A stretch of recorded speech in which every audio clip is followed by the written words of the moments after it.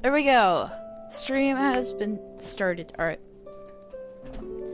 Hello, everybody. It is your not favorite YouTuber, Damon, a pile of garbage, has joined the battle. Alright.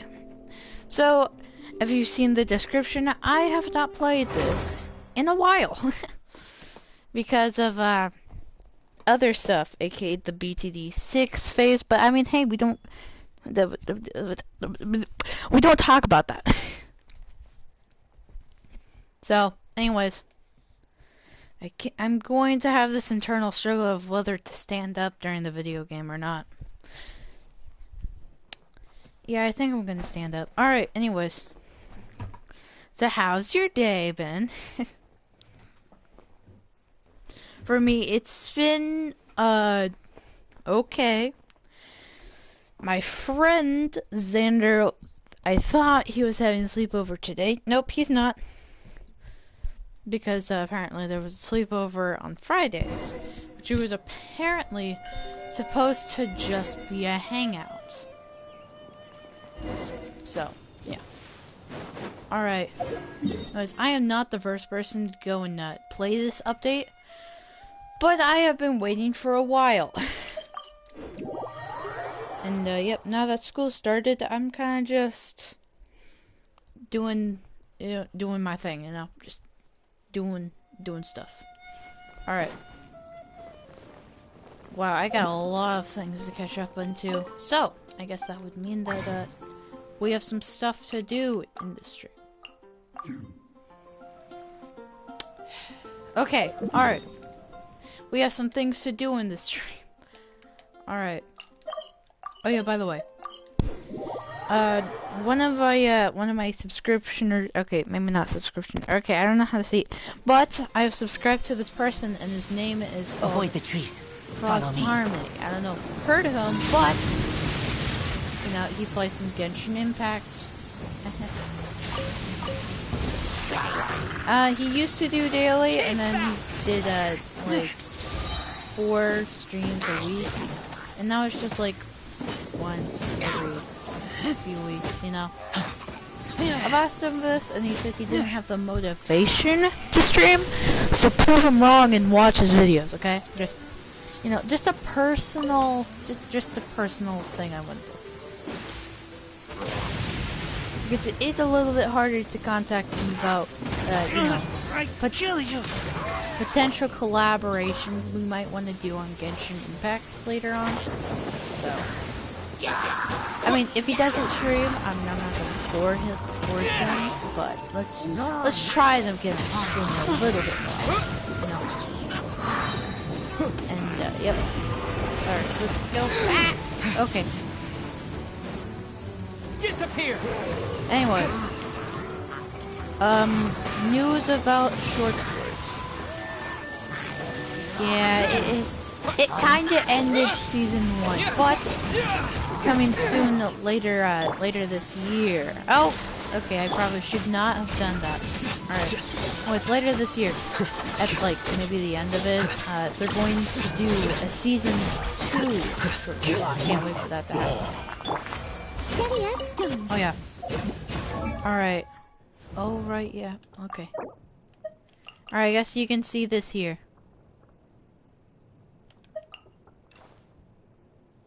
Yikes! 45? Okay. Sorry, past Damon, for, you know. Sorry. Okay, JK, I'm not sorry. Such fair weather. Oh, alright. What sort of work is that, you ask? Alright, no, well, now that you're level Well. 70, I don't know if I should Whoa! Definitely change this. I was just expecting a never-ending void.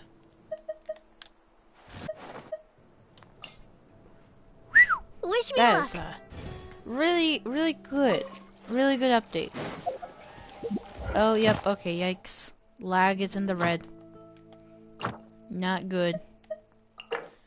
Alright. Ooh, yep. I remember story quests. You get, you know. Yep, use condensed resin. Alright. I mean, I remember in, like, these story quests you get, like, some wishes. And maybe we could do some wishes. Yeah. Okay, I definitely have some things to get caught up on. Alright. Well, okay, that looks like something from Honkai Star Rail. Alright. Yeah, okay, this is apparently just Honkai Star Rail and some Genshin Impact. Okay, just to clarify, I didn't watch Honkai Star Rail things. I've only seen the advertisements. So whenever I've been, like, searching up Genshin Impact builds, like, how to, you know, best builds for, like, some characters, right? And then it's like, oh yeah, you like this anime-themed game? Yeah, you must like Honkai Star Rail. Spoiler warning, I do not. But, I mean, if we hit some kind of like goal, maybe I can download it and do something. So, hint, hint, you might want to like and subscribe. But, I mean, whatever. I mean, it's not like that's gonna happen. Famous last words. Alright. So, anyways, I got a little bit to catch up on. And, a few minutes before the game, or before the stream started, kind of scary, 17 minutes. Like 17 minutes before the stream started, I realized the game had to update. And then I went over to the, you know, the art features for this, for the stream, so, you know, might go a little bit late, by like a few minutes or something. At most. Anyways, so, yeah, that's what's been happening. What have I not covered? Short Wars, Frost Harmony, so, continuing on Frost Harmony. Me and them are, wanting, okay, more like I want to do this. Delbert. Sure. Alright. Alright. Well.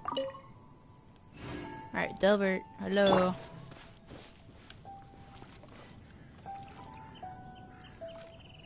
Alright, I'm guessing that's him. Oh, yep, there we go. Alright. Well. Anyways, got a few things to catch up on. Me and Frost Army want to do this, this video idea. He said maybe he could go and work with me on it, so, you know, just maybe. Oh, hey,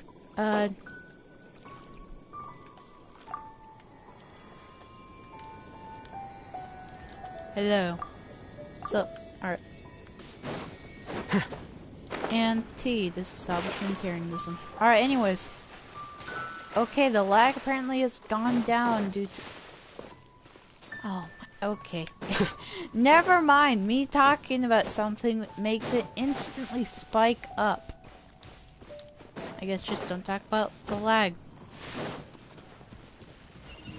Alright.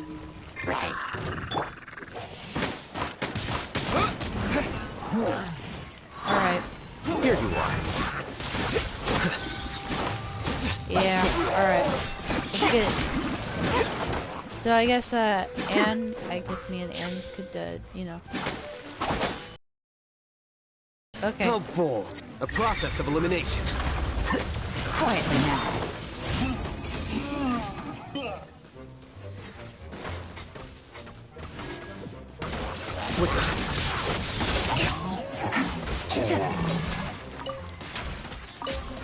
Alright, anyways. So, about Short Wars. One of their attendees apparently is named Dano. Somebody I watched. Anyways, guess what? On the bus a few weeks ago, I told my friend, oh yeah, hey, by the way, look at this YouTube channel. He's pretty neat. He's pretty cool. Right? And then I go and watch, like, some of the Short Wars lore videos. You know. And then he's like, oh, hey, what's that? And I'm like, oh yeah, this is Riggy. So now he is watching Riggy. He's now a Riggy fan. So if you're watching this, Dano, you're welcome. Okay, I'm joking. It's getting cold, you say? I feel fine. Oh.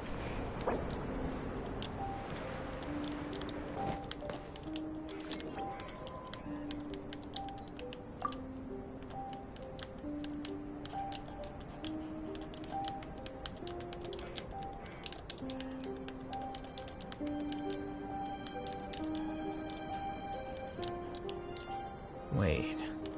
Huh? No. Whatever.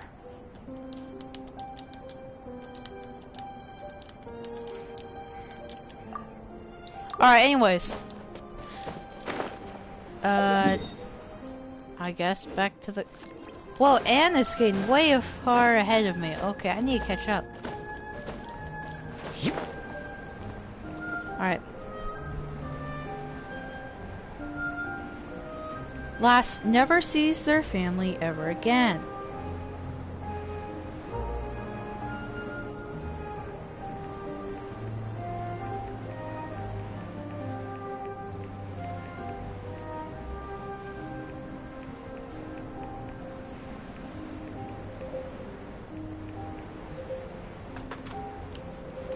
Okay, I'm getting kind of cold.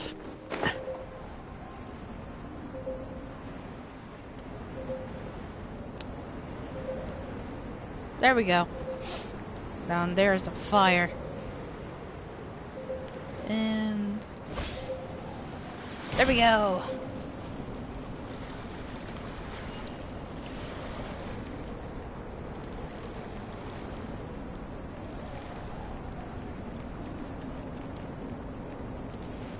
Alright, I don't know how to spell loud and load. Just to me, it's just...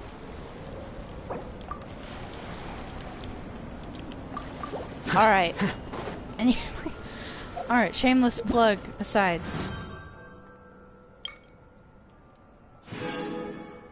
Alright, thanks, Genshin.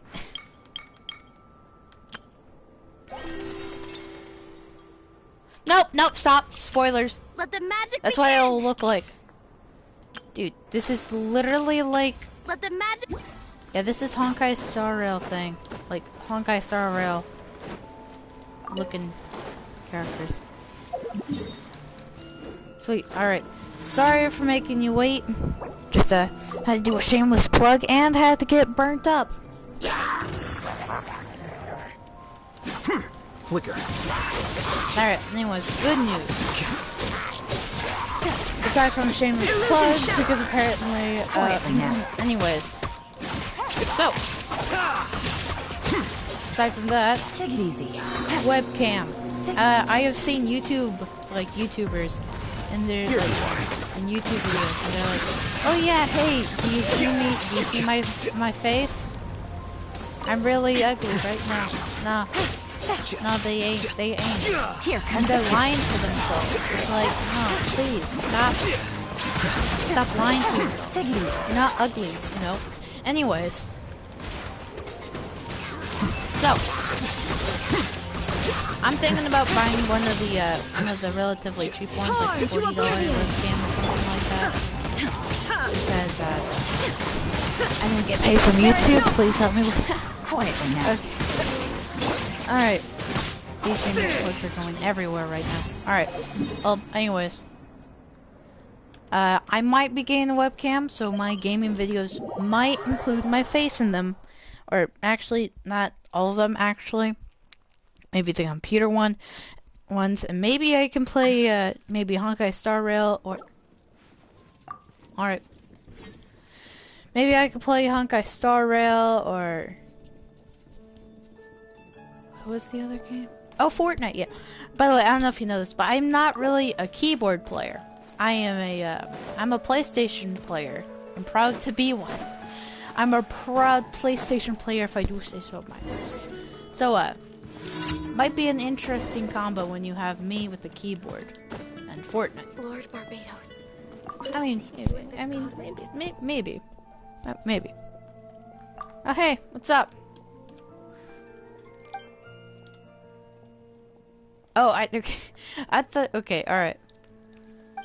Sorry, I was reading the text of Glory out of context.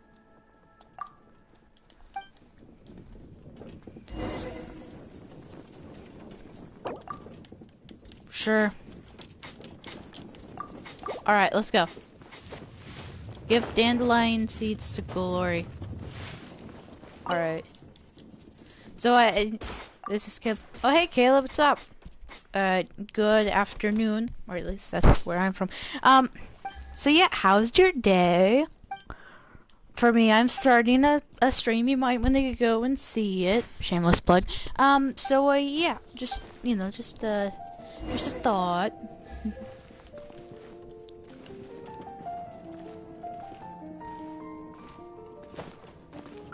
Yeah. If you look over at the top right underneath the character icon, you could see the MS. I don't know what that means. But I'm assuming it's lag or connectivity, considering that it's 3 lines and not 4. So maybe that's not, and like the 4th line is like, oh yeah, it's like the Illuminati of connectivity. I don't know. Alright. Well, anyways, today I'm going to be doing a Genshin stream revolving around Fontaine. I have kept my way away from spoilers for a long time. Like for, yeah. I mean, the best way to not get spoilers is just to not pay attention to anything that you don't want spoilers with. Like, I completely forgot about Genshin Impact. And I stopped, like, searching up Genshin Impact stuff. So then I stopped getting ads for Honkai Star Rail. Then I was like, oh wait, yeah, my game needs to update. Oh, right, yeah, that, yeah. And I forgot that I was subscribed to some Genshin Impact content creators, so. Alright, Glory, here I come. Wanna help with anything? I mean, I'll go play with you all. I mean, I'll go play with you as far as I can until like until I, you know, need to go do the quest thing, like until I have to do it and there's nothing left I want or I can do. Like I have reputation bounties, I have commissions, I have some resin I want to go and take down some geo bosses with. I have a few things that I want to do before I go and start with the quests, and I, you know, I can hang out with a, you know, few other players. So got a few things that if you want to go and help with, I mean, you can. Alright. This commission isn't really for co-ops, so yeah, I'm not too much of a fan of this Glory character, but I mean, whatever. Alright. New reputation quest. Alright, I guess we could do the bounty. Oh, okay. Yikes, that lag it was not enjoyable in at least a second. Alright. Maybe I should, like, be a good Genshin player and, like, craft this thing and then get my resin to recharging.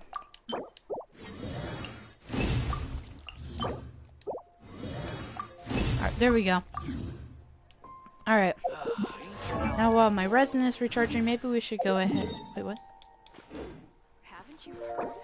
There's a Daddy, strange what? wanderer near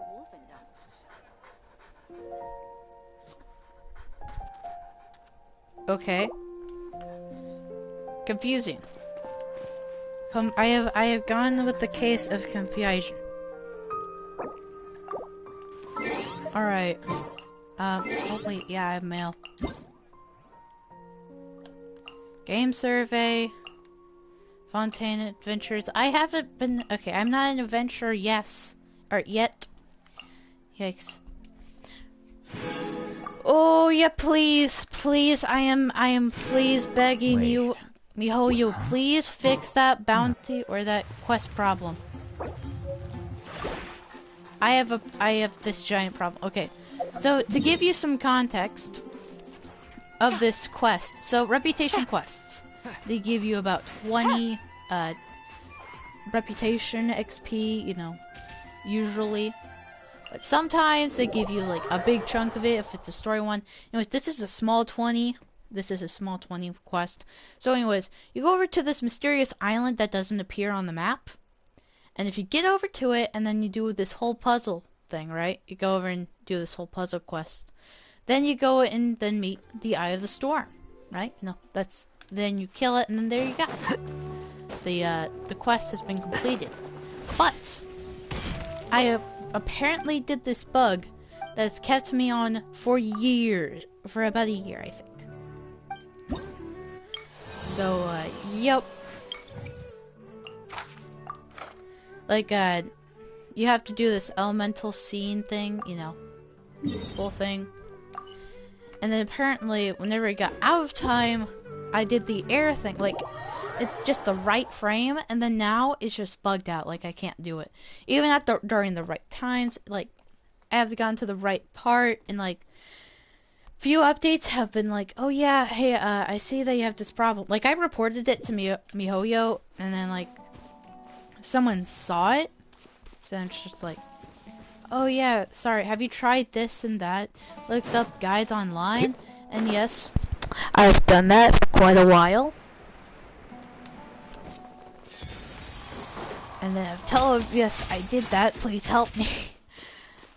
And yeah, that didn't really help me. So, I just can't do this. I just can't do it. And just forever, this one bounty achievement I have to complete. And now it's just messing with my brain mentally. What about guys online? Oh, like, okay. So it's kind of like one of those bugs that you can't really help. Okay. I'm trying to explain it. So, this quest requires you to go and do some Animo power things, like, you know, this, for example, you know. And, like, during the little elemental tracing, and, like, I did that, but it was just, like, a minute before the time was about to run out. So then, whenever the time got out and the Animo was done, it's just like, oh yeah.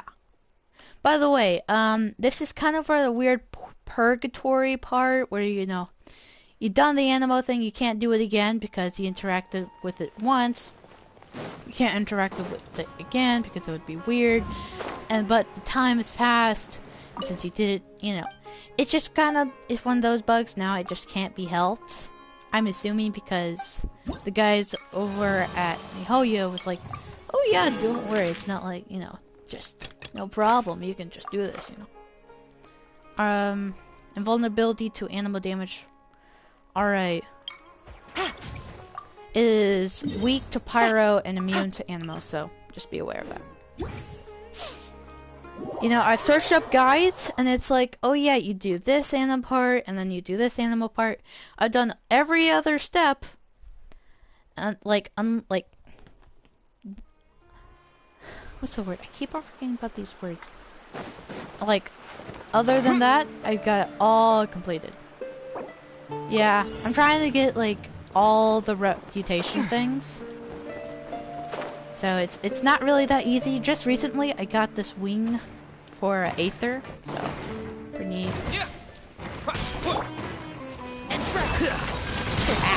Okay. Yeah, I did not prepare well for this mini thing. I just wanted to, yeah. Oh yeah, hey, I have a good I have a good A team. I mean, my A team, maybe not A tier, but A names. I hear everything. I mean, what? Anyways. Yeah. I mean, personally, sometimes if I'm in the mood, I'll just like go ahead and do this whole binge on Genshin Impact and do the whole spiel, you know, the whole. One thing after another. Sometimes I don't. Let's nip that in the bud. I'm just like, oh yeah, I'm just not in the mood. I just realized I have no elements to swirl with. Like, that's kind of out of context. Give me a minute, I'm gonna have to... probably should have prepared this, like, pretty good. But I didn't. So I'm just kind of facing the consequences. Alright, we're 2/3 down. We got it. What are the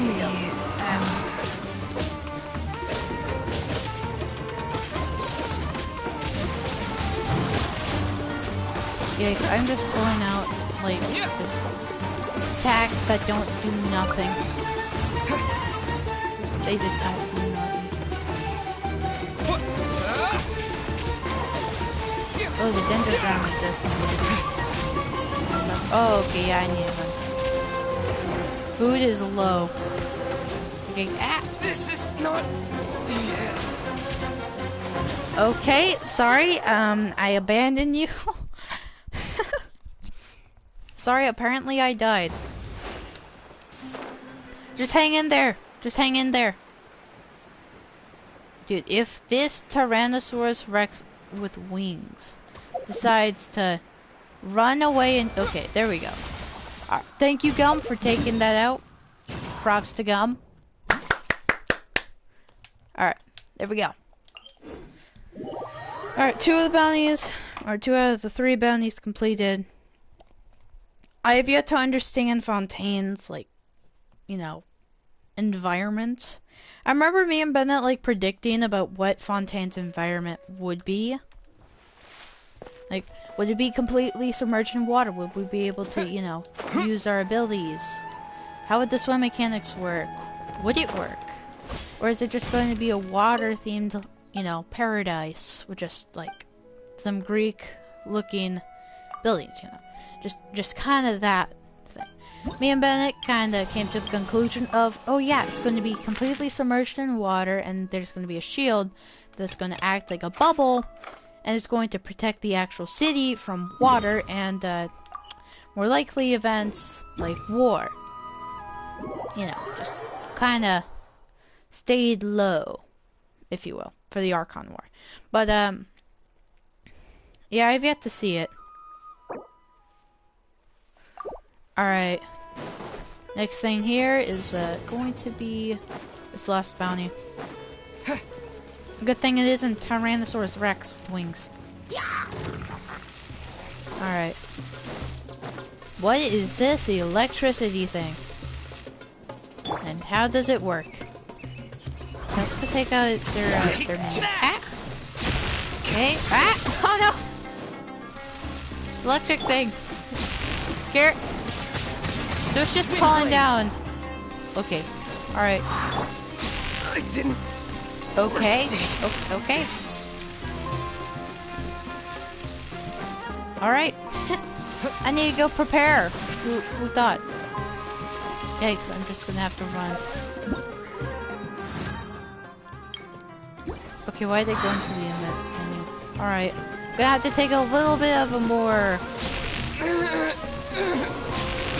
dying approach. Sorry to abandon you once again. I am garbage. What did we learn? Absolutely nothing. I mean, okay, maybe not absolutely nothing. Delbert and Gum is kind of like carrying the whole thing, so yeah. I've not finished my research. Alright, I'm gonna have to help. I'm gonna have to help somehow. It just has to. I have to do it. Otherwise, it's gonna look like garbage in front of the camera. I mean, I am kind of garbage on the camera, but I mean, just gotta defend myself from the comments. Gotta do that.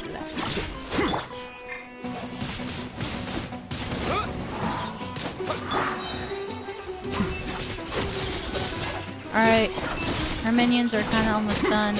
Okay, JK, no. My Alhaitham is yet to come up with times. With the wind. Okay. Wind blade. Yeah, there we go. Die from tornadoes. Stuff. Holy D8.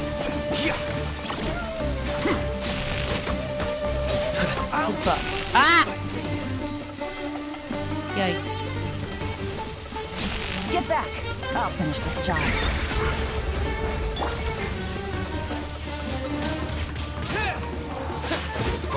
Ow! I'm getting electricity strikes outside of the... Oh, okay. Meant for this I clearly do not understand the further meaning of this electricity. grave. How was I so... Okay.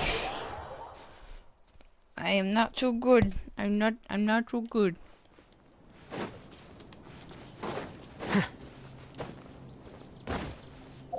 Okay, sorry Gamma. Sorry to rely on you again. For like the third or maybe second time. Sorry. Sorry I have to do this. But I have to heal. Alright, there we go. Now we're ready for war. There we go. Now this person is going to die. Whirling snow. Embrace the ice. Fine, let's go take out this level 96 person.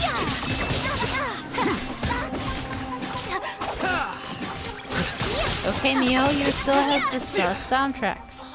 Making that we could definitely track that the sounds have not changed. I am disappointed in you, Mihoyo. Kinda, whenever you... It's hard to talk about Genshin Impact without being looked weirdly by someone else. I mean, at least in school anyways. Yeah, could only go so far. Agreed. Alright. There we go. Alright. Reputation. Hello. I will take this bounty with honor. Alright. Level 9. I'm almost level 9 out of 10. Yeah. Oh, Al-Haytham, poor Al-Haytham. He's about to...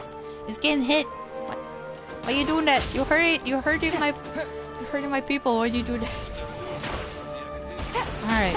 I guess we could do bosses. You know, bosses. You know what? Let's do this one. Think we can do this in co-op? Yeah, I'm pretty sure we can. I mean, we have to. I mean, we have to be able to. I mean, Genshin Impact. What kind of world is this if you can't do this in co-op? Alright, yeah, let's do level 80 and give ourselves a little break. Alright, let's give ourselves a little bit of a break. Though I'm not gonna lie, the background art, amazing. Amazing. Alright. Wait, is Delbert come? Oh. Okay.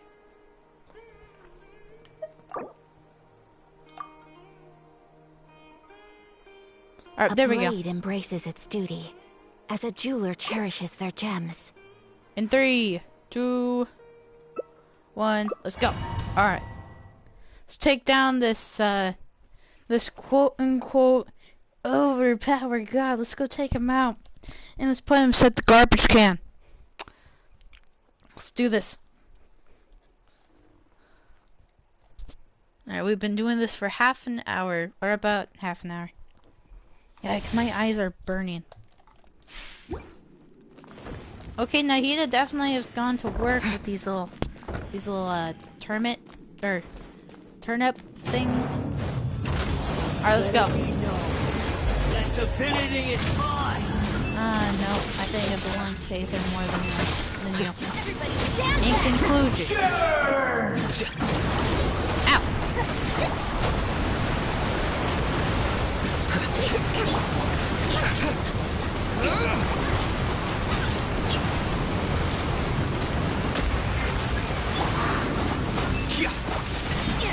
Let's take him out. Yeah, this is his first phase. It's usually easy to take out. I have no idea how the boss changes whenever there's co-op. I would assume it would be harder because there's more people attacking.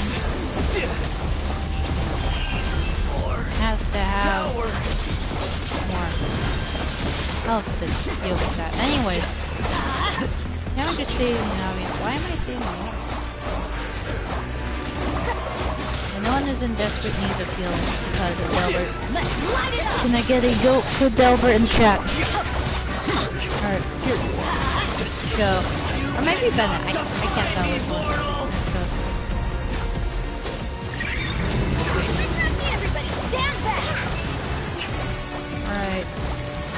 At my command, you shall fall. I I mean, I know you can deal with both characters. Oh no, oh no. Ah! Yikes. That took a beating out of me. Alright. Maybe it's still there. Now that I look at... Okay, thank you. Thank you, Gum. Thank you, Gum, for this animal power. Okay. That does not protect all. Ah! Oh. Aha! Say goodbye to your right arm, buddy. Alright, there we go. Alright, let's go take you out now. I think maybe after this, maybe we should call in or video guy. Video everything. Alright. First guy, down for the count. Alright. I am the all-knowing God. You know your demise? Okay, nope, he doesn't.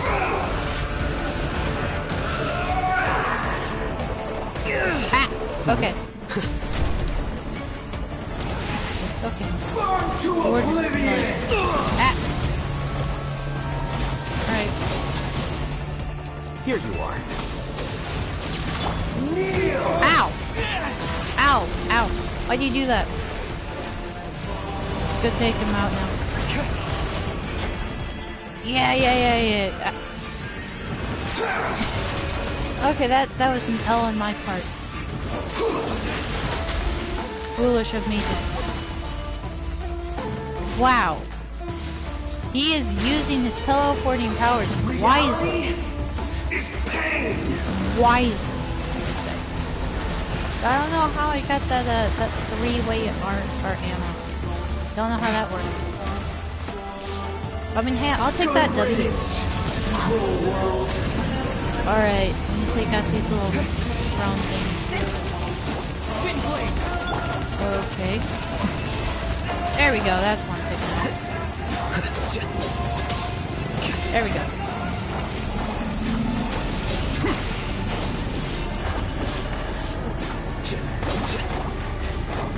Ah. Oh no! Get out of here! Yikes, I can't. Okay. There we go, let's take him out, let's go! That was, to me that was close. That was really close. How do I...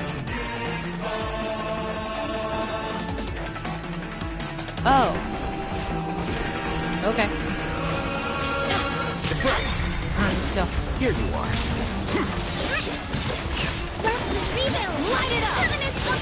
Yep, he is definitely taking a massive L.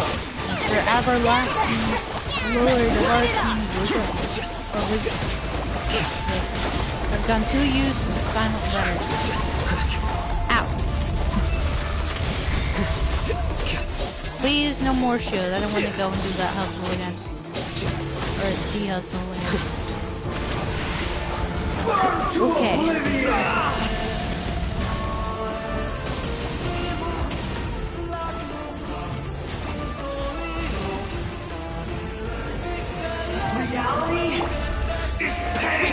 Okay, maybe I should not be going over the... Ow!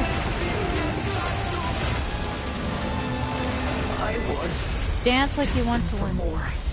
Oh! I just accidentally got an achievement right there. Alright, thanks. Thanks a lot. I had no idea. Maybe that's the material? I completely forgot the material that's meant for Al-Haytham. Alright.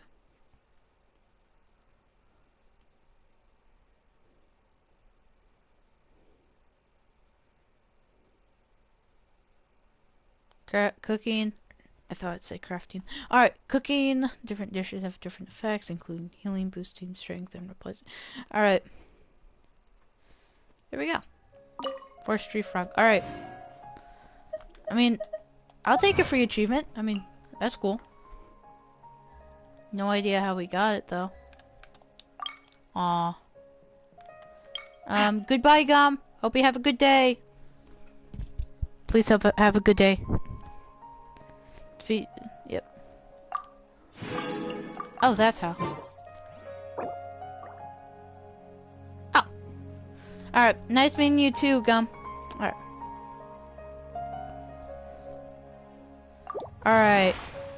Alright. Gum has definitely helped us out a lot. Shout out to Gum. Thank you. Alright, what to do next? Alright, yeah, bosses. Alright.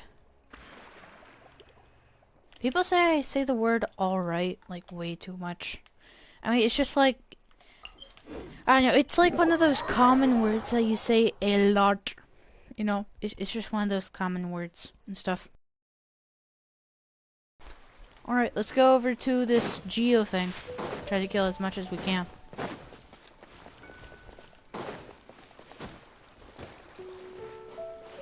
Alright. Alright. Also, thank you, Delbert, for your help as well, so far. So. Alright. We are getting to this geohypostasis. Here you are. Did I say that with an H? Alright. Geohypostasis. Alright. So. You know, I don't know if I want to spoiler, but I will give you a hint. This boss has something to do with the collab me and this Frost Harmony guy, you know, that I've been talking about over at the beginning of the stream. So, you know, just a slight little hint. Alright, time to switch characters. Whoa, they did art styles for all the characters. Okay.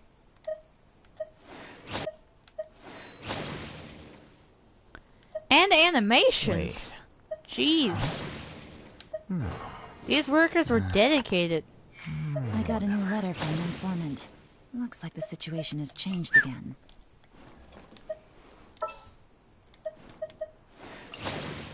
Razor's animation is really cool.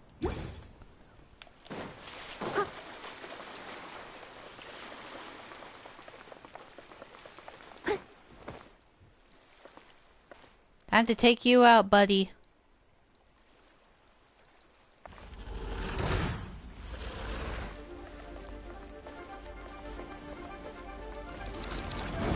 I'll catch up. I must leave Alright, no let's go. stone unturned.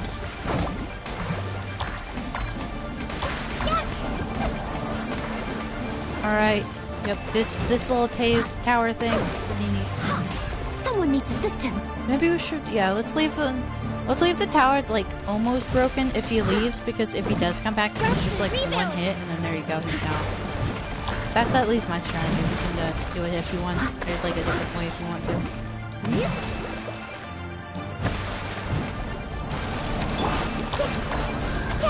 There we go. All right. Let's bring this guy down to the ground. Wow, third? Damn it, like a third of his like health has been already down. Right. Take him out.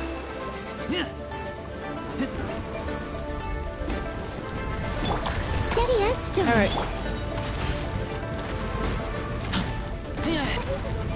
Whoa! They're going right through my shield. Okay, I did not realize that until too late. Maybe that's a newbie mistake from my part.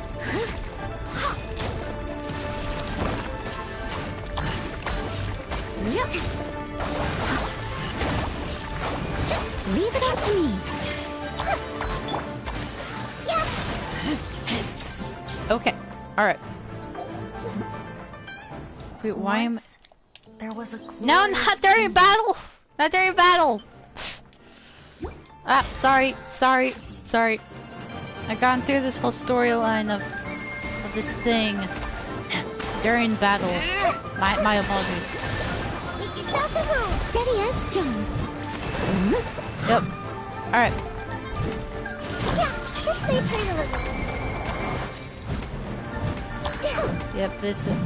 Yep, now all we have to do is just one tap. No, hold the line. Is that really the geohypostasis? I must leave no stone unturned. Yikes. It's really that small. Did not know that.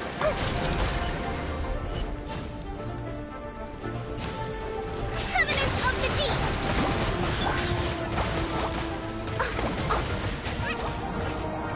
Alright.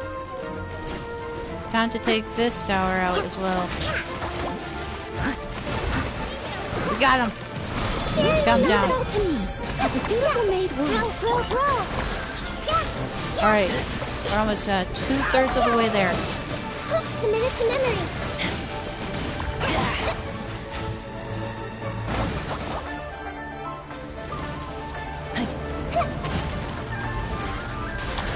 Alright, now time to take this thing down. Let's move out.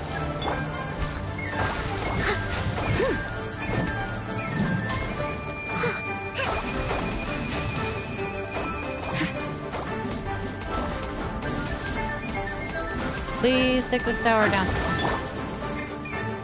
Okay. By the way, Claymore using wielders are really good against those towers. So, yeah. Especially their side bursts, I'm pretty sure. I don't know if they do actual more damage in the classic way, but... I must leave no stone unturned. Alright. Must take them out. Committed to memory. Okay, okay. Alright. Hold the line.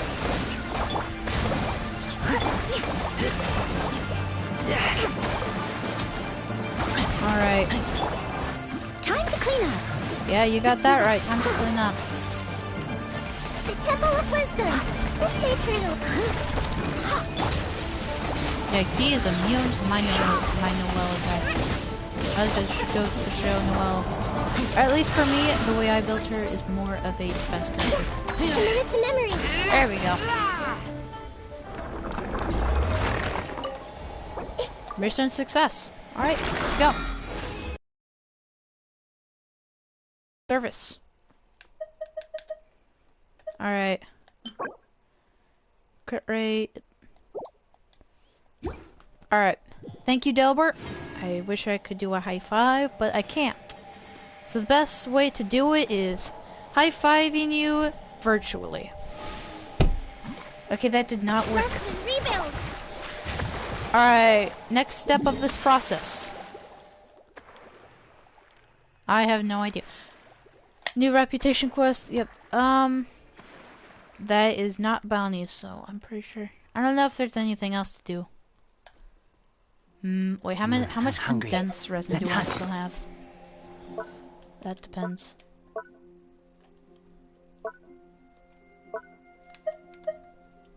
Oh yeah, I have 5. Alright. Yeah, let's go use some condensed resin, why not, you know? Alright, wait, do you have any boss that you want help with, actually, Dilbert?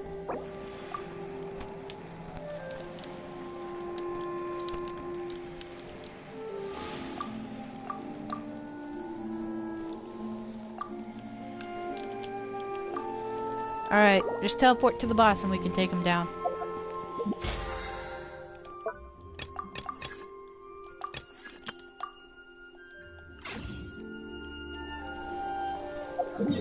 And the boss is... Wait. Where have you gone to? Alright, let's go. Let's go find it.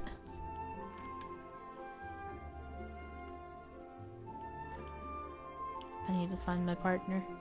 Where is he? Or where is she? I don't know. Alright. The boss, where's the boss? The boss. Where is he? Where's the boss? Alright.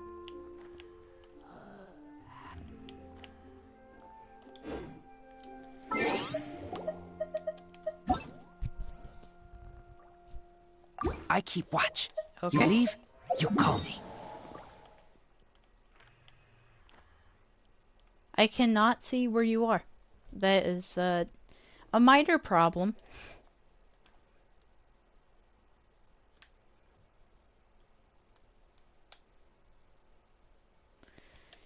Actually, where is this Fontaine?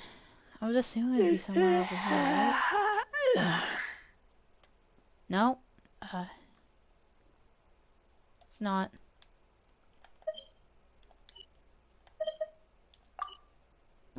Okay.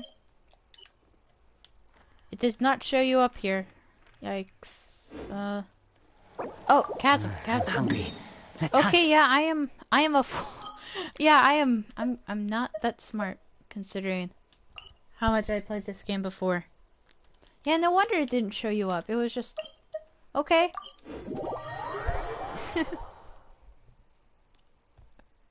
Sorry, my bad. Sorry. Sorry. Alright. Let's move to this chasm. Let's go. Wow, we have been almost here for about an hour doing co-op stuff. Oh, for you, Elon. Alright, let's do it. Let's take him out. I'm assuming that's the boss right up ahead.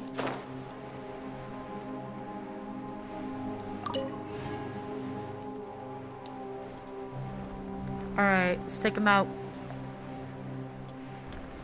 Alright, this is your captain speaking. We are about to come into battle. So, prepare with the best characters you have. Incoming boss will be coming up ahead, so time for the existence. Time for the existence. Okay. Alright, never mind, my fun. Yeah, Leave it all to me. Alright. Let's take him out. Take this one and take him down. Wait, he's a spin? Okay. Extend for crisis time. Damn it. As a dutiful maid would.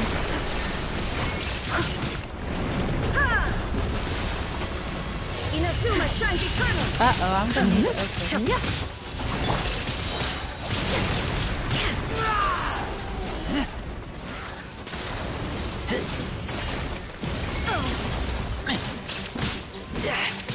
Yeah, okay, story's over. I need to, like, have this artifact thing on.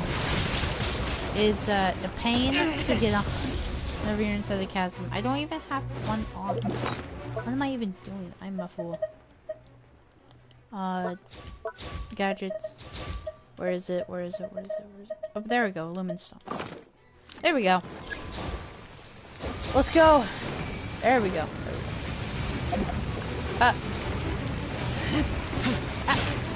Target, auto target is not working. There we go, that's completed.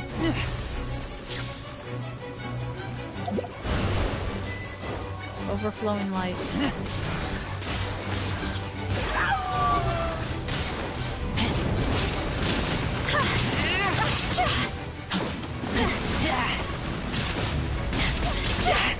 Inazuma shines eternal. Alright, we are about almost halfway down this boss.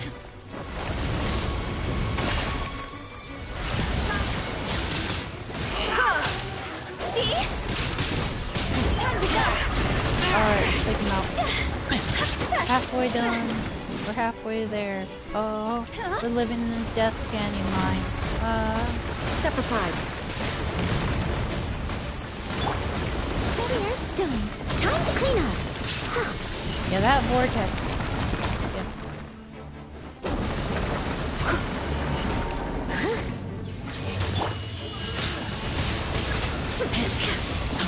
Losing concentration. Okay, let me take this thing. There we go. Now I can take this. Get that up. Yep.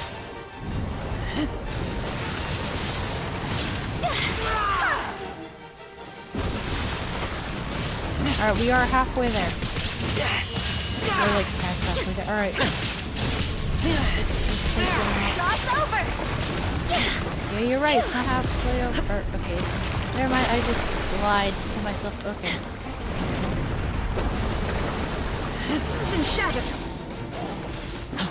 Alright.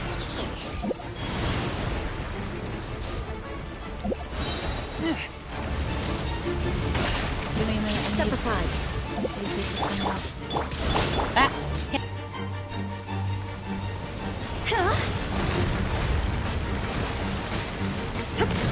Okay, this vortex. Now you shall perish. Trying to hurt. Someone needs assistance.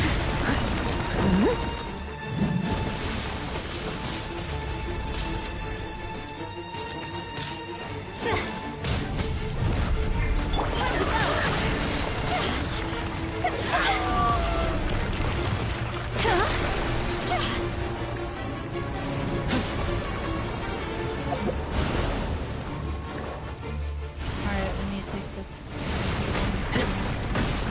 We're not really going to.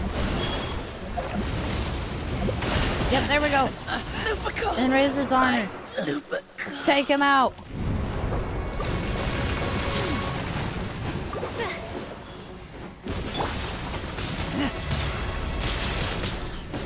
Alright, we're 2/3 of the way there. We just need to take him out. Inazuma shines eternal. Like almost 10% life left.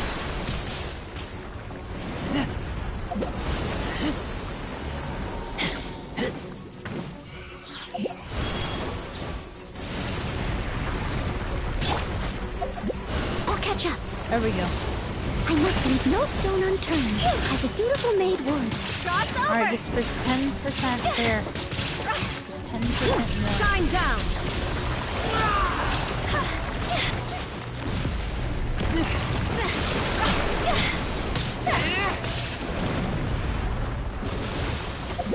Why do I have to keep on using this one rule? Okay, that was a waste.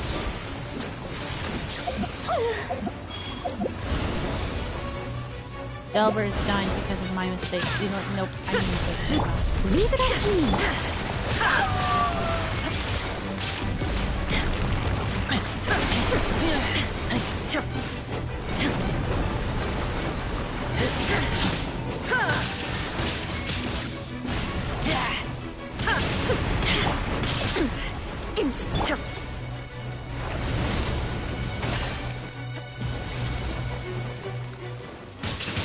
Illusion shattered. Alright, Delbert, time for your downfall. Inazuma shines eternal.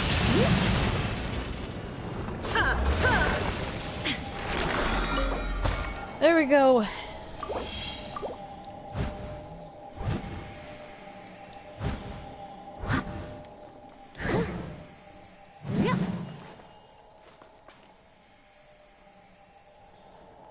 Alright. Oh, alright. Have a good day, Delbert. Thank you for coming along in this ride. Thank you for your help. I hope you do have a good day. So, thank you for coming. Thank you for helping. And, see ya. Have a good day.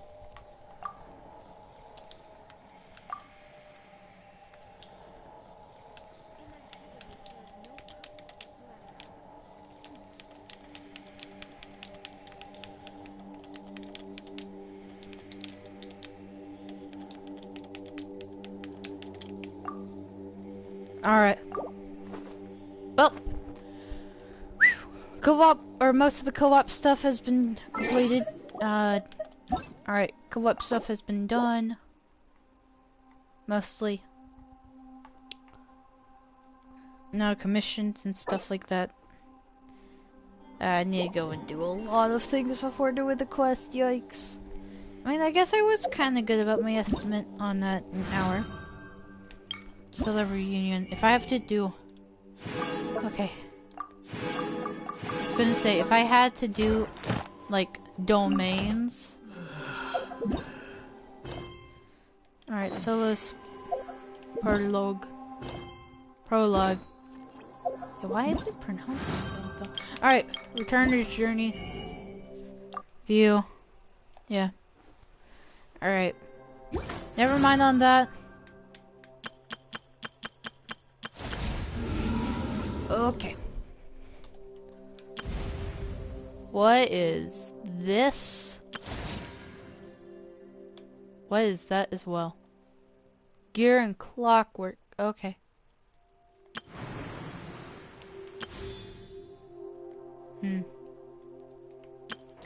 Test runs. I guess we can use some characters that are new.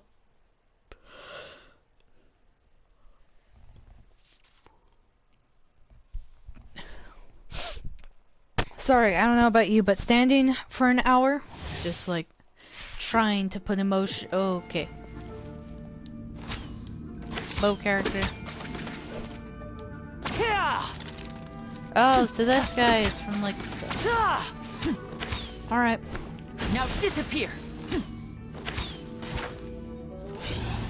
Okay.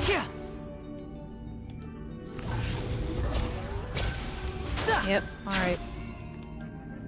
What is that? Okay. Let's move. Step right up. Oh.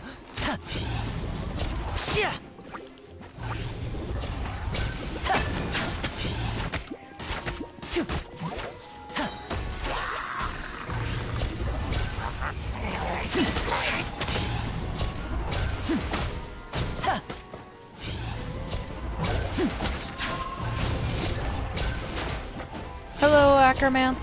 Hello. What's up? A round of applause. Okay, just kinda disappear. like the other new character. Okay. Alright. You're toast! Hello. So. Let's light it up. I'm going in. Let's get this wonder show what on that the ropes. And voila. Alright. Out of my way! Alright, now you're the only one that remains. Well, Everybody stand! Step right up. A round of applause.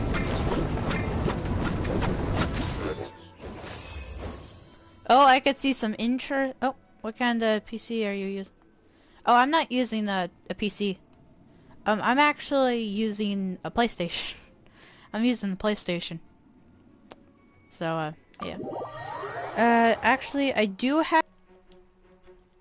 Yeah. I was doing some, other things. Or I was, like, doing some co-op stuff with some other people. Shout out to Delbert and Gum. I mean... Anyways, aside from that...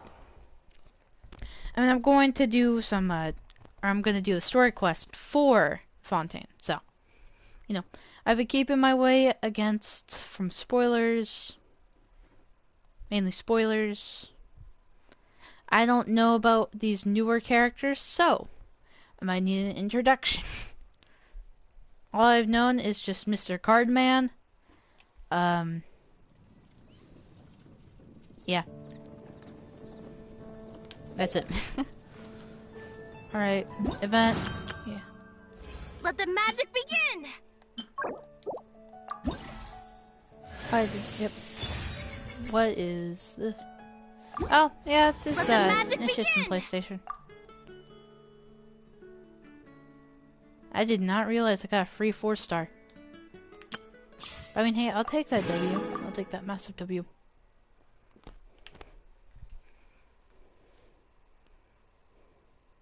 Weapons of the same type can be combined in the refined function. Refinement increases your weapon strength.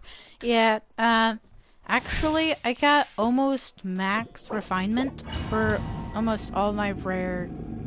Or not rare by any means, but the rare blue weapon. Like, the blue weapons. I only have, like, one bow, I think. I think it's just one bow that I haven't refined. You know? Yeah. So, yeah. I've been doing mostly, like, an hour and stuff, like, just doing co-op things with some other people. So, yeah. A few minutes. Alright, there we go. Actually, should I wish right now, or should I leave that for the end? Okay, look at the amount of Primogens and tell me I ain't cursed. Okay, that was just a coincidence. I didn't mean to... Yeah, I did not mean to do that.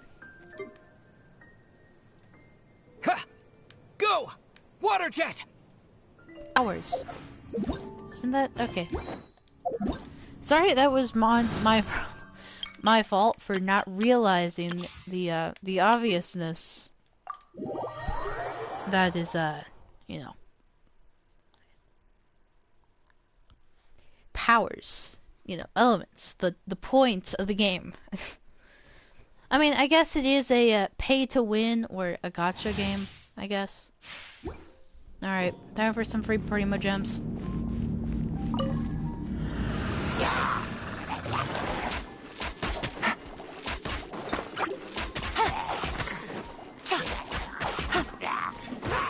Okay.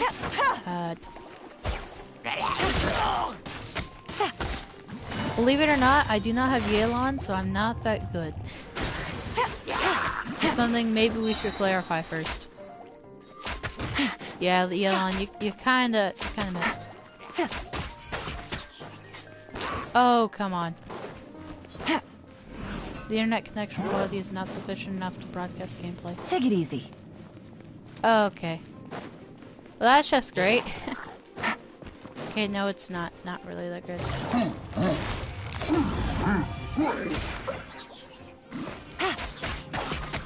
Here comes the catch. Don't get frostbite. Eat this! Nice and spicy. Okay. Sorry.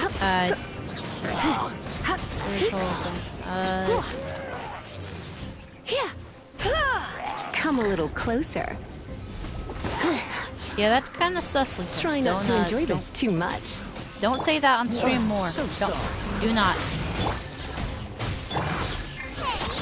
Or else you will be continued on the Quietly now. you know, built Things are character. about to get dicey.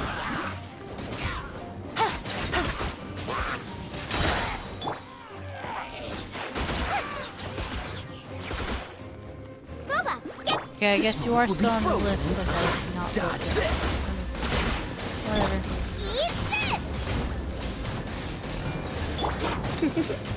Surrender and be gentle. Come a little closer. You're in for a little. There we go. I guess I should check something first. Exit stage. Yeah, I should probably check it.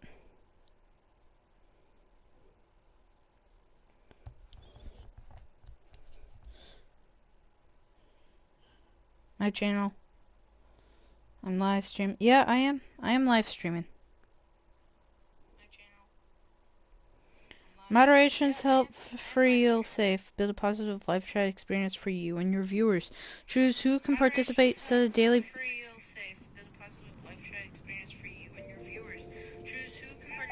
Okay, yeah, nope, I'm not going to do that. Listening to myself is cringe. It's just continuation of cringe. I don't know if you know this, but my YouTube channel, it is the manifestation of cringe. No, just thought that should be something you should know.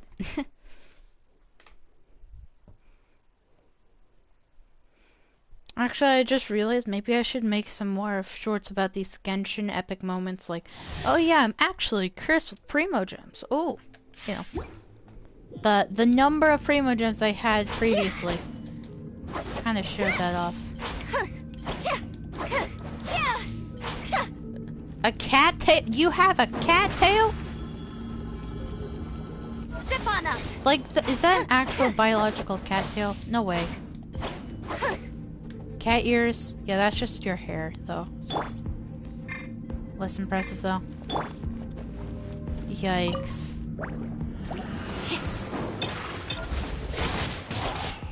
Though, good animo character. Nice and spicy. Oz revealed. Let the magic begin. Surprise. Alright. Boba, get them. Midnight Phantasmagoria. Phantasmagoria. I just No realized rest how for to the say wicked. that. It's been like it's been an everlasting goal. You're about to say. Phantasmagoria. Yeah. Step on up. Cue the spotlight. Hello. Yeah. While you're testing out the character, if they make like the stats really OP, and it's like, oh yeah, this character's really good. But then they realize, right, yeah, they have power over all the numbers in this game. So like, yeah, it's not really that powerful, you know. It's just that thing. And then the constellations are different than what you get at the beginning. So, I mean, hey, I will take a free 4-star, whether it be good or bad. And I'll take that massive W.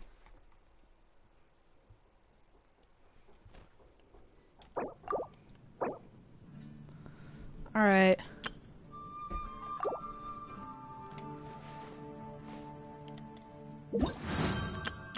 Test run. Just one more test run. I guess a few more things. Oh wait, they added a whole new... Okay, they added a whole new item. Add Astra. Abasosk. Thank you for completing today. Add Astra.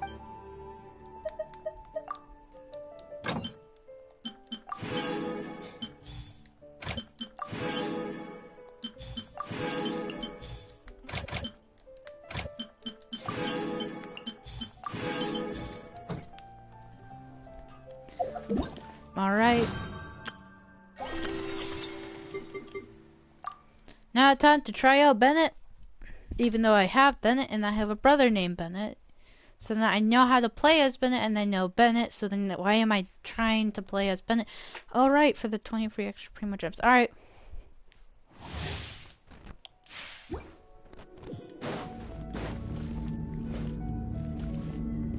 There we go. Get out of here. Adventure. Yeah, why do we have a water character in this battle? Come a This little seemed closer. like the perfect matchup. Yeah, Lacey, you're kind of garbage. You're in for a little shock. Ah! Come a little closer. You're in for a little shock. You know what? Fine, you know what? Since you literally are asking for it. You're in Since for you a want little to shock. cut me off so much. Oh, finally. Get out of here. Something fire control thing. Why do they never miss? Teamwork is dreamwork. Booba, get the Rain outlines your fate. Let me. There we go.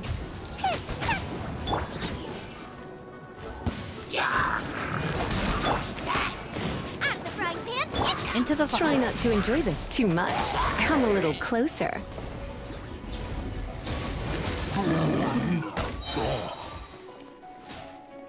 You. You're toast. Everybody stand back. Booba, get them. Alright. No, my sword. There we go. Challenge completed.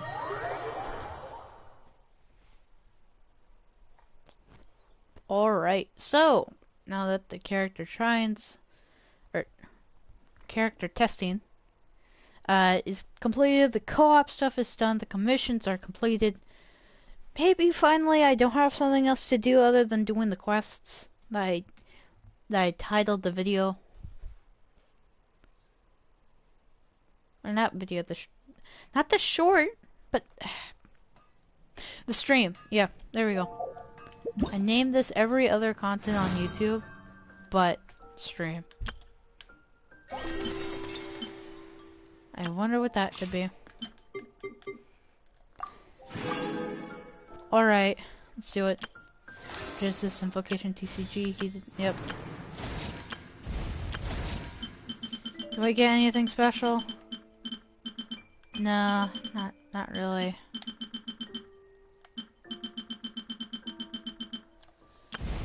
Alright, well, there we go. That is completed. Okay. There we go, 110 items. Alright.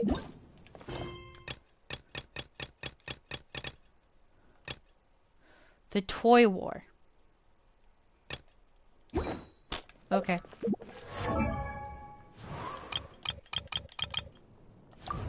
Character selection. Yeah, indeed, I did get this new character. You know what? Since I did try her out.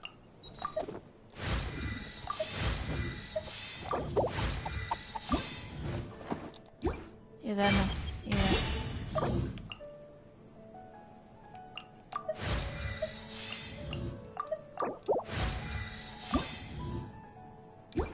Okay, half of those items I don't even know. Free wish. Alright. I'm thinking at the end I'm gonna have like this giant wishing ceremony that I got from the story quests.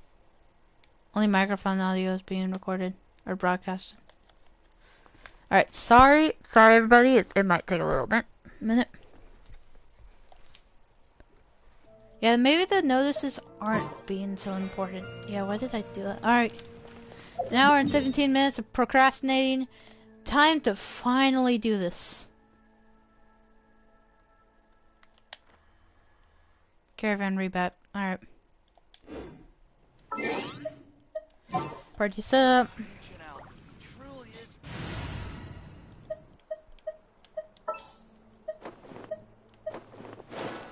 Yeah, the animations are really cool. Shout out to MiHoYo, you know, the team, for doing this. You know. Thank you for the epic cutscenes that is Genshin Impact.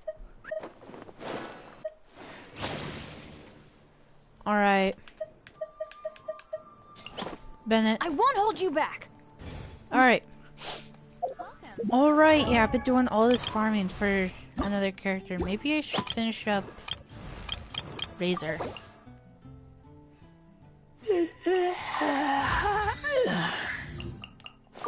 There we go. I have maxed Razor out. Let's go. Alright, he's done. Or at least his level is completed. I no longer have to do any of that.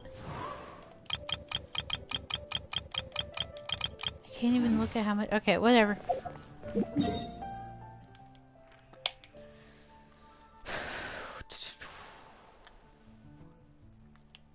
Alright, caravan rebat. Now time to finally do the quest. Time to finally do it. You know?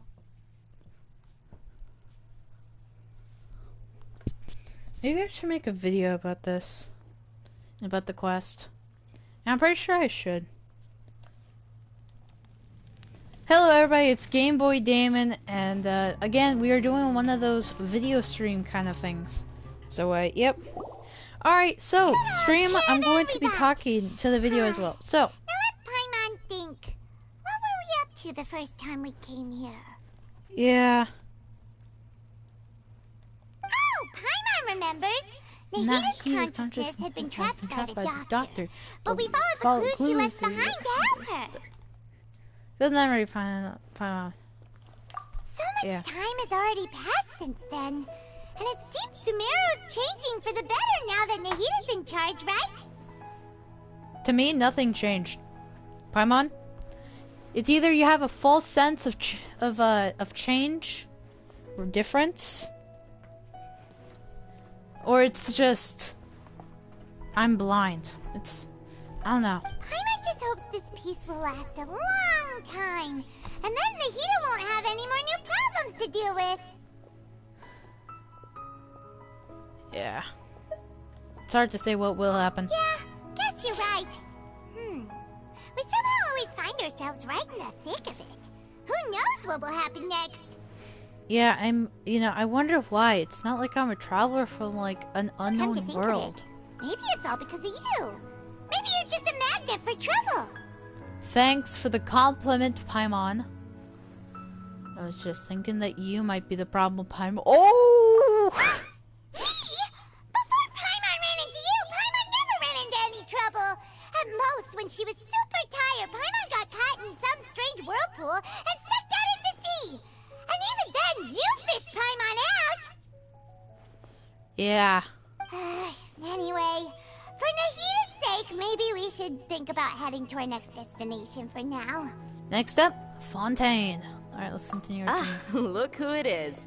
Running into you in a place like this? I can see you two still love wandering around. Yeah, so I'm just interested in new powers I'll get. Oh, it's Dia! Since when are we just wandering around? We're usually taking care of some serious business. Even though it may have nothing to do with our journey. Yeah, true, Paimon. But never mind that. What brings you here? I just finished a commission in the desert for a usual client of mine. Nothing too interesting. Just escorting a shipment of goods. I'm on my way to report back. That's when I saw you two all the way over there, chatting away. What were you two talking about anyway? Preparing to leave. Huh? You serious? Can't say I saw that coming. But you are travelers after all. I guess you'd never stay for too long in one place. Dude, I've been here for... Bumping into you Okay. like this will become a rarity. I'm starting to feel sad just thinking about it. Hey, how about I gather a few mercs to escort you two? What do you say? Thanks, but no need. Oh, Paimon had no clue you'd miss us so much. But don't worry, we'll come back to see everyone when we get a chance. Sounds good. All you need to do to get to Fontaine is cross this stretch of desert and navigate some waterways.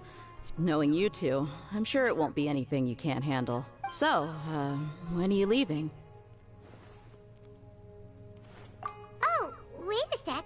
Paimon just remembered there are still a few dishes in Sumeru that Paimon hasn't tried yet. Now, where's that list Paimon made? Alright, we have an eavesdropper. I see. Guess you won't be needing a going away party or anything. It's sad enough to see you go like this. Though, now that I think about it, Sumeru wouldn't be what it is today without you. Seems true heroes always prefer leaving quietly. By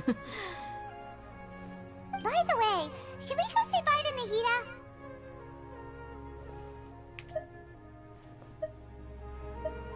Oh, good point. Then there's no need to bother her in the real world. Then, I guess this is goodbye for now, Traveler in Paimon. Whether as a client or a friend, you're always welcome to come find me.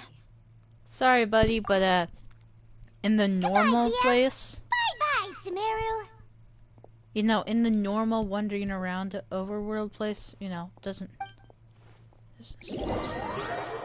if there suddenly matters in Sumeru, you approach the border with What? I couldn't even find it from the... Okay.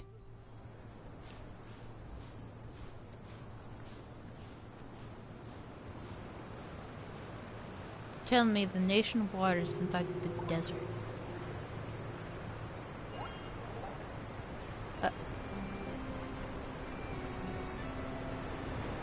Yay! Fontaine. Just like how it's been advertised. There we go. The Romer Time Harbor in Fontaine.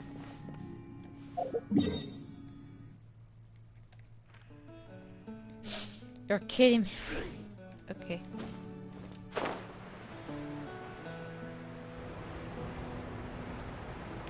Alright, alright. Let's move. Let's get over.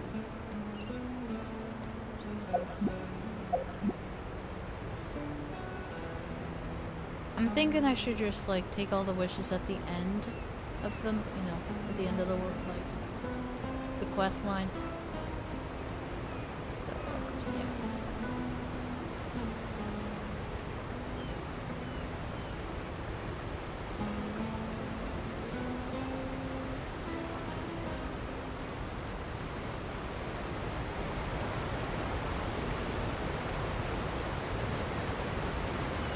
Alright. So I'm just thinking about the Zora and how good it would be to live here in Fontaine, you know? The Zora. Looks like I'm making progress.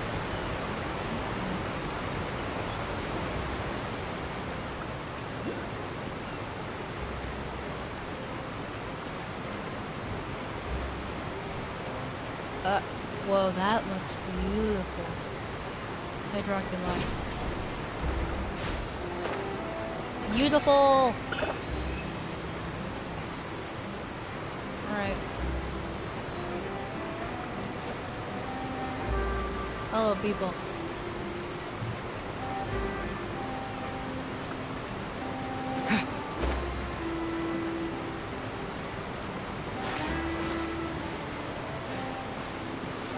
Alright. I'm wondering what or not the animation, but the background art for some characters between Fontaine. So, let's see it.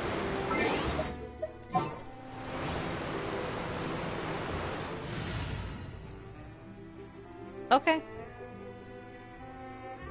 Neat. Alright. After crossing all Know that sand and water, we finally made it. This must be Fontaine's port. Wow. Everything looks so advanced in Fontaine. Paimon's heard that the industry here is extremely developed, and there are all kinds of unusual machines. So I heard, and it's about what I imagined. Just seeing the sights as a tourist is nice, but maybe it would be better if we found something to do. What do you think? Let's start by meeting the Hydra. Good idea! Nahida gave us loads of useful information. Seeking out the Seven is probably still our best source for information at this point. Our journey is to find my sibling. Yeah! The more we can learn, the better. So, what do you think the Hydro Archon's like? Will we get along? Nope. Nahida said that she has a very unique personality. Whatever that means. I'm guessing that she's able to, like, to learn make about friends. a nation's god, start with the nation's people. There seems to be some locals talking over there. Let's go see if we can join the party. No thanks. I'm more interested in the power If than you ask me, it's a tragedy how things ended for him. Clearly, he was a pretty decent person. Yeah, I didn't expect that kind of ending for him. I thought he would at least fight on a little longer for his family. I was expecting a sudden plot twist, but it's a pity that it never happened. Still, his story is quite the tearjerker.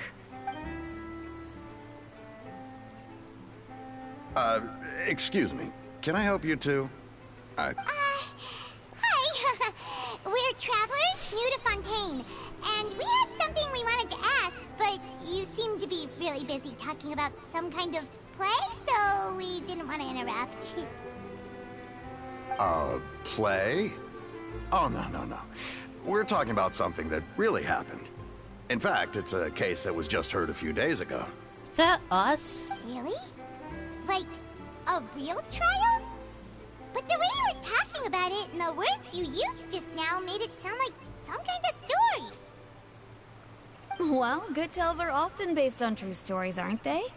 And what you see in reality may also be someone deliberately putting on an act while harboring ulterior motives.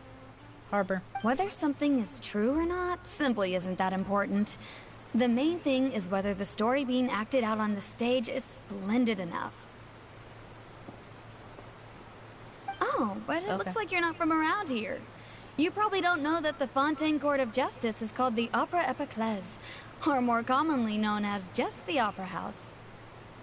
So they see trials as sort of opera. But, shouldn't court cases be treated a little more seriously than that? Not to question Fontaine's way of doing things. It's just that putting someone on trial is usually a very serious thing.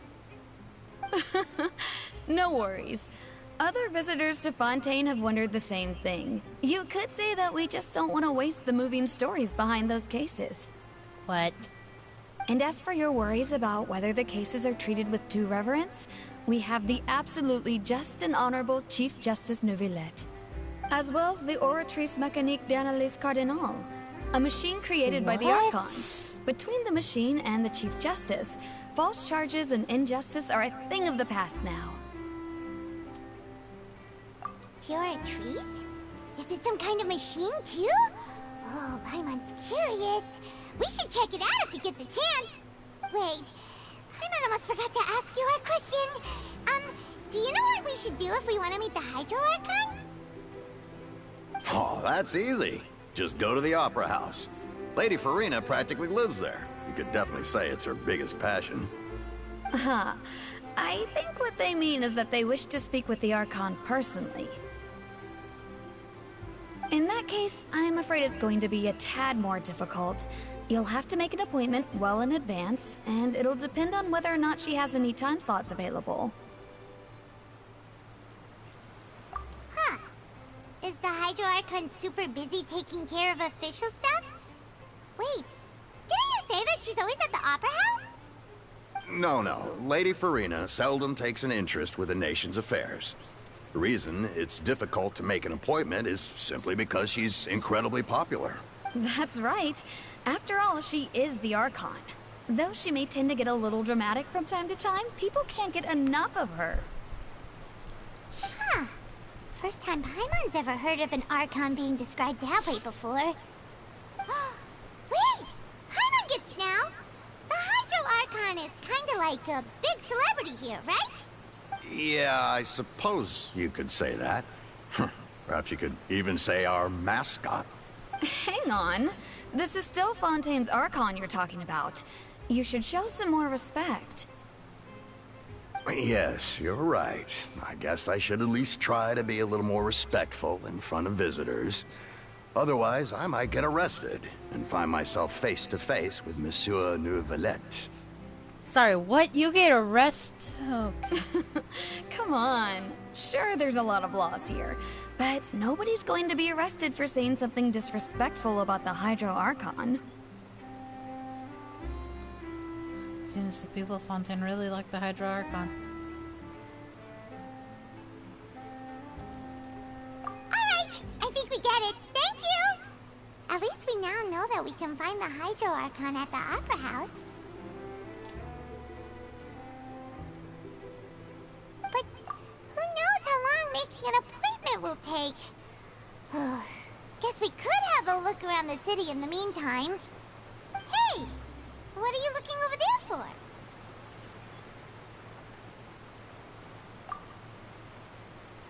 Huh. Maybe something's the matter. She isn't going to jump into the water, is she? Maybe we better go check on her.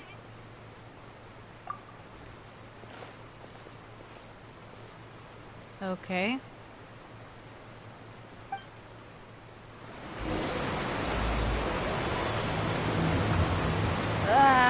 Okay. Yeah, okay, let's not talk to her anymore. The thing that's most important, you know what that is? We call that powers. Please tell me we can climb. Yes, we can. It's so cool. Ah.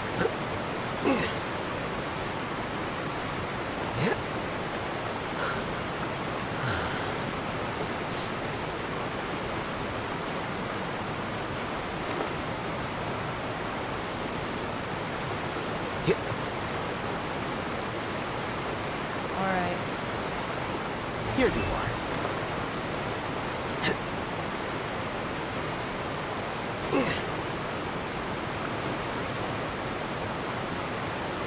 Alright, this power is probably maybe gonna be worth it.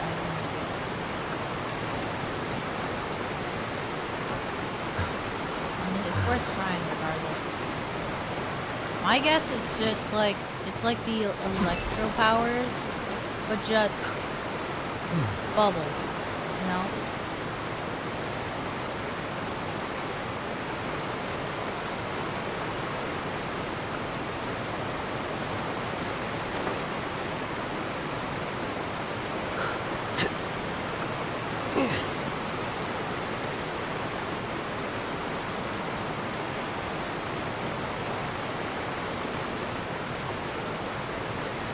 Yikes.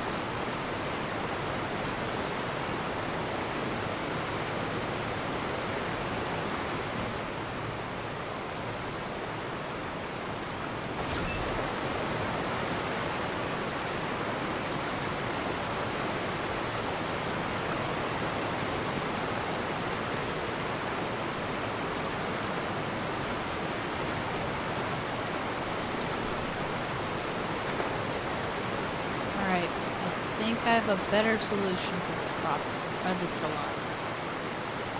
Alright. Let's go up.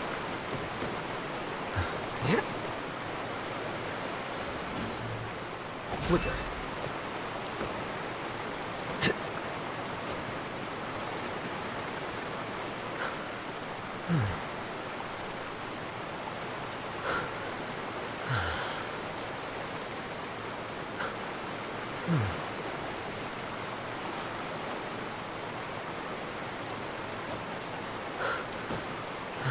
There we go.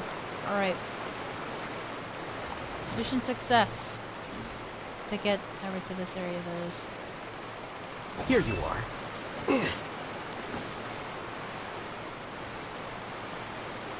Alright, let's try to get up.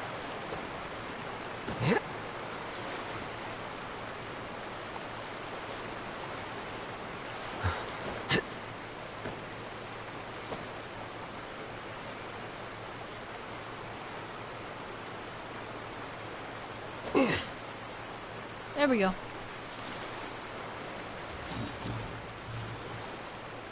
Quicker. There we go. Oh, finally. Alright. I did it the hard way, but I don't care. Alright. I mean, good thing. I mean, okay. You know what? You know what's a really good thing? You know what's a really good thing about this land? Is that you don't instantly become a criminal. You know? You don't instantly become a criminal. At the very end. So, I mean, hey, that's a W by my books. Dude, if Genshin Impact decided, no, we ain't gonna allow you to climb over this ginormous tower to get your powers, no, you ain't gonna do that. Yikes. That's a giant waste of time for me. Okay.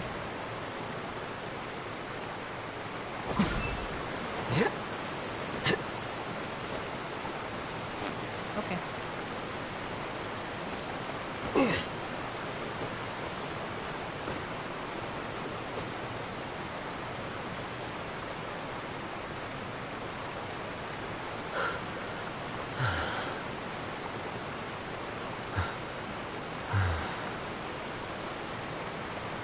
Okay.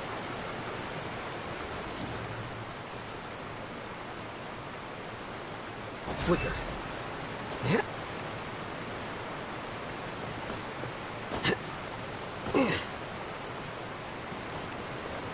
Okay, we made it. we finally made it. Unless there's just another layer of power that we need to go. Here we go. That's pretty cool. W. Long time seeing that dialogue.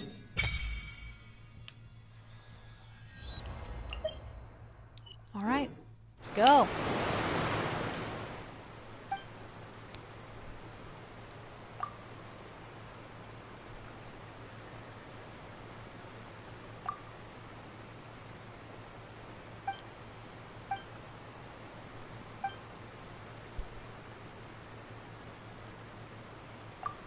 Ooh.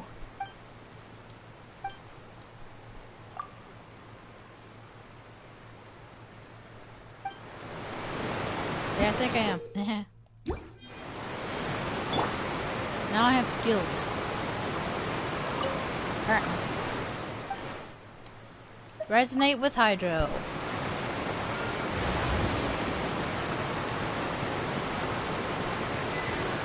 Land of Fair Springs.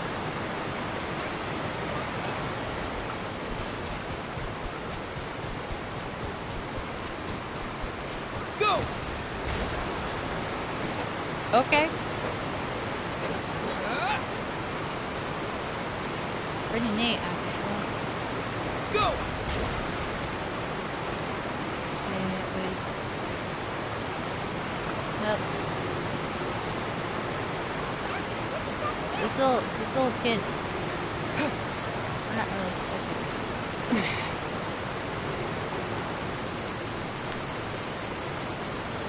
Alright, missile attack!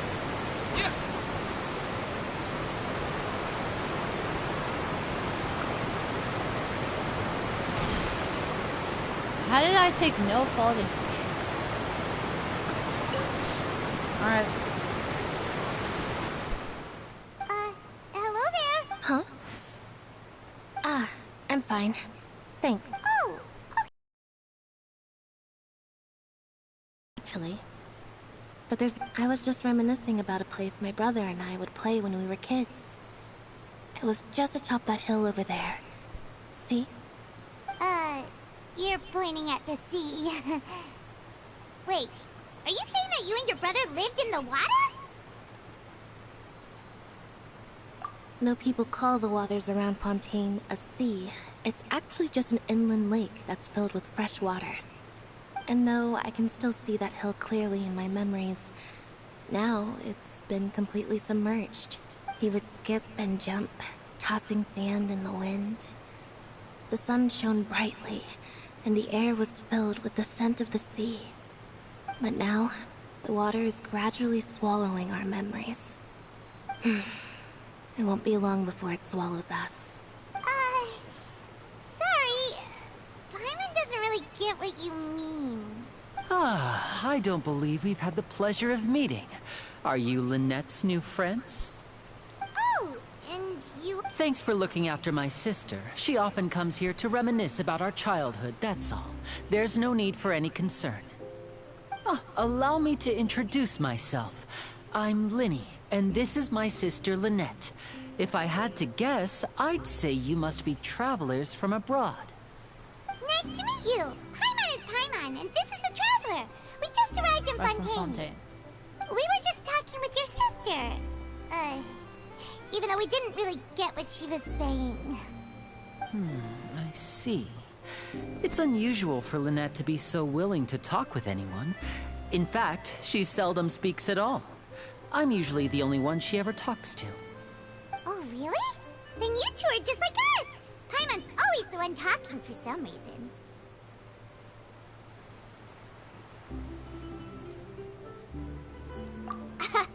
So that's how you think it is? I also think my brother can be too talkative at times. Seems you were right, Paimon. We are quite similar. So, what did Lynette mean just now when she said that the water is engulfing your memories? And that it won't be long before it engulfs you too? Oh, that. It's from a prophecy that's been circulating in Fontaine for some time now. Well, I suppose prophecy isn't exactly the right word, because that implies a certain amount of uncertainty. There's no doubt about what's happening in Fontaine now.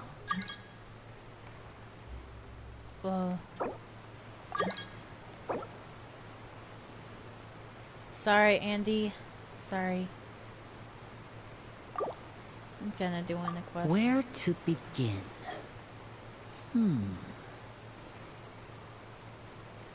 Let's put that question on hold for a moment. We still haven't formally greeted each other yet, have we? Did all the introductions earlier not count? Hello, Traveler.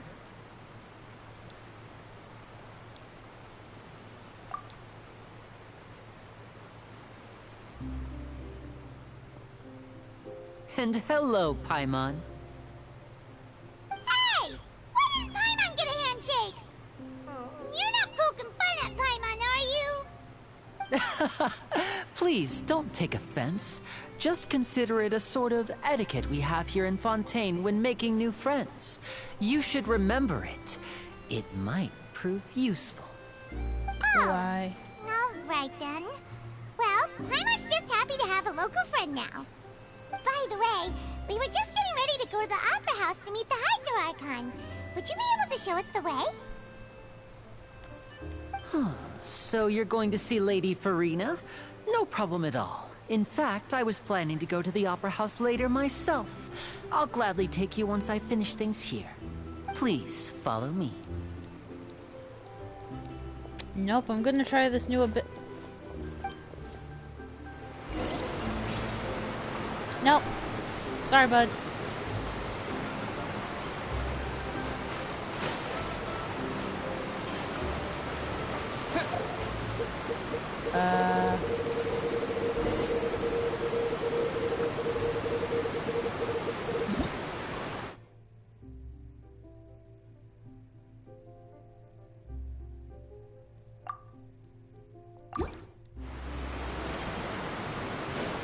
Okay, alright.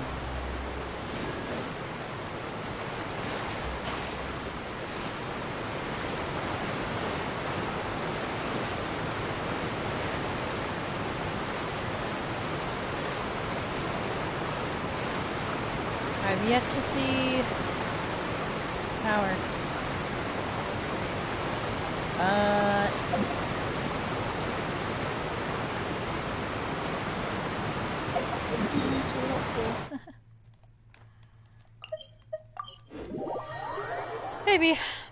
Maybe.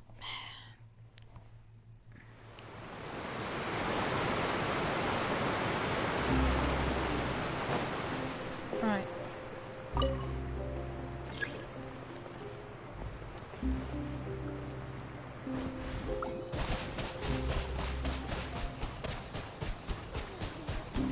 Go! This ability is quite interesting.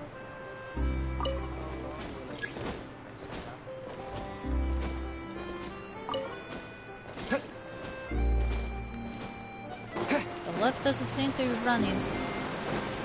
Seems like you're lying to us, MiHoYo.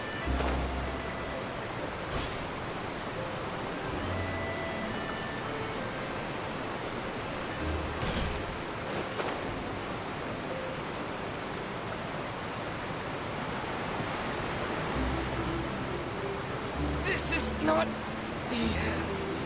L. L. Aether. You said you were going to see Lady Farina? Well, it seems Lady Farina has come to see you.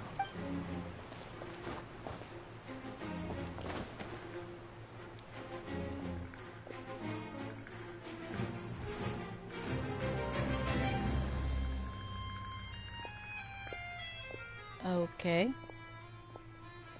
I imagined her as a child, but whatever. Guess we can't have another Naida. Huh. So, she's the Hydro Archon? But how did she know we were looking for her? My dear people, rich and poor, those with cup in hand and those with nothing at all, raise your glasses in celebration! If you don't have one, then just raise your hand in lieu. What?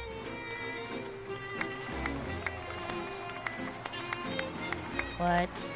As you can all see, two unfamiliar travelers have arrived in our nation. Come, let us make a toast in honor of this traveler and his companion, who have journeyed here from distant lands. Oh. Is she talking about us? I've long heard of the turmoil and chaos you've left in your wake as you visited other nations. But I welcome you nevertheless. No, I have come to receive you personally. Fear is for insignificant cowards. I am a god, and I will never entertain the notion of such meaningless wariness. You can be rest assured, I see clearly your sincerity. Of course, seeking an audience with me is the most sensible thing to do. It will allow you to truly behold my power and witness my authority. Intelligent people always gather under the correct banner. I, Focalor, hereby welcome you to the nation of Hydro and acknowledge the value and significance of your trip. Now, you may rejoice in this. Yeah, Paimon still can't believe it. Feels like we've only been here for a few minutes. But the Yeah, we've been here Hydro for entrance 50. was, how should Paimon describe it? A little over the top? Ahem. Miss Hydro Archon? How did you know we were coming? Ah, I see. As Outland outlanders, you inevitably lack even some of the most basic understanding.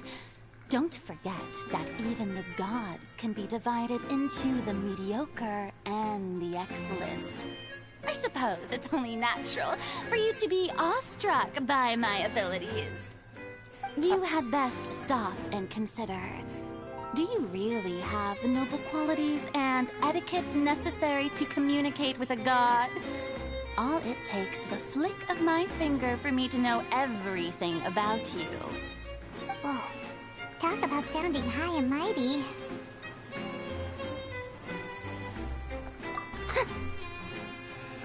Oh? True. What's with these looks? Perhaps the welcoming ceremony still isn't enough?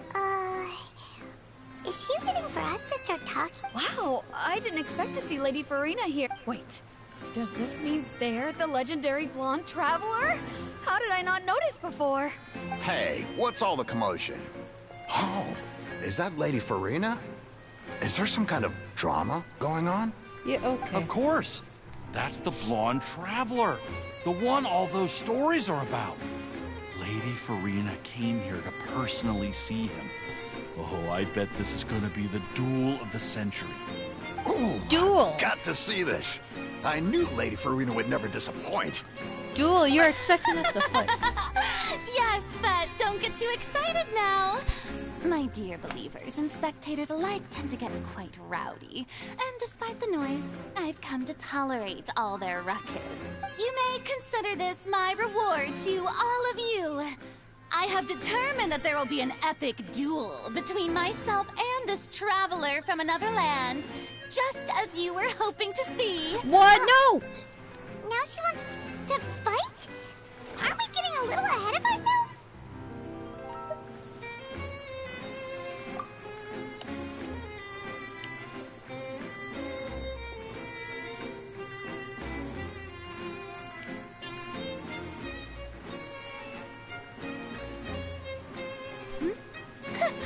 Are you not afraid? Might I remind you that this is a duel against the divine? What are you trying to do, traveler? Provoking a god in front of her people? Stand down, Clorend. I admire his bravery. Few have the courage to draw their sword against a god. He is obviously a true warrior. Unfortunately, people nowadays... Huh. Yeah, she's right. Just a duel wouldn't be all that interesting. On Araneus, criminals are always requesting duels to defend their honor.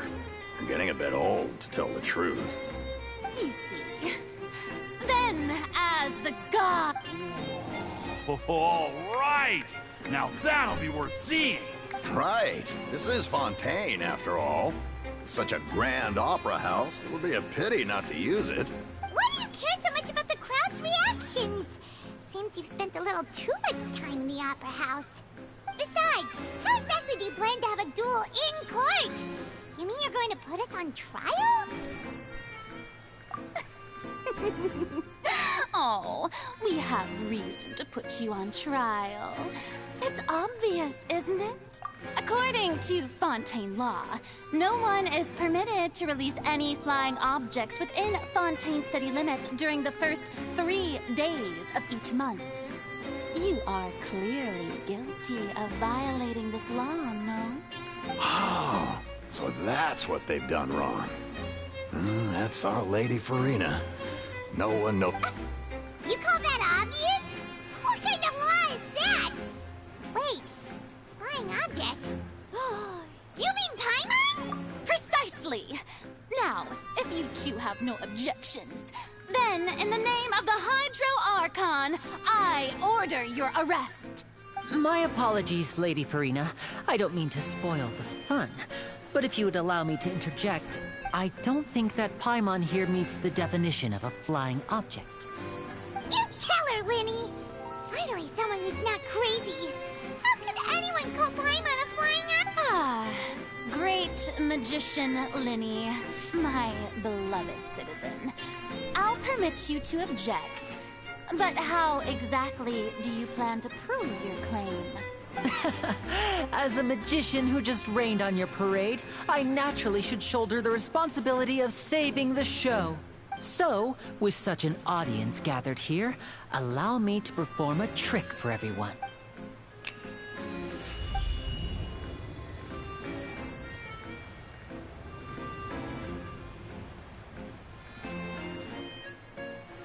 Ta-da!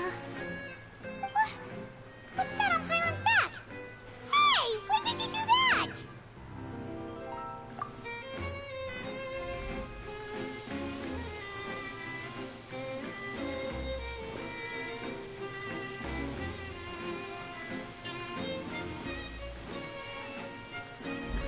There. As you can all clearly see, Paimon should be classified as, well, something like a balloon. This rope has been in the Traveler's hand all along. It was just that no one could see it before. Huh? You call that magic? You've got to be joking. I thought it was pretty good. Nice one. Huh. I'm not sure what to think. It seems Lady Farina's charges no longer hold water. Amusing. Very amusing, Linny. Just the sort of unexpected twist that I enjoy. With you here, today's performance can finally be called complete. Performance? You see all this as a performance? In which case, consider the matter of your trial resolved. The God of Justice will not bring charges against an innocent person. But when there are valid grounds, I will not only judge travelers from abroad, but even the gods of other lands. I look forward to seeing your upcoming performance at the Opera House, Mr. Linny and Miss Lynette. That's enough for now. Toodaloo!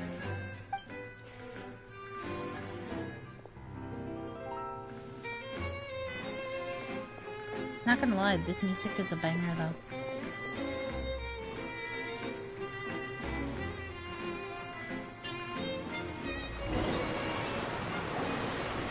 And just like that, she's gone. Well, that's the most unpredictable Archon Paimon's ever seen. He never even had a chance to ask her anything. But that's a problem for future Paimon. That whole scene just now was really...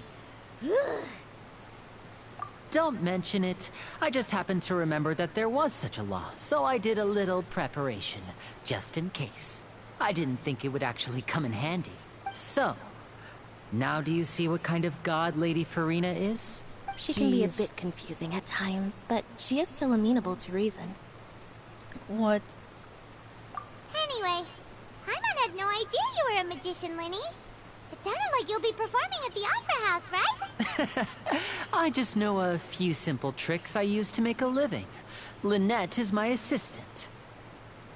It will actually be my first time performing on the most prestigious stage in Fontaine, the Opera House. Cool. But isn't the Opera House where criminal trials are held in Fontaine? When there are no public trials being held, the Opera House hosts a variety of other performances. To the people of Fontaine, the line between a trial and a performance can be a little blurred. And speaking of performances, I would be remiss to forego this opportunity gifted by fate. Might I invite the two of you to see my performance? My brother's always excited to make new friends. Oh, sure. We don't really have anything to do now, and we wanted to go to the Opera House anyway. Splendid. In that case, why don't we go together? I'll show you the way. I just have something to take care of first. Is there any way I can help? You really mean it? Then I'll take you up on your offer.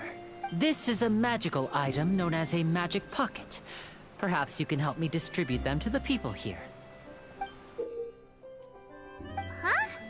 What are they going to use it for? About that... You asked me before about the prophecy, right? Let me start by telling you a little more about what it entails. I'm not sure exactly when it began, but a prophecy has been circulating around Fontaine. It says that every person in Fontaine is born with sin. No matter how the Nation of Justice holds trial after trial, this sin cannot be absolved. Until one day, the water levels in Fontaine will rise, and the sinful people will slowly be drowned. In the end, the people will all be dissolved into the waters, and only the Hydro Archon will remain, weeping on her throne. Only then will the sins of the people of Fontaine be washed away. That sounds pretty gloomy. Why are people in Fontaine born with sin? What is that supposed to mean? There are lots of guesses. Some say that the ancestors of Fontaine stole the power of the seas and stirred its wrath. Others say that the people of Fontaine never heeded the first Hydro Archon's warnings and offended Celestia. But here in Fontaine, evidence is what matters. There hasn't been concrete evidence for any of these claims, so they can only be regarded as conjecture. If even the people in Fontaine don't know what sin they committed, wouldn't it be better just to ignore the prophecy completely? Why bother feeling guilty all the time? That's exactly what the people did at first. But in the last few years, the water levels in Fontaine have actually started rising. Many places have already been completely submerged, and now lie beneath the sea. Many people carry on with their lives as before and shrug it off as a natural phenomenon. But my family and I think that the people of Fontaine shouldn't ignore the possibility, which would end up sentencing them to death. We hope that at least the people who reside near the waterfront can move away before it's too late. So, we've started distributing magic pockets to them. As a magical item, these magic pockets have astonishing capacity. I'm sure they will come in handy when people are moving their belongings. Oh, Hyman gets it! It's like preparing for a rainy day! But this is more than a bit of rain. Perhaps only absolute power could ever contend with such a catastrophe. But who knows? We're just tiny specks in the grand scheme of things. Now, if you'd like to help, then please give these magic pockets to anyone nearby. Be sure to convince them to take it, regardless of what they say.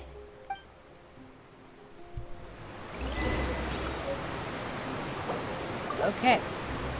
Sorry, I'm going to have to take a slight detour. Why did I do that in a different accent? Alright. Gonna have to take a slight detour. Okay, alright. I'm pretty sure this works too. Sorry about wearing glasses and headphones at the same time. Not really good for the old ears. So, yeah.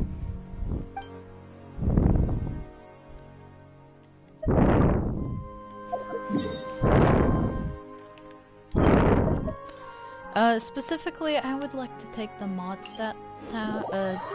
statue. Personally, you know, just personally.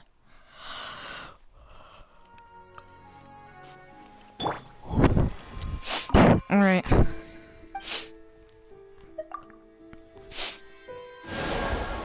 Now that this animal thing has been done, time to go back to Fontaine. Finally, now that this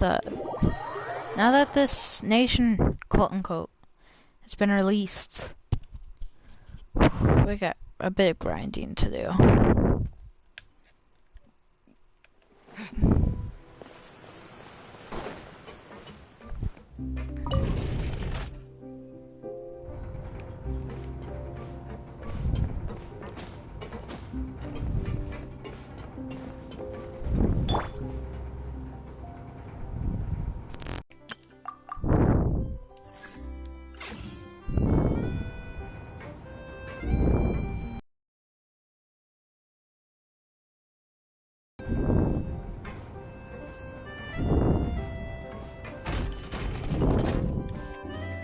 Now that we're here,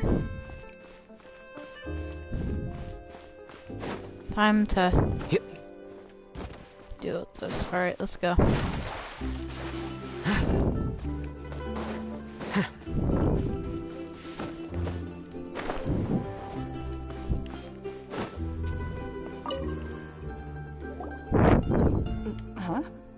I don't want that thing. Way I see it, if the prophecy's true, it's still gonna be a long time before the water can cover everything. Life is all about living in the moment. What use is there in worrying about the future all the time? We'll cross that bridge when we get to it. You should still take it. You never know when it'll come in handy. Oh, all right, fine. Thanks. It's just that if I start moving, that means I've already given up on the life I have now. I'd really rather not. Too bad, take it anyways.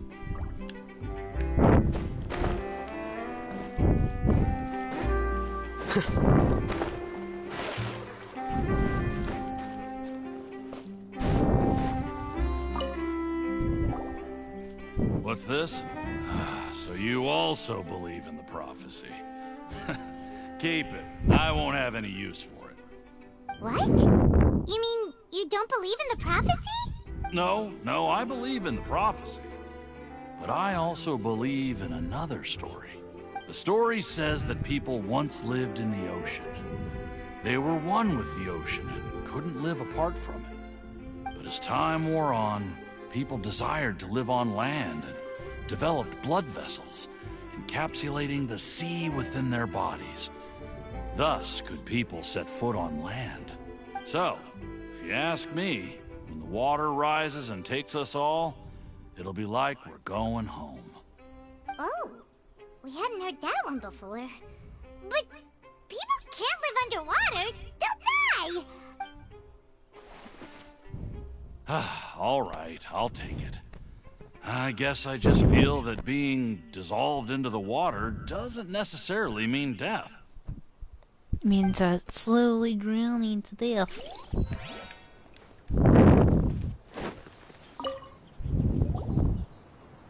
So you're the blonde traveler that everyone's been talking about.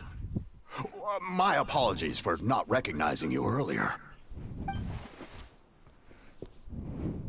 Oh, a magic pocket?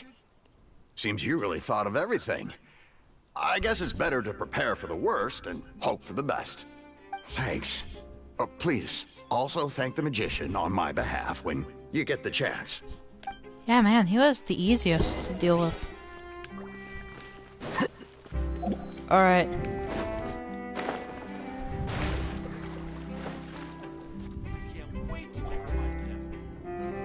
Oh?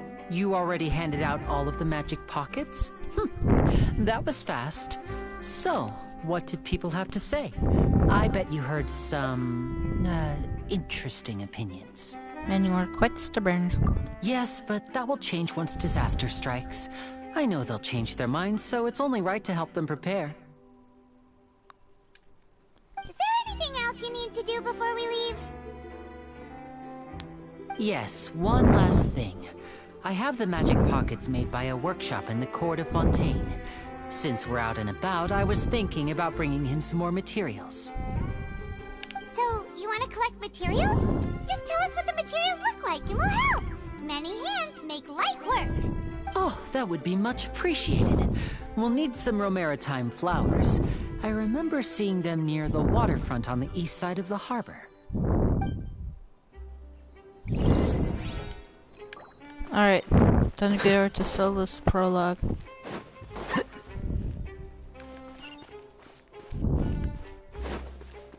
Alright, let's move. Okay. I'm not gonna lie, if Mihoyu decided to, oh yeah, you're gonna fight this Archon, it would be kinda like, oh yeah, we just did this last, like, you know, over at the Electro Nation. So, yeah. Let's hope they don't do that, but again, if they do that, I have someone prepared.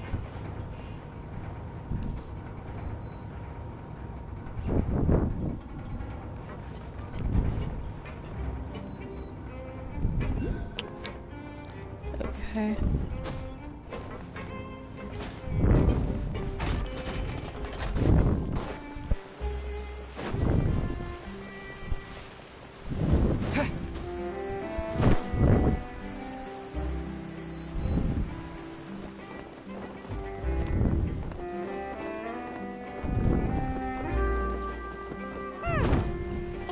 means we have to use Hydra to collect for maritime flowers.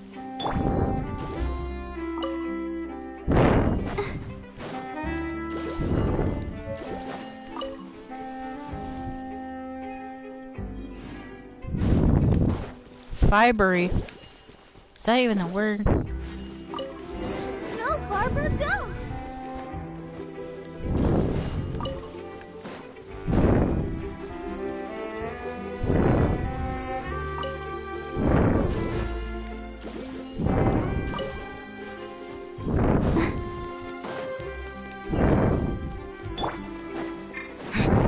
Alright, let's move.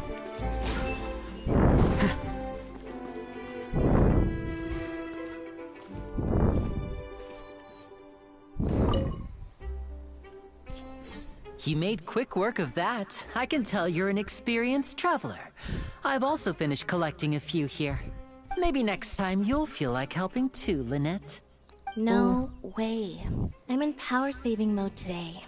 Otherwise, I fear I may not have any energy left for the performance at the Opera House. Fine. Though the performance is still a long way off. Now that we're finished here, we should get ready to head back to the court of Fontaine. So, we're going to the court of Fontaine before we head to the Opera House? Good. Paimon wants a tour of Fontaine's largest city and try... No one wants to hear it, Paimon. Wait, shh. Have you noticed that person over there? The young girl.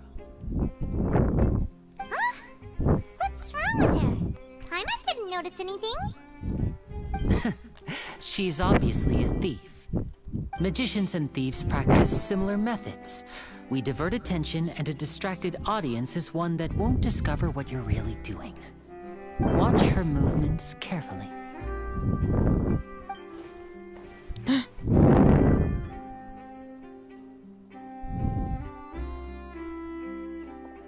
Oh, he's right! Shh, keep your voice down.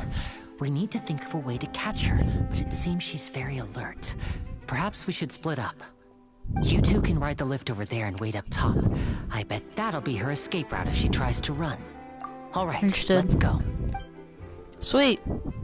We used to be criminals and now... Oh, right, yeah. Before, I said, you know, good thing we're not, you know, immediately thieves. But, apparently, yeah.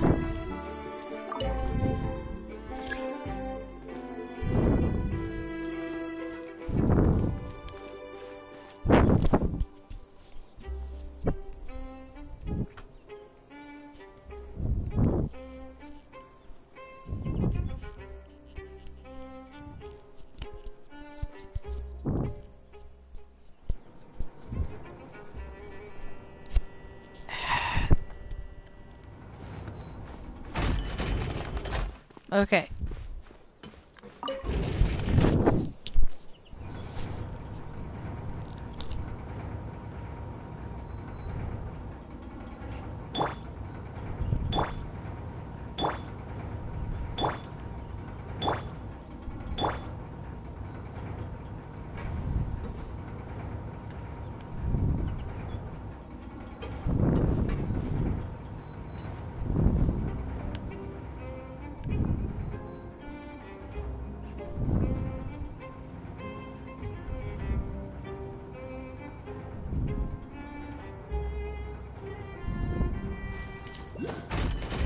Alright, let's move.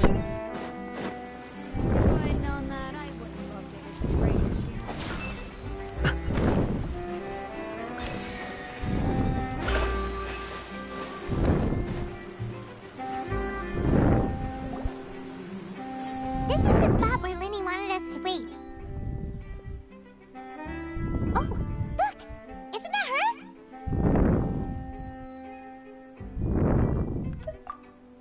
Time to make the arrest. Oh no! Did she notice us? She started running the other direction! What should we do? Should we chase her?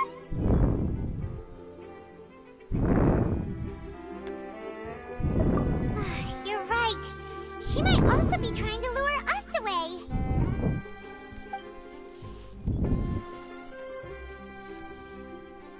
Nothing's happened for a while now. Paimon wonders if Lenny caught the thief. Yeah, let's go. Alright, finally.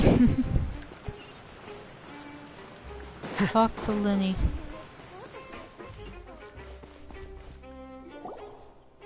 Are you sure that's all she took?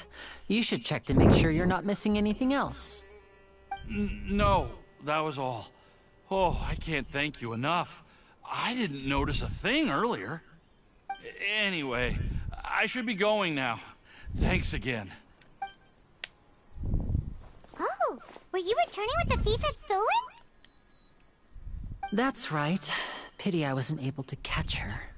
She distracted me by dropping the thing she stole on the ground. By the time I looked back, she was already gone. I saw the general direction she went, but Lenny twisted his ankle, and I needed to make sure he was okay. Oh, did you get hurt, Lenny? I'll be all right. It's just a twisted ankle, that's all. In fact, it's feeling better already. If you want to play at being a hero, at least try not to get hurt doing it. Imagine what would happen if you managed to derail our performance as a result. You're right, you're right. Sorry, Lynette. I have to admit that the thief was even more skilled than I had anticipated. But at least we were able to get the stolen items back, so it wasn't a complete failure. What a slippery little thief! Guess things turned out all right in the end, though. Lenny's initiative paid off! All right, let's put this little detour behind us. We should go to the court of Fontaine now.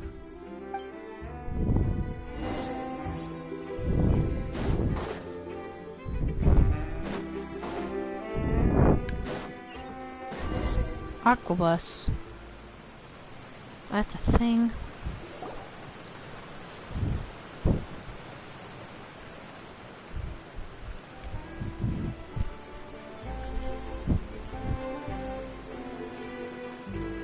So, we ride this thing to go into the city? What an ingenious way to get around! People in Fontaine really know how to use water! This is an aquabus. It allows people to travel between several key locations around Fontaine. It's pretty convenient, but the ride can become a little dull after a while. The scenery is always the same. That's why it's better to travel with friends. Facts. I mean, it's still boring, even when I'm riding with you. No, that's not what I meant. It's just that, well, you don't really talk that much.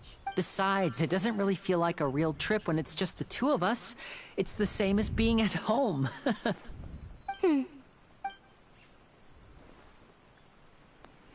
Guess that's what it's like to be an older brother. Yeah, tell me about it, Paimon. It's about time for us to leave. Let's get on board.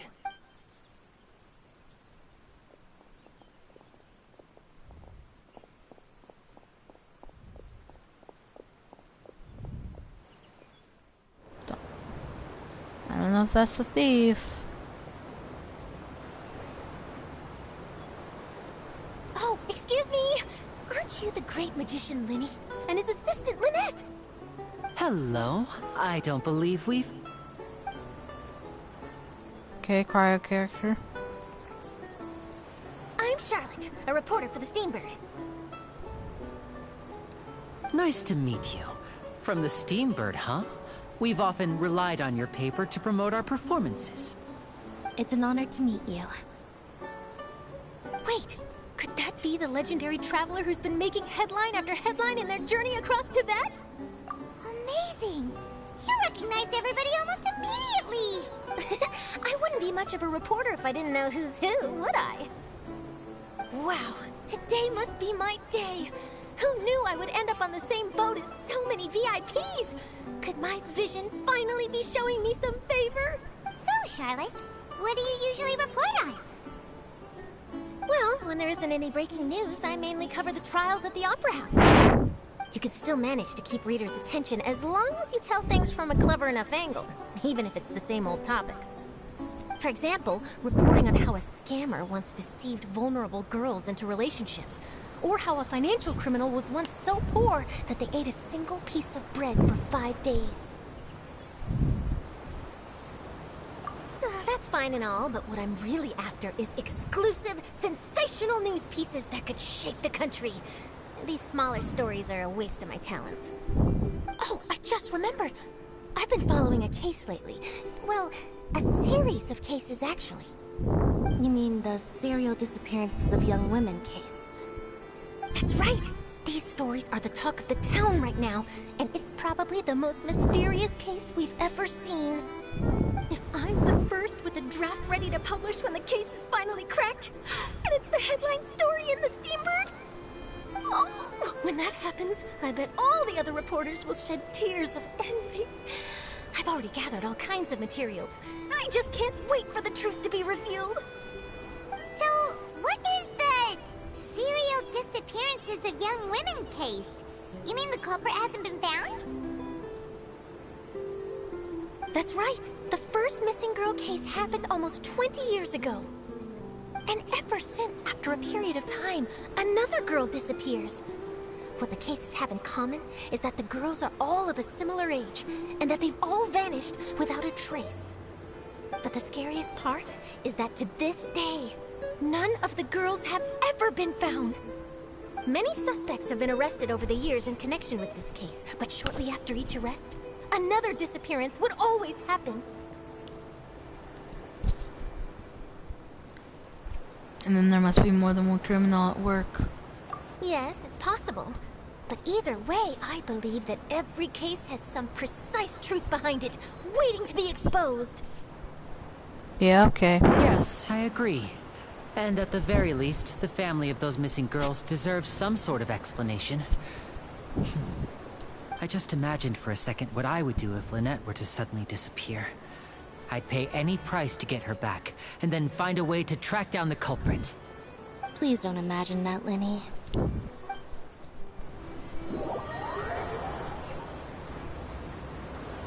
Yikes. Dude, Lenny, why would you have to... I know what's gonna happen. Why would you do that, Lenny?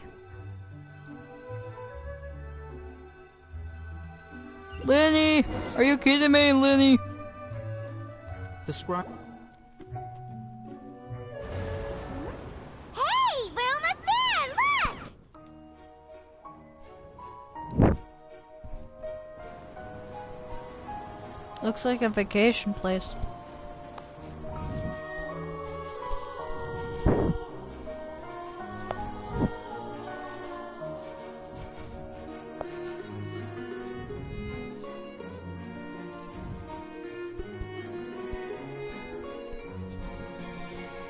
Okay, this kind of looks like a Disney World-esque kind of place.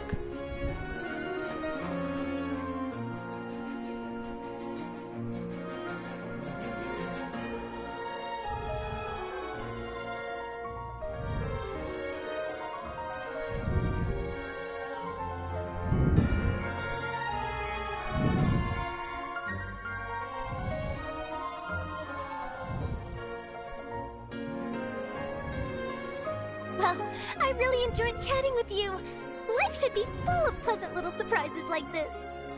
Yeah, us as well. The ride went by too quickly. I have an interview to get to. Bye now. Oh, be sure to stop by and see me at the Steambird when you have time. What a tough job. Always running around and interviewing everyone.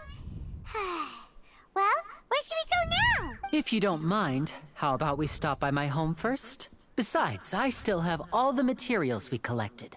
Sure, we wouldn't mind at all.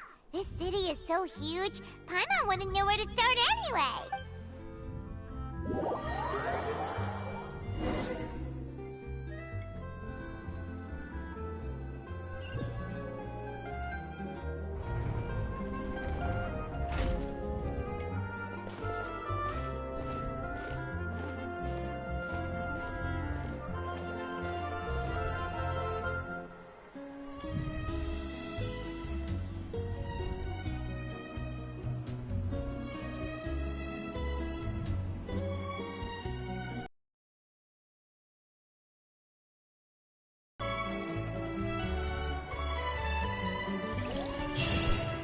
Port of Fontaine. Alright.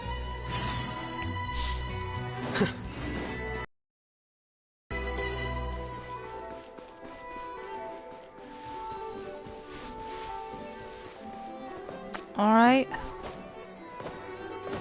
This seems like a Pokemon related place. You know what I mean? Like, you know, you get over to that. This is our current abode. Ah, Fremine, you're home. Where did everyone else go? I have some new friends that I would like to introduce. Oh, they all just went out a moment ago. I see. Everyone is getting busier now that Father will be returning soon. I suppose that can't be helped. Allow me to introduce you to my little brother, Fremine. He is a phenomenal diver. Hello. Nice to meet you. Paimon is Paimon, and this is the Traveler. Oh, you sound very proud to have a diver as a brother, Linny. Lenny sure is a big family. Linny, could you come here for a moment? Hmm? What is it, Fremine? Do you have something to tell me? It's alright, you go ahead.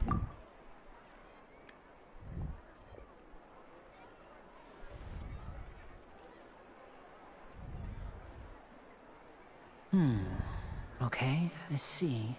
Is everything all right? Oh, it's nothing. We were just discussing a little housework. Sorry for the interruption. Oh, before I forget, the Traveler and I collected more materials to make magic pockets. Were you able to get any, Fremine? Yes, I went diving and gathered lots of materials.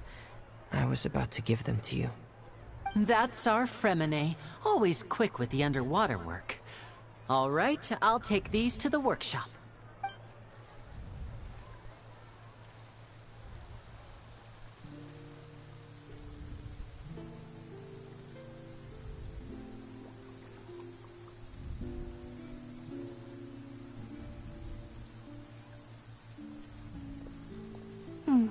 Looks like rain.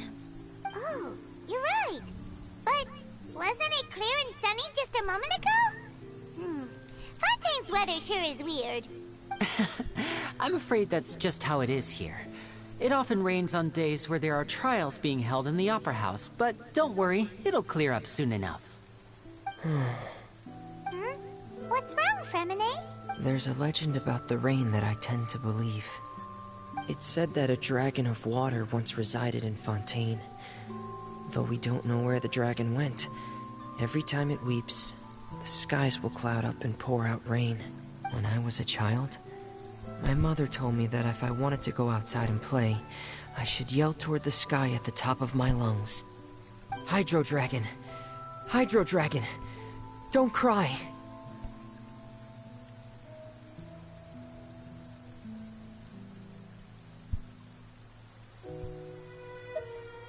If it's an elemental dragon, then having the power to make it rain wouldn't be very unusual. Let Paimon try something. Hydro Dragon, don't cry!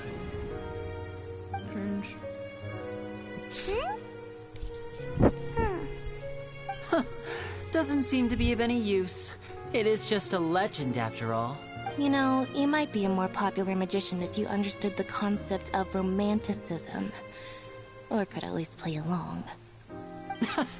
Sorry. It might be because we've never met the Hydro Dragon. Perhaps it can't be comforted by the words of strangers.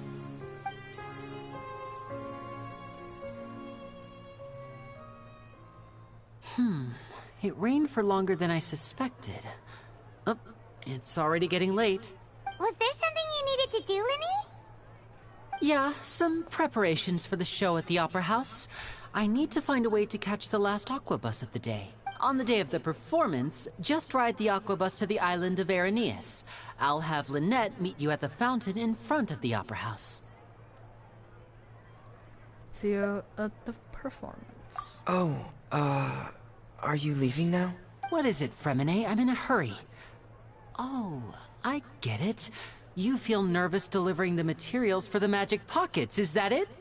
Perhaps we could trouble the Traveler to help us take these materials to the Beaumont workshop and deliver them to the owner there? I'm afraid that Fremine can be quite introverted, and the boss there tends to be pretty talkative. Fremine has always been a little afraid of her. No trouble at all! Don't worry, we're on the case! Sorry for the inconvenience. I'm quite useless when it comes to such tasks. I'll think of a way to make it up to you. Oh, no need, no need. This will be a walk in the park for us.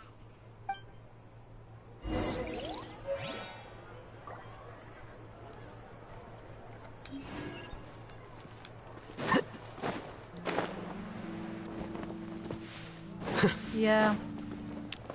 Oh, wait. Copy is life.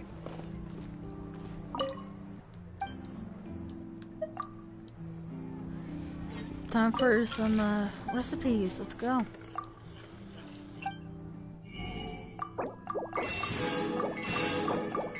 Oh, wait, there's alcohol.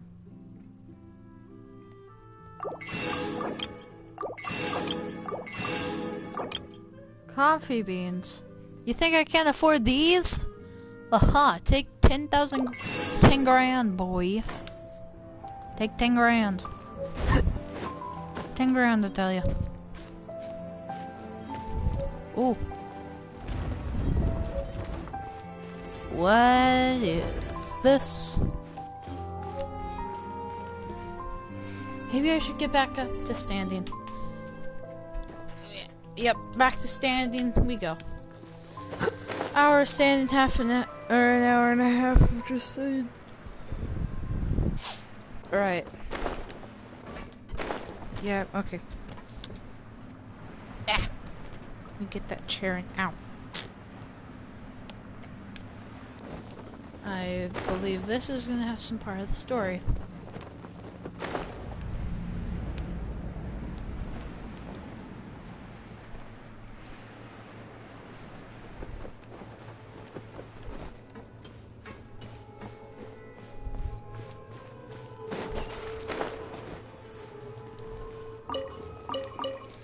This doesn't seem like the ideal location for, you know, for a place at a quote-unquote eventually going to have some problems with floods. Why not live in the sewer system, but whatever. My personal opinion.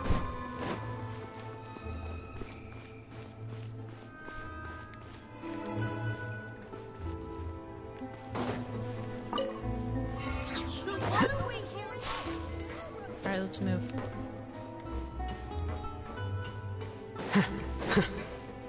Okay, yeah, no. I'm pretty sure this is a town.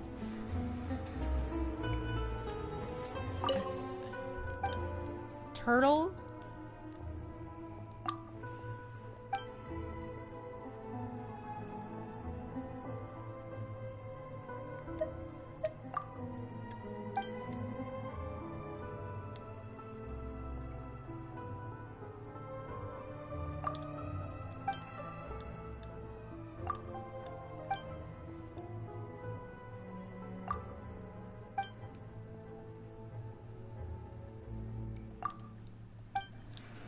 Yikes, why am I so mean to this turtle?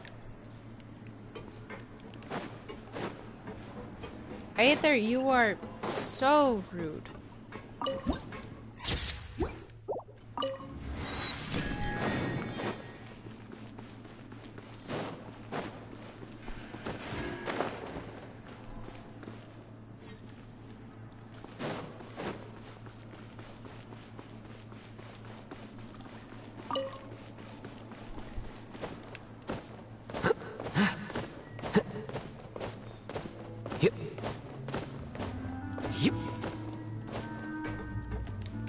Right, I guess it's time to...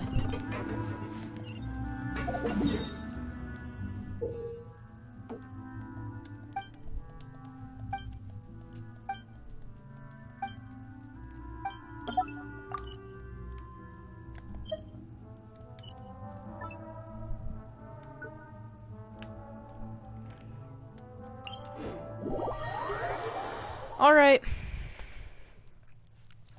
Let's go. Alright. I have to take the hard way to get over there. I have to... yeah. I guess that's what you get for going off track, I suppose.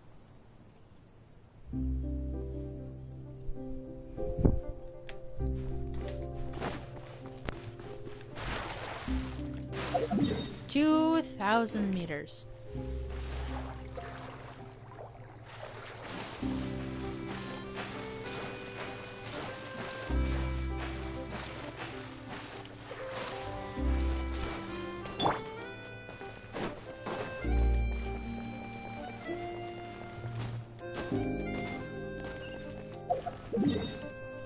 scary checks.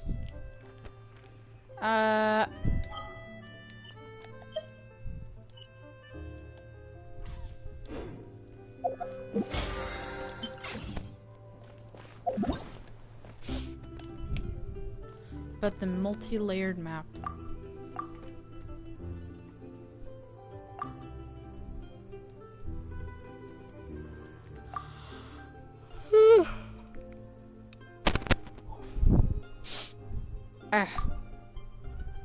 Okay. Don't mean okay, alright. Well,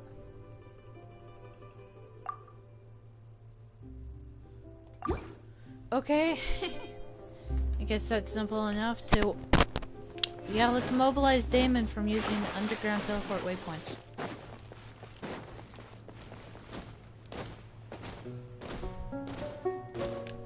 Is there an actual aquabus there? Oh. Alright, well... Time to just walk, you know... I guess.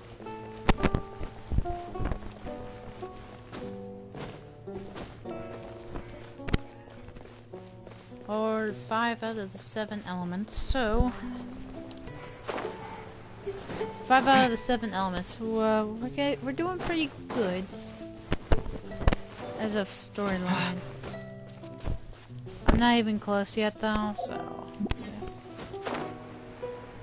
Yeah. Achievements.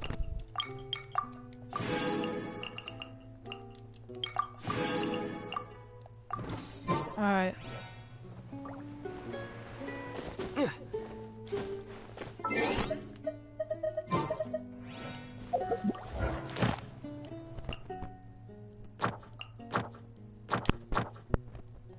Yeah. Alright. Let's get over.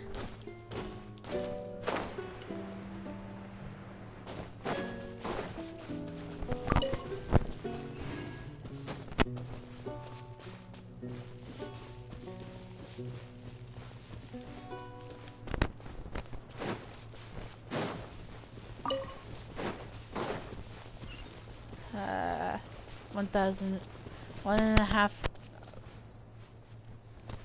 Okay, can't have a new nation without new enemies, I suppose.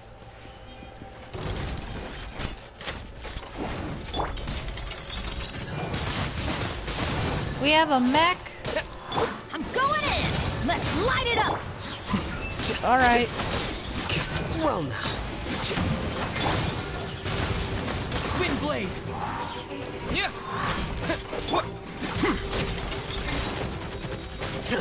How bold. Yeah, now talk about a robot uprising.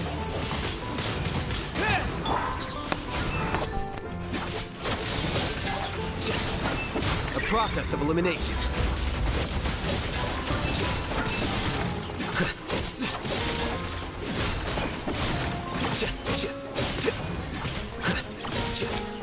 All right.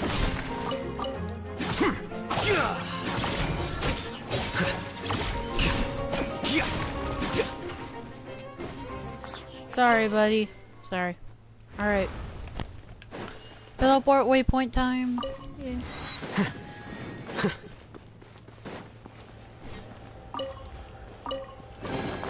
Don't let any of it roll away now.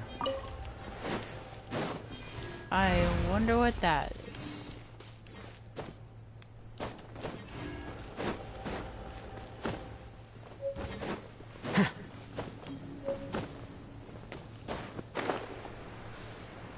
Alright.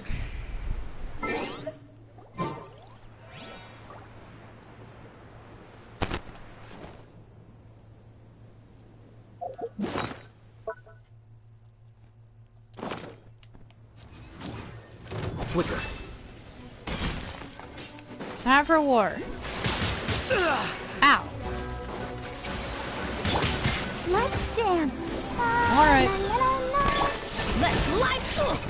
Everybody stand back. Disappear. Here you are.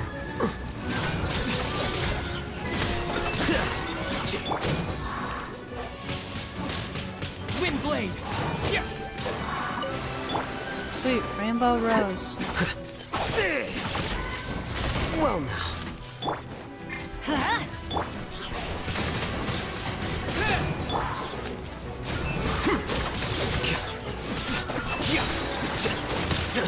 How bold, diffract!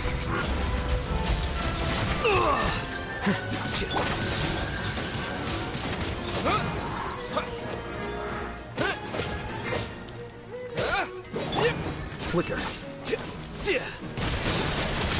I Congratulations! Villain taken down a quadrant.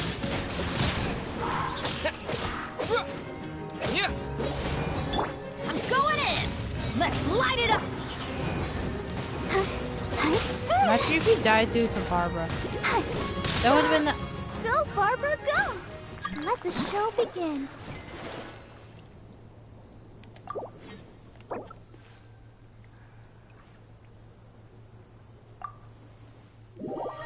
Hard to say no to Delbert. It's hard to say no.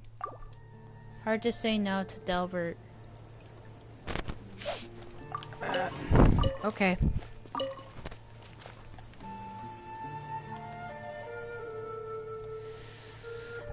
It's hard to say no to Delbert. Why? Delbert, why do you have to do this to me?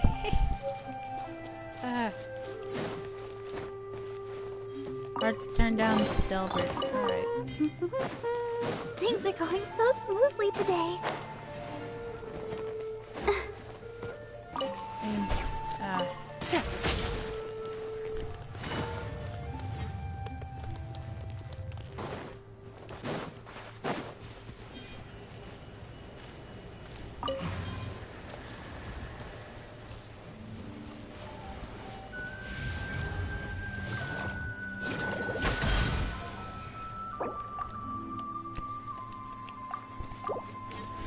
It's hard to say no.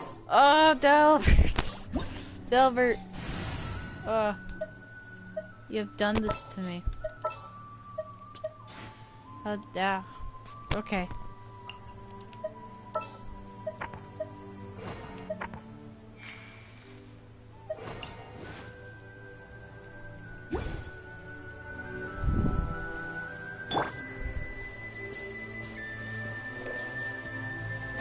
Delbert?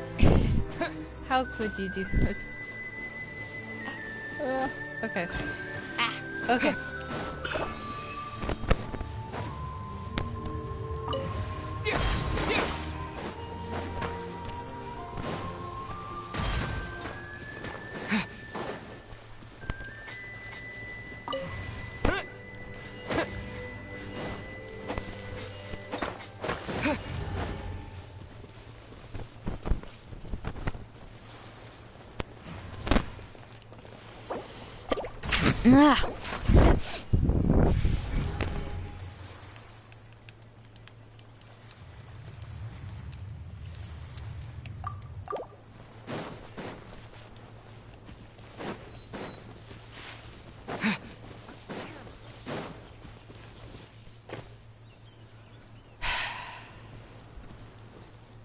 Okay.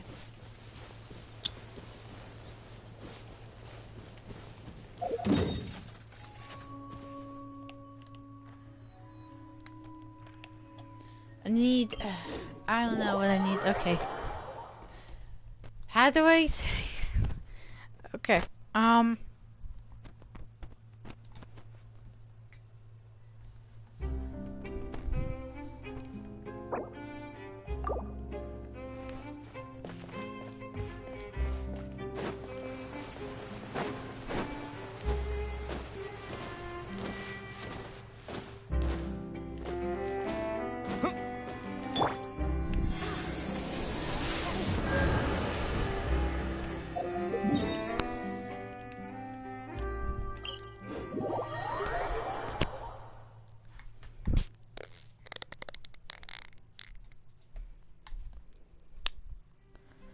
Alright.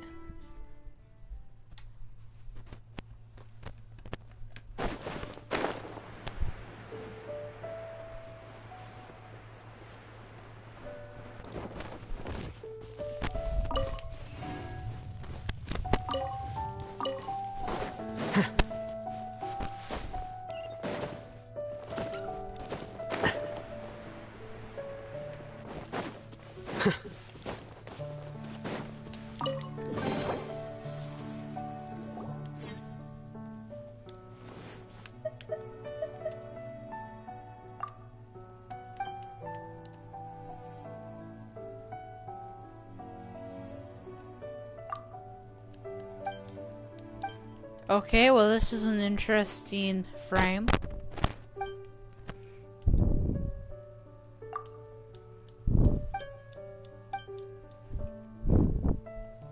What was that?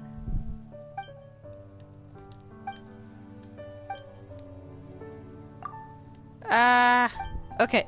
Sorry, Delbert. It's going to have to be a little bit because apparently that chest you just opened up, it opened up some quite interesting lore, okay?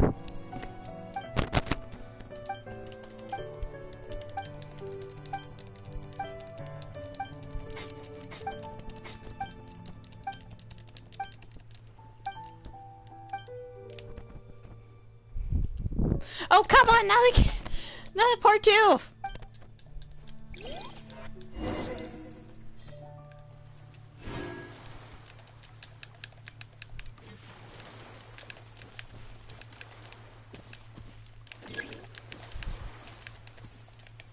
Wait. What is up with this This is an interesting Genshin impact. This feels like it's intentional.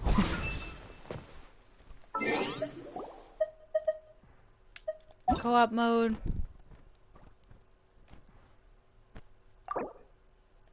Okay. Play on PS4. Yeah. Yup.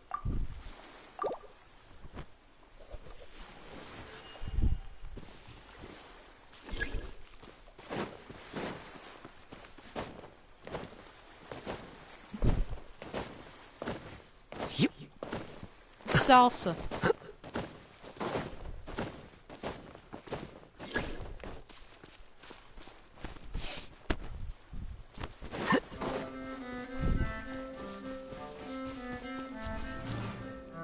Bye-bye, birdie. Here you are. Hey, fresh meat. Alright.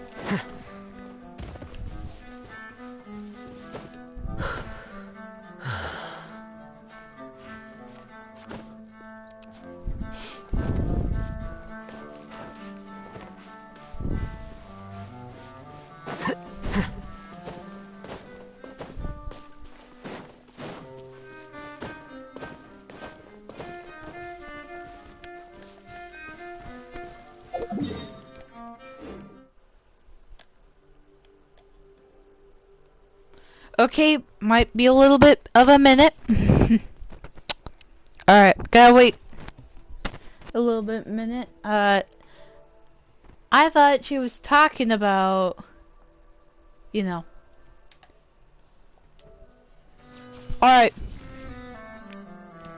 I thought she was talking about, like, yeah, now there's party chat in, like, Genshin Impact.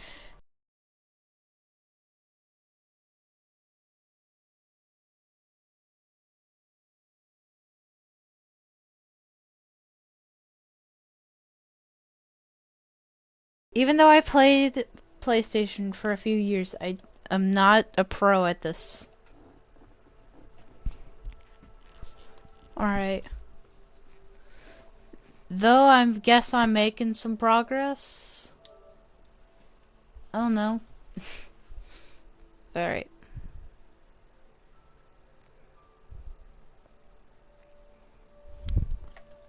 Party. Yep, there we go. Alright, it has been official. Party has just been... Alright, there we go. So far... Yep, there we go. Wait, let me put in my headphones. Hello?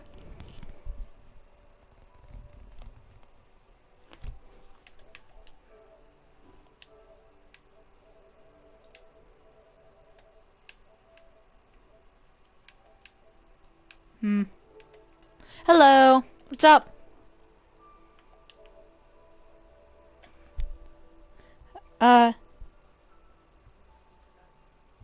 Okay. Hello. Welcome to the stream.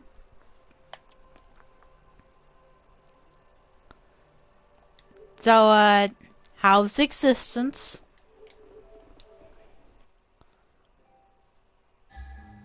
Alright. I have no clue.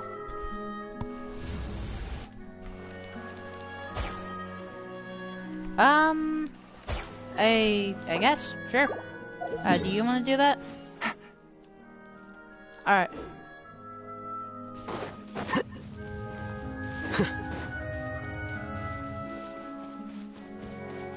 What? Okay. Yeah, the chest you opened, right next to the painting, guess what? It had apparently some lore implications, so therefore this girl named Salsa, don't question if I eat salsa, anyways. So, yeah. Apparently we got inside this, little talk with Salsa. So now, like, back then, like, whenever you asked me about the party, I saw your chat, because apparently I can talk to Salsa, and... like... Whoa. Sorry. I am new to this whole Fontaine thing, and I just figured out how to dive. I just figured out how to dive. Don't let any of it roll away now. Yeah, I've been trying to avoid spoilers for a while about Fontaine, so that I can do like one giant stream about playing Fontaine for the first time. Because, yeah. And, yeah, here we are.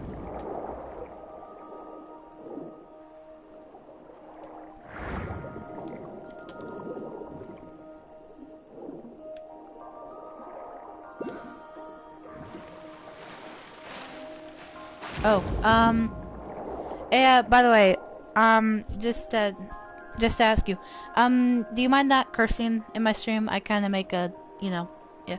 I just kind of make some family-friendly content. Yeah. You're not the only one who I instruct these rules upon. My friends get tired of this, so, yeah. Alright. Alright.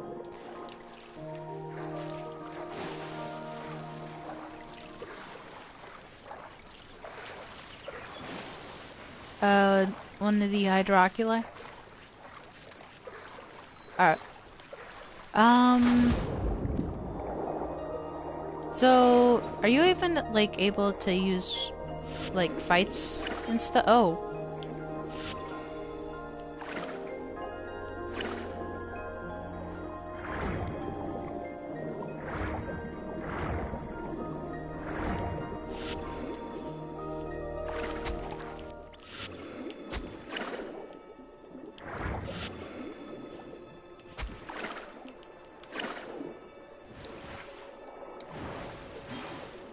A giant crab. Akuna Matata. Ah! Yeah. I mean, I knew the crabs in, what's it called?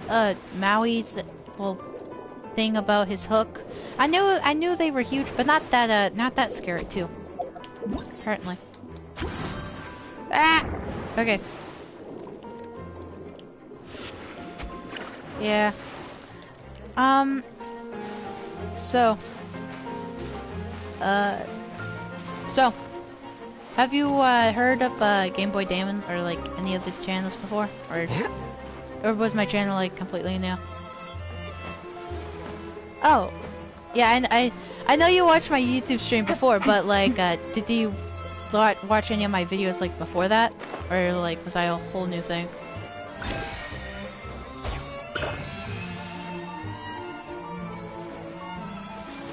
Alright. I see these crabs. Ah! Okay. Be gone with the Damon. Damon has walked the plank.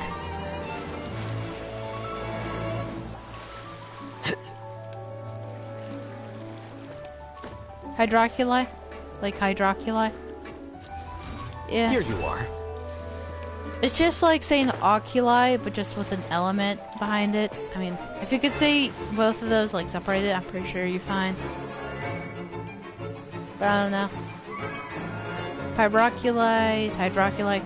I mean, it's kind of a little bit easier than it would be like phyroculite or like fireoculite. Like, imagine how hard that would be to pronounce. You know? Yeah.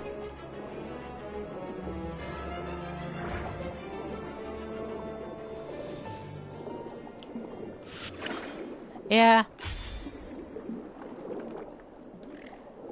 Yeah. Although I'm thinking that's gonna be coming like maybe next year. I don't know. I mean, just to think about how huge Sumeru is, and then thinking about how small the Hydro Nation is, it just makes me think, oh yeah. Yeah, that's yeah, you know, it's just gonna be huge. Eventually, it's just gonna be ginormous. Okay, I just accidentally walked into... Whoa. Yeah. Yeah, apparently. Yeah, there's a giant hole. Let me show you. Let me show you the way. I feel like they're taking some inspiration from Disney movies. Like Maui with the crabs.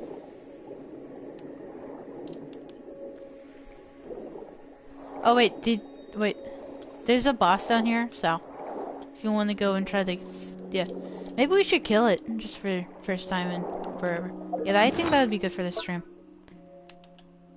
Yeah.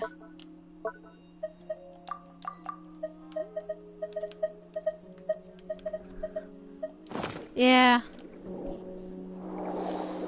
True. I was thinking about like, oh yeah, maybe I should be a Genshin, you know, Genshin YouTuber and like make videos about events and you know, all that kind of stuff. But then I was thinking, well, okay, there's not too much late game content and you just like there on the hook waiting for another nation or an update. And like, you know, after you've done all the stuff, then it's like, yeah, you're a Genshin YouTuber and then what do you do? You know? It's just... I mean, achievement hunting, I don't find that too entertaining. So. Yeah. Yeah. Take it easy. Maybe I should... Alright, let's take this guy out. New entry. Hakuna Matata. Yeah, you know, all of his shiny things on his back. Maybe he has Maui's staff.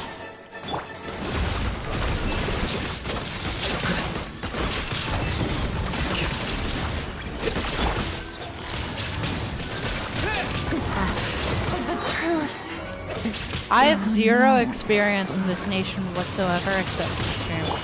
You know? That's just how that's how I roll, you know? That's just how I roll. Ah.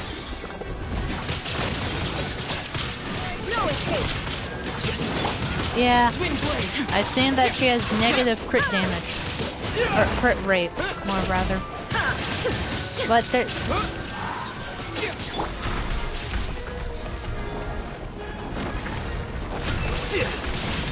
Yeah. Yeah, I actually have like an artifact set that I can actually use to get Alhaitham's crit rate up to 100. I'm not even joking you.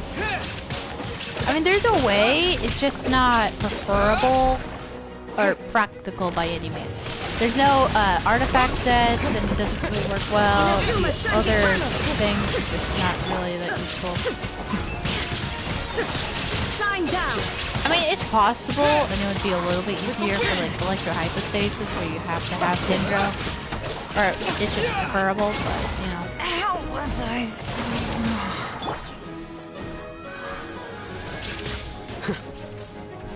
Yikes! My characters are both at red. You're lucky to have one character that's in the green. You know what's funny about the whole Genshin starting characters? So, about the starting characters that you get, like the starting crew, you get Kaya, you get Amber, Lisa, and, well, Aether or Lumine based on who you choose, right? At the beginning of the game. Well, guess what? I decided to just, like, try to build, you know, the starting crew, and guess who I built? I built Amber partially, maybe. I mean, not really good build, but I mean, powerful-ish, kind of, maybe not. Kaya, pretty good. Same thing with Aether. And guess who I didn't build? Lisa. Lisa was the only person who I didn't, like, you know, do my magic on. Yeah. Yeah, like, you can't not do Kaya. You like, it's impossible. Oh, that's pretty good. That's pretty good, feather. Alright. Like, you can't not do Kaya. I mean, who are you if you don't do Kaya? You're like, come on, you know? It's just, like, serious. You know. Amber I would get, but Kaya, I mean, you're just crazy if you don't do Kaya. You know?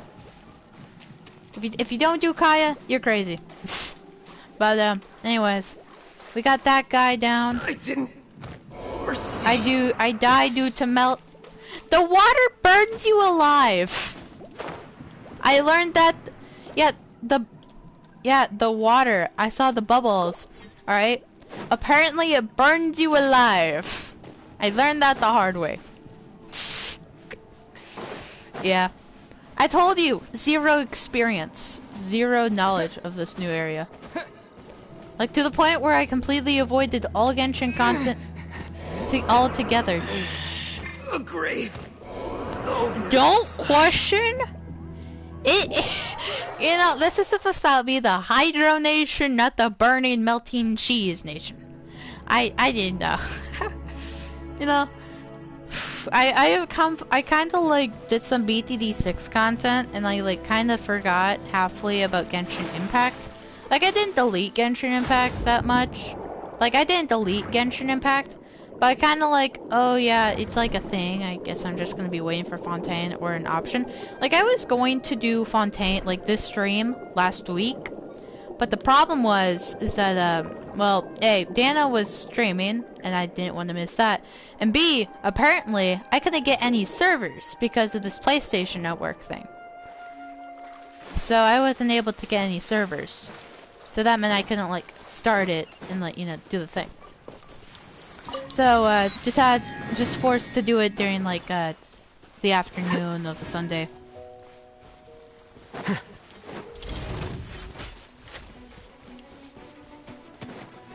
I've heard of that, but I'm scared to fight them.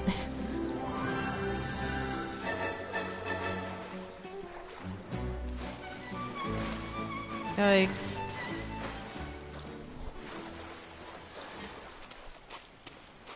Alright.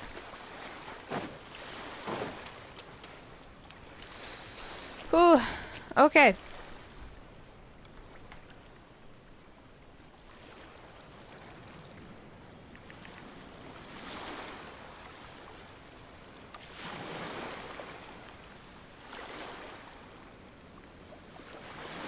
Alright, you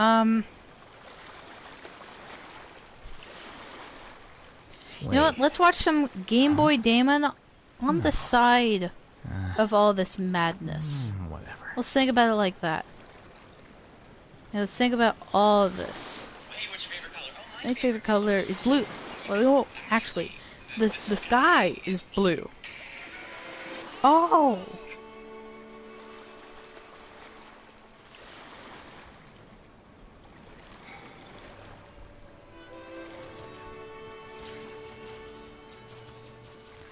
At that point, you just start wearing a helmet. Start wearing a helmet throughout life.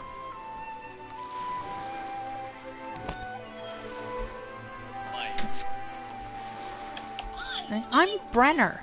Why are you wearing a helmet? This is a Wendy's. You know, the things that have happened to me. So, yeah.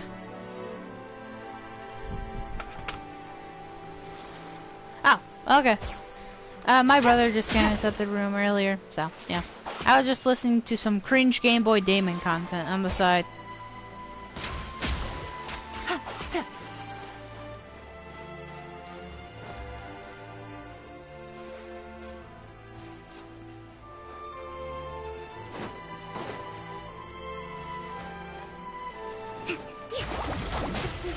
Yeah. I saw them like a few minutes before you arrived. So yeah. And then I was like, there's Max? Now talk about Robot Uprising. Yeah, like those are my exact quotes. And the energetics of the whole thing. So. Yeah. I had to face 2 robot dogs. Yeah. Have you heard of ETD6 actually?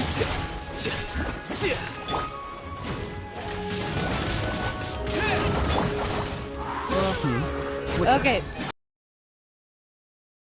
I mean, living under a rock would seem kind of bad. I mean, it depends your circumstances. If your definition of living under a rock is that there's a rock on top of your head, then like. But if you live under a rock, like you're in a cave, sad because there's no lighting, you don't get to see anything, anywhere, anybody, ever, then yeah, that would be kind of sad. It's just a different context. If I get hit by a train tomorrow, I would be fine. Here you go. Yeah, that's one of my choices. If I got hit by a train tomorrow, I would be fine.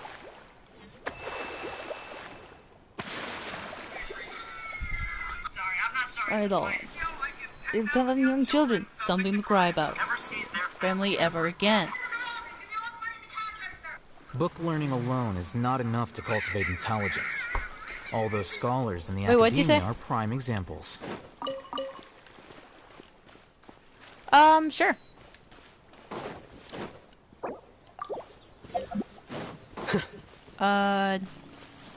Domain.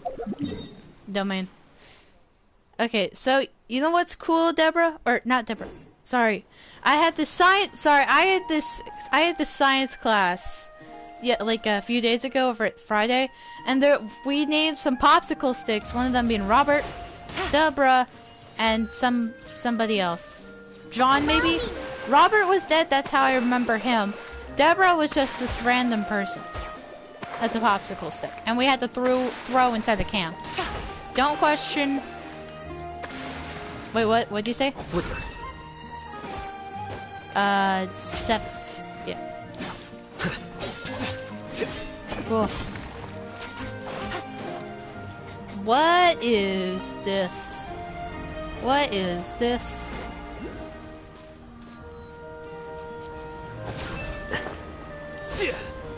Bow kit. I need a bow character. I need a bow character.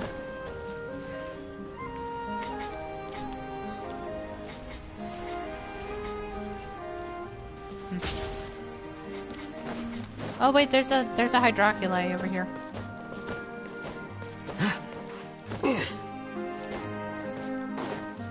I think like 5 maybe.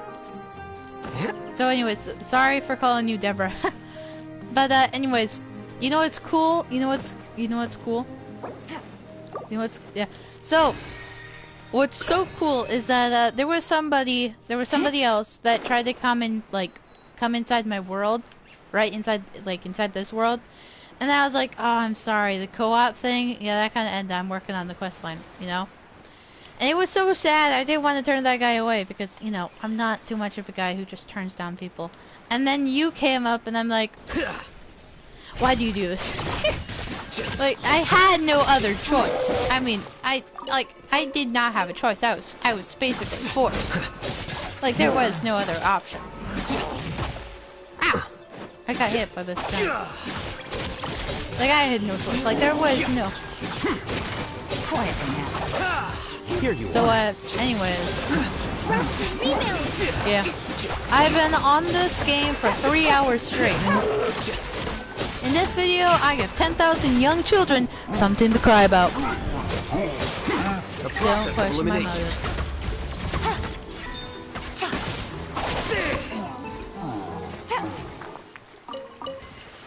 Oh, my full team? Oh, it's still the team. Like, Aether, Alhaitham, Bennett, and Barbara. Yeah. A reward on the road.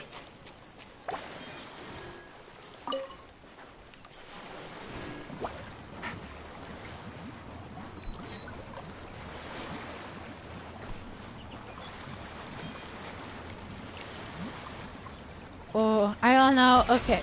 So, like, I wanted to get Raiden, but like, yeah, 50% chance kind of screwed me over. 50% chance kind of screwed me over. Big time.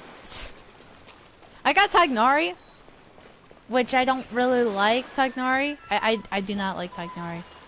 Compared to Raiden, I could have gotten a quote-unquote god canonically in this universe. But then I got like some random forager from the forest. Gotcha. Like, which one do you think is more interest? You know, I mean,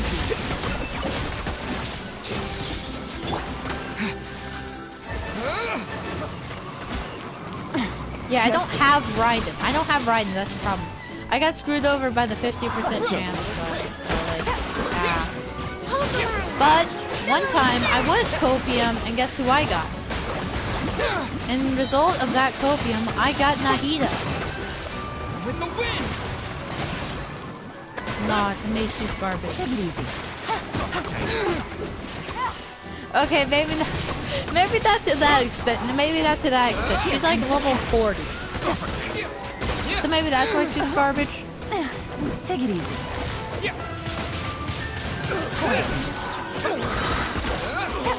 Yeah, it's fine now.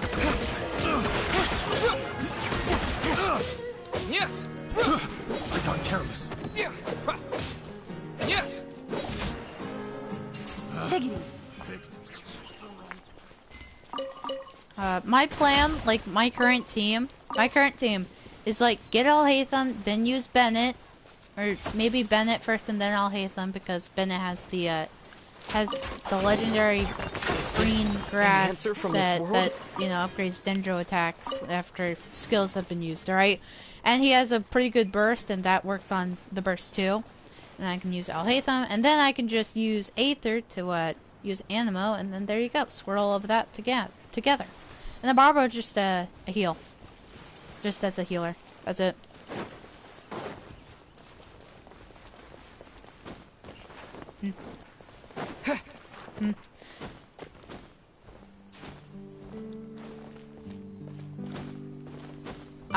Hold on, let me see about my Yunjin. I know I have Yunjin and stuff.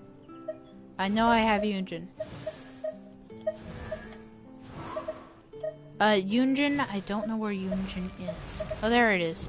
Oh yeah, I have Constellation 0 on Yunjin. What's your constellation on her though?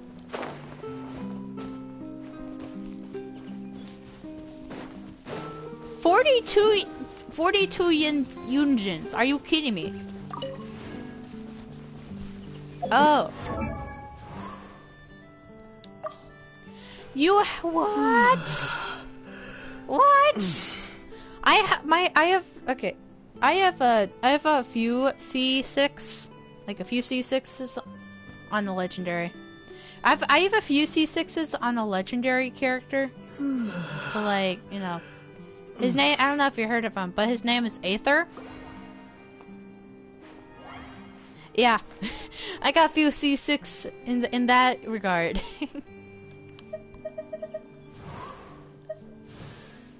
Yeah, so cool, right? So cool. I'm like the coolest person in the party. So cool.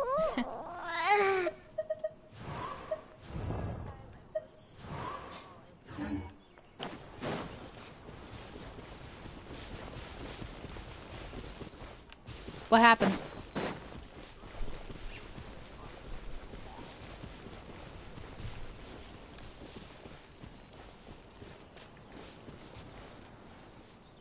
Hu Tao?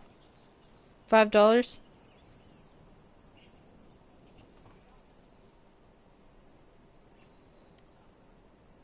Oh. Quite rare. Like how? Oh, yeah, there's this video. Okay. I'll let you finish your explanation.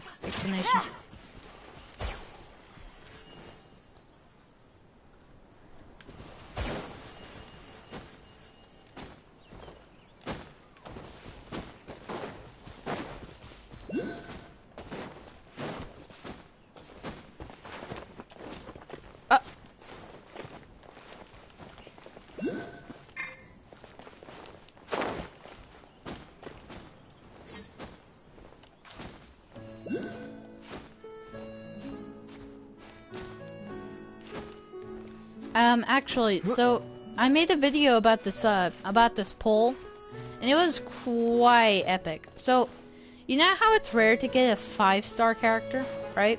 Like anything 5-star? Well, one time while I was doing this Nahida story quest, right? Story quest, guess what happened? So I did this one poll because I got enough Primo Gems from the quest. I didn't get it, and I used the purple Stardust thing to get another wish, and then guess what happened? I got Nahida! So then after that video was posted, a few days later, guess how many views it has? 83 views. And for a small creator like me, that's a bit, you know, that's a lot for me. Not my most popular video. My most popular video has like 500 to 600 views on it, but like the Nahida one though, that's like, yeah, trouble.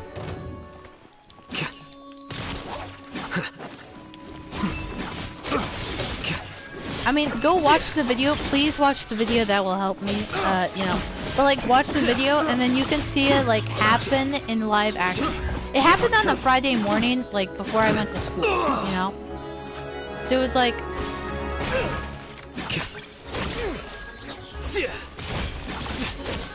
Like, I got it right before I was going to go to school, too. So, yeah.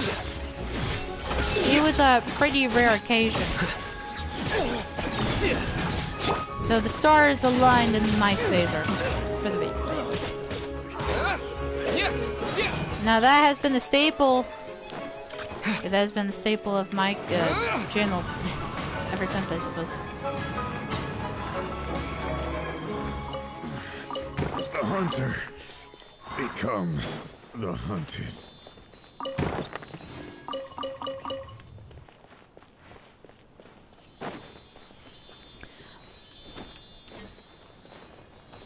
Ah, okay.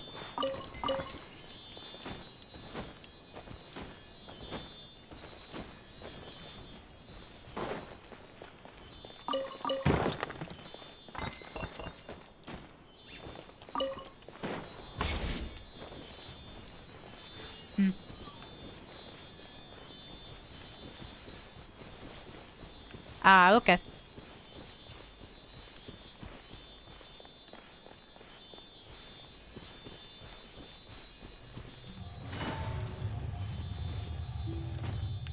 I have no clue, actually. Take it easy. Yeah, how about the rest just eat them up later? Ghosts eat ghosts. That's just how the story goes. Flicker. I know a much sadder story. Trust me. It's called Monsters Do on Maple Street. Another test. Pretty sad. Like, I had to read that for English class. I don't like English class. That's part of the reason. I mean, go ahead, tell me about how hundreds of people died due to war in history class. I won't care. But tell me that one person dies and then the kid's being blamed for an electricity shortage, then yeah, I'm going to be crying tears. Yeah, okay, now whenever I say it like that, it makes me seem like a selfish, soulless monster.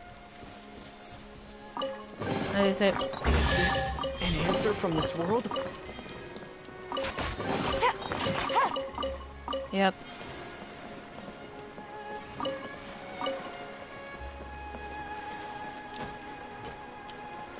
Random question. Are you whoa, okay, what is this? Are you a YouTuber though? Like, do you make YouTube videos? Okay. I mean, I don't get views and I've been making videos for over a year. And you still see me trekking along. So. To me, it's just fun. To me, it's just fun. You know? I mean, I have 180 something subscribers. And you know, I'm not the most popular YouTuber by any means. But, you know, at all. You know. Here you are. Another test subject. Like seeing the dopamine and like, oh yeah, hey, look at that edit, it's pretty neat, right? Just super fun.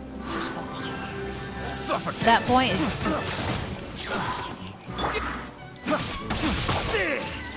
and plus, even if you're not like the most popular YouTuber, I mean, you could still maybe make, you know, a little bit of views on the side and like get some money for it, you know. Something like that.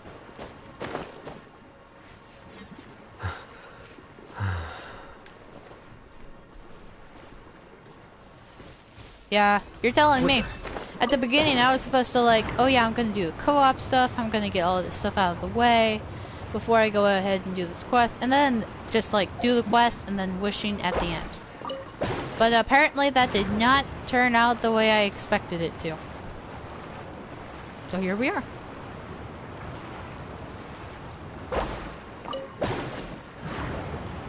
There is a lot of Fontaine cities, believe it or not. There's more than one. Let's just say that.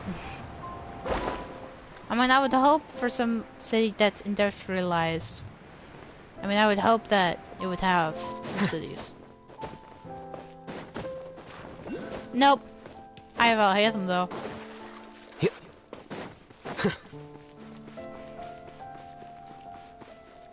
Oh, Alhaitham is like one of the people I made. He's like Aether, but let me see. That guy that we fought at the beginning. Oh yeah. Okay, so normal attack 4. His elemental. Wait. What's the elemental. Whatever. Oh yeah, elemental skill. Yeah, element skill, right? That's level 8. His elemental burst is level 6. He's level 80 for right now, so, simple, you know. Which is exactly why I took the position. I need to go get, okay.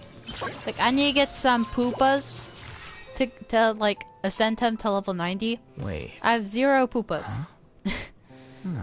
I have one of the legendary grass gems. Whatever. You know, out of the 6. And then I have 9 of these rich red brocades. Huh? So I'm not really close to doing that by any means. Whatever. Though I do have 24 pseudo stamens.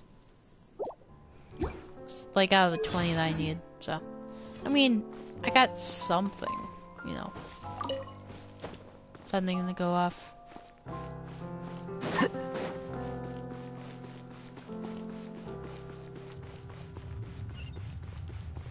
Oh, yep, there's teleport waypoint above this cave. At the beginning of the stream, like, you know, or at the beginning of doing the quest, guess what? This girl over there, like, over at the corner of the city was like, or Paimon was like, oh yeah, hey, by the way, save this girl. I think she's wanting to go down to the water and drown. Right? And like, no, I'd rather... And just left her to drown. You see, you could tell that I'm a really nice, compassionate person. Yeah. I have time to take these robots out. Here comes the With the wind! How did we get fired? We got fire. Like, fire is an element. Like, I used animal powers, and then all of a sudden, instead of water or electricity, I get fire. Don't know how that's supposed to happen. Don't let any of it roll away now. Yeah, waypoint. The water, like the water feature is pretty cool. I don't know if that works for like water besides Fontaine water. I don't know if that works. It. Oh, come on, Genshin. Seriously? Seriously? Aw. Seriously, Genshin Impact? You gotta do this to me. Well, goodbye, Genshin Impact. Well, what a good welcome back party, bro. What a good welcome back party, Genshin. How dare you. Yeah, 'cause that's, like, does the, like, the oxygen for water, is that only to Fontaine as well? Like, I know you can't swim into the water of Inazuma, but, like, are you able to breathe while you're swimming? Or is that still... Is the blue stamina tank?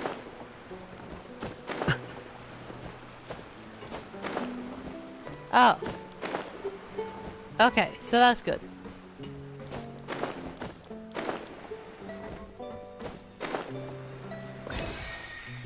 Yeah, you can breathe with the blue stamina in like in Fontaine water. I haven't tested it out in any other water.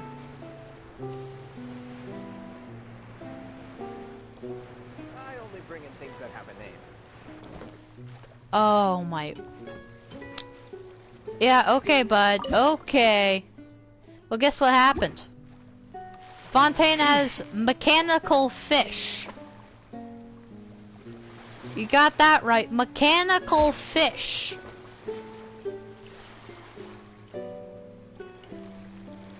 How in the world does that work? There is no escape. They're supposed to rust by now. Like, they're supposed to be gone. Like, how are they not rusted to death?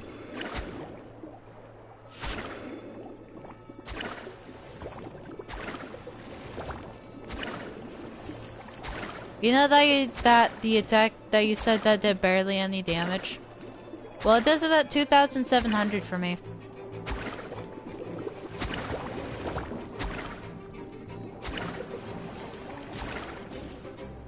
Any other attacks that you can do while underwater?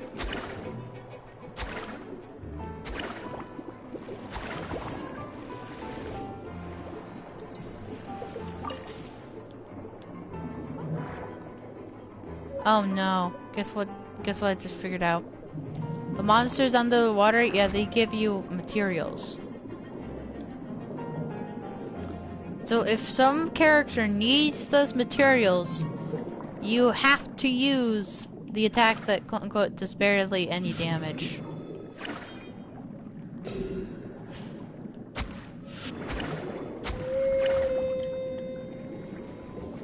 Poor seal!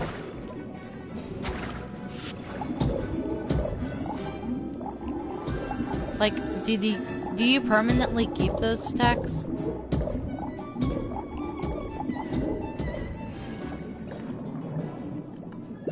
Like, is that the only different attack that you get?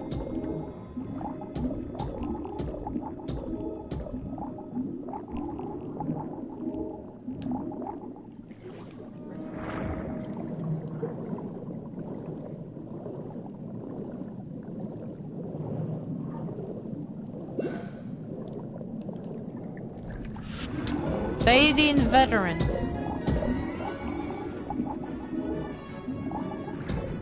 I'm like down here.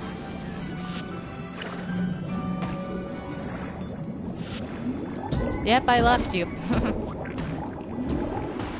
Yikes, I'm whoa.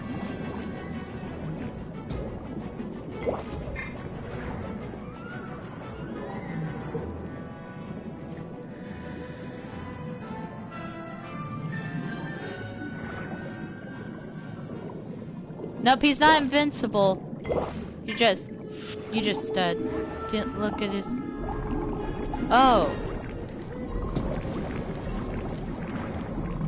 Sweet, nice. Or, neat. I try to say neat and nice at the same time.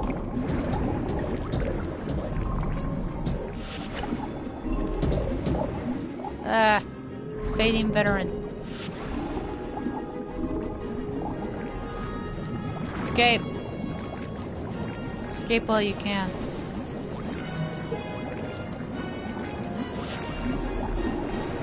Ah! I have no idea.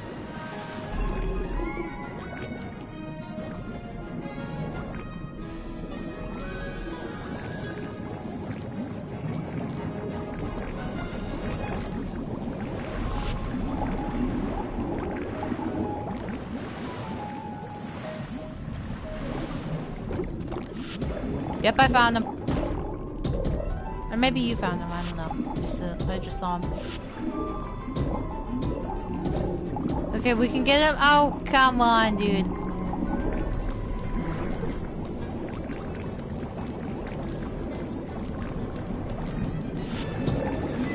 There we go. Yep, we found him. We killed him. Gravity apparently doesn't work on water chests or chests on the water. Apparently. Hi, Dracula. Alright. Is there like a teleport waypoint down here? You know? No?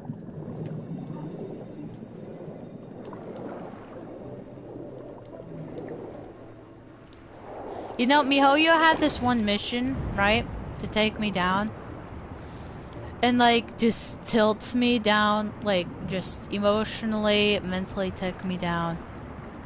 So what happened is, you know how you were able to like teleport down underground and underwater teleport waypoints from like the normal map? Well, guess what?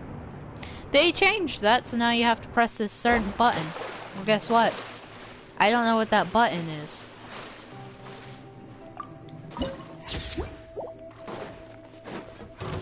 So I just can't access underground water.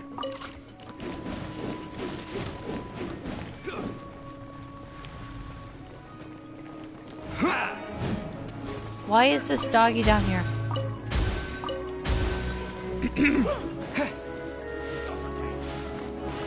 That tingle? Yeah, I'm kind of fighting a treasure hoarder area. That tingle?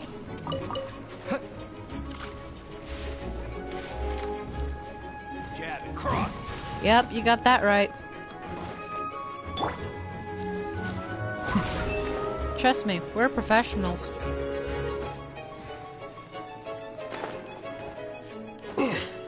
Have you heard of film theory?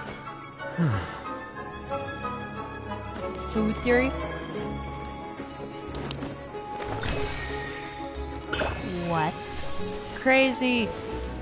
You know what? Okay, food, film, game, and style theory deserve some attention. He literally, like, risked the chance of getting skin cancer. For...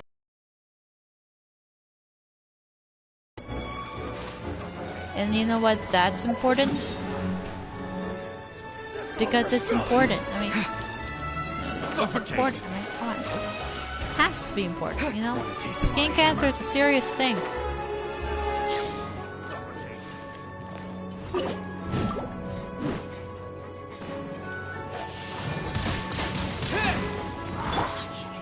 Here you are. Deflect.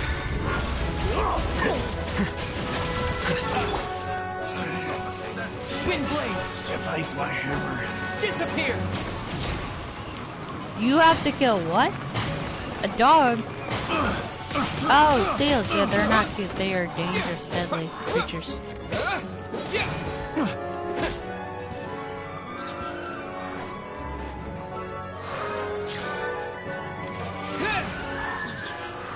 hunter. So, anyways, Hey, by the way, I'll keep this close. you know, just to, no offense to you in any way, Delbert. I might have to come, like, go back to my quest part of the stream. So if you want to go watch, you know, be my guest. So, like, maybe at, like, 3 hours and 50 minutes. Like, that gives us about 13 more minutes. I might have to go in single player mode. No offense to you in any means. Alright. Sure. Sure. Where is it?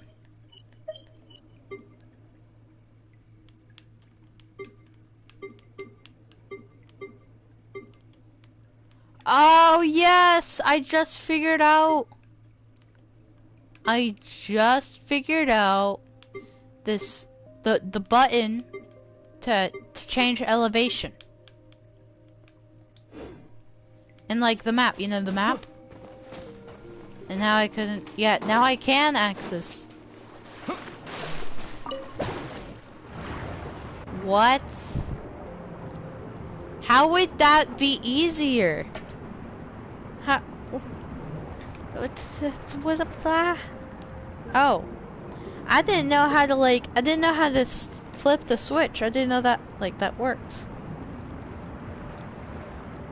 So now I do. See, I'm telling you, zero experience with this.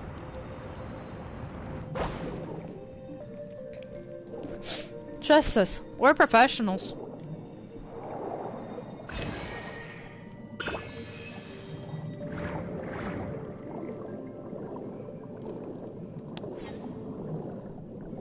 Alright, about 11 more minutes. Then, yeah. Alright. Oh yeah, there's a whoa, no, that's not a domain. That's a key. I should probably mark that, actually. Nah, okay, yeah, I should probably. Oh, now that I realize with the whole water thing, these little key domain thing, like these little key holder, like the Shrine of the Deaths, gonna be a little bit more literal. So now it's gonna be a little bit more complex to get them. No, I haven't teleported yet.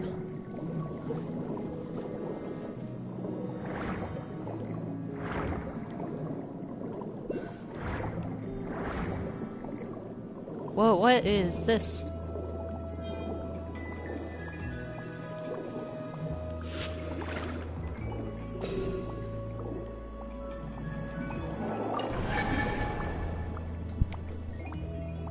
There's this door with there's this door with the red thing. Do you know what that is?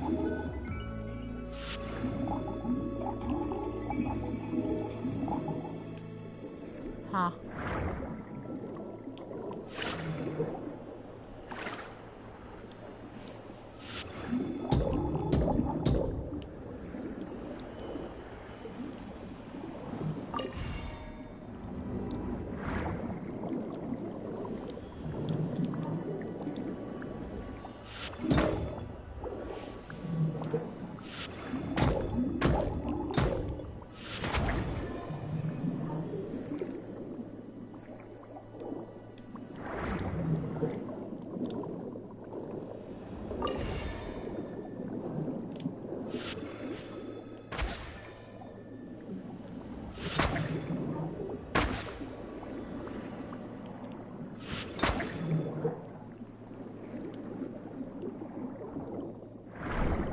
Wait, do you mind, making it over here?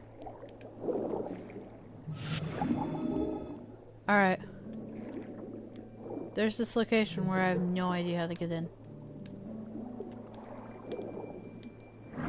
Again, trust us. We're professionals.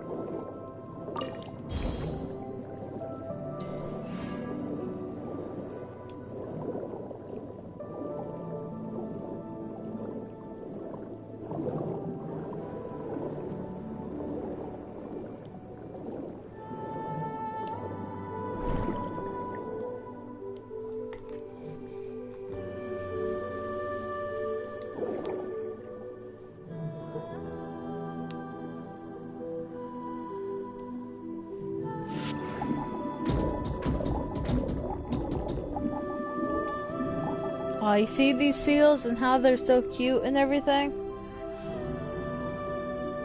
I killed some. Now they're endangered.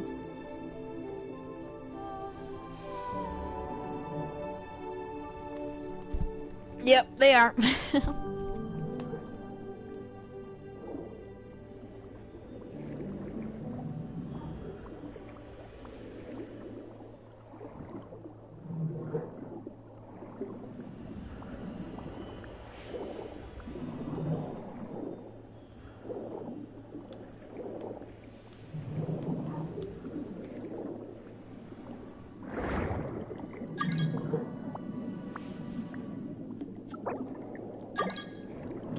Yep, somebody named Vanitas has decided to want to join.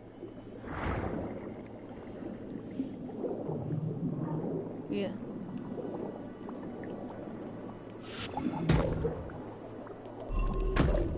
What, did you just call me an idiot?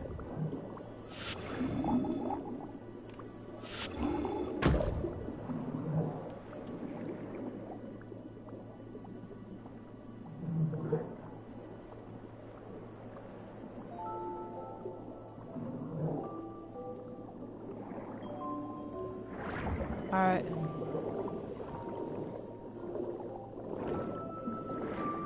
There's some rewards in there I want to get. Yeah. Mainly one of those is freedom.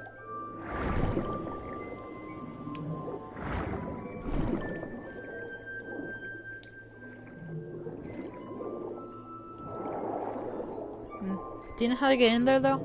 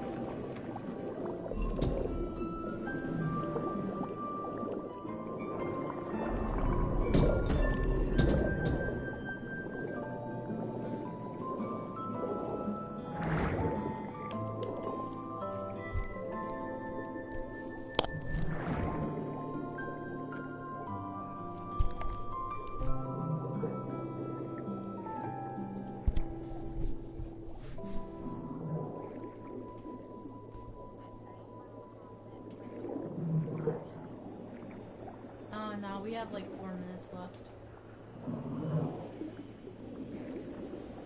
So like we need to like, yeah, I want to get in here, like, so, we need to get in there. It's like a must now.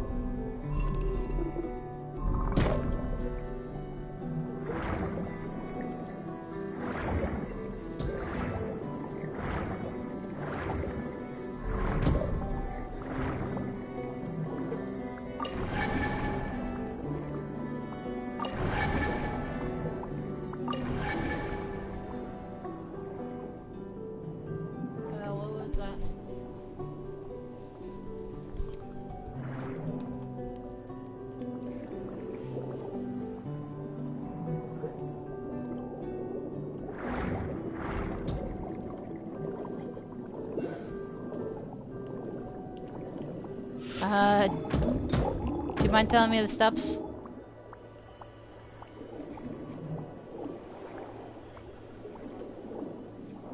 Alright.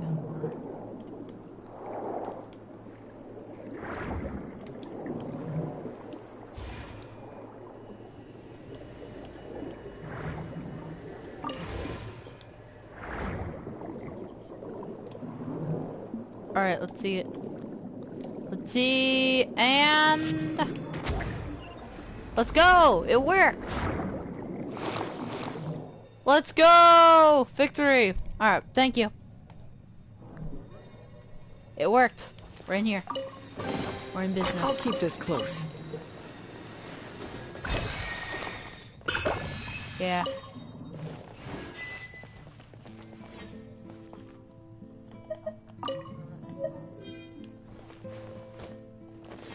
Yeah.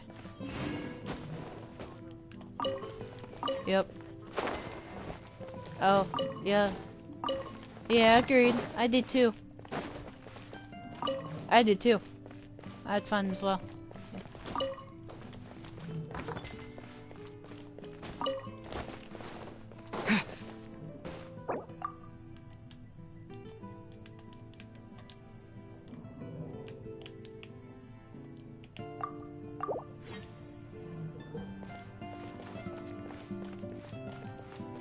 Alright.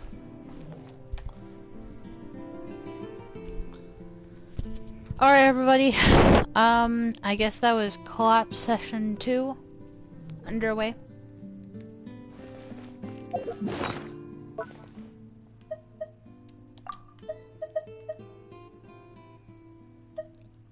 Alright.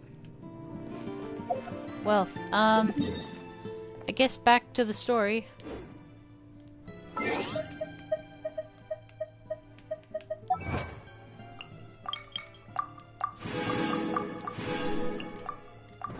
Well, there's at least 20.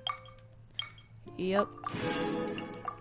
There's at least 20 of those primo gems from that.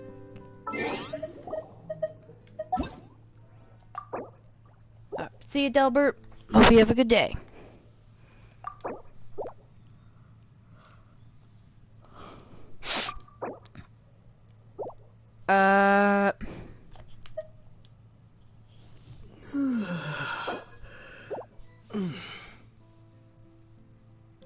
What? Something ain't working. Temporarily unable to end co-op mode. Okay, well that's a problem. Okay.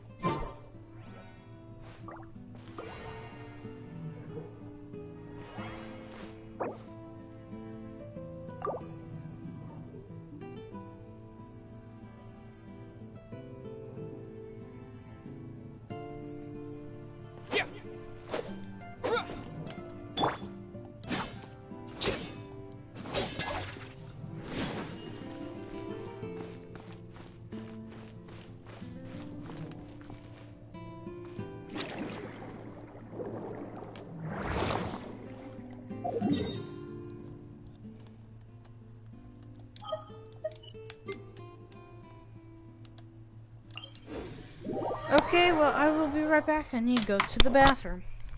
Sorry, people.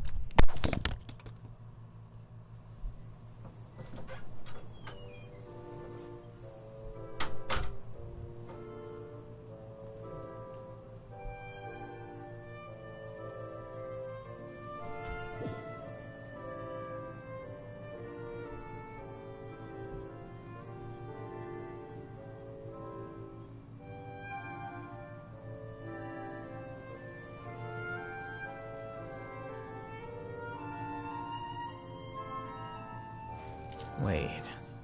Huh? No. Whatever.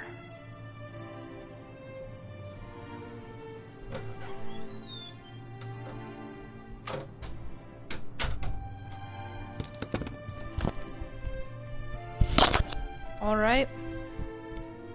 Well, we are still here. Book learning alone is not enough to cultivate intelligence. Let's hope we're able to There we go. Alright.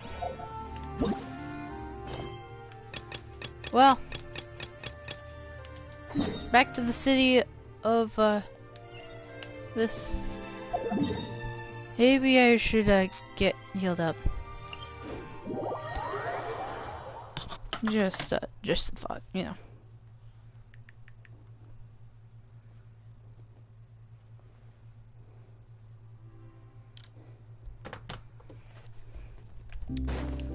Alright.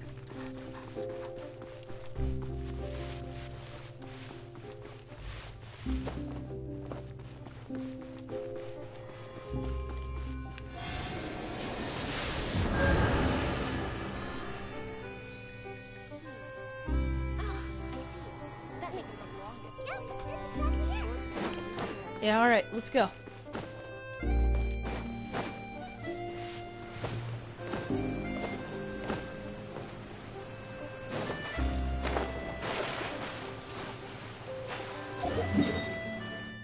Alright, let's move. Let's go. Yikes, I am hungry. Good thing Bennett is contagious and sick and brought some food over to his bed. Okay, never mind, I'm not that desperate. Alright. Oh, yep, this material gives me nightmares.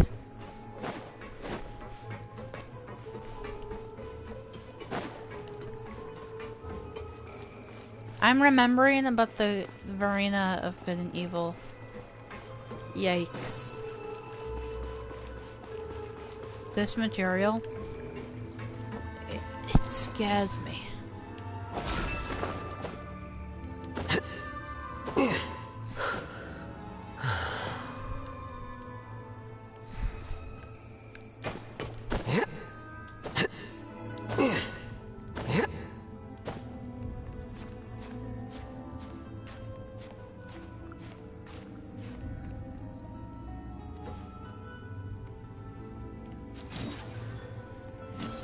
Quicker.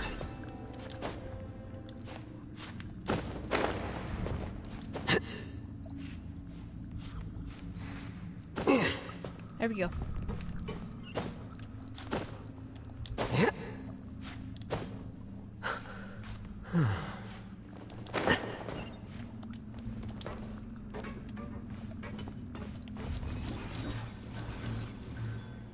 Here you are.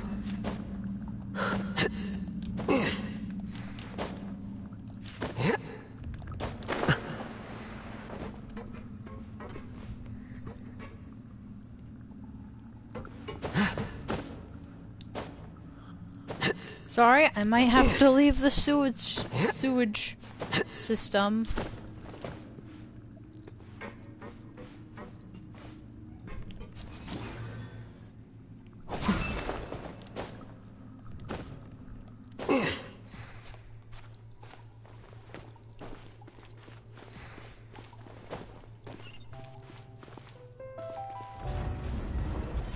Ah, okay.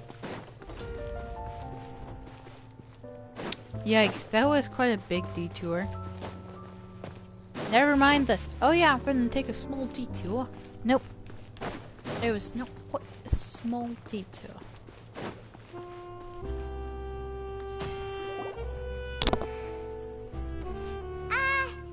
Hello? Is there anyone here? Oh, hello there. New customers? Looking to buy, or do you need something made? Or perhaps you're just looking for a chat with me. Oh no, we're just here to deliver some materials. Here they are. They're for making... what were they called again? Ah, these must be for Magic Pockets. I could tell right away. I've already made several orders worth now. No need. They've already prepaid several batches worth. When they told me what they'd be using them for, I even offered them a discount. But they insisted on paying the full amount, saying that I had a business to run. It seems both their hearts and their pockets are made of gold. Whoa. So, is Linny actually loaded? I can't say for sure, but who knows? Maybe there's good money to be made being a magician in Fontaine. Hey! looks really advanced. Why use your hands when a machine can do the work? It would be a waste not to use the latest technology. And wasting is a kind of crime. But where does a big machine like that get its power from? Well, it's a little complicated. I'm not sure I can put it in layman's terms for you.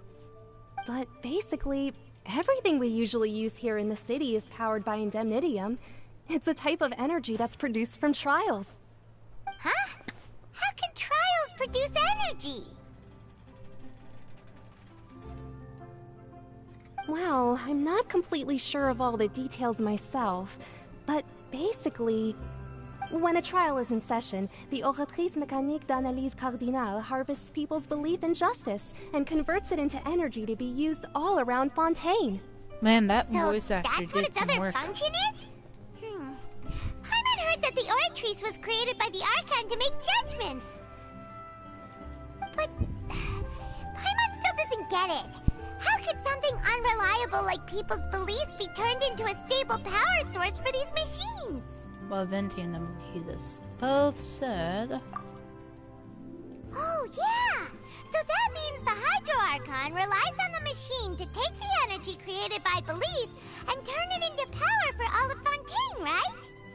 Even though I've never heard anyone really put it that way before, it sounds like it makes sense. Besides indemnitium, we have another type of energy called pneumosia. It isn't produced by the power of the Archon, but it is unstable by nature. Even now, it still cannot be widely used by civilians. I thought I'd find you hard at work, but here you are chatting the day away.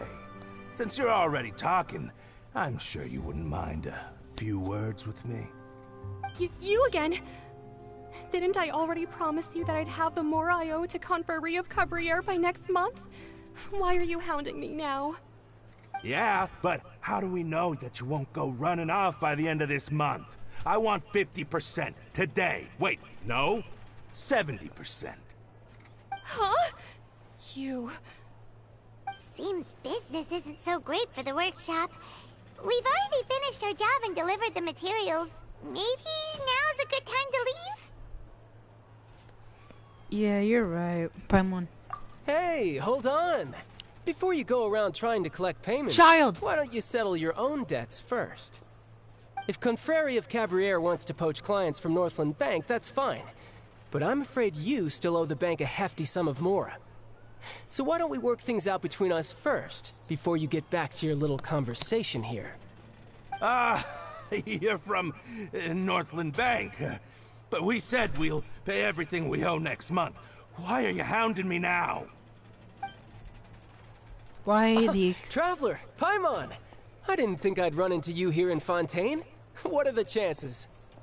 We're surprised to see you too! What are you doing here in Fontaine? You didn't want to stay in Snezhnaya?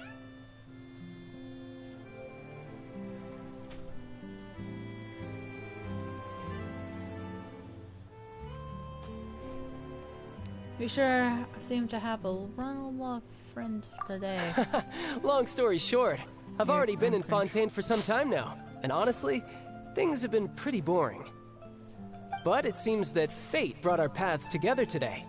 Not only will I have some good friends here now, but ones who always seem to find trouble. Either way you look at it, it seems things are going to get a lot more interesting now. Pretty sure we'd want to avoid anything that you'd find interesting. Besides, our trip here has gone pretty well so far, right, Traveler? I think we've already weathered enough storms for now. Hey, you, Northland Bank boy. Aren't you forgetting something? Don't interrupt. It's not often I run into the Traveler like this. Why don't you wait for me over there for a while? You kidding? Aren't you the one looking for us? You really expect us to sit and twiddle our thumbs while you catch up with your friends? Listen to me, boy. If you want your mora, fine. Why don't you come and take it? Hey, I just said not to interrupt. Oh, by the way, Traveler, the last time I took Tonya and Tusser ice fishing, Tusser said... Hey! That's way over the line! All right, boys, let's see who has to pay up now! Can you at least let me finish one sentence? Fine. Though the bank told me not to get rough with our clients. You're the ones who started it. This is an act of self-defense. You two will have to be my witnesses, okay? Okay, sure. I'm sure this won't take long. Pretty sure it will.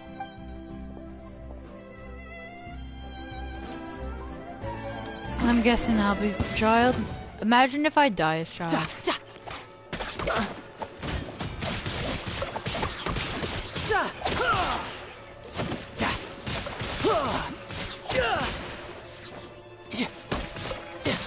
Brace yourself. This is gonna hurt.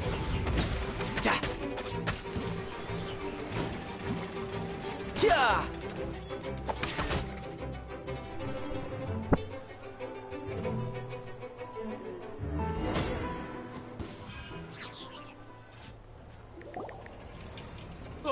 What's your deal, Brad? How are you so strong if you're just a staffer from Snezhnaya's Northland Bank? Wait, don't tell me you're... Oh, now you notice. It's a little late, don't you think? Just make sure you understand that you don't mess with Northland Bank. Got it?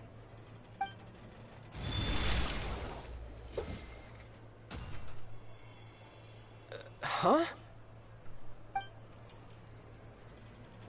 Now's my chance!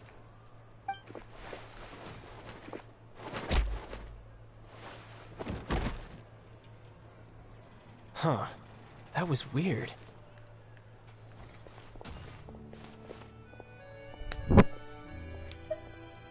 I'm not sure. It's as if I suddenly lost control of my hydro powers when I needed them. Maybe there's something wrong with my vision? Strange. How could that happen? First time Paimon's ever heard of someone losing control of their vision. You're telling me, Paimon. Never mind. It doesn't matter. If I want to stay sharp, I shouldn't be relying too much on my vision anyway. Besides, I always have my delusion in case I need it. That's not too good. You'd better not use your delusion too often. So what are you doing in Fontaine, child? I don't see it's work for Northland Bank. Work for Northland I guess Bank. it's because I've been in a bad mood lately. Huh? What kind of reason is that? Wait, since when do you feel down about anything? I don't know. Maybe I still have a lot to learn about myself. But recently, there seems to be some sort of restless power stirring inside of me. And I don't know why, but every now and then I feel like I'm in a terrible mood. Maybe you losing control of your vision just now is connected with that power you're feeling inside. That is a possibility. About this power. I can't remember if I ever mentioned it before, but when I was 14, I fell into some unknown abyss. It was during that time I learned nearly all of my abilities. The one who took me under her wing and taught me was named Skirt. She was always quiet and very mysterious. Nobody knew where she came from or what she had been through, and she was always very strict when teaching me combat techniques. One time, I asked her why she was willing to take me on as an apprentice. From what I could make of her answer, it was because I had awakened it, and traces of it remained on me. She said that all my combat training would be useful in the future. But what is it? What did you awaken? She never explained that, but my guess is that it's related to a dream I saw when I had just fallen into that abyss. In my dream, I was in the deepest depths of the sea, and the boundless seabed was all around me. But in front of me appeared a whale that was so massive, I felt like I couldn't breathe. A whale? Oh, that sounds familiar! When we fought against you before, you summoned a huge whale that seemed to leap at us. Is that the one? That's just an abstract form of a whale that I create using my elemental powers. It takes that shape because the scene I dreamt of the whale has always been stuck in my mind. I'll never forget it. So you used the whale as inspiration for one of your moves? Huh. seems a little twisted to Paimon. It's very possible that... So why don't you just go ask your master? Maybe she knows the answer. You make it sound so easy. Ever since the incident I experienced there, I've never stopped searching for Master Skirk and that unknown abyss. But it's been years now, and I've still found nothing. There isn't even a trace of the place where I remember falling into the abyss. Oh, it sounds like some kind of ghost story. Yeah, I'm out of leads at this point, but there's nothing more I can do. It seems that strange encounters in this world tend to be elusive like that. Oh, seems the time really flies when I'm talking with you. I just remembered I have somewhere else I need to be, so I should get going. What? More work for the Northland Bank? No, it's more of a personal appointment. Lately, I've been sparring with some of Fontaine's official champion duelists whenever I'm feeling bored. Official champion duelists? You mean it's their job to duel? Yep, in Fontaine, before a criminal goes to court, they're given one chance to defend their honor by requesting a duel with an official champion duelist. The champion duelists are all powerful nation's best, and the duel itself is a no-holds-barred fight with no specified stopping point. So engaging in such a duel is regarded as a symbol of defending your honor. If a criminal manages to win the duel, they'll be acquitted. But if they lose, they'll have no choice but to stand trial. And the worst-case scenario is that you're simply killed in the duel. Though it's rumored that Fontaine has a death penalty, from what I can tell, no one has ever been officially sentenced to death. So really, the only people who opt to duel are those who have suffered a grave injustice in being accused, or those who greatly value their honor. Otherwise, why gamble with your life? So, do many people actually get out of their trials by winning the duel? Apparently, it's exceedingly rare for anyone to actually win. Fontaine probably enacted this system as a way to show that the nation respects the honor of its citizens. Besides, none of the champion duelists are to be trifled with, which is exactly why I was itching to face them as soon as I got to Fontaine. Apparently, the one I'm meeting today, Clorinde, is the strongest of the champion duelists. I had been asking her for some time before she finally agreed to face me today. Well, that's child for ya. Paimon feels like we heard that name somewhere before. When we met the Hydra. Huh. Oh, before I forget, I want you to have this. Huh? Your vision? You're seriously just giving it away? I'm just worried that it could become uncontrollable again.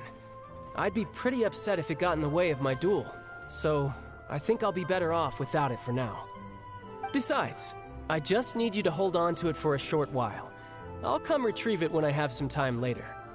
Paimon knows what you're up to. You just want an excuse to come talk to us again, don't you?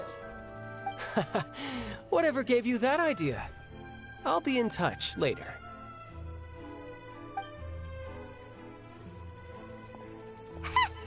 That sneaky guy.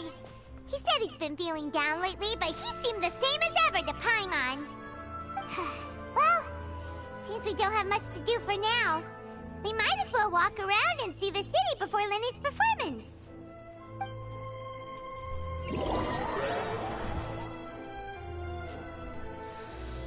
Okay, as expected, it's just errand runs and... Who could have seen that coming?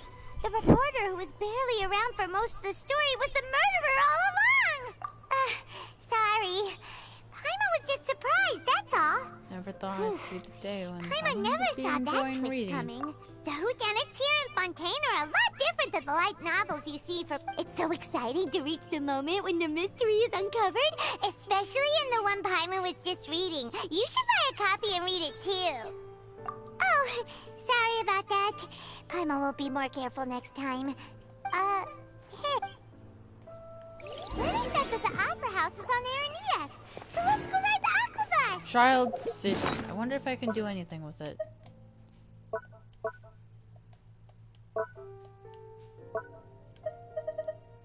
Nope.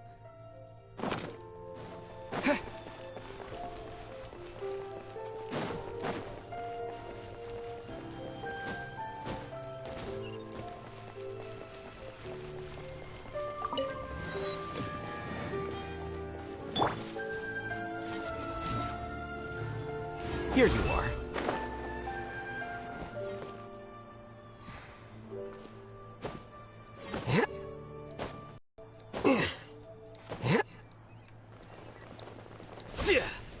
Ooh, that was close.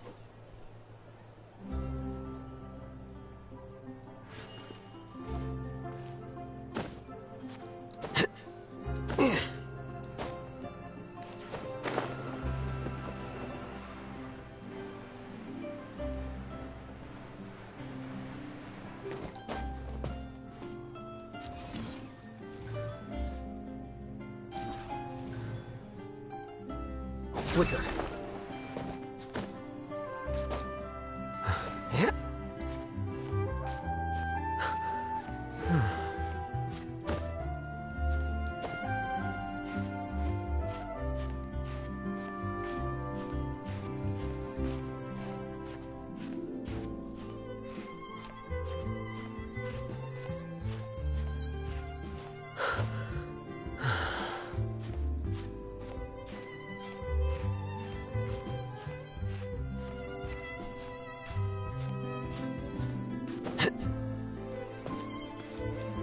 Ooh, that was okay. That was very low. Let's get that.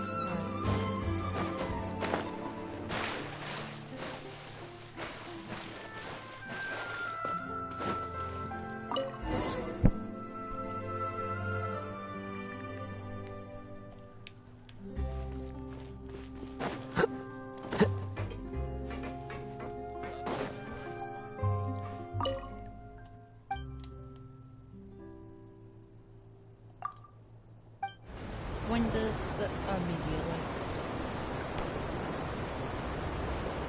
So, Welcome anyways, to the Navia line. I am Elfan. The boat will be departing imminently. Please do not stick your head, hands, or other body parts outside the boat. The Aquabus operator is not responsible for any accidents or injuries resulting from doing so. Also, please remember to buy the Steambird, though I don't read it myself. The destination of the current tour is Erinias. Points of interest worth visiting include the Fountain of Lucine and the Opera Epiclese. If you look to the left in the direction we are currently traveling, you will see the famous Fontaine Research Institute up in the sky. An experiment gone wrong turned new sightseeing opportunity. Human ingenuity truly is a wondrous thing.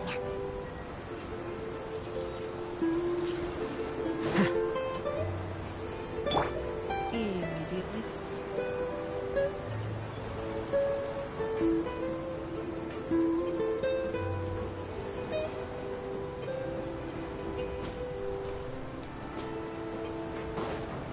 We are now approaching our final destination. Please be sure to bring all your personal belongings with you as you disembark. Even though I will take any forgotten items to the Lost and Found, the paperwork is rather annoying, as nosy hands are not suitable for grasping pens. Please be careful when disembarking. It has been my honor to be your tour guide this trip. Thank you.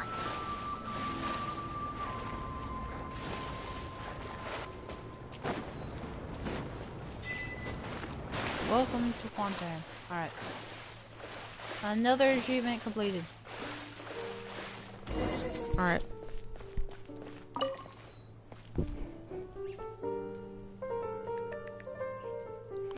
Yeah, the Aquabus. Don't take too long. Let's go 400, or about 400 meters.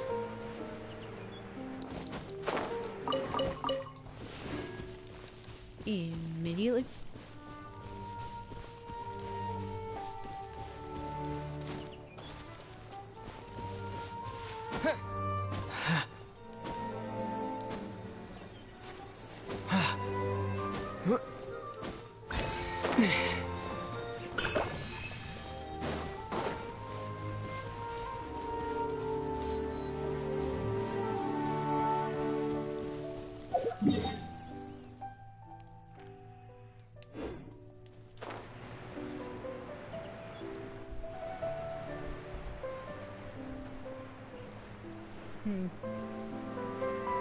wonder who they are. JK, I'm not. Alright, let's move. To the Fontaine Plaza.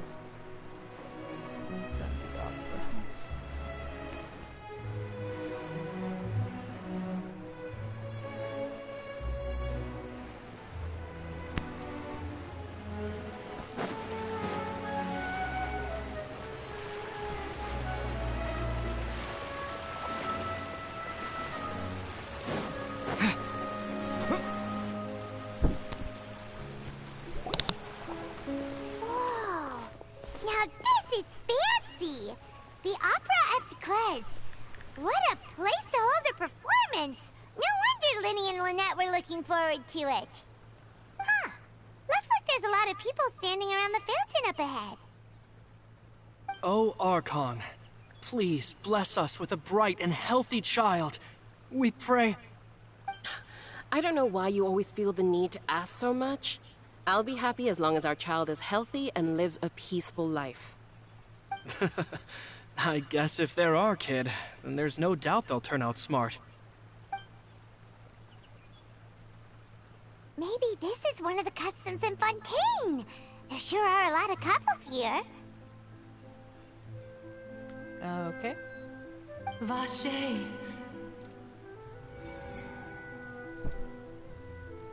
What's wrong? Vache. Vache. No, Paimon didn't say anything. Are you hearing things? Welcome to the Fountain of Lucine. All the water flowing through Fontaine converges here. It's customary for newlyweds to come here and wish for children.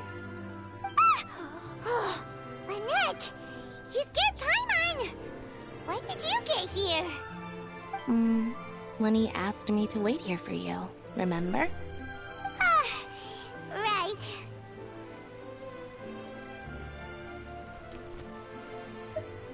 What do you mean? There are a lot of people here right now. Hey, you're not trying to scare Paimon, are you?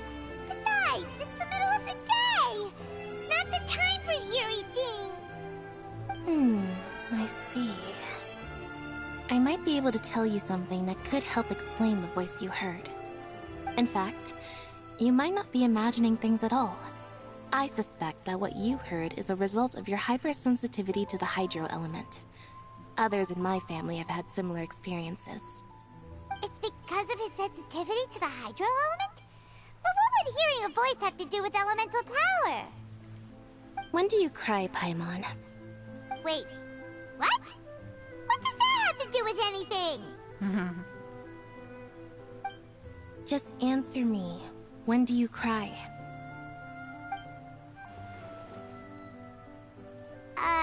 When Paimon's really sad? Oh, and when Paimon's super happy. Oh, and also when Paimon's really, really scared. Then you should understand that tears contain your most intense emotions.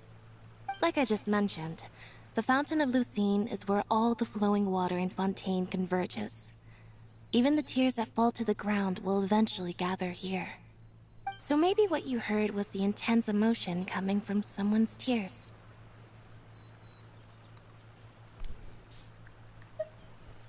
So, what did the voice say? Huh. If you were hearing their emotions, then Paimon wonders what happened to them. Rather than worrying about them, we should worry about my brother first. Don't let that calm look of his fool you.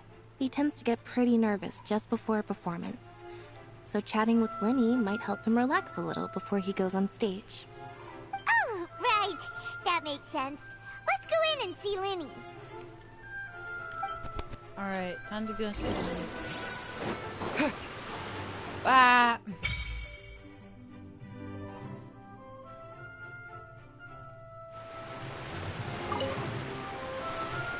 Alright, let's go talk to a fountain. Neat.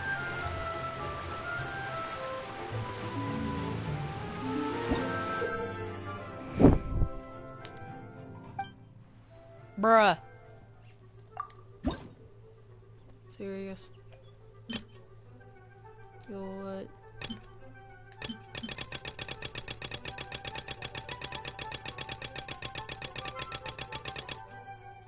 There's 50. What? 50?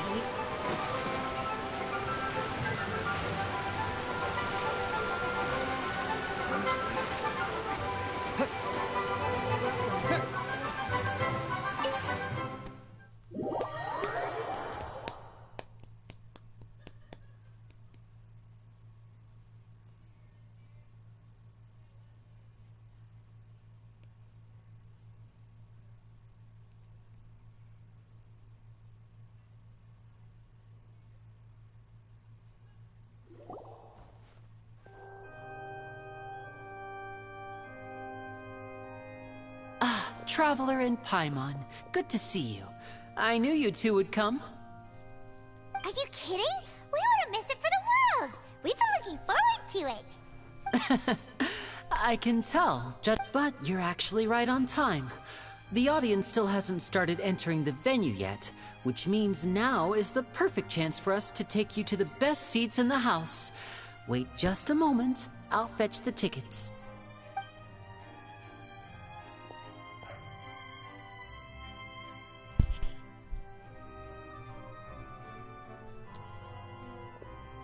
The Opera House has assigned seating, so you always have to make reservations.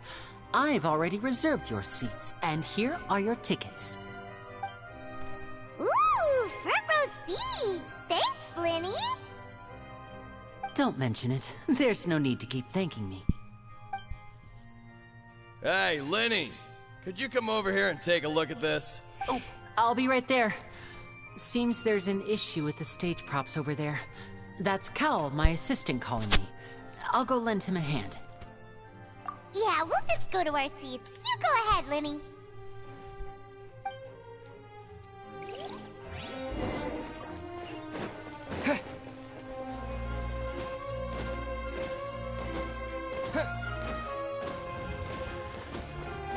Whoa.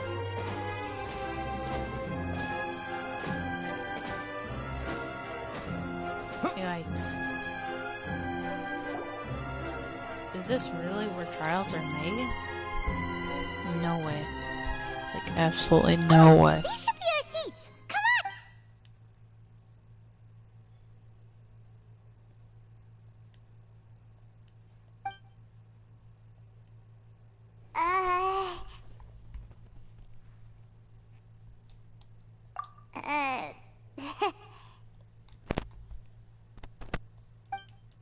Hey, Traveler. Maybe we should strike up a conversation with the person next to us. Since we're sitting together and the rest of the place is practically empty still, it's kinda awkward if we don't. Oh, you little... Of course you put this on Paimon. Excuse me, I did not realize you felt awkward. I am terribly sorry. I would be perfectly happy to chat with you if that is what you would like. Oh, so you heard all of that, did ya? Boy, you sure have good ears. Paimon thought she was keeping her voice down. Wait, that's not it. Paimon's sorry. Paimon's the one who was being rude, talking under her breath like that. So, let's talk, but, what should we talk about? Oh, Paimon's got it. You're also here early and sitting in the front. Are you a friend of Linny's too? A friend, you say? Well, if Mr. Linny would like to be my friend, I would be more than happy to reciprocate. Oh, so you're not friends with Linny then? Oh, this is getting more awkward by the second. Paimon nearly forgot to make her introduction. Nice to meet you. Paimon is Paimon, and this is the Traveler. We just arrived in Fontaine. It is an honor to meet you two. I have heard of your deeds across Tevat. And as required by proper etiquette, I will also introduce myself. I am... Oh, Monsieur Nervillet. What an honor it is to have you here to see my show. Ah, Mr. Linney. I should say it is in fact an honor for me to see your performance in person. Wait, Nervilette? Could he be... I saw you all chatting just now, but it seems you still don't know who Monsieur Nervilette is. Allow me to introduce you to Fontaine's Chief Justice. That seat is always reserved for him. It wouldn't be too much to say that he's the symbol of justice and honesty here in Fontaine. Whoa! Sorry for being so rude just now. Paimon had no idea you were such an important person. No offense taken. Being Chief Justice is merely what I do for work. Nearly every person has their usual reserved seat, so I'm not so special, really. And by the way, I should probably let you know, even though I would prefer not to. There's someone sitting up there in the VIP seats that has been striking a pose for quite a while now. I believe she is trying to give you a most elegant and impressive first impression. So I think you should take notice of her sooner rather than later. Otherwise, she may become flustered.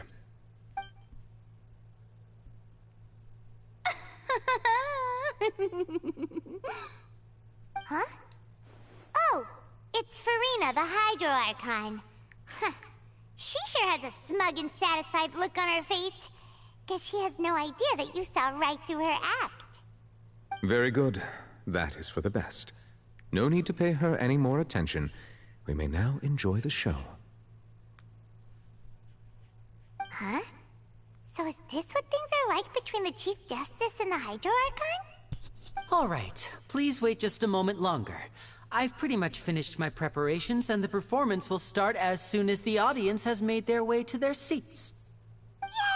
The show's finally about to start! Paimon can hardly wait!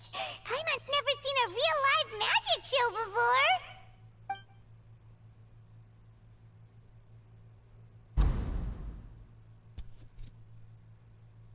Ooh! They're dimming the lights! The show must be starting!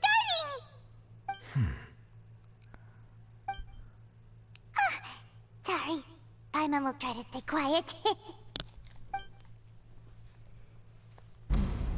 Welcome, one and all, to the Opera Epiclese. I am the star of today's show, Linny. And over here is my sister, Lynette, who will be working as my wonderful assistant. Please, let's give her a warm welcome. Hello, everyone. I know she may seem to be a little sleepy right now, but that's just a sign that she's nervous. Whatever. Now, some of you may be thinking, two vision holders who can freely manipulate elemental powers performing magic is not true magic at all. That elemental powers will have nothing to do with what you will witness on the stage today.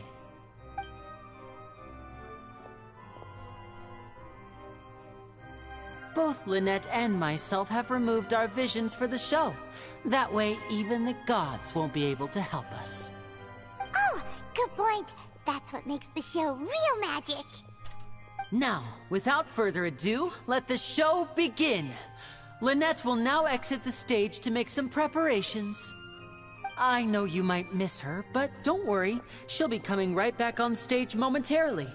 Perhaps in an unexpected way. I'm sure she'll be stealing the spotlight soon enough. Oh, and before I forget, there's one more thing I should say. You never know what can happen in the blink of an eye.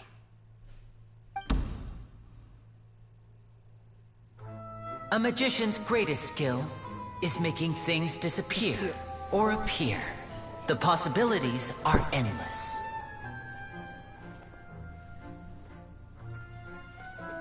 Huh?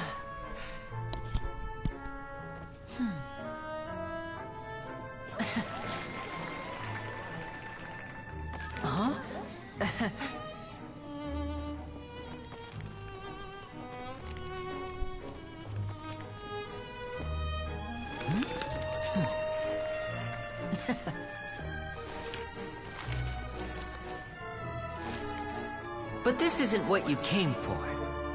These little tricks, you've seen them all before. So it's time for something truly extraordinary, don't you think? This one's a little tricky.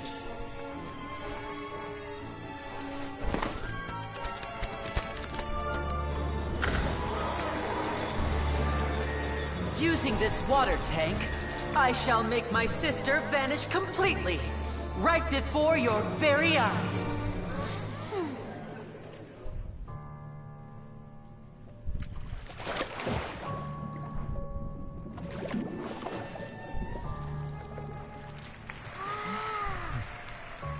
It's actually quite simple. She'll just turn into air bubbles and float right out of the top.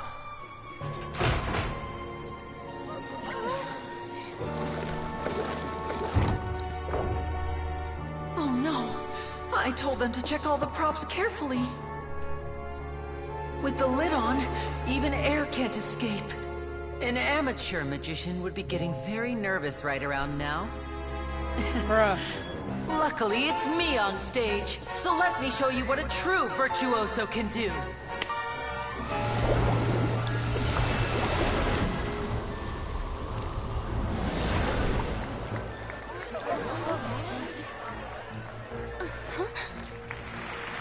Lynette, are you still there? Don't go too far. We don't want to use up all our magic. Hi, I'm back. Uh-huh.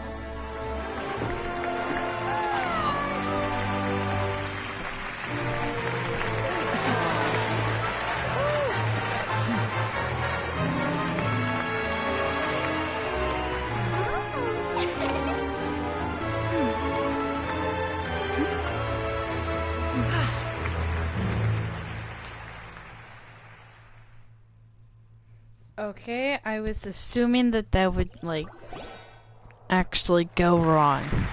I've seen way too many other videos. How did you do that? Lynette didn't seem to do anything. Wasn't Lynette inside the water tank? How did she disappear and then reappear out of nowhere? If we could see easily through his tricks, then that would mean that his skills are still lacking.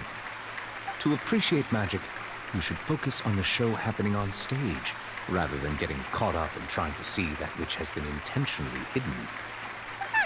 Guess you're right. Paimon couldn't believe her eyes when Lynette reappeared. Amazing! Thank you everyone. I'm glad you enjoyed that performance. But our magical journey has only just begun. I've prepared even more astonishing surprises for everyone here. The magic of transformation and disappearance can go far beyond what you've just seen.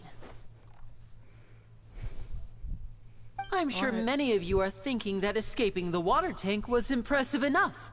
But Lynette is still my assistant after all. In which case, I have ample time to make all necessary preparations. So, for my next trick, I will require the participation of one lucky audience member. Please, if my assistants could bring out the magical boxes now. There are 2 boxes, and only 2 boxes. One is here, and one is there in the aisle among the audience. I'm sure many of our clever audience members have already guessed our next magic trick. A swap! Our lucky audience member and I will each enter a magic box. After 1 minute, we will each emerge from the opposite box. Now please, everyone pay very close attention to the box you see here. Don't give me any chance to make a move. Wow! How's he gonna do this? Hey, do you think this is all magic tricks, or does Lenny have actual superpowers? The lucky audience member will be generated by this random number selector. It selects numbers entirely at random. Even I don't know who will be chosen to participate. Now then, let's begin.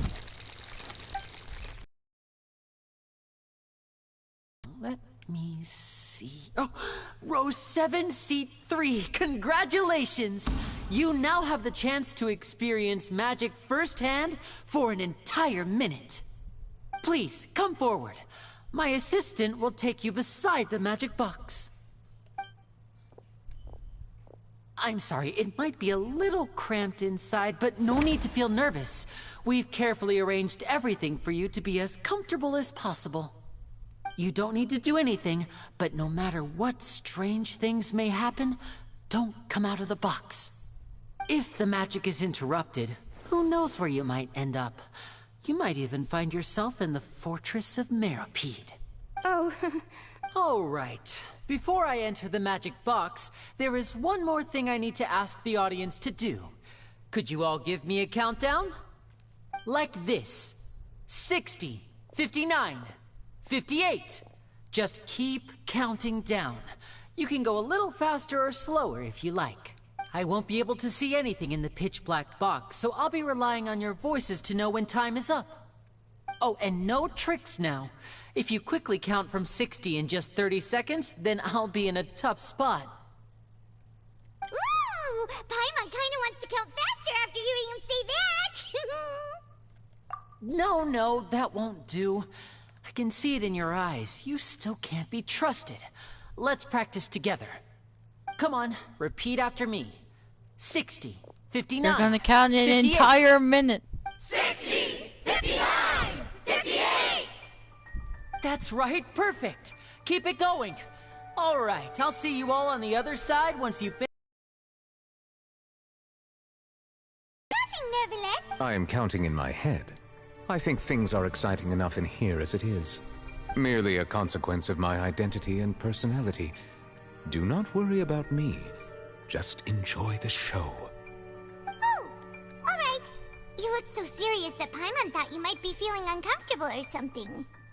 40, 39, 38!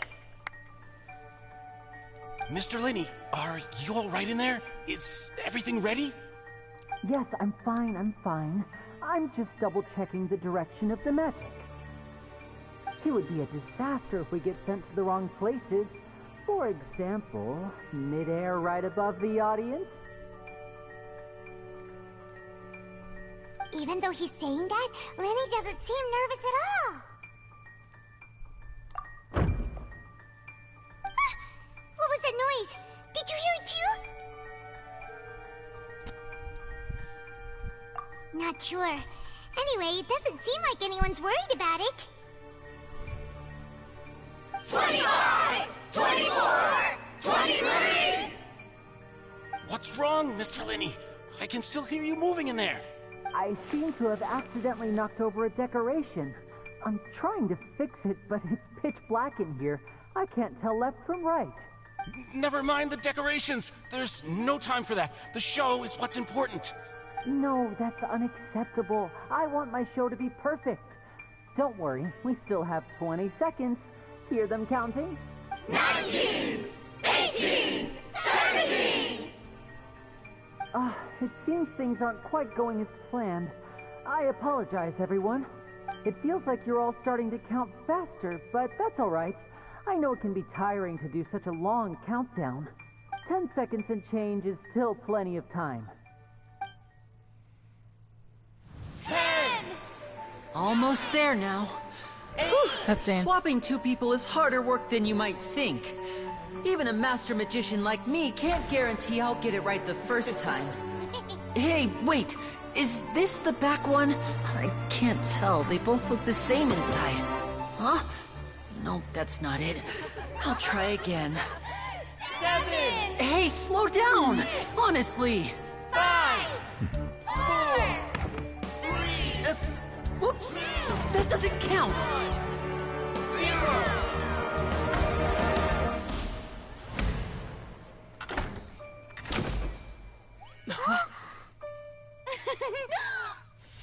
Ta-da!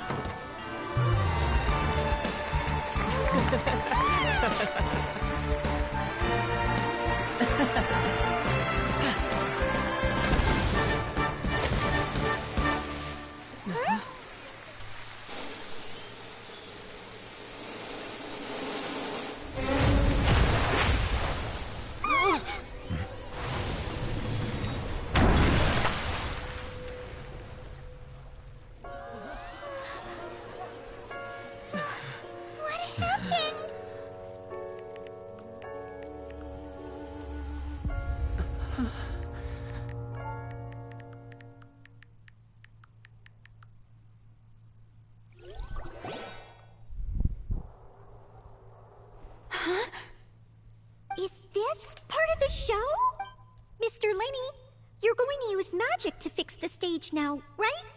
What happened? Oh no. Maybe this isn't part of the show. The girl was still in that box, right? This performance is over. Medical staff with me. Guards, secure the scene and detain all the performers. Seal the exits. No one is allowed in or out at this time. Yes, that's right. If this was just an accident, then we must investigate the cause. But if this was all part of some scheme, then those accountable will not escape the judgment of the God of Justice! No need to be alarmed, you two. We'll get to the bottom of this soon enough.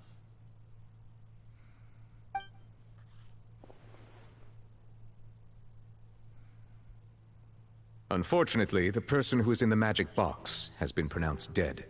His name was Cowell, one of the assistants in Linny's magic troupe. Apparently, the fireworks on stage ignited the ropes that were suspending the water tank, which then caused the tank to fall onto the stage. As of now, we are still not sure why we found Cowell in the box, rather than the guest from the audience. And after an initial search of the area, the guards have confirmed that the girl is nowhere to be found. It appears that this incident was not merely some mishap with the performance. And there are many indications that it is connected with the case of the serial disappearances of young women. The serial disappearances case? That's the case that Charlotte mentioned before!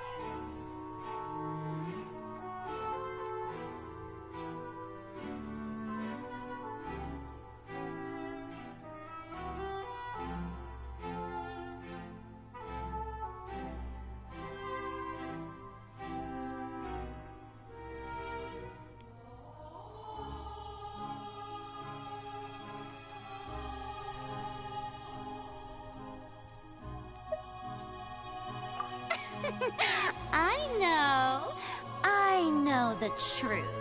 I can see through the whole thing.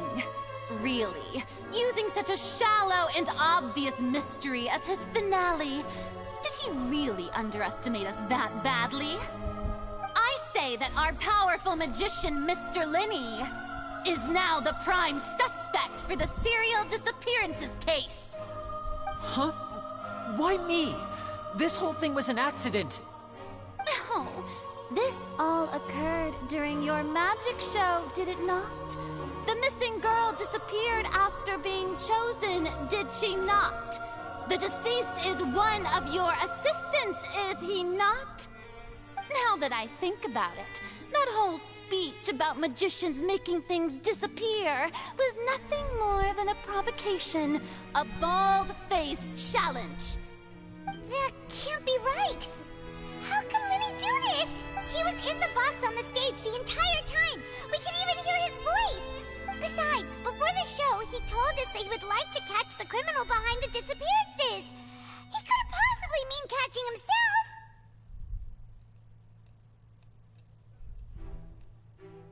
Save discussion for a later time, please.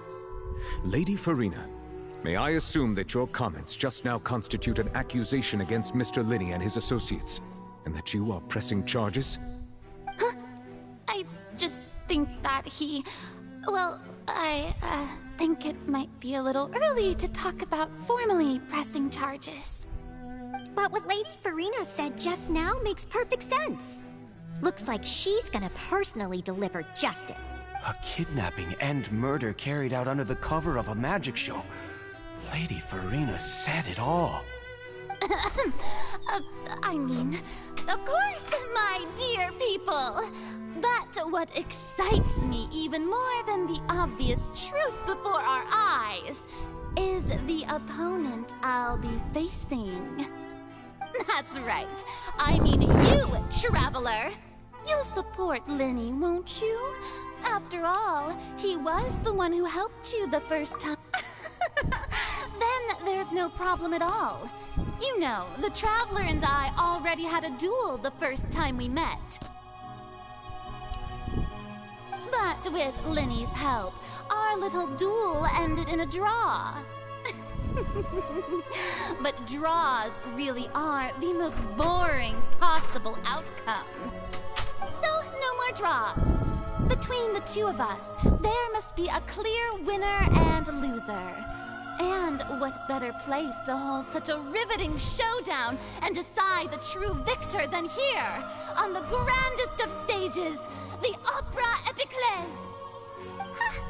It wasn't a draw. She obviously lost last time. I understand. Charges have now been pressed, and as such, a trial is in order. Well, Traveler, seems Lady Farina has set you in her sights. But putting her dramatic rhetoric aside for a moment, I would like to ask you, are you willing to act as Mr. Linney's attorney and defend him in this case? Very well. The trial will be held a day from now in the Opera House. Both sides may investigate the scene to build their cases and search for the truth. Linney and his troupe are all potential suspects and shall remain within the Opera House. The audience may begin to leave in an orderly fashion once they have been cleared by the guards. A day isn't that long. Let's see what kind of case this big-shot outlander can build in such a short amount of time. I'm really quite looking forward to hearing it.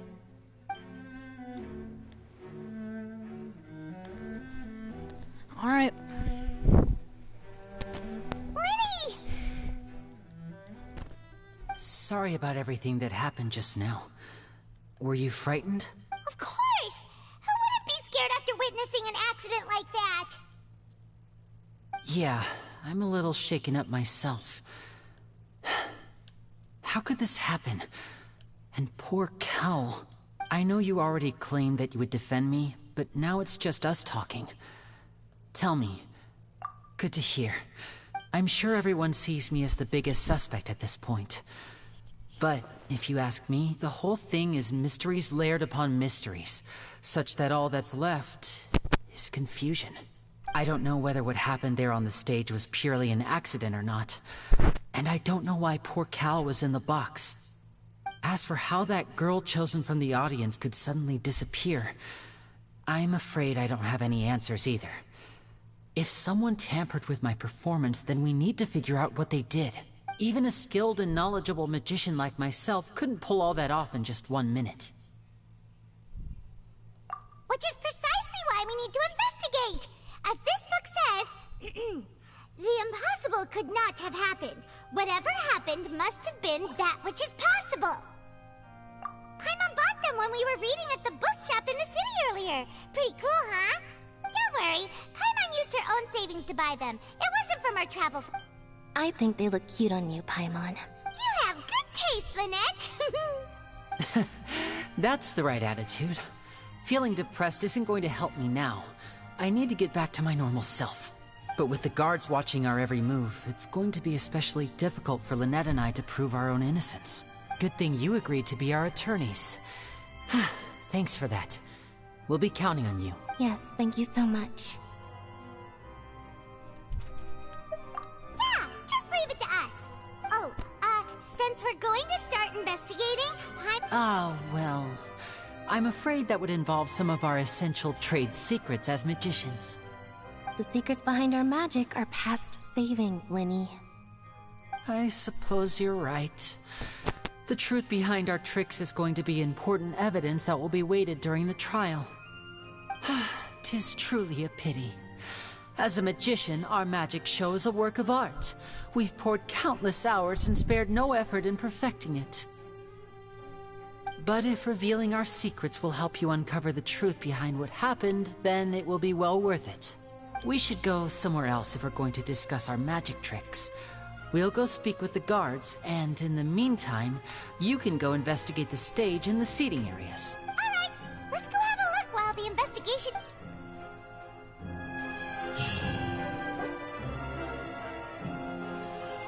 Hello, officer. How's the investigation going? I see.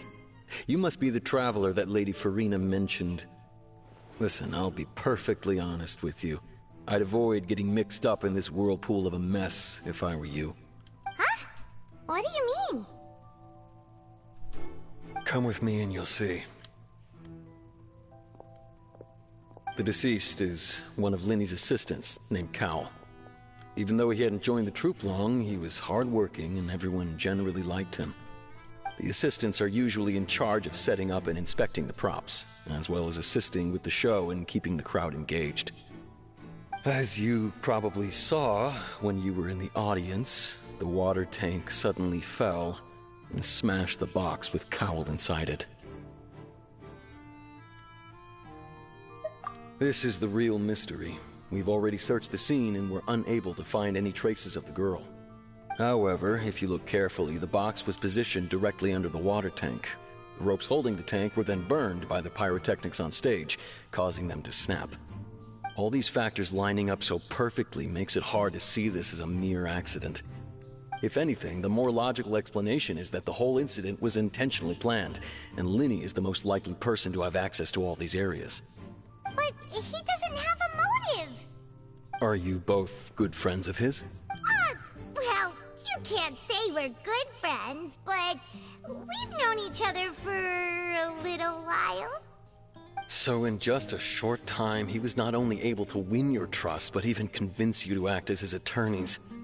I know there's no such thing as magic. The real trick of a magician is holding the audience in the palm of their hand. I've seen a lot of cases, and I can tell you that people are the least reliable kind of evidence. Sorry, I tend to be pretty straightforward. Just know that I'm warning you for your own good. Anyway, you may investigate the scene of the crime yourselves if you're curious. Who knows, maybe you'll be able to come up with some new evidence.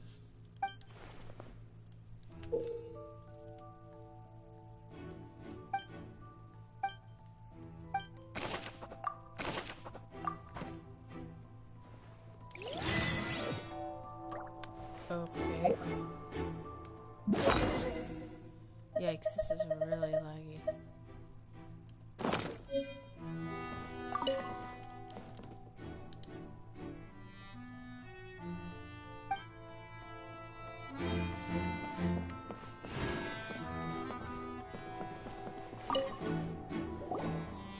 So this is the rope that broke and caused the water tank to fall. The rope looks pretty durable. How can it be burned through so quickly by fireworks? Why are you suddenly so serious, Traveler?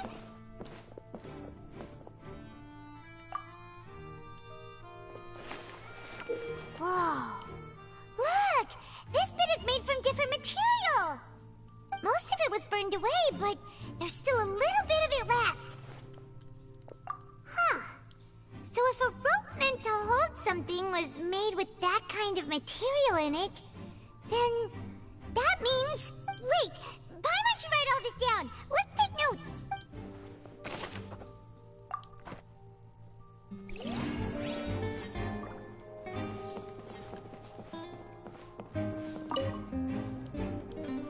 Go ahead, have a look around.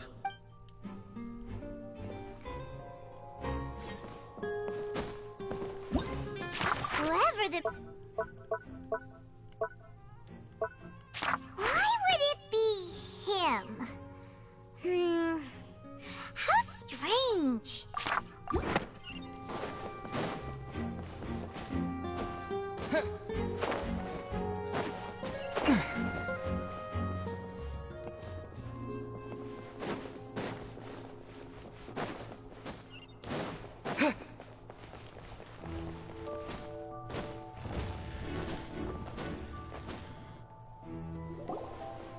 Hey, you! Yes, both of you! Over here! I've been keeping an eye on you for a while now. Huh? You mean us? That's right. If I'm not mistaken, you're also among those who wish to cut down the thorns and pursue the truth. No? And by the looks of it, you're not from Fontaine. Well, you're right on the more about that one, but who are you?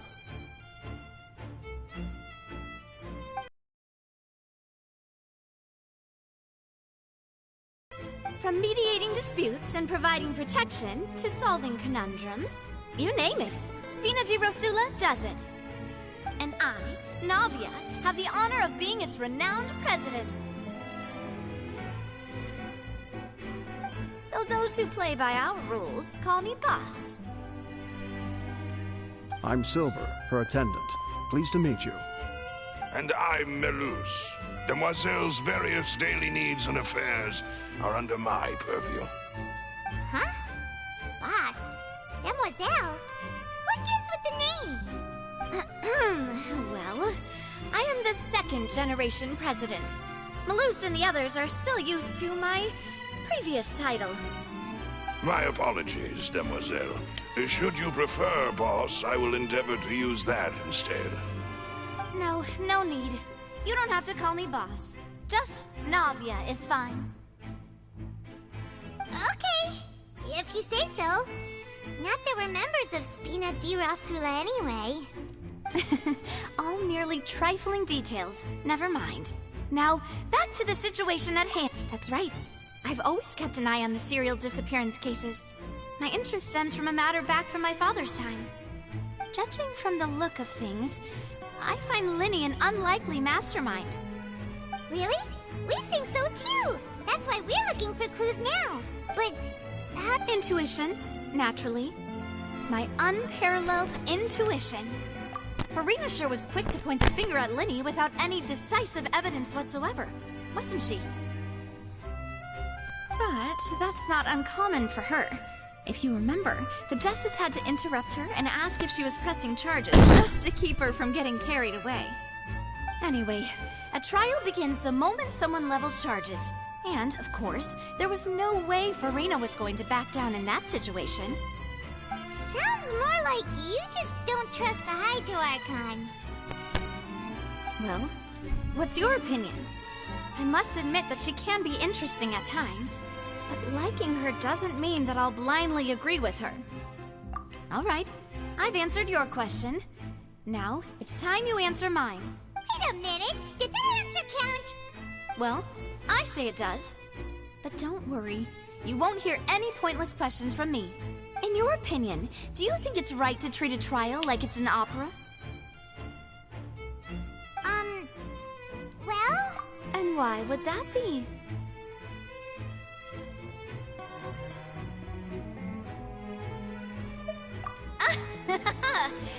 See, Silver and Melus? I told you they'd be different. Most astute of you, Demoiselle. I, too, think that the Traveler's response was most excellent. No matter how wonderful the script or how fervent the audience's expectations may be, the trials that go on stage here must be based in fact. And if that can be done, boss, then... All right, that's quite enough, Melus. Anyway, I like your answer. You pass with flying colors. Now, I need to make some preparations, following which our joint investigation shall commence. You two shall be my assistants. Wait! Since when did we become assistants? Oh, well, I can be the assistant, sure. Or your companion, if you like. I'm really not that fussy. That's more like it. Far be it from me to brag, but I believe that Demoiselle's intuition will be instrumental in uncovering the truth. You wish to save a friend from false accusations, and we wish to unravel the disappearances.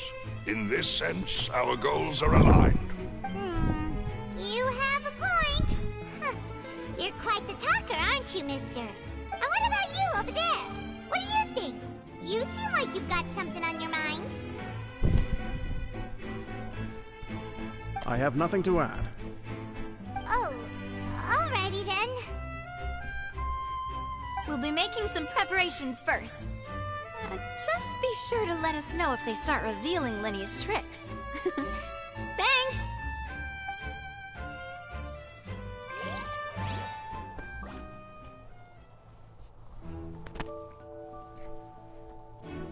Alright.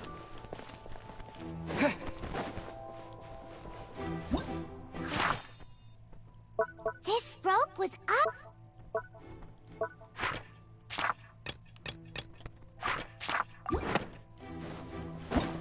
Whoever...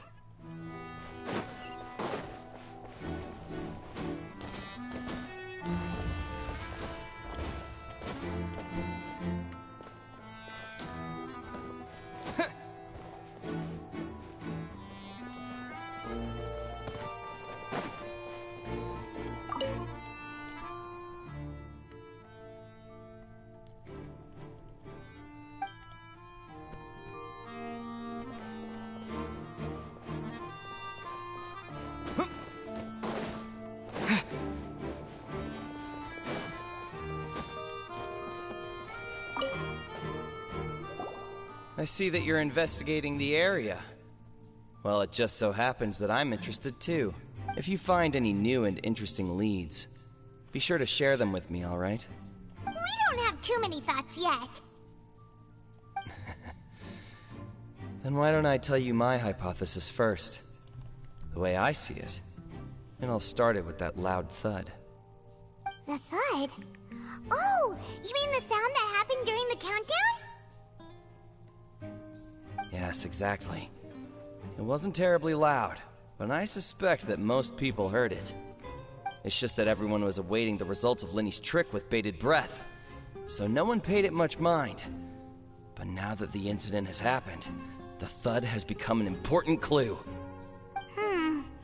That makes sense. So, what do you make of it?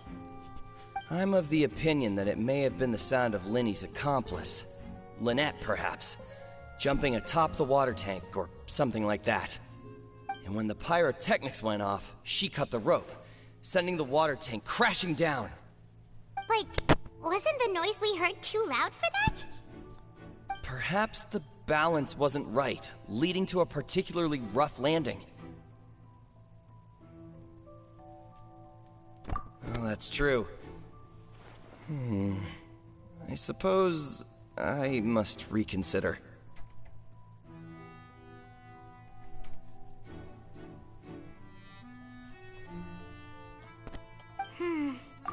That does remind Paimon, though. What was with that sound?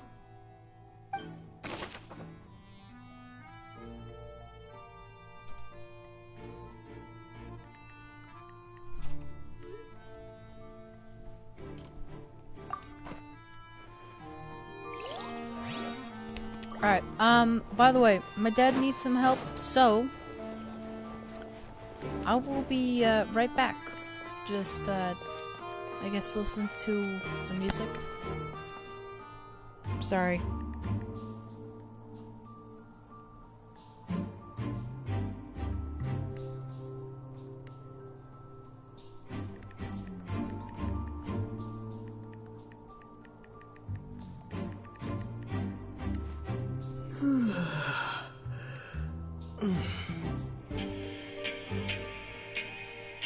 Alright, by the way, this is just Smile by Achievement, so yeah, if you want to listen to it by yourself.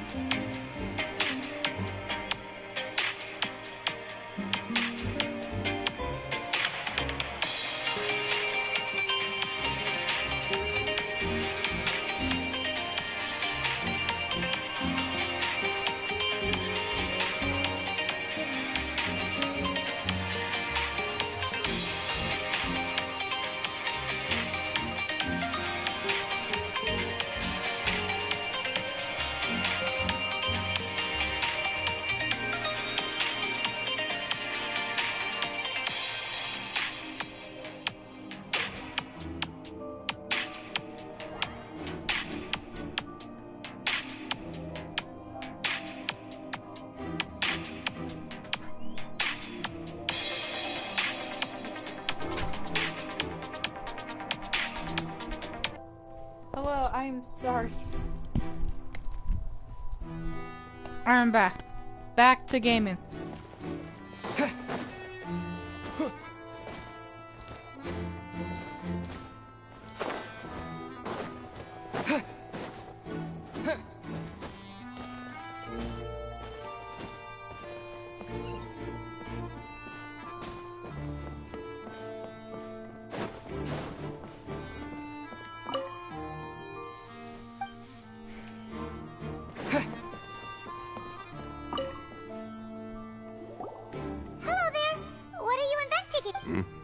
Oh, this location has also been cordoned off because the Magic Troop members are currently considered prime suspects.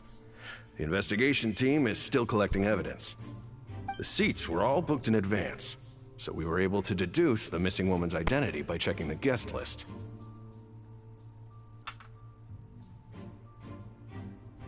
Sure, it's not like this is confidential information. We will publish it later anyway when we petition the public to help us find the missing person. Her name is Halsey. She's a painter from Fontaine who's made a bit of a name for herself. Apparently, she wasn't a regular at the Opera House, but she'd been feeling some pressure with her work lately, which made her decide to come see the magic show. The Magic Troop members all claim not to know her. We have looked into her social connections. It seems that she has no personal grievances or conflicts of interest with the suspects. Simply put, she wasn't related to the Magic Troop at all, which matches the features of the previous serial disappearances. Were the victims of previous cases also chosen at random? That's how it seems to us, in any case.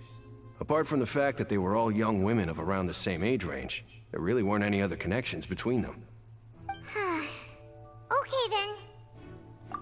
No need to be so formal. If you do happen to see the missing girl, please be sure to contact us. It is of utmost importance that we get to the bottom of these disappearances. Alright, we have 2 out of 6 identities.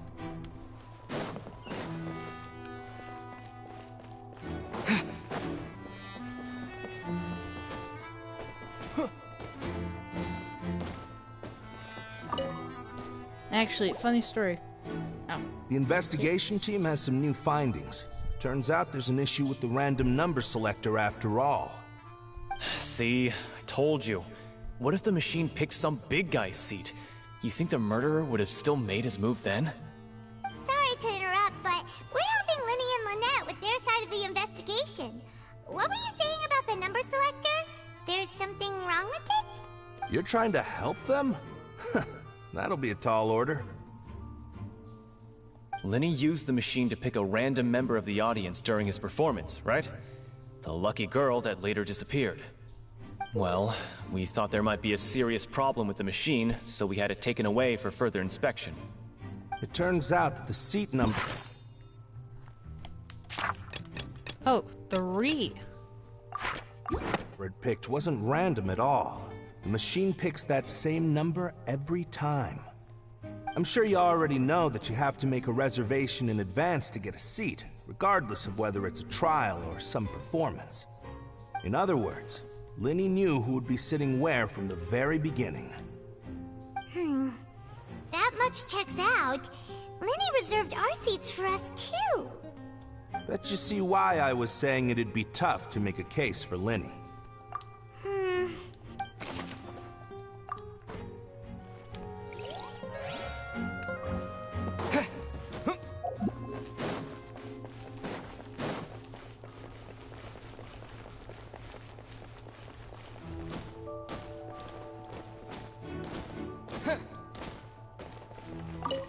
Lenny's still talking to the guards. It seems he'll have a lot of explaining to do. I think someone will be assigned to monitor us later, but that's alright.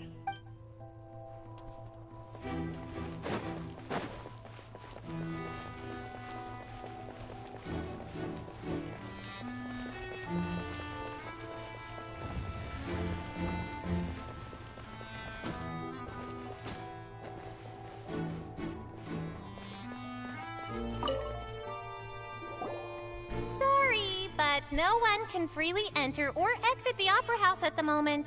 If you wish to leave, you must register your identity with us first. No, we're not leaving. We're representing Lenny and Lynette as attorneys, so we're investigating the case. Were you always guarding this entrance? Yes. After the Chief Justice gave the order, everyone coming in or out must undergo a strict inspection. So, the missing girl couldn't have left from here. At least, not from that point on. I doubt there was much opportunity then, either. How can you be so sure, Well, because I was in charge of security near the entrance at that time. I couldn't see Lenny's performance from here, which was quite a shame. Just my luck. But still, I did not abandon my post, and I stayed put no matter how loud the applause was. If someone had so much as even approached the door, I would have noticed it, let alone if they had tried to leave. We Melazines are good at that sort of thing, you know. So, it's safe to say the girl couldn't have left through here. Alright, thank you for your help. This'll be useful info.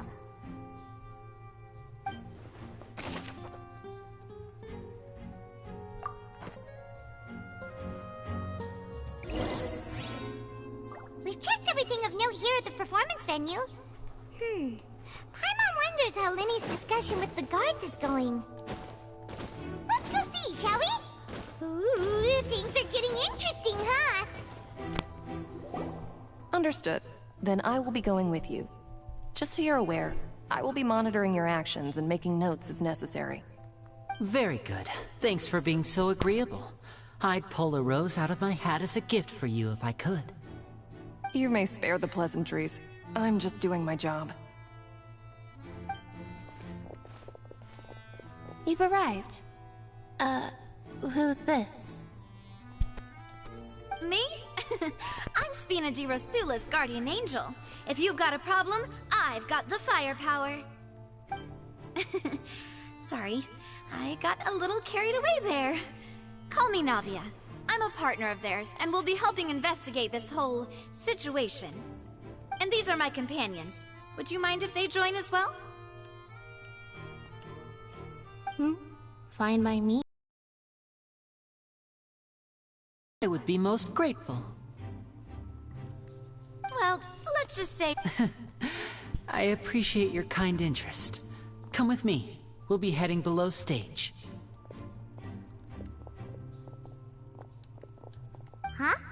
Below stage? Yes, a world of secrets is hidden beneath this magic box, prepared specifically for this switcheroo trick. But before I reveal everything, you should have a look first. Notice anything strange here?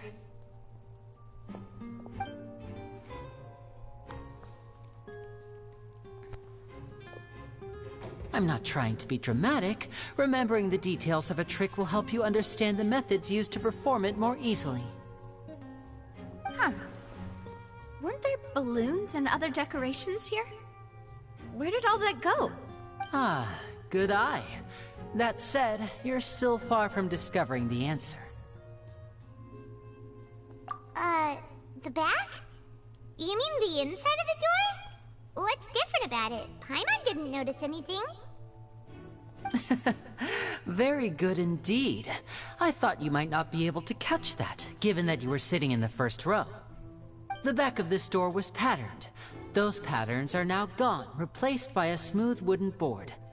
So, if you put 2 and 2 together, what do you get? Exactly. All right, let's go. I'll tell you how it works as we head down.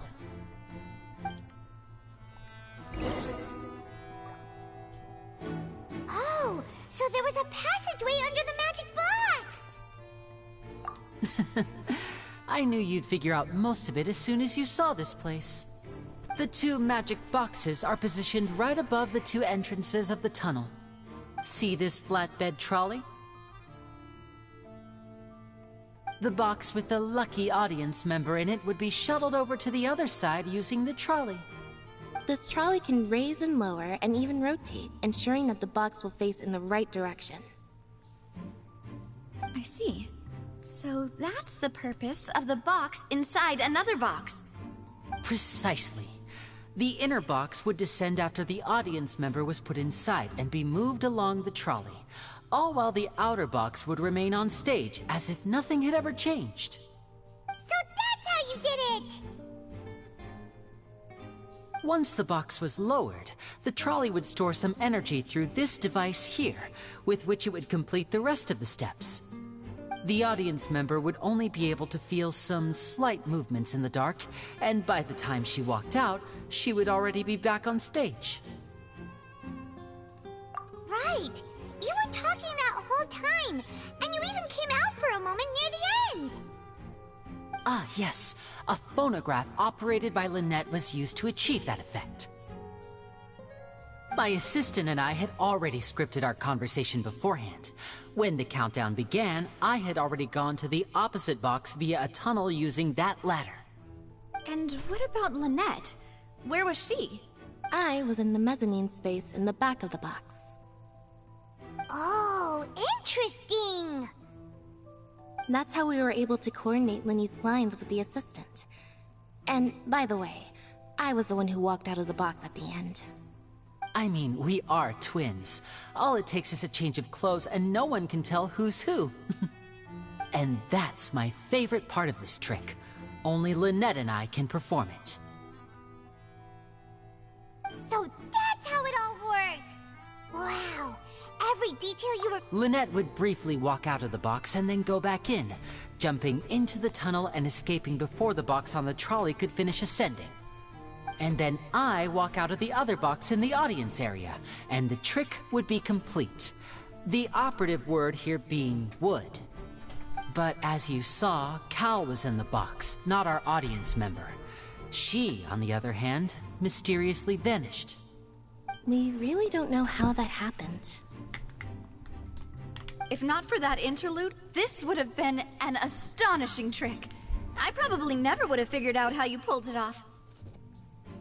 And yet, to think that someone was able to use this magic trick to commit a crime. Could we have a look around? I think we can come up with some more leads. This is the scene of the crime, so Linny and Lynette are not permitted to stay here. I'll escort them back up. Yes, of course. No need to be so strict now. I won't disappear into thin air, you know. Thanks, everyone. We're counting on you.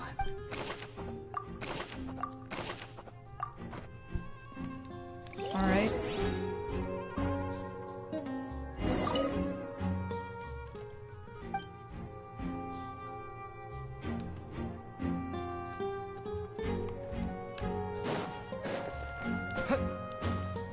Yikes.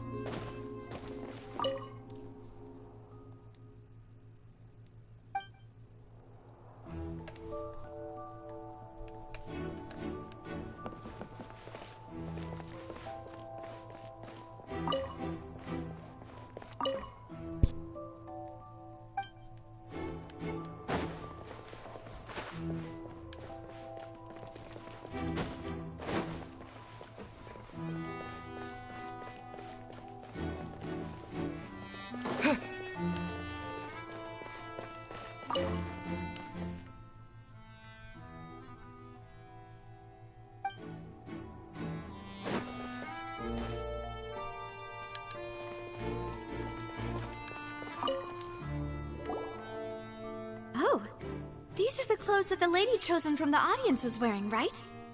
Her clothes are here, but she's nowhere to be found.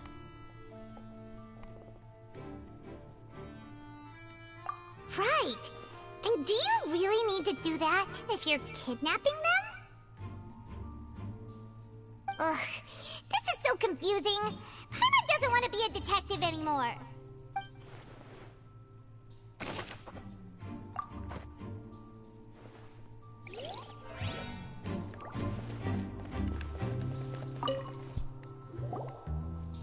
The floor is wet. Please be careful not to slip. Speaking of which, why would there be water here? Oh, Paimon knows! It's one of those tricks where you pour water into a jug and then flip the jug over only for the water to disappear. And here's a broken vase. Huh. Did the trolley knock it down while moving?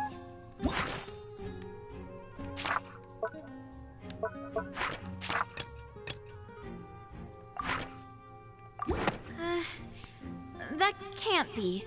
The trolley moves along tracks from start to finish. It couldn't have hit the vase at this distance.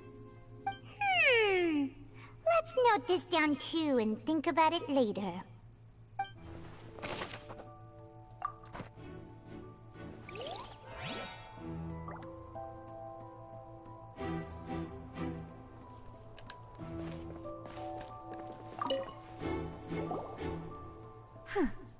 What's this? Looks like a hook tied to the end of a rope. Huh? There's a... Perhaps it was a prop for a different trick. Whatever it is, let's make a note of it first.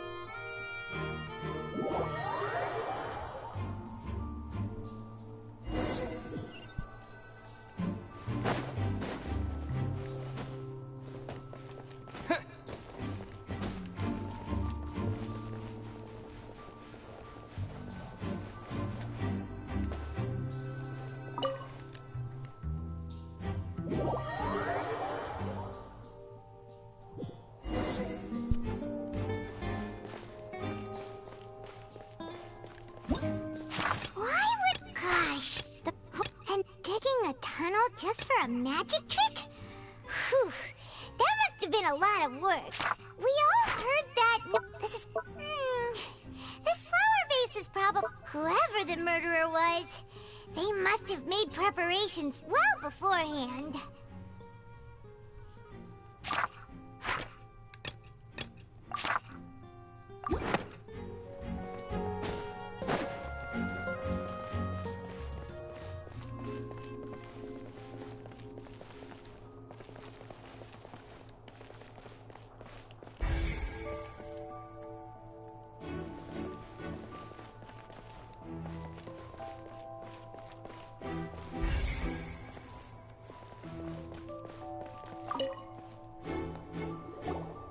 What is this place?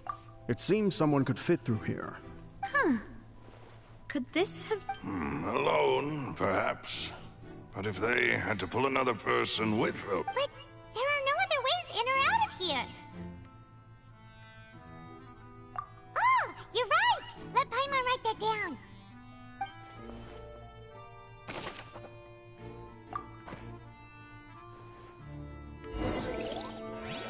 Since we're just about...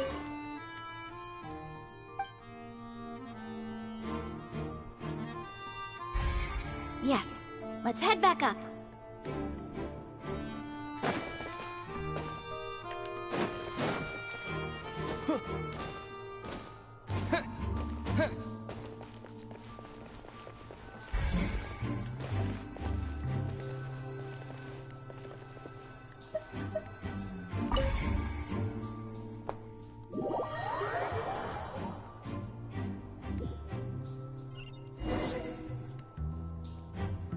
we've ascertained. Let's find a place to sort out our... Apologies for the wait, demoiselle. So, what did the guards say? Did the criminal escape through the vent? They believe the odds of that are very low, since the vent leads to the Opera House's basement. The guards have checked the area carefully. No one left through the basement during the performance or after the incident, and no one was found hiding there. So the tunnels become like a secret chamber then! You know, like the kind you usually see in novels! The plot thickens. Halsey's disappearance and Cowell's death are both quite inexplicable. No wonder Farina was so confident in her accusation. All the current evidence points toward Linny and Lynette. In other words, the charges are very likely to be upheld unless we make some considerable progress. Charges and then trial. So if the charges are upheld, they'll announce a sentence? That's right. This is how a trial goes in the Opera House. During the proceedings, the Chief Justice and the Oratrice will hear statements from both sides. That's right. This is how indemnitium is produced. The statements from both sides, the defenses from attorneys, witness testimonies, and even the audience's emotions will all be projected on the Oratrice. To put it simply, it's as if the Oratrice has its own will, and is a judge in its own right. This also precludes any kind of favoritism on the part of the Chief Justice. And not that this has ever happened anyway. Once both sides have finished speaking, the Chief Justice will make his final decision. This, too, will be used by the Oratrice as a reference. Then, finally, the Oratrice will be consulted by officials. The result it returns is the will of justice itself. Huh? So that machine is the one that actually decides? Paimon thought Neverlet called the shots. In practice, there is very little difference. Both have always come to the same judgment. Which is why people have great faith in the Chief Justice. Ah, yes, the guards also asked me to convey that none of us will be allowed to leave this place before the trial. Huh?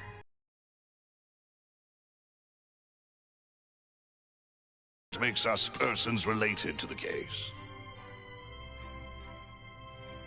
They're concerned that we might be colluding with outside parties, or that we might find outside help to disrupt the case. And even if that were not so, it could prove problematic if we happen to spread key information about the case ahead of time. I'm ready to break out at any time. Whoa, whoa! There's no need for that! Paimon thinks they have a point. That said, are they providing food? Of course. I just hope you don't mind the lack of options. I'm afraid that catering to all tastes is not in the cards, nor is any guarantee of balanced nutrition. In that case, let's just sort out our findings together here. Pity. I was hoping to take you to try some of Fontaine's famous desserts, too. I mean, what better way to properly think through our findings than over some tea and sweets? Huh. Breaking out suddenly doesn't seem like such a bad idea after all. Just kidding! Just kidding! Paimon will still do her best, even if there are no snacks. What do you mean, no snacks? Of course we'll have snacks. If we cannot buy some, then we'll simply make some. Huh? Understood, demoiselle. Everyone, please come with me.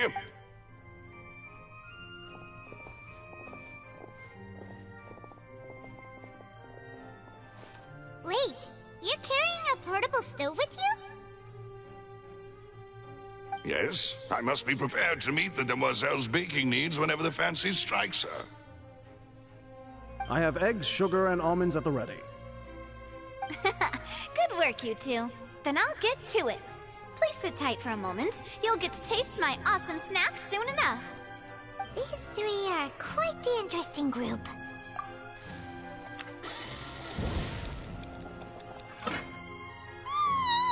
And Paimon thought it smelled good while it was still in the oven! Oh, it's even better now. Paimon can't stop drooling. From the way you had these two guys carrying all that stuff around, Paimon thought you'd have them do more during the baking process. But you ended up doing the entire thing by yourself! Beating the egg whites, grinding almonds. I was applauding. And I was giving encouraging smiles. Paimon was just thinking. Aren't you worried about getting your fancy dress dirty, beating egg whites and baking like this? Well, I don't think it's carved in stone anywhere that fancy ladies can only read books, sip tea, ride horses, and play the piano. I just really enjoy making snacks. Don't underestimate beating egg weights, by the way. It's a real arm workout. You also need to beat them to just the right consistency, or your macarons will crack. Anyway, give these a try, fresh out of the oven. There's 3 for each of us.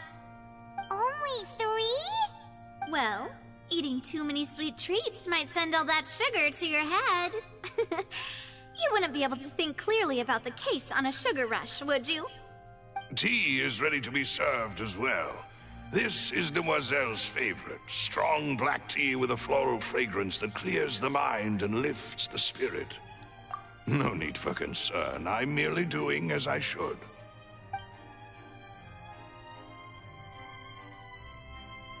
All right then, down to business. As Paimon mentioned previously, the tunnel seems to be something of a secret chamber. However, we can assume that Linny and Lynette were not alone within it. Some criminal also occupied its sealed confines. The magician twins could have committed the crimes, of course, but they lack any logical motive. Exactly! Why would they do such a thing right when everyone was watching?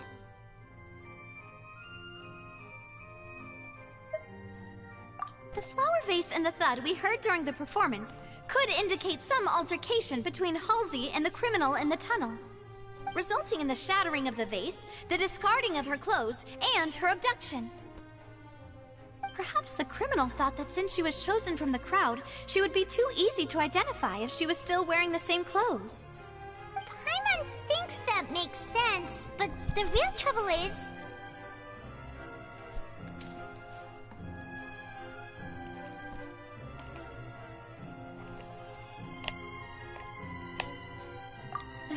True. None of the clues we found thus far support the existence of this third person. But the only people left to consider are both technically victims, whether it's the missing girl, Halsey, or poor Cowell. Huh. Could Halsey have secretly made modifications to the magic props in order to murder Cowell before making her escape?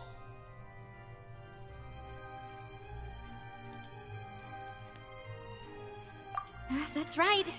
And even if she had tampered with the setup, she would need to understand the entire trick to pull it off. Nor does she have any motive. The guard said that she has never had any dealings with the Magic Troop's members. Were we not thorough enough in our search? From the sound of things, this is turning into an impossible case. Your macarons are amazing, though, Navia. They smell great! They're nice and crisp and super sweet! They are my specialty, after all. And I see you've already had 5 of them. What? 5? Oh, that can't be right! Paimon only counted 3! Honest!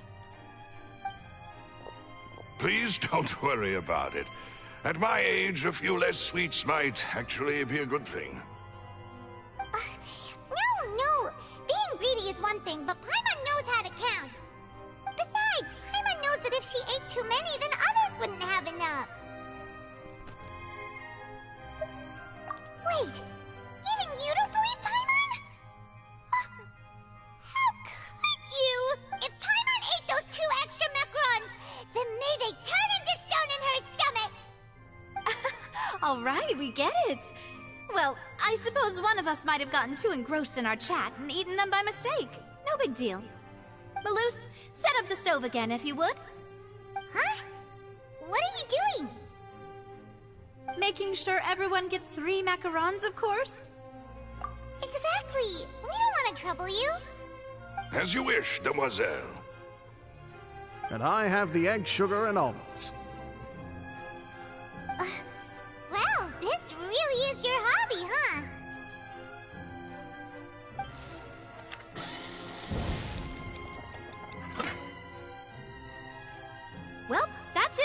time.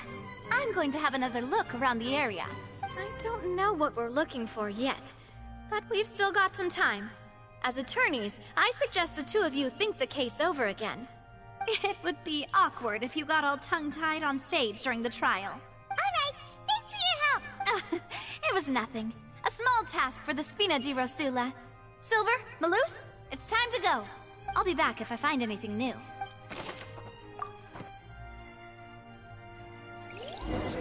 Yikes, we've been doing this for almost 6 hours. We've gotta get our defense ready for the trial. Oh, it's probably gonna be a long and difficult case. There's no point in worrying about that now. We just need to...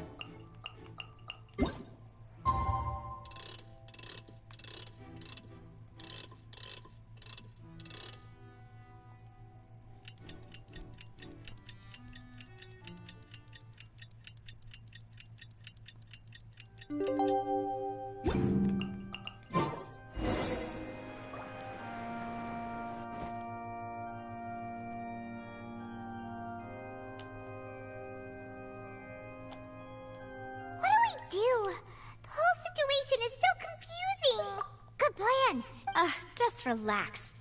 Even if everyone else suspects Lenny and Lynette, at least besides, I doubt Farina understands. Thanks, Navia. Best of luck to you. Imagine if we just absolutely screw over Lenny and Lynette. Ah, finally, you're back. Well, how did your investigation go? To be honest, you might be disappointed. No. We're already very grateful that you were willing to help. Well now, don't you all look disappointed? Don't tell me that your investigation came up empty-handed. That was to be expected, of course. The guilty can never produce proof of their innocence. But don't let that stop you. I shall be terribly disappointed should you, my most anticipated foe, concede so easily. Since both parties are present, I declare that the trial regarding the magic show incident is now in session. Firstly, in order for the audience to understand the causes and results of the incident, could we please have Mr. Linney explain the trick? Yes, of course. I will explain while Lynette demonstrates on stage. All the necessary items have been prepared.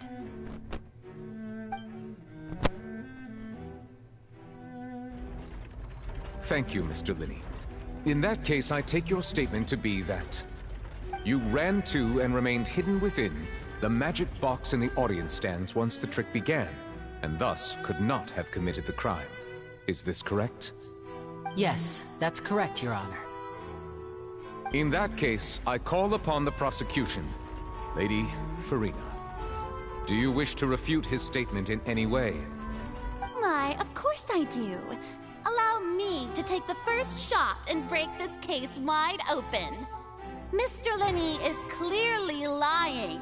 There is no way you could have been in the box the whole time if you were to abduct Halsey and murder Cowell. In fact, I'd say you were hardly in that tunnel at all. That is simply your hypothesis based on the presumption that I'm guilty. Oh, is that so? And if I may ask, what did you hear while you were inside your box? The roaring countdown of the crowd, of course. That's how I kept track of the time and built anticipation for the finale. And you didn't hear anything else at all? Nothing that might leave an impression of any kind? No, nothing. I see. But when the count reached 30 seconds or so, there was a thud. One so loud that I believe practically everyone heard it. Huh? Hey, hang on. Something's not right here. Yeah, I'm sure he could have heard a noise that loud from inside the box. I was right by the box and I definitely heard the thud.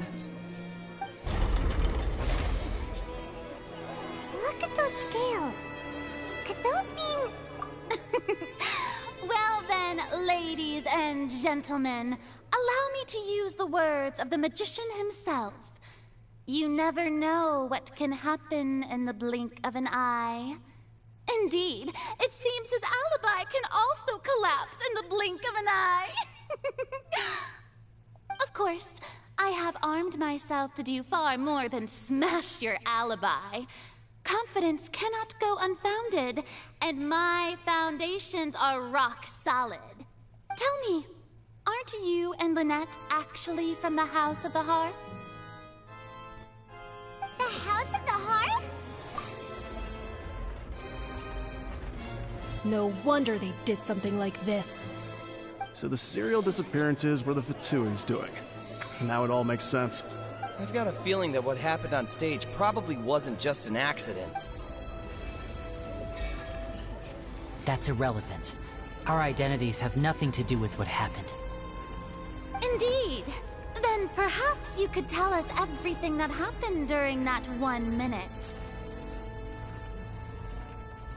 Your first priority is to prove yourself innocent after all.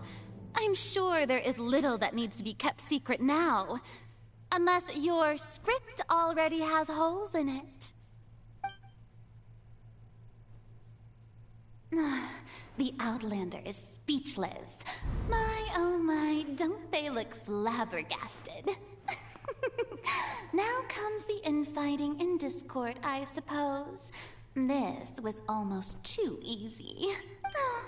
Good thing I made all those preparations. Seems the all-nighter I pulled last night is really paying off. Hey, Linny, why didn't you tell us this before? Order! Order! These 2 points. First, when the thud was heard in the Opera House, you were neither in the box nor the tunnel. Second, you and Ms. Lynette are both members of the House of the Hearth. Are these claims true?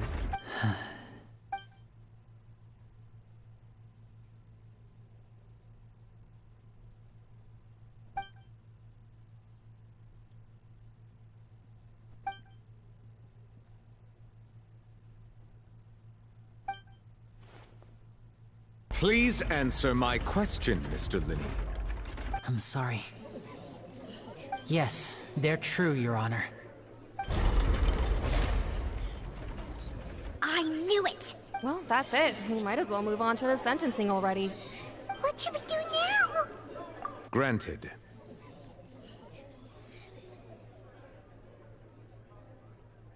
In that case, what is your request? Is that really necessary? They're already as good as guilty. The defendant deceived their own attorneys. What is there left to discuss? Order! Order, I say! Your request is reasonable, and we shall adjourn. This trial will reconvene in 1 hour. So you would stick to Mr. Linney's defense even after knowing what you do now? You certainly have more professionalism than I thought. In that case, my dear audience, let's allow the joy of victory to steep for a little while longer.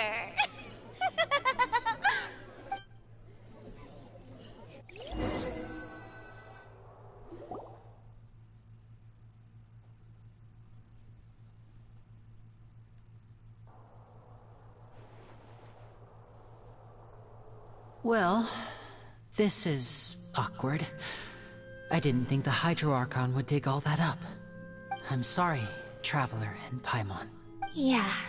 Paimon doesn't know where to start. We trusted you two. We based our entire reasoning on the assumption that you weren't bad guys. Not to set the wrong tone or anything, but Paimon's really mad! I'm very sorry. I know you're angry, and reasonably so, but please, let me explain. I know you've clashed with the Fatui several times before. I wouldn't be surprised if just hearing the word is enough to make you upset. But our organization is very, very large, and the Harbingers have very different personalities and goals. Right now, we want to save people. As many as we can. That's right. I'm sure we're on the same page when it comes to this nation and the disaster that its people might face. I knew if it weren't for our respective identities, we could become good friends. That's why I didn't wish to flat out lie to you, but chose to hide some details instead. The truth is very important, but being completely transparent about everything would see us spending more effort than we need to. Right. So, you be the judge. Heck, if I were you, I fear that I'd even struggle to trust me at this point. You met a Fatus who works as a magician, a trickster by trade. All by coincidence, too.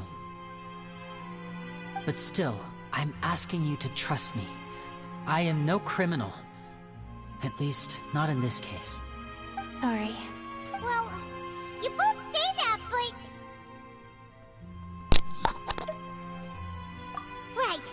Let's hear your answer first, and no lies now! Of course. I'll answer any question you ask. We've been trying to find out how the Oratrice operates. We want to know why it has a consciousness. Why can it deliver sentences accurately?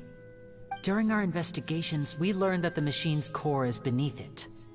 From that moment on, Lynette and I have been designing this box swap trick, with the objective of getting close to the core. Is that why you needed a whole minute? That's right. In truth, the audience would take about 75 seconds to count down from 60, while I would only need 15 to get to the opposite box. So, after jumping into the tunnel, I accessed the Opera House basement via the vent, and went to investigate the room in which the core is stored. That air vent was created during the construction of the tunnel specifically to execute this step. Well, nothing. As soon as I reached that room and was about to investigate, I heard someone's voice. Which should have been impossible, of course. I was quite certain that I was the only one in the room. That voice seemed to recognize me and tried to speak to me. I chose to err on the side of caution and retreated the way I came. On the way back, I saw the broken vase and the clothes on the ground, but the countdown was almost finished, so there wasn't time to give it any thought. After that, the homicide occurred just as you saw. Well, that explains why you didn't hear the thud.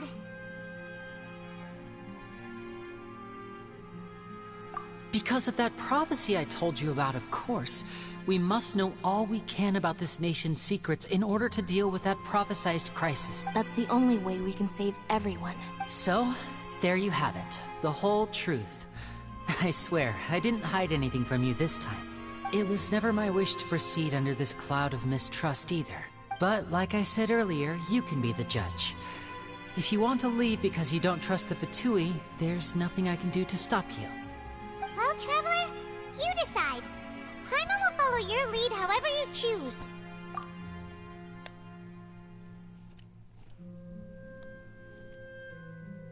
Okay, thank you. Thanks for giving us a chance. The current problem is that the scales are tipped pretty badly against you. If we want to refute the Hydro Archon's accusations, we're gonna need a seriously watertight defense. Huh?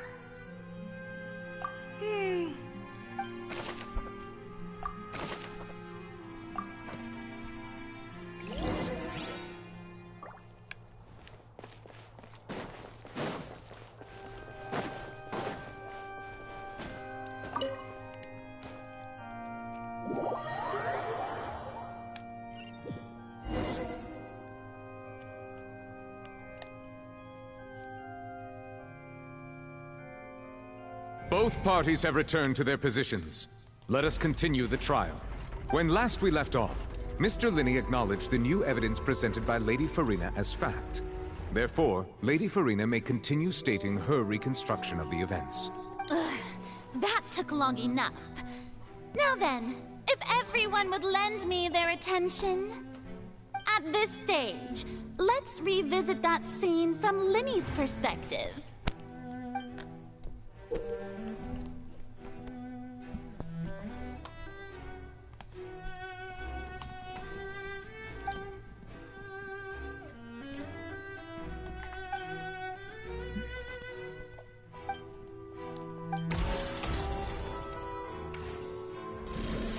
Countdown began, he entered the tunnel. When the flatbed trolley passed, he opened the box and got into an altercation with Halsey, which caused the loud thud.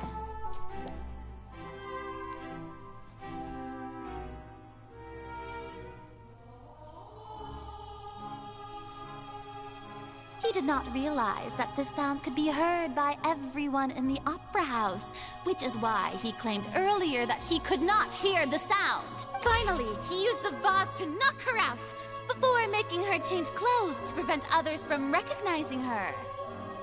At this time, Cowell arrived in the tunnel, having heard that strange noise, and caught Linny red-handed.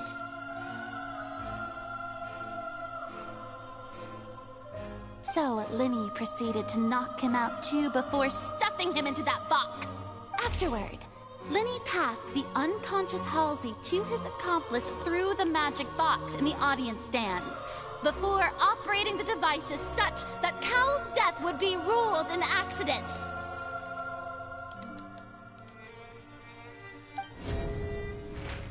And there you have it. That's the truth behind what happened. Does the defendant's side have any objections to Lady Farina's description of the events? The key to refuting Lady Farina is the order of events, what Linny experienced, and what he saw.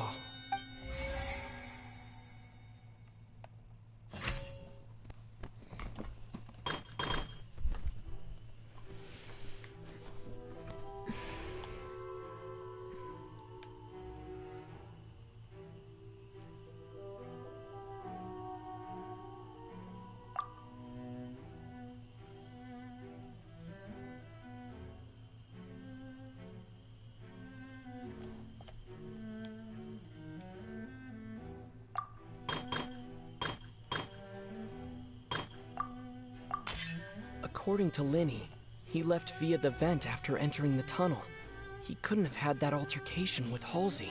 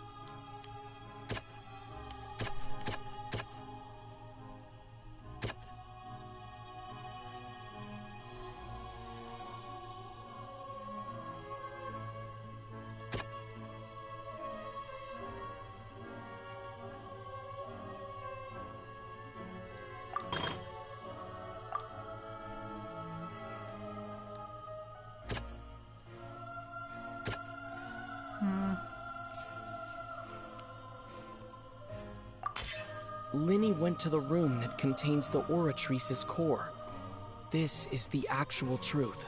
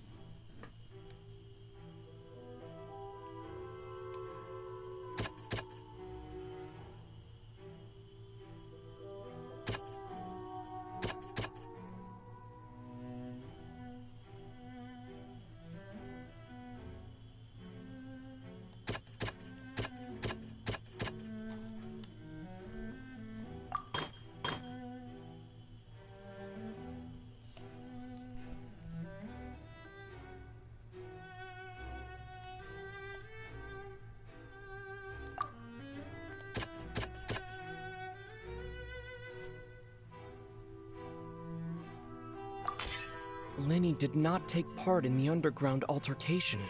He only witnessed traces of the aftermath. Attention! Ace Detective Paimon has something to say! When the countdown started, Linny did indeed go into the tunnel. But he immediately used a vent to access the Opera House basement, which is where the underground core of the Oratrice is stored. Once he reached that area, he heard a voice in what should have been an empty room. Since he felt something was amiss, he returned immediately. The crime scene had already developed by the time he reached the tunnel again, and in order to complete the magic trick, he did not remain there for any length of time. Finally, he reached the surface, and that was when the accident happened from his point of view. Therefore, he...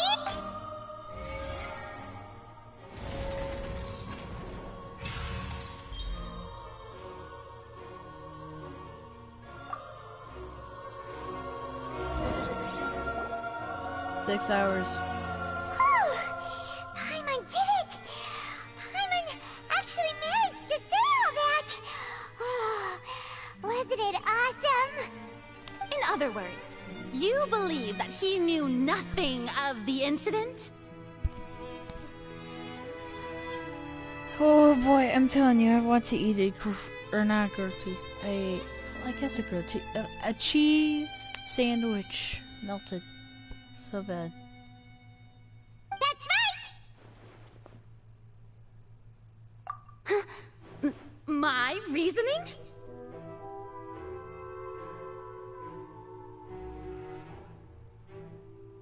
If that's the case, then if Cowell hadn't entered the tunnel, who was the entire setup meant to kill? Assuming that what you say is true, Linny only needed to kidnap the young girl to cause a new disappearance case. What would the point of killing someone on stage be?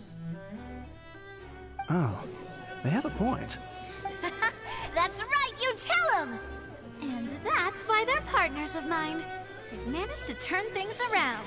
Oh, well, your denial is very strident, I'll give you that. But what proof do you have to back your claims? Of course I do. If he had been in the magic box the whole time, how could he have not heard that sound? Why do you ask? You're saying that he wasn't?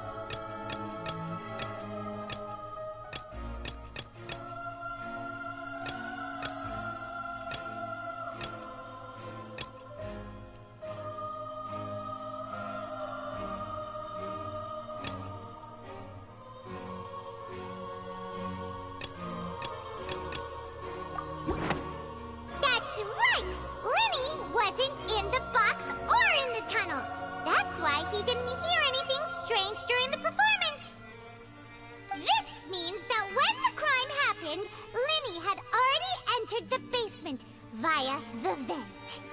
The same clue you used to disprove his alibi has now become the best proof! Ha ha! How do you like that? Well played. To think you'd use such logic. Well then, if it wasn't Linny who committed the crimes, then who was it?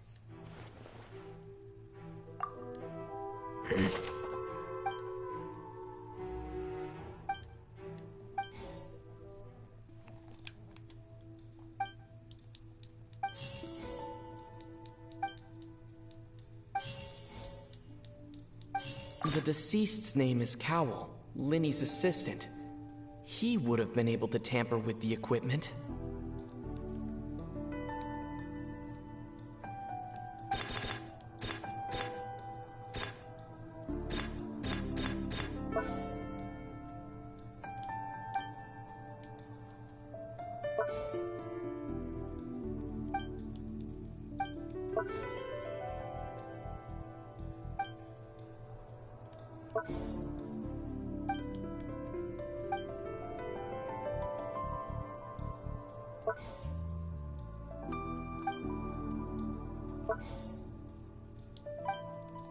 Bruh.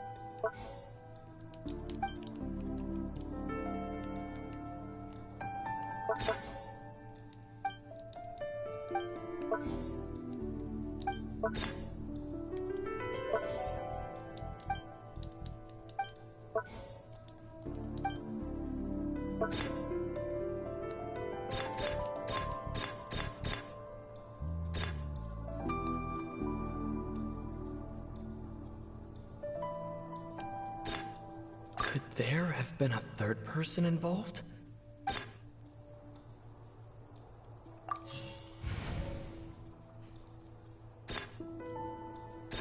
Halsey is the missing person.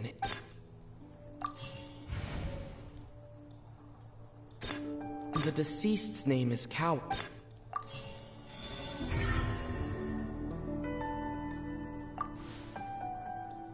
Huh?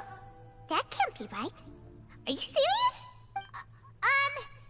The killer was, in fact, Cowl, the deceased! Oh, is that so? How interesting! Let's hear your reasoning then. What I must do next is recreate the truth.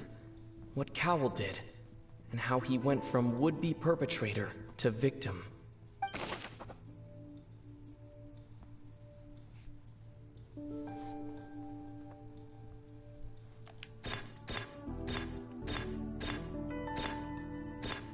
It would have been tough for both people to fit into that vent. They would likely have bumped into Linny as well.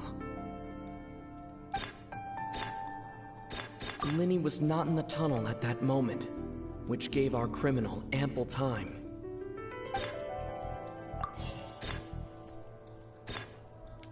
The sound we heard may have come from a clash between the missing Halsey and the criminal.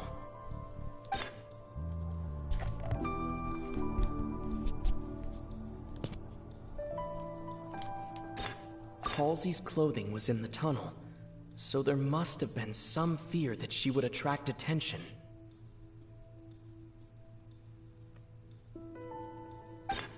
The deceased's name is Cowell, Linny's assistant.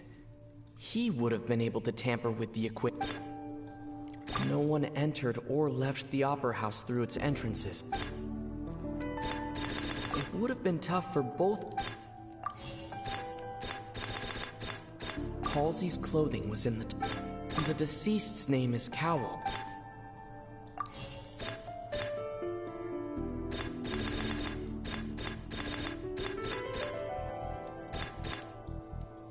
No one entered or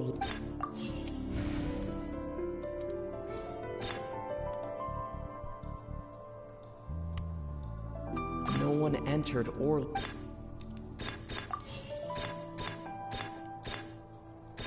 It would have been tough for both. The sound we heard may have come from.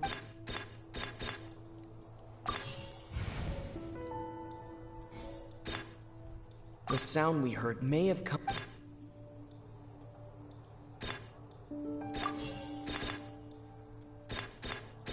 It would have been tough for both. Halsey's clothing was in.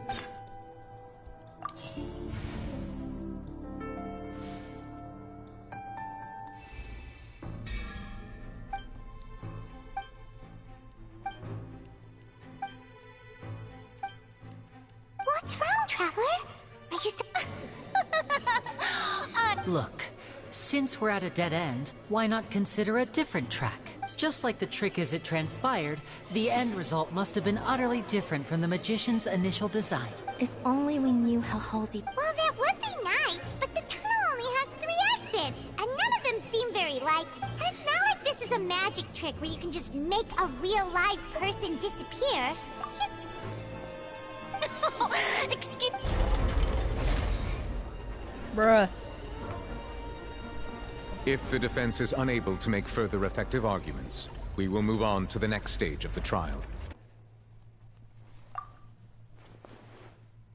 Linny was not in the tunnel at that moment. The sound we heard may have... The deceased's name is Cowl. No one entered or left the Opera House through its entrances.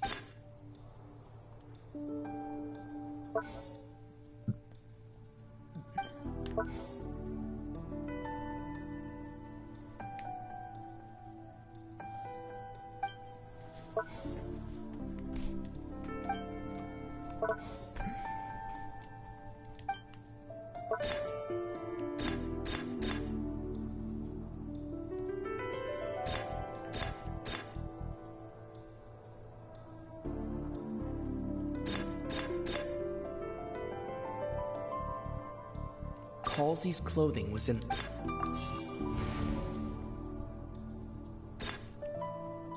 It would have been tough for both people.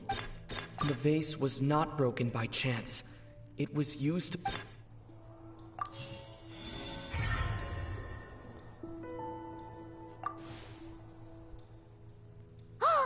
Paimon gets it! It all comes together if Halsey disappeared instead of being kidnapped. Lynette escaped from the water tank, vanishing gradually and leaving only clothes behind. If there's a similar method where a person could be transformed into water... Just a moment, please. I do hope you know how preposterous you sound at the moment. How could a person ever be transformed into water? This is reality we're talking about here, not... Magic tricks are... Even so, the truth must be out there somewhere. Perhaps some new line of reasoning may... Since Cal was the deceased, we haven't placed much attention on him. But given that we aren't making much progress with the case, it wouldn't hurt to have a look at his belongings, would it? People really do come up with all sorts of harebrained schemes when at the end of their rope. The way I see it, your suggestion that we broaden the scope of our investigation is nothing but a tactic for stalling the trial. Nevertheless, I believe that this is a reasonable request on the part of an attorney. Since the trial does indeed appear to be at an impasse, I believe that additional evidence may help us make more progress. Guards, please step into the lounge and examine the personal effects of the deceased, Cowl. We are still examining the items, but we have already made critical progress that we feel must be shared with everyone post-haste. We discovered several test tubes of fluid within Cowell's baggage, each labeled separately. The notebook in his backpack claims that these fluids are... water from the primordial sea. The primordial sea? The note's contents also indicate that Cowell belonged to an organization that sells illegal drugs and that he had an accomplice. The notebook has many entries concerning safe usage of these fluids, in which the keyword dissolve appears many times. One of these tubes was labeled Opera Epiclese, along with yesterday's date. It is empty. The notes also state that these dissolution properties work exclusively on people from Fontaine. It's likely that Halsey was chosen as some sort of test subject. As such, we believe that the defense's hypothesis is, in fact, supported by sufficient evidence. You've gotta be kidding! People dissolving into water? Could something so ridiculous actually be true? Wait a moment. This reminds me of a certain prophecy, but it's just a coincidence, isn't it? Huh. If people can become water, does that mean that the water tank's real use was as a means to hide water stains? And if Cowell was targeting that girl... Wait just a minute. Could that mean... You two, with me, quick! Demoiselle, wait!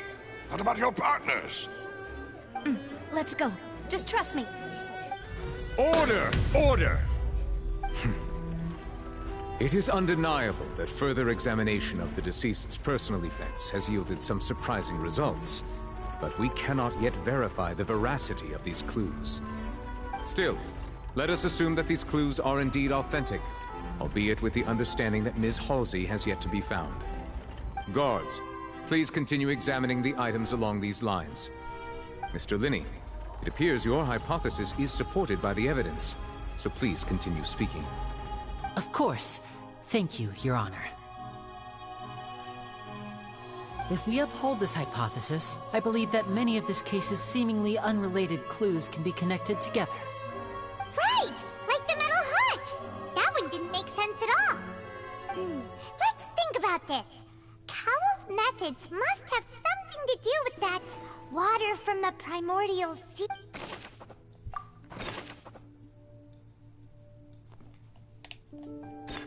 The deceased's name is Cowell, Linny's assistant.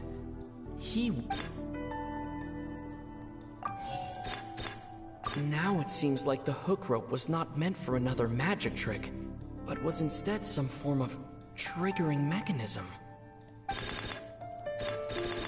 The rope that held the water tank up was lit by the fireworks and snapped. The water from the primordial sea should already have been prepped before Halsey entered the magic box. Lynette was in the magic box on stage the entire time. Did she have something to do with this? I remember there was something else within the inner layer of that box.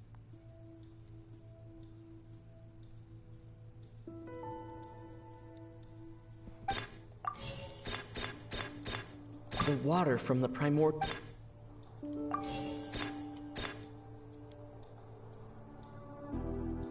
Now it seems like the hook rope. Lynette was in the magic box. Now it seems like the hook...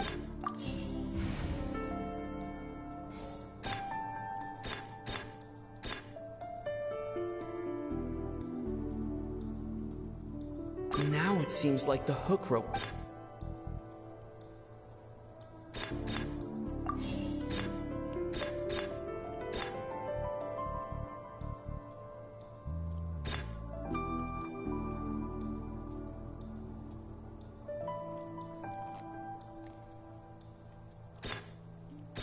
Lynette was in the magic box. I remember there was something...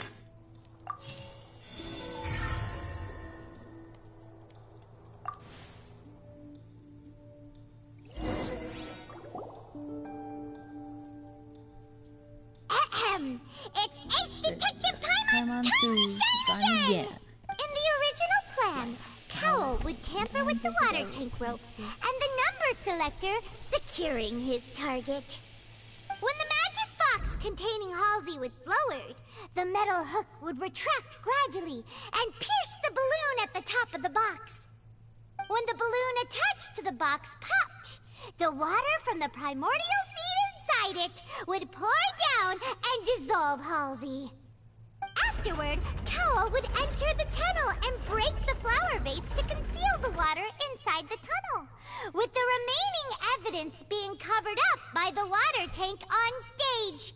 But he encountered something unexpected in the tunnel, and wound up being fatally hit by the same water tank he meant to use to cover his tracks. Huh. That does make sense. That actually links together a lot of the more confusing pieces of evidence.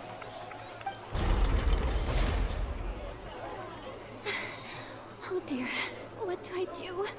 Even I think they sound convincing now. Have I falsely accused an innocent person? What a humiliation. Now, it seems like the only point of contention remaining is the exact circumstances that led to Cal's death. His notes mentioned he had an accomplice who could be related to the situation. On that note, the guards have just contacted me indicating that they uncovered new evidence. I shall now invite him on stage to share it with us. Thank you, Your Honor.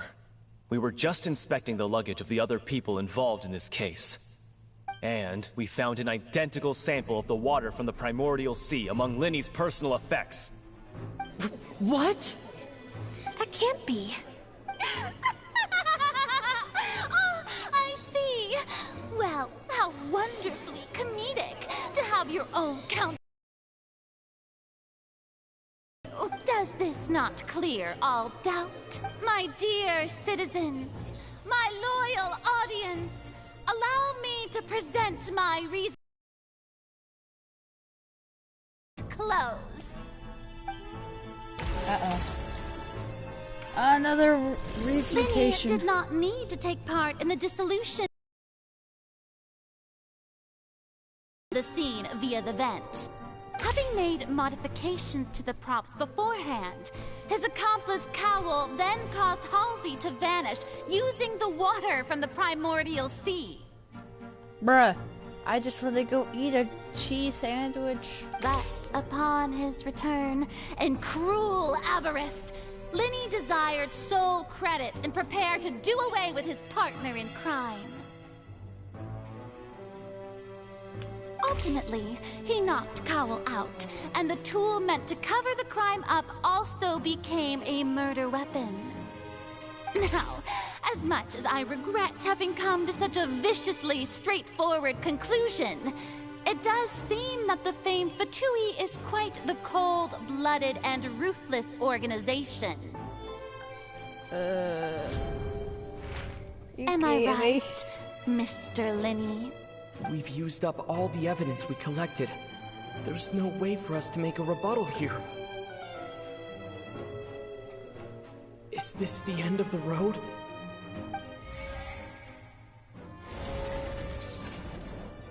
Oh no! Paimon can't think of anything either. It doesn't look like there's any way around this. Seems using the water as new evidence was too good a move. Why did this have to happen now? I think we've all seen enough now, and we have ample witnesses to my flawless reasoning. I believe this is indeed the finale. Now then, my good, noble Chief Justice, should we not, in your view, move... Excuse me, everyone. Miss, I must ask you not to shout, and to respect the ongoing legal proceedings. Oh, come on. Don't be hasty. I have a good reason for interrupting, you know. Now, would anyone here like to take a little break from all this debate and see a little magic? Bruh. I'll show you an amazing trick. One that can bring a young woman who has disappeared back in the flesh, right before your very eyes. Please, do the honors, Mr. Linny, if you would be so kind. What in the world is she saying? No offense, miss, but miracles like that are beyond my scope as a magician. Come on now, don't be silly. Magic is all about misdirection, isn't it? It often conceals the truth while presenting a fascinating illusion. But once everyone believes the illusion, can't magic reveal the truth to them once again? And wouldn't such a trick be the most marvelous finale to today's performance? Come on, Linny and Lynette. Give it another go. Don't worry. Spina di Rasula has made the necessary arrangements on your behalf. But, as the magic makers and stars of the show, I think I should leave the final performance to you. I understand.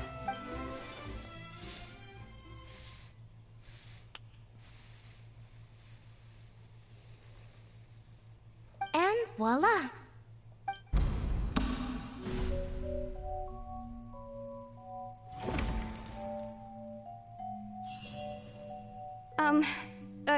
Sorry for the interruption. Wait, isn't that Halsey? So the whole thing about people dissolving wasn't true after all? To be clear, I'm only here because this person told me that if I testified, the merit of doing so would lessen my sentence. I was hiding outside this room listening to the proceedings because I was afraid that I would be the one put on trial. I was just feeling happy that no one had noticed me, and then before I knew it, she caught me. That'll teach you to underestimate us three. Where should I begin? I'm sorry. I'm the one who killed Cowl. I admit it. Bruh. What? Why?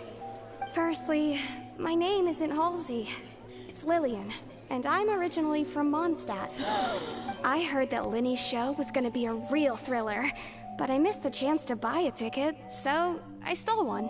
Bruh. That's how I make a living. I steal stuff here and there. And I'd never been caught before.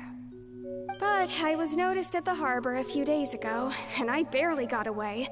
Linny was the one who caught me in the act. Hey, no wonder you look familiar. So you were the thief. Liddy even mentioned that you were pretty skilled. Well, and I thought that would have been the end of it, but then the number selector chose me. He even mentioned the Fortress of Meripede. That's a prison, isn't it? So you can imagine how shocked I was. I thought he was onto me for sure. So I played along with the show while looking for an opening to flee. But then I got water poured on me for no reason, and then someone jumped into the tunnel to nab me. I wasn't going to take that lying down, so I knocked him out and stuffed him into the box. There was nowhere to run from there, though, so I had to change my clothes and hide in a box containing performance costumes.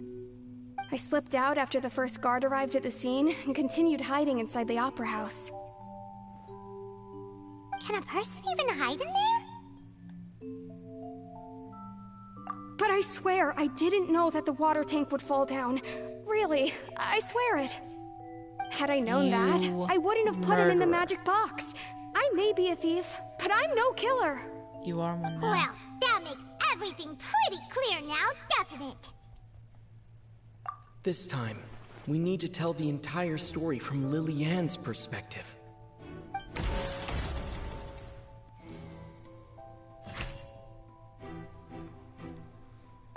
Alright, see it. Selective internet, select evidence to refuse Lenny entered the tunnel.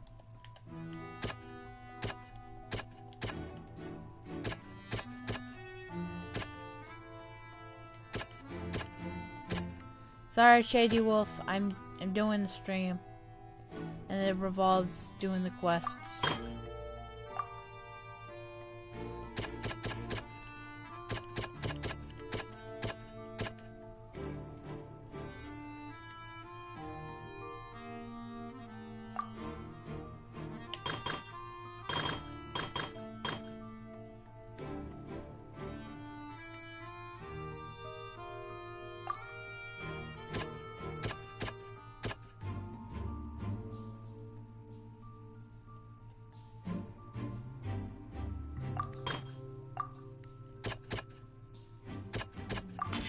The strange sound wasn't from a fight. It was Lillian's attempt to break out when she was frightened.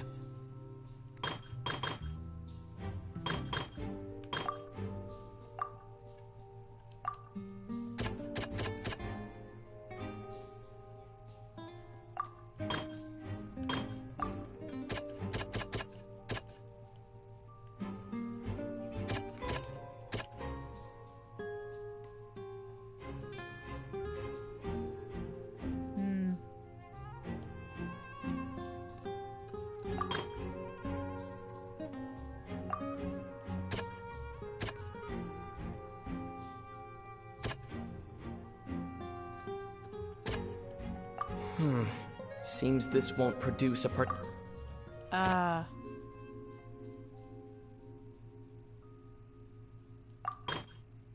Knocks Cowl out.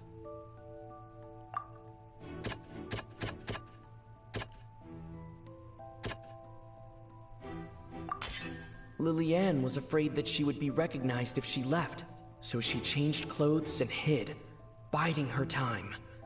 Just what one might expect of an experienced thief.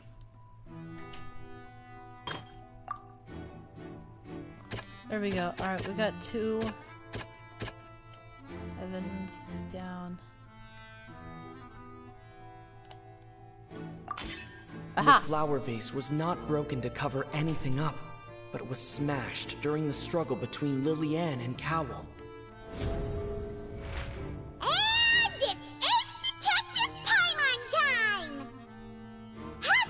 Selected out of the blue, Lillian panicked. Her panic only intensified after she entered the tunnel and had water poured on her head.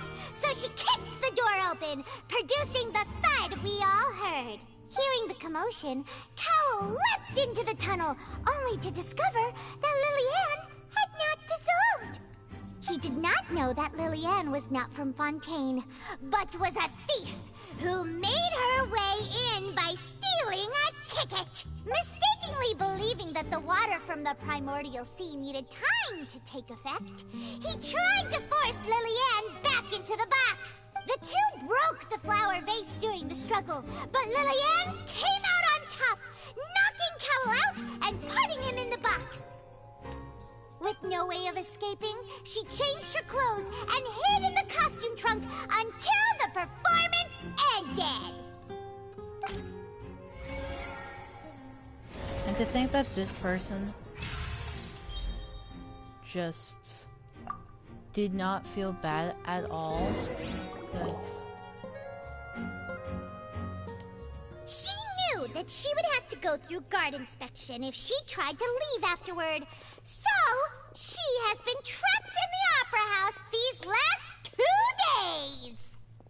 She had already become desperately hungry by the time we were chatting over macarons. So, she swiped 2 of them right under our noses. Talk about a sneaky thief. At this point, all the events that happened in the tunnel have now come to light. Ah, so that's the whole story. Bravo! Now Take then, a massive Lady L. Farina, do you wish to speak against the defense's statements? Please answer the question, Lady Farina. Also, if I may add, the trial has not yet ended. As such, I request that the prosecution not leave the room before the proceedings have concluded. What? Are you reading my mind now? No. I have no further arguments. I admit defeat. But really, could you at least have left me with some dignity? No. Wow. Look at that. She's like a deflated balloon now. If there are no objections, then as the Chief Justice of Fontaine, I shall once again repeat the full sequence of events. The actual perpetrator of the serial disappearances, Cowl, selected his next victim from the audience reservation list.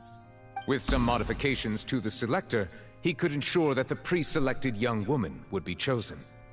To cover up any evidence while committing the deed, Cowl thought of allowing the water tank to fall, which would conceal the water left behind after the young woman was dissolved. He also tampered with the rope suspending the water tank, using the fireworks at the end of the performance to cause the tank to drop and hide the watermarks. He poured the water from the primordial sea into a balloon during the preparation of the magic box and stuck it to the box's lid. Finally, he passed the prepared hook on a rope through the gap in the magic box's door when bringing the young woman to said box. When the magic trick officially began, the box containing the woman was lowered into the tunnel, tightening the hook rope and bursting the balloon containing the water.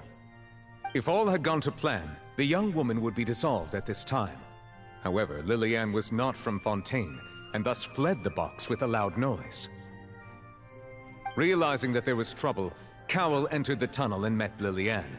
Thinking that the waters had not yet taken effect, he decided to proceed. However, his opponent was more capable than he thought, and he was overcome, knocked unconscious, and placed into the magic box, and thus became his own final victim. Lillian, according to her own statements, then changed clothes and hid until the performance ended, before hiding in other parts of the opera house.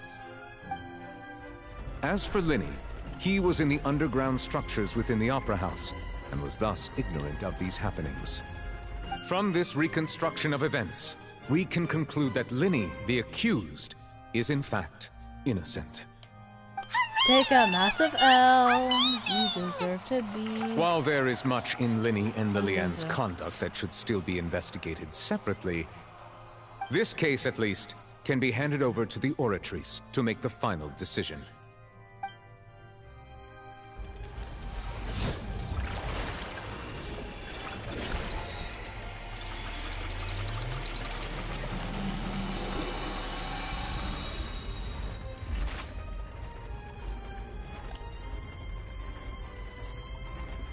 As such, Linny and Lynette are officially declared not guilty. Victory for Ace Detective Paimon. Great work, partners. Thank you all. Thank you so much. Next, I think we deserve an explanation, Guard Vaughn. How did you find the water from the primordial sea in Linny's baggage? Right! Your discovery caused me to make a serious mistake, you know. Or was that not a discovery, but false evidence that you dared to bring before this court? I suspect that the accomplice mentioned in Cowell's notes was not Linny, but you, yes? I'm sure you know what you must do to lessen your sentence. Speak quickly! Unless you want to earn yourself a one-way ticket to Coupon Town. I was just following orders. We were supposed to place blame for the serial disappearances onto Linny, and thus cause suspicion to fall on the Fatui. The higher-ups said this was the best opportunity to do so. And now that your plan has fallen through, and the secrets of the water have been revealed, you have become a liability to said higher-ups, yes? Therefore, you would be wise to tell everything you know, and seek the protection of the guards. Yes, I'll tell you everything I know. Our boss discovered that the water can cause people to dissolve. It can also be made into a potion, which when extremely diluted, can cause people to experience unforgettable exhilaration. We've been in this business for a while now, and have made decent more off it. The disappearances were also the boss's idea. I mean, this is the boss we're talking about. The...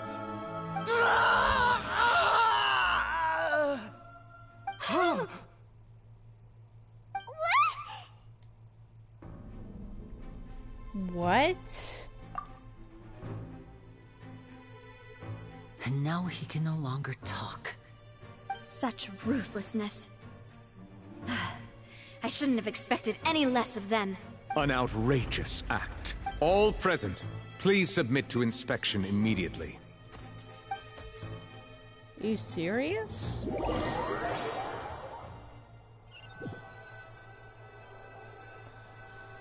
Well... So, we're just going back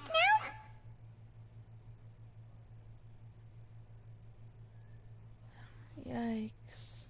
That's true, but... Traveler, Paimon! Please wait. Linny...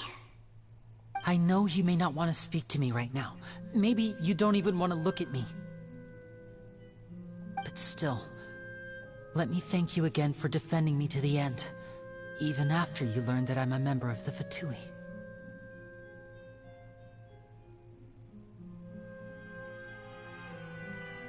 I guess. But regardless, I'd like the opportunity to set things straight. I didn't approach you with any ulterior motives or ill intent.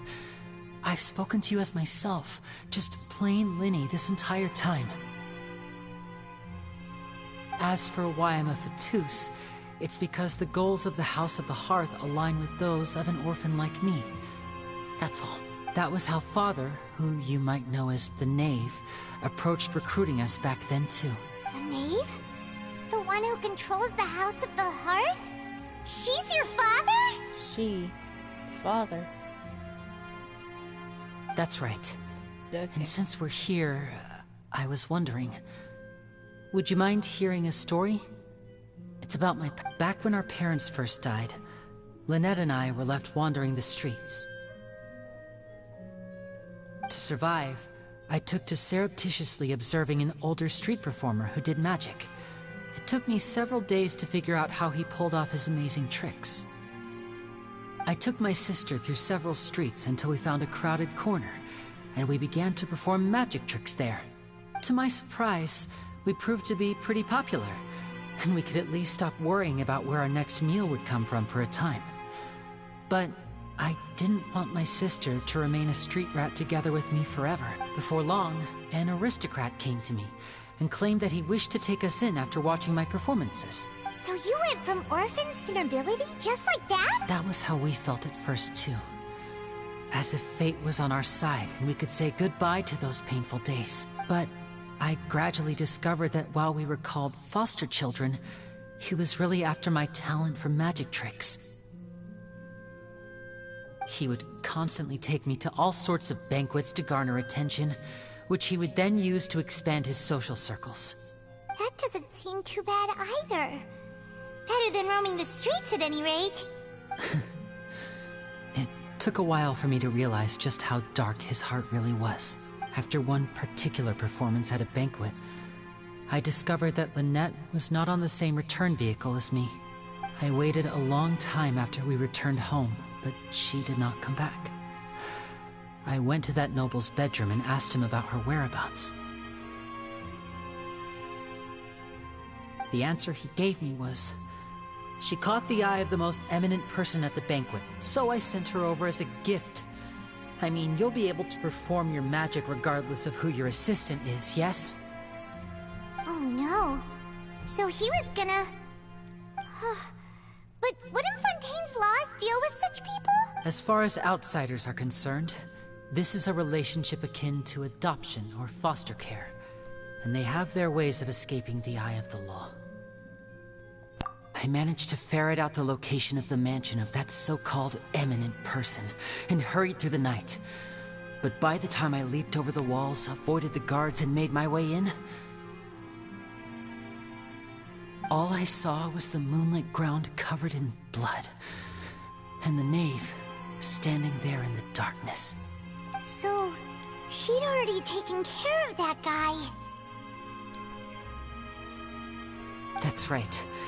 She had rescued my sister before she could come to any harm, and had even discovered several girls hidden in a basement, all of them orphans. Father, I mean, the knave, might have seen something in me, and so she made me an offer. The House of the Hearth welcomes you, for your interests align with ours. Here, none will ever betray you. Indeed, betrayal shall never be permitted here. I was hesitant to trust her. I mean, I had just been betrayed by nobles. But she was also quick to destroy the noble who had taken us in at first, giving us back our freedom. Oh, so that's how the two of you joined the House of the Hearth. She has her own plans. She has gained permission from the Sarita to first use the Gnosis' power when she obtains it. She plans to use it to find a way to break the prophecy and save Fontaine. So, she believes in that prophecy too? That's right. The whole House of the Hearth is currently working to combat that crisis. Today's case has also proven that people from Fontaine can indeed dissolve into some sort of water, thus further supporting the prophecy. All of us house members here, Lady Arlecchino herself included, are from Fontaine. We won't give up on defending our homeland. To us orphans, the only connection we have left to this world, apart from our family, is our homeland. Oh, okay. So, from small deeds like distributing magic pockets to huge schemes like stealing a Gnosis, everything is aimed at dealing with that prophecy. Bruh. Oh, why is a cheese sandwich? Ah! The dialogue. Too long. It's alright. I understand. The only thing I can do is relate all this to you. I just hope you can understand that even as a member of the House, I have never stopped making my own decisions, and that I believe what I'm doing is right. If you should need anything at all in the future, feel free to find me. I will do my best to help you, as plain Linny.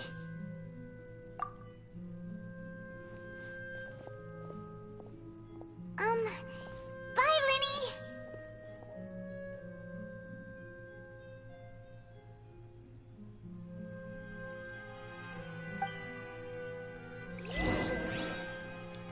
Linny! Okay.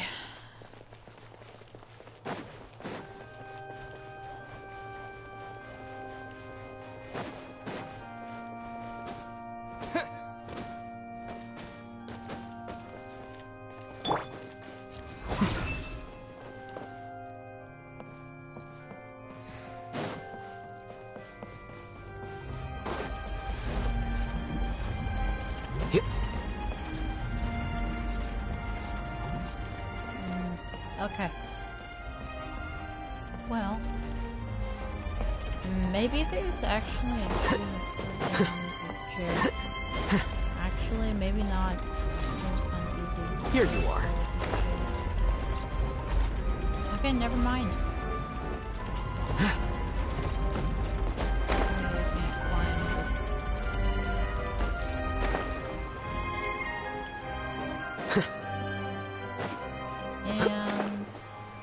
Bruh.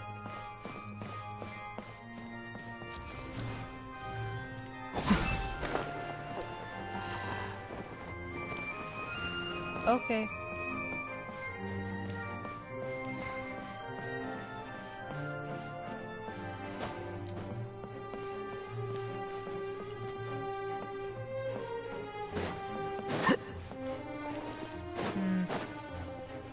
Then how do I get up there?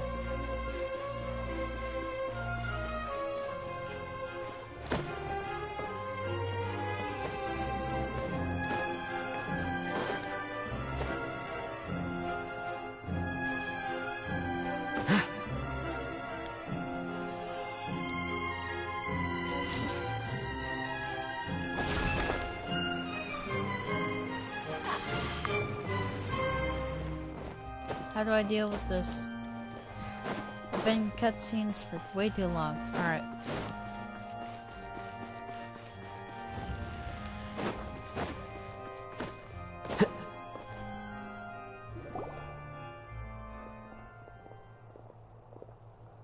Hey there! What was with the disappearing act you pulled right as the trial ended? Were you looking for us, Navia? Well, this whole thing isn't exactly over, is it? I do feel that we're getting closer to solving the serial disappearances case, though. Don't you think so, too? Huh? What's wrong, my dear partner?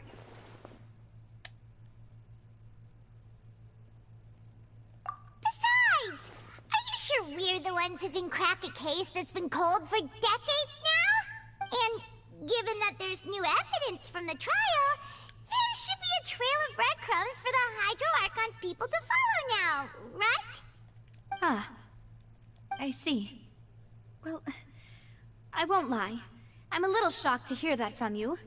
But I suppose you are just travelers who have only arrived in Fontaine after all. Sorry. I might have been too presumptuous. Don't say that, Navia. Ah, and we were having so much fun investigating with you, too. It was like having new waters flowing into a stagnant mire, causing new hope to spring forth, and the reflection in the murk to become clearer. Bruh. Sorry about that. I'm a bit prone to nostalgia. Don't mind me. Wait. Huh? Well, I just like to have a proper ending to every important memory. Bruh. That way there are no regrets later. Bruh. Anyway, it would just be a meal, so it shouldn't take up too much of your time. You don't have to... Oh, wonderful. In that case, why don't we return to the court of Fontaine and head to the Hotel de Boer? I believe... All right, then. Let's have our farewell meal.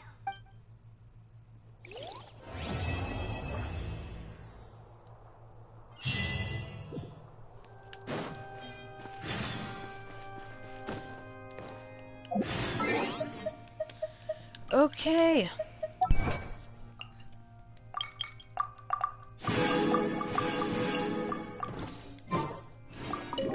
We definitely will get some Primo Gems over at the end of this, and maybe get some. Maybe get a P, not a P5, maybe.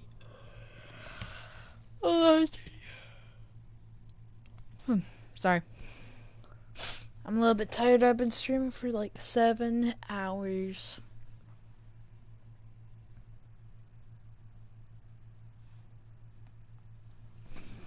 Which all it was, just that cheese sandwich in the microwave.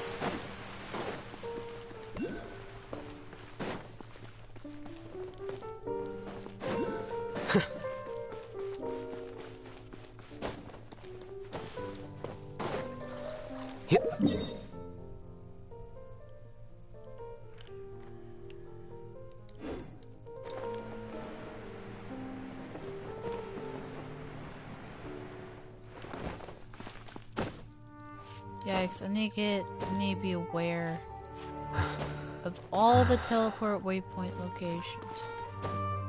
But I think I'll do that, like, maybe off camera. I'm pretty sure I'll do that, yeah. I think I'll do that off camera. I am not too sure, though.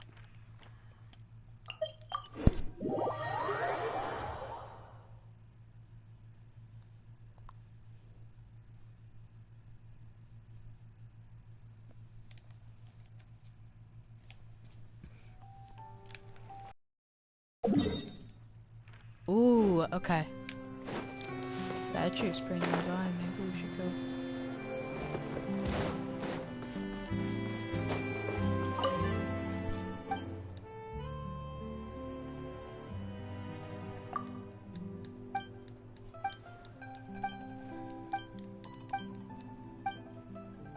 Can you really? Okay, you can't. Apparently you can't interact with the reputation person until you get the quest done.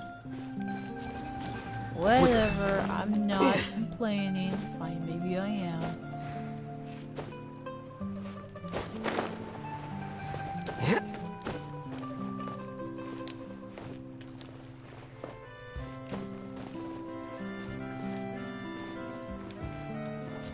Here you are. Now I can finally... Why is this architecture somewhat like Mondstadt? Like, you can't lie to me, these walls look like the outer walls of Mondstadt, you know? You know what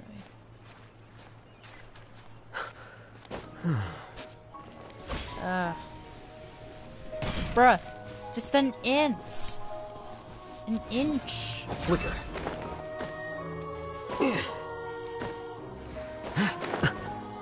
Yeah, okay, I definitely got a few shorts to make off of this.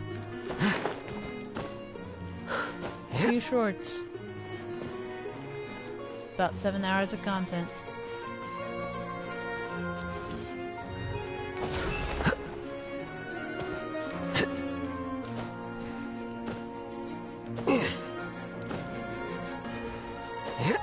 There we go. Finally. Time to get to here. Now, there we go.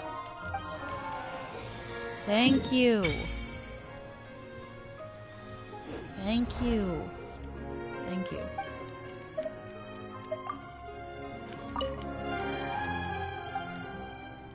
Let's see how crazy amount.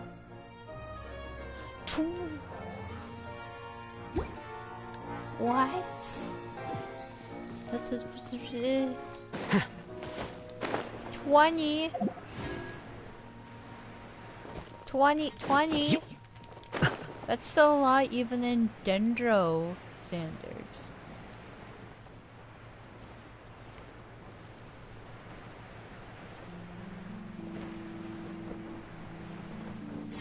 In this video, we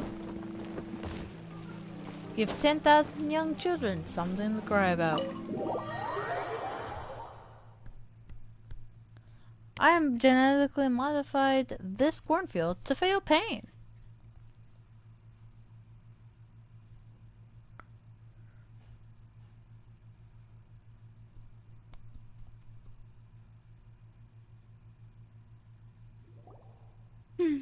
I came here several times with my father when I was little, but stopped eating here as often after growing up. I hope the food here will be to your taste. Oh, don't worry. Oh, in that case, I like I'll go order cheese. for us first. Please wait here a moment. I like cheese. Ooh, everything looks so good. People in Fontaine sure know how to enjoy life. Why, of course. Go ahead, try whatever you like. If the food's good, I'll make a group reservation for the rest of Spina di Rosula next time. And if it's not... Well, then I'll still bring everyone. Albeit with only one dish per table. Yeah. Sure have your own way of doing things. Oh, we called this a farewell meal, but we could also treat it like a victory feast, right? We did just win that case after all. Oh, true. Very true. In that case, boss, we'll have another 2 dishes. Bruh.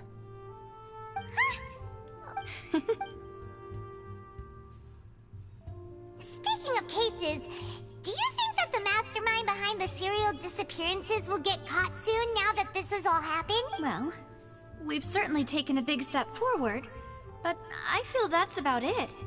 We know that there's an organization that means to dissolve these young women, but we still don't know what they are really after.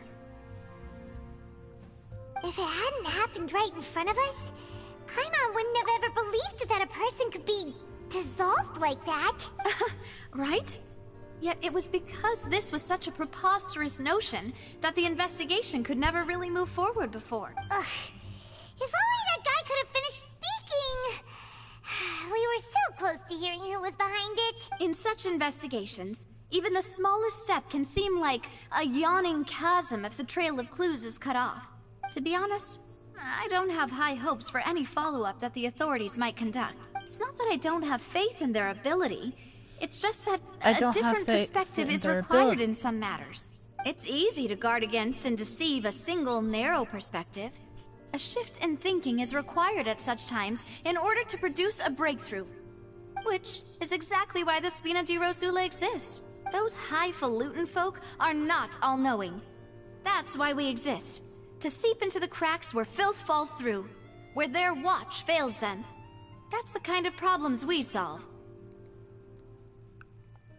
Seems Paimon thought things were simpler than they actually are. It's all right. Well, this was supposed to be a farewell meal, so I doubt you have further interest in this business, right? Let's talk about something else. Like, what are your future plans? That's true. We didn't have a chance to speak to her after the trial ended. It didn't really seem like the right time or place to do it anyway. I see. So, your primary objective, which has been foiled so far, was to have a chat with the Hydro Archon. I've heard that there's a long line of people waiting to meet Lady Farina. I suspect you'll be waiting for quite a while, considering that you missed your chance today. Yeah, we've heard that she's super popular here in Fontaine, and that it'll be tough getting any of her time. Well, would you consider some more, Guess that's Spina di Rosula's boss for you. Chock full of sketchy ideas.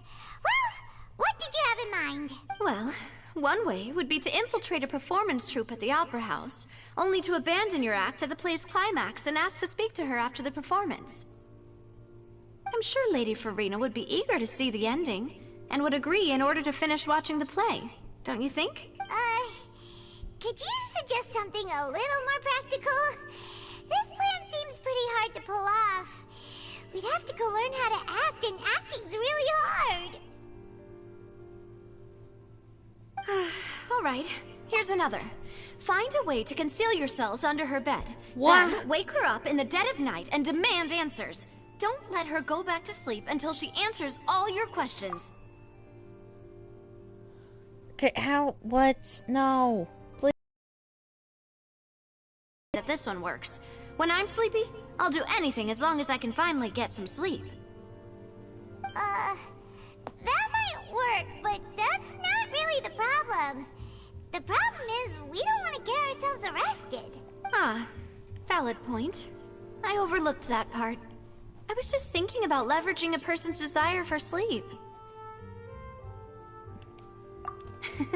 All right, no more joking around. Perhaps you could... Oh, I don't know. Cut the line when she's on a break.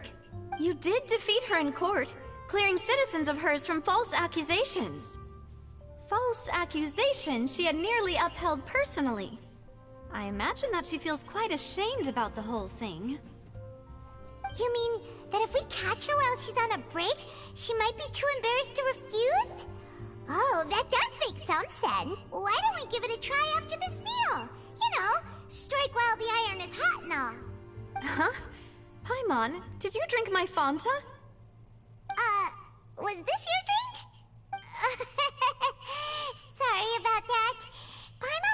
me paying attention, and the cup was right next to Paimon.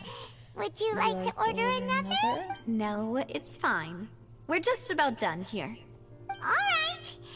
Honestly, Paimon wouldn't recommend Fonta anyway. It tastes kinda salty and icky. Is that so? Huh. Well, in that case, we'll have to blacklist the Fonta here then. If we're all finished eating, then I'll go pay. Yeah, we're stuffed. Thanks for the treat, Navia.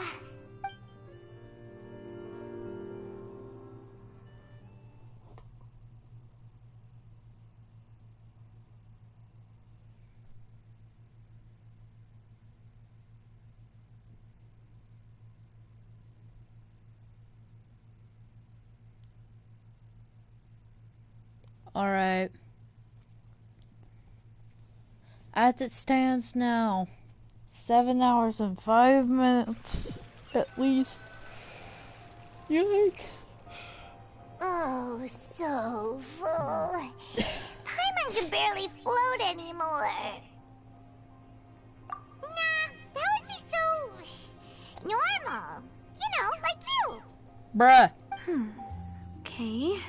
As for expenses this month, we're left with... Hey, Navia! What are you doing over there?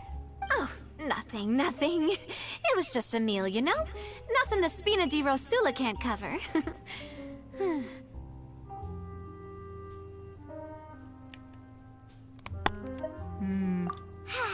Let's get ready to try to meet the Hydro Archon again. Bye, Navia! So this is goodbye, huh? Well, if you do encounter any other trouble in Fontaine, you're always welcome to contact the Spina di Rosula. I'll give your request the highest priority. In any case, I wish you smooth sailing. I'll see you again, partner. See ya! Light rain falls through that reason. Alright. We are almost to the end of this nonsense.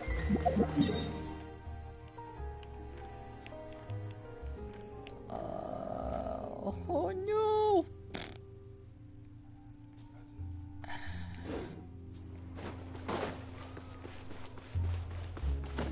Yikes, have you heard that? That is my stomach growling for a cheese sandwich.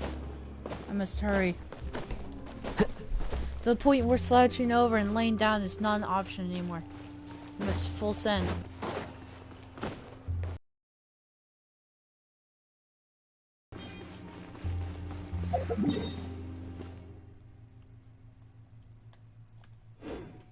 Alright, I'm guessing I'll take an aqua bus over.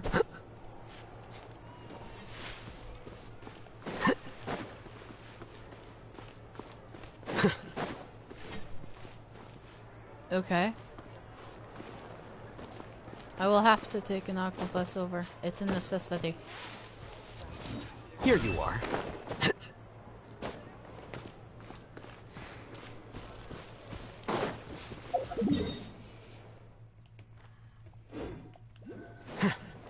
Ah! Okay.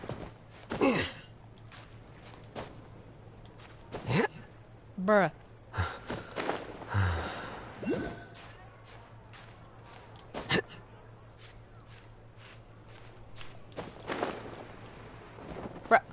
Oh. Okay.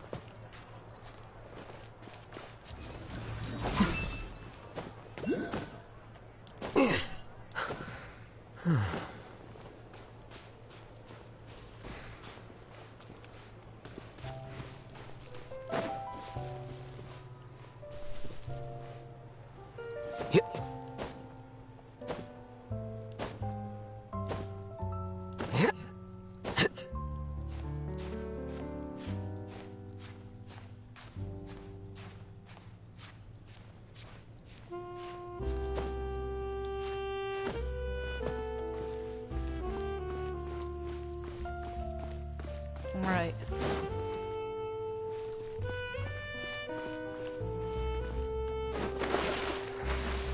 Let's hope the octopus actually goes in the right direction.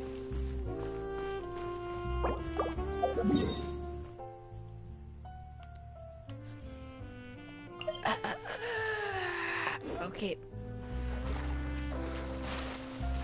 Don't worry, I'm not going to panic at all whatsoever. There is going to be no panic.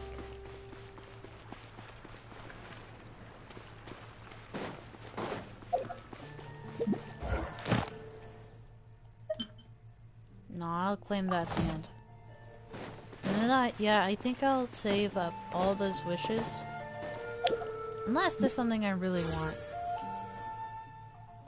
And in which case, there's not. Yeah. I think I'll save up for one giant wishing ceremony.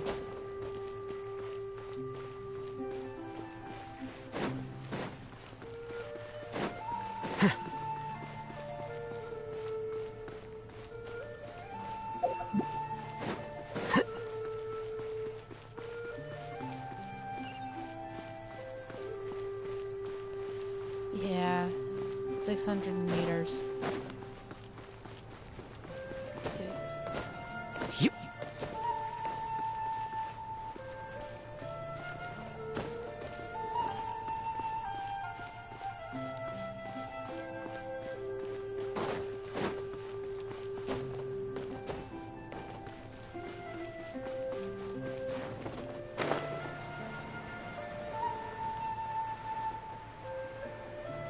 Okay.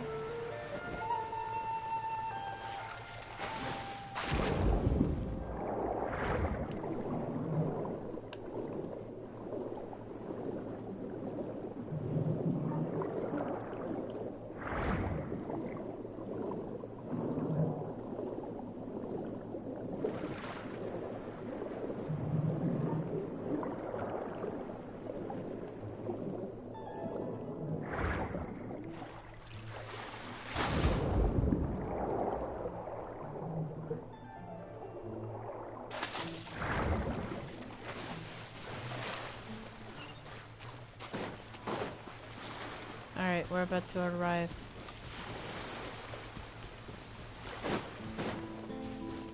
I'm like 200 meters. Okay.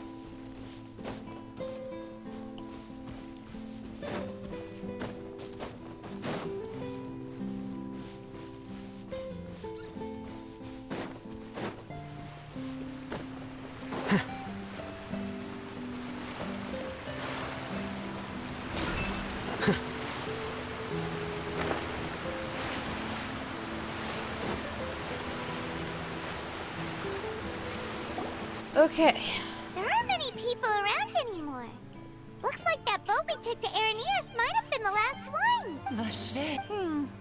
Looks like we're back here again. Huh? Traveler? Are you hearing voices again? Ugh. That's kinda spooky. Are you sure we don't want to come back in the morning? Vache? Vache. Hey, why are you still walking towards it? There might be something nasty in the water. Huh? Hang on. Paimon can kinda hear a voice. It's calling for Vache. Hey, traveler! Stop walking! Come on, wake up! 7 hours, 12 minutes. Oceanid! Vache! Are you... my dear Vache? No, wait. You seem to be someone else. Do you know Vache? I'm... Wait.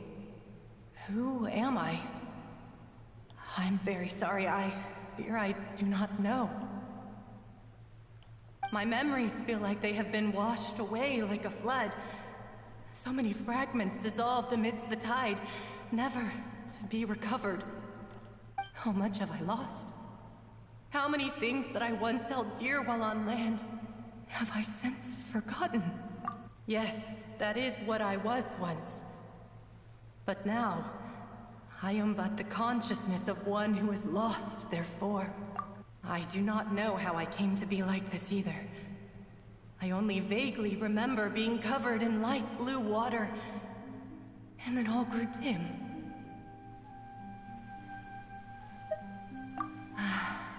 I I also remember going to many places. I loved adventure, loved exploring places of peril. No matter where I went, Vacher would go with me. I knew how dearly he loved me, and I also loved him equally as much. But now, we can no longer go back. The pain of such parting, I never knew how heavy it could be. No, our reunion no longer has any meaning. There is no way for us to create any new memories. The thought of me gives him no succor. So let it lie forgotten beneath the waters. If you meet Vacher, tell him not to look for me. Tell him to move on. That is the only thing I still remember. Perhaps that is so. As I was submerged in the waters, losing consciousness, I saw Vacher above the surface. His eyes were filled with such sorrow, such longing. If only I could have comforted him, told him that I did not suffer. Indeed, I had felt a great warmth. Is that what you call it? Dissolving? If anything, I consider it a form of release. It was a state of neither fear nor frenzy, with only an endless peace, like the water's still surface. I could also liken it to being a thirsty person who drinks water for the first time, and only then sees how they have lived for so long in a world of endless want and anxiety. I think I hear your companion. It's time for you to go, I think. Farewell, then. I am glad that you were able to sense my presence. Remember, if you see Vacher, tell him not to seek me out any longer.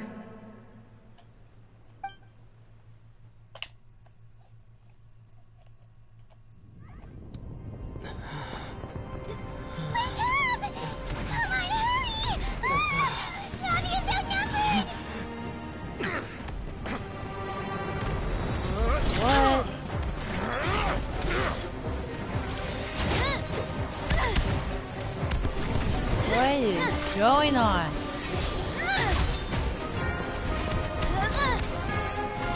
Demoiselle, look out!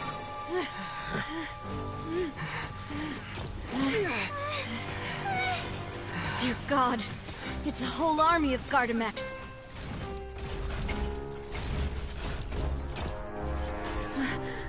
Clorand?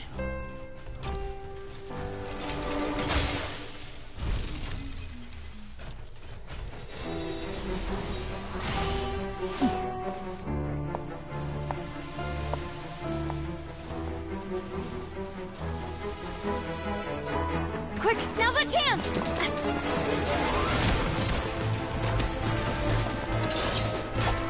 What? No way you have fast reflexes like that.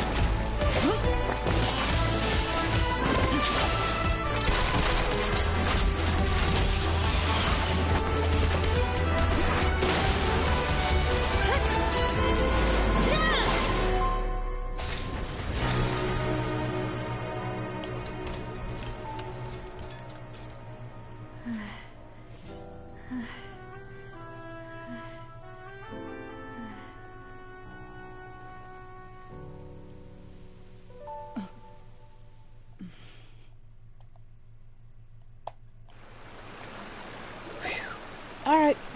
I should thank you for lending us your sword there, Clorand. But before I do so, could you explain how you managed to show up here? I followed you. It seemed to me that danger has followed you more closely as of late. I believe that following someone without their knowledge is actually called stalking, is it not? Mr. Callus's last wish was for me to ensure your safety, and I will not betray his trust. He would do the same, were he alive. Do not speak of my father! Sorry, Demoiselle. I was not strong enough.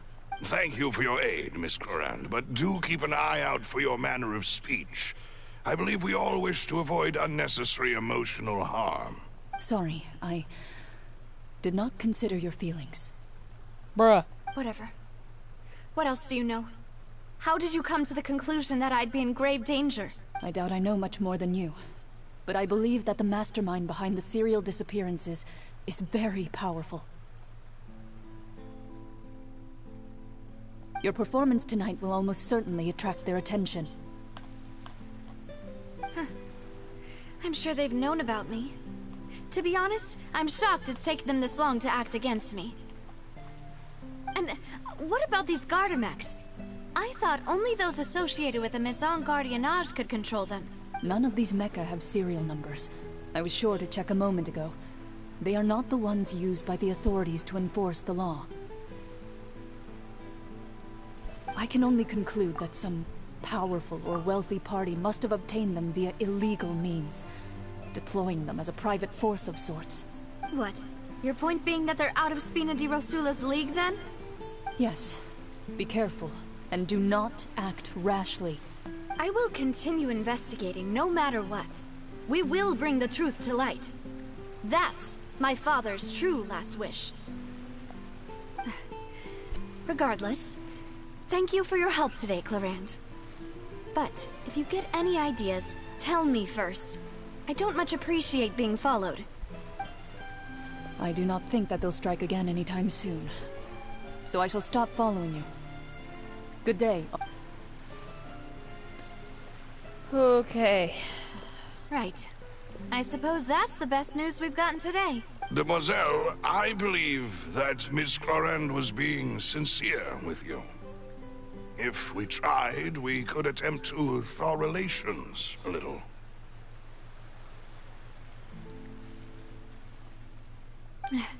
I know, I just... She's... Oh, thank goodness! Paimon thought we were done for! Those Gardamex came out of nowhere while you were unconscious, and Nadia and her gang saved us! Oh, and there was that champion duelist named Clorand who came out to save us too! We got lucky there. Paimon probably couldn't have fought them off otherwise. Oh, come now. Forget all that polite talk. That wasn't really a farewell meal we had back there. Not for me, anyway. In truth, I hope that every meal we have together shall be a victory feast. As such, we're still partners. There's no need to thank me. It will take 50 years for me to match Demoiselle's magnanimity. If it were me, I would have joined the Spina di Rosula on account of her goodwill long ago. All right, you two. That's enough. Actually, Navia, how did you know that we were in danger? You sure did show up in the nick of time. Well, to be honest, you're the one who tipped us off, Paimon. Ooh. Huh? Really? Paimon contributed somehow? Ooh, Paimon's even more amazing than she thought! Yes, all thanks to you grabbing my drink by mistake. How did that help? After we parted ways, I was on the way back to one of our bases when I saw that the Fonta tasted kind of salty and icky. Fonta only comes in sweet flavors, so how could it have tasted salty? The color of the drink, if I recall, had also been a bit off. So the Fonta had been spiked with water from the primordial sea? Yes. So, if you hadn't drunk that cup for me... Spina di Rosula is preparing the grandest of awards for you as we speak for saving the boss. Huh. Really? I sent people to Hotel de Boer to investigate. But whoever did Jeez, this left no trace at all. Fontainians have it rough. That's when I figured out that you might be in danger, and hurried here as quickly as I could. But why would they go after us too? All we did was defend Linny in court and help clear his name. Ugh, now we're caught up in this mess too, aren't we?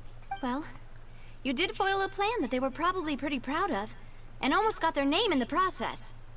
Speaking of which, did anything strange happen when you drank the primordial seawater? Well, it can't be a coincidence that the Traveler fainted just now. He said that he heard that voice calling for Vache again. Oh, and this time Paimon heard it too! But it was real faint. Does this situation have to do with the primordial seawater? Does that mean the primordial seawater raises someone's sensitivity to hydro when it's used on people who are not from Fontaine? That doesn't sound like too much of a bad thing, to be honest. New intel? While you were out cold? Well, let's hear it, shall we? Oh, that is important. Vache. That name doesn't ring a bell. I suppose he hasn't stepped forward as a witness in court lately. Since he saw that young woman dissolve. But he never gave testimony or any information regarding people dissolving in the primordial seawater.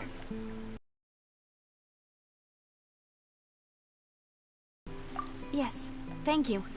This is very important information indeed. We will continue to investigate. Oh, you mean you'll help us investigate? Well, you did say that our farewell meal didn't really count. Oh, come on. And besides, Seriously. You're not gonna let those people who targeted us get off the hook so easy. Demoiselle, do try not to look quite so pleased. You are the face of Spina di Rosula, after all. Wow, she is smiling for whatever reason.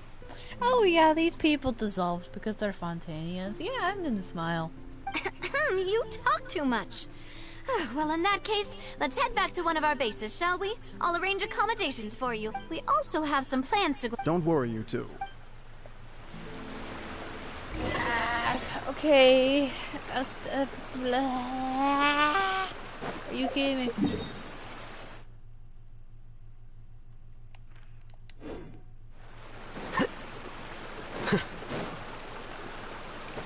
I might as well go ahead and try to get this before I have to walk over that amount of space again.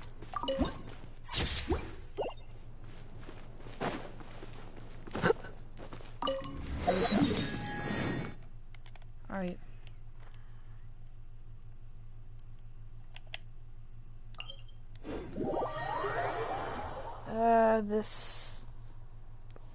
The quest. I can't tell if it's even longer than the Samara one. I can't tell. It's definitely long, that's for sure.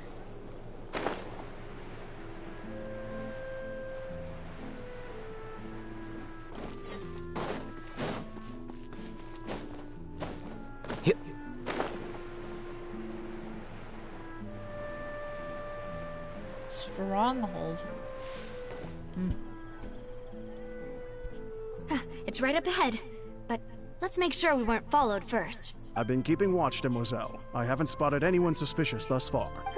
Very good. But let's not let our guard down for now. I shall find rooms for our respected guests. Thank you, Malus. Now, let's continue traveling.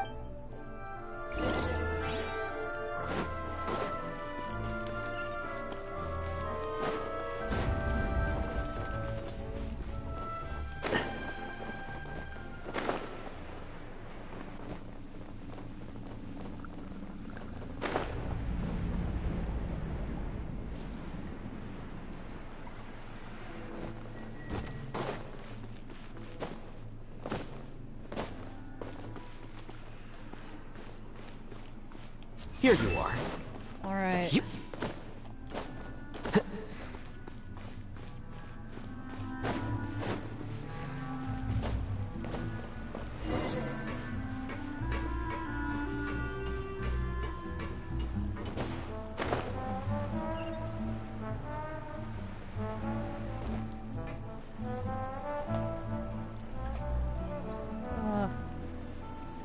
For almost 7.5 hours. This is your base? It's not quite what Paimon imagined. Your accommodations have been arranged. Under the present circumstances, I can confidently say it's the best we have. Well, our funds have been a little tight lately. After all, we don't allow illegal or unethical profiteering. In fact, our funds often come from citizenry who support us. Seems like it's tough times for everyone. But if you have the support of the people, that does sound like it's worth it. To be honest, our financial situation was a lot better back when my father was in charge a few years ago. I'm afraid I'm not quite his equal. Your father... He was the previous boss of Spina di Rosula, right? How did he... Demoiselle, if you'll allow me to explain. No. I'll explain it myself. I suppose I couldn't run from this topic forever. And as partners, this is something I hope they can understand. My father's name is Callus.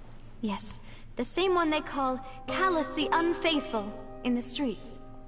3 years ago, he was accused of murdering his own friend. But he chose a duel to defend his honor instead of standing trial. He died in the duelist's ring. Oh no. But I do not believe my father was a murderer.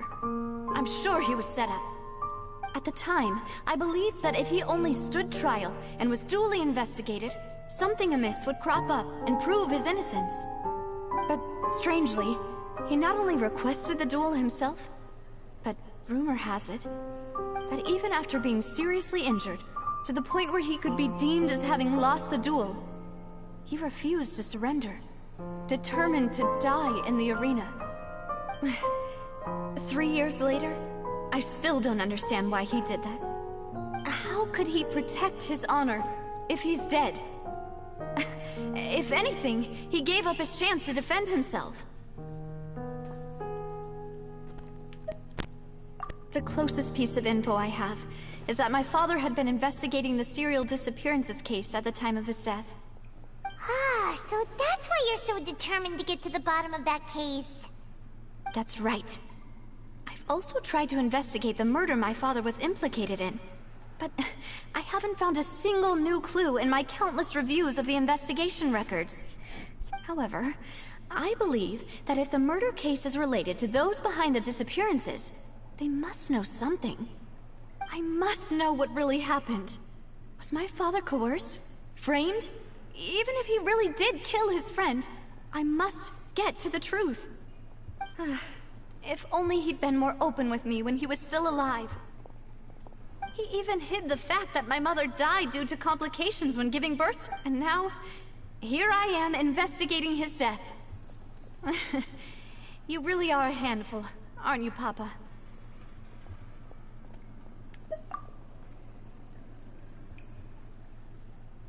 Demoiselle, please, if there is anything I can do, anything at all. I also will never believe that Master Callus murdered anyone. There are none whom I respect more than the two of you, Demoiselle. Master Callus did so much good in life, yet all it took was one murder case for him to be dubbed Callus the Unfaithful. Even our supporters decreased greatly due to that incident, hence our strained finances at present. Wait, if Callus was such a good man, wouldn't people at least be a little suspicious when he was accused? No. Perhaps people just revel in that kind of drama. It's not something exclusive to people from Fontaine, really. Everyone's like that.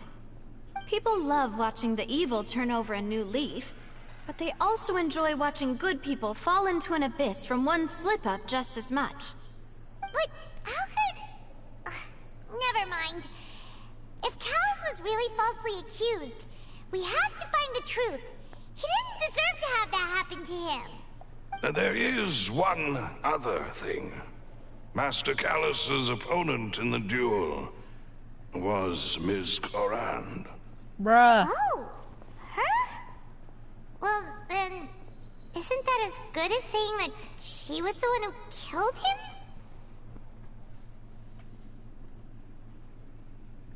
Yeah, that's not the sort of thing that you can just let go and move on from. Miss Clorand has always placed great emphasis on the honorable nature of the duel. If her opponent doesn't yield, she will not stop either.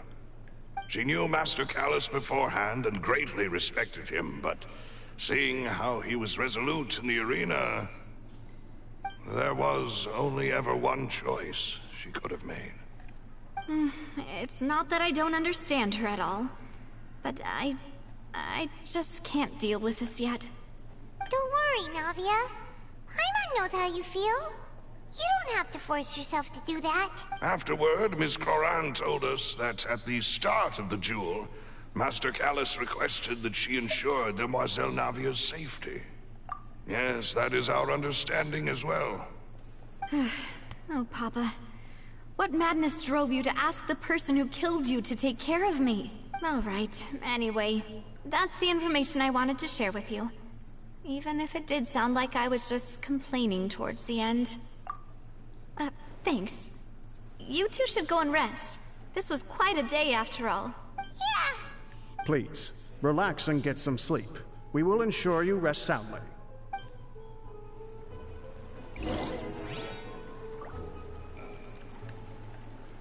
Fontainians, they have it rough.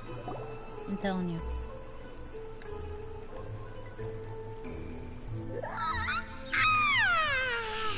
Paimon slept so well.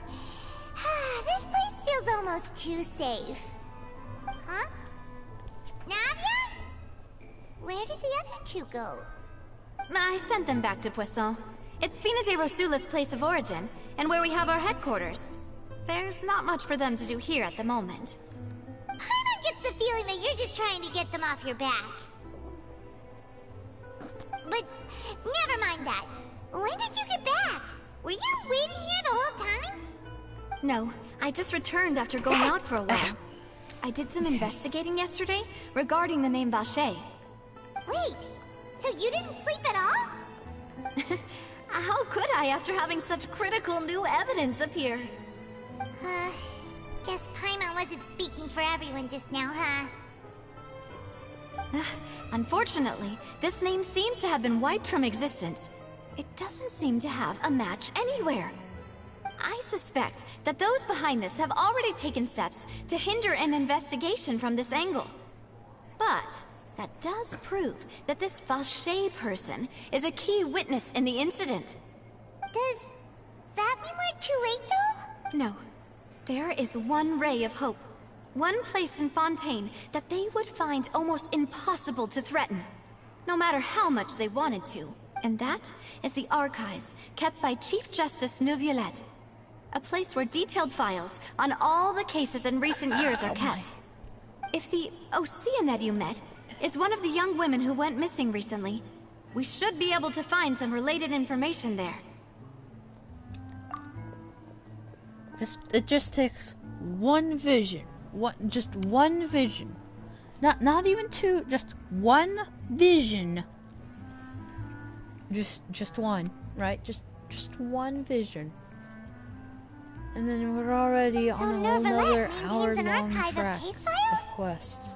In that case, let's go talk to him, shall Aren't you coming along, Navia? Did you get tired? No, it's nothing. Let's go see the Honorable Chief Justice.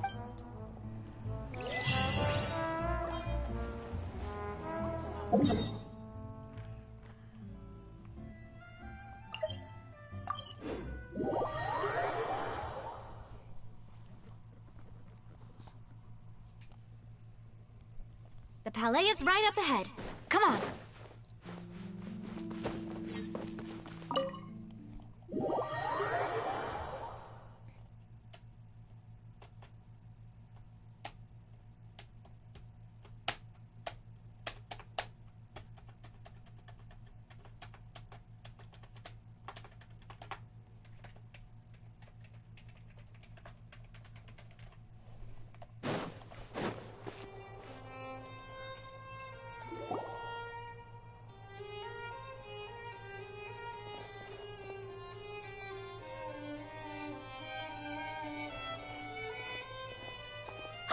Please state your business here. The Chief Justice is presently occupied with official matters. Huh. This place... Hey, don't you recognize us? Huh? Who are you? Just to be clear, I don't care who you are or who you might be related to. Our rules make no exceptions. See? They've got great discipline, too. Yep. Paimon can tell. If you're here just to crack jokes, I can point you towards the exit. Unlike some, we're busy, so please leave if you don't have a reason to be here. No. What I meant to say is, shouldn't you remember us from a few days ago? We were at the trial of the great magician Lyney. Oh, yes, I remember. I read about it in the Steambird. You must be Lyney's attorneys. It's all coming back to me now. We're here today to report and archive some information on a follow-up case. Huh. Is that even a thing? Of course. Don't worry. We're here on official business. You can trust us. All right then, I'll let you through. The Chief Justice is just inside. Thanks so much.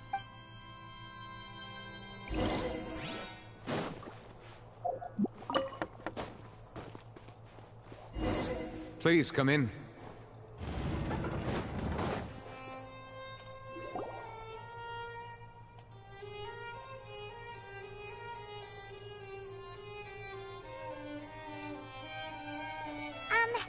Sorry to barge in, Monsieur Nervalet.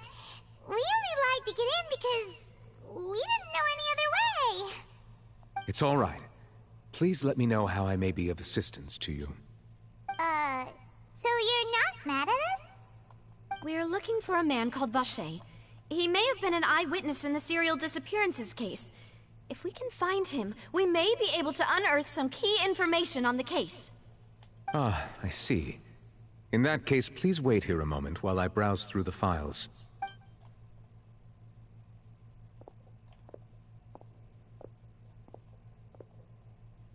Who knew that Nervalet would be so easy to talk to?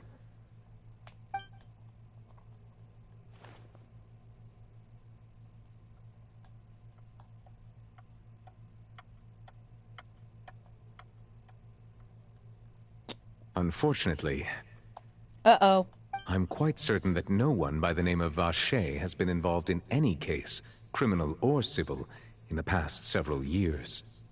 There are no records of him either in the files or in my memory.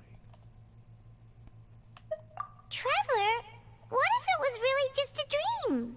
Is that so? All right then. Thank you so much, Monsieur Neuvillette.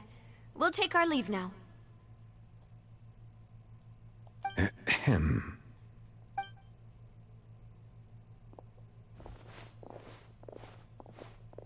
Miss Navia, I can understand how you feel. Your father, Callus, was a truly exceptional man. We deeply regret his passing.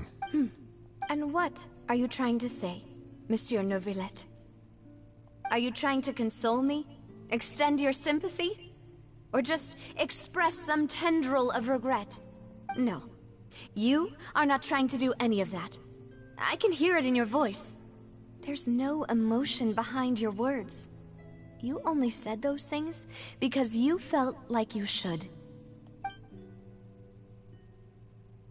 It's just like last time. After my father took his place in the duelist ring, I pushed through the guards to talk to you as a last resort. You even told me then that you thought there was something fishy with the case, yet you still allowed the duel to go ahead. In your eyes, the value of a human life is nothing compared to those cold laws you hold so dear. If you truly regret my father's death, then why didn't you call a stop to the duel? Why didn't you give me the power to stop him from throwing his life away? Why did you just let him die, despised and hated by all? Everything was hanging on a thread at that moment.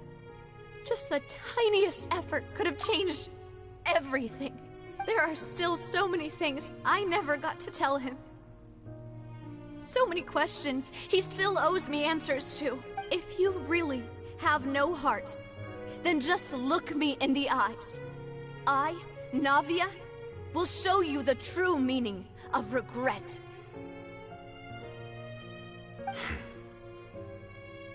I'm sorry, Miss Navia. You and my father are truly alike. You keep all kinds of things in your heart and never say a word to anyone. It's not so much that you can't feel, but that you would never express anything. Oh well. In any case, everyone already knows full well the apathy of the Chief Justice. My apologies for taking my emotions out on you, Monsieur Chief Justice. Let's go, Traveler and Paimon.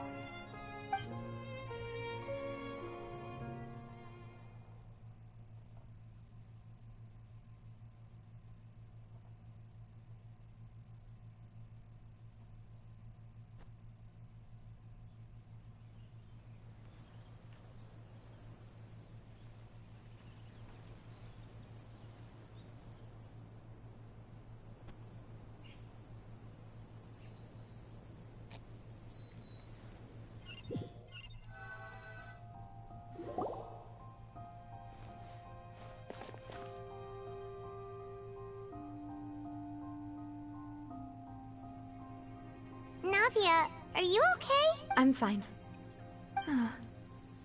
Rain. It's raining. You're right.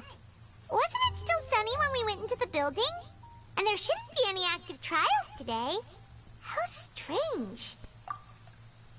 Now that I think of it, on the day my father was convicted of murder, it was also raining. What is it? Did you think of something? Yeah, he was outside. It was uncovered and the rain could fall there. Why? Do you think the rain could have affected the crime scene? That thought has occurred to us before. We've even expanded the search area to try to account for that, but didn't find anything of value. Oh? Wait. You don't... So you're saying that the true murderer could have been turned into water?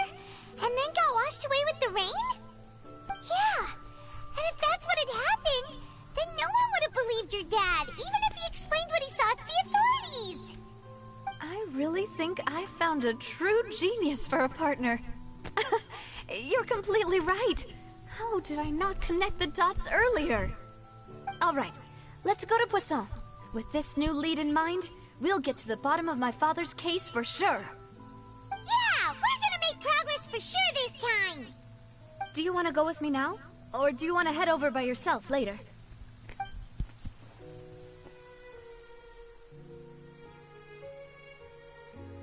Great. Let's go then.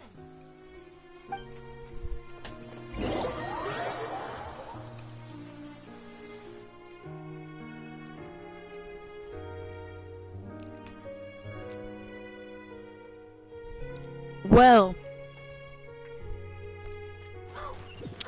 I'm telling you, Fontainians, way. You know, people in this universe are like, oh yeah, Fontainians, they have it so good, they're so in depth.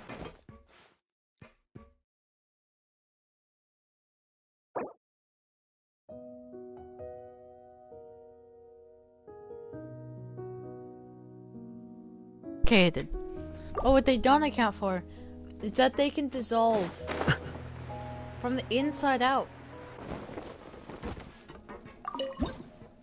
You know? You just gotta think about that. Think about that.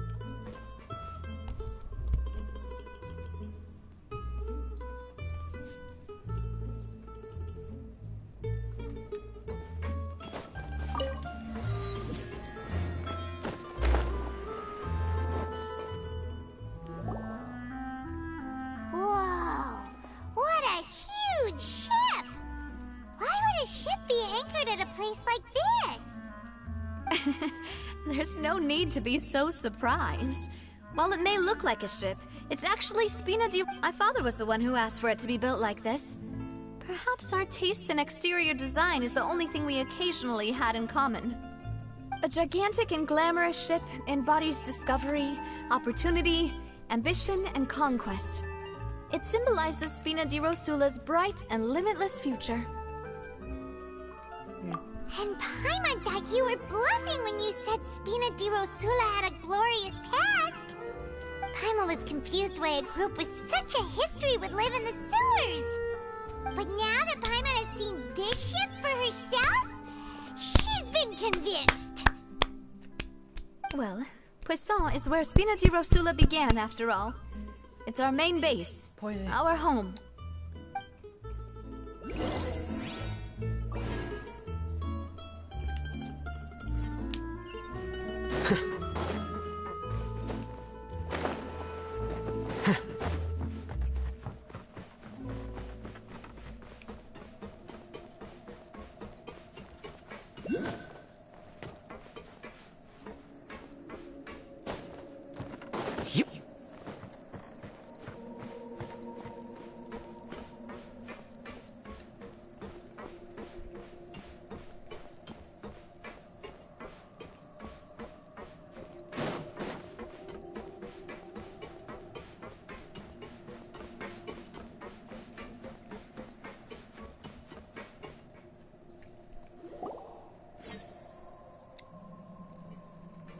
Melus, we're back! Apologies for the wait, demoiselle, and our most important partner. You said before that you still had some business at the court. What brings you back to Poisson so quickly? About that. It's because my partner here reminded me of something really important. You see, what if my father's case had something to do with water from the primordial sea? It was raining? Yes, the case was quite similar to that of Mr. Linney's. Both were what you'd call impossible murder. About what happened before? Yeah, of course. Many years ago, something called synth began to gain popularity in Poisson. At a glance, it was a kind of drink that could excite your mood and produce many pleasant hallucinations. Wait! Didn't that guard guy who turned into water also mention that the primordial water could be used to produce some kind of potion? Yes, he did. Considering what we know now, it's almost certain that synth is created using water from the primordial sea. If you drink synth for an extended amount of time, you'll suffer many side effects, such as losing the ability to focus or control your emotions. And if you were to stop drinking it completely, you'll experience flashes of paranoia and anxiety, while lacking energy to do anything. It's an extremely dangerous substance. As he oversaw Poisson, my father was compelled to put a stop to synth abuse, and called for a complete ban of it. Boss's uncompromising attitude incurred the synth vendor's wrath, but no matter how much they threatened or bribed him, he refused to yield. Not only that, Boss became determined to find the mastermind behind the synth operation, and put an end to the problem once and for all. Yes, but the enemy was very cunning. So he could never get anything out of the dealers, all of whom only sold the stuff and weren't privy to the rest of the operation. Recognizing that, my father decided to contact the dealers in secret and cultivate personal relationships with them. Finally, he was able to convince someone to become his informant. The man's name was Jacques. He felt greatly ashamed about his work after seeing many families destroyed by synth abuse. That night, my father hosted a banquet at his countryside estate. He planned to meet up and exchange information with Jacques over some food. But then, we heard 2 gunshots from the courtyard. Uh-oh. We raced to the scene and found my father, still holding a gun, and Jacques, who was already dead on the ground. Huh? How did that happen? Aren't they on the same side? Sounds just like Lenny's case, doesn't it? In both cases, the culprit seemed obvious, but neither appeared to have any motive at all. Looking back on it, though, I now believe the most important clue was something we all overlooked at the time. There were pieces of clothing left at the scene. Precisely. It's all thanks to you that I made the connection now. Back then, we all just thought they were some costumes that Jacques used to disguise himself at the banquet. But, considering it now, it's almost certain that they belong to a third person at the scene. With one extra person, we'll also need to reconsider why the 2 shots were fired.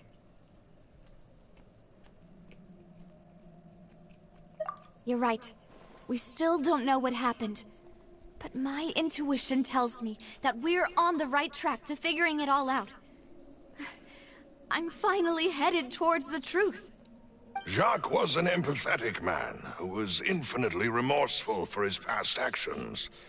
It's unlikely that he turned on Boss with zero warning. I think this third person is probably the key to the full truth. On that note, however, even though this will not please you, demoiselle, as your and your father's butler, I must still offer a word of warning. Our opponent is insidious and cruel. They are extremely difficult to deal with, and Boss has already lost his life trying to bring them to justice.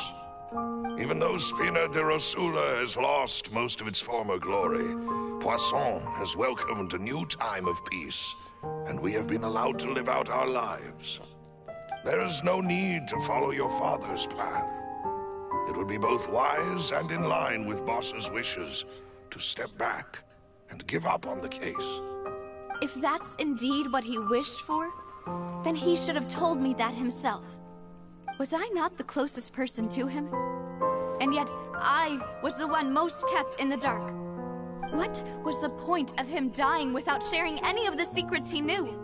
Did he manage to protect anything in the end? Synth is still here.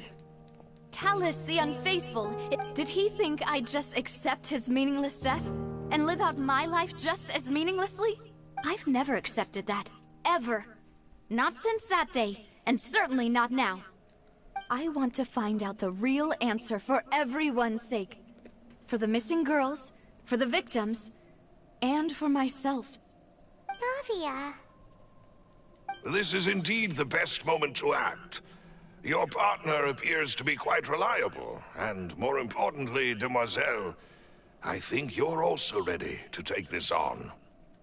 So you do know something else, Malus?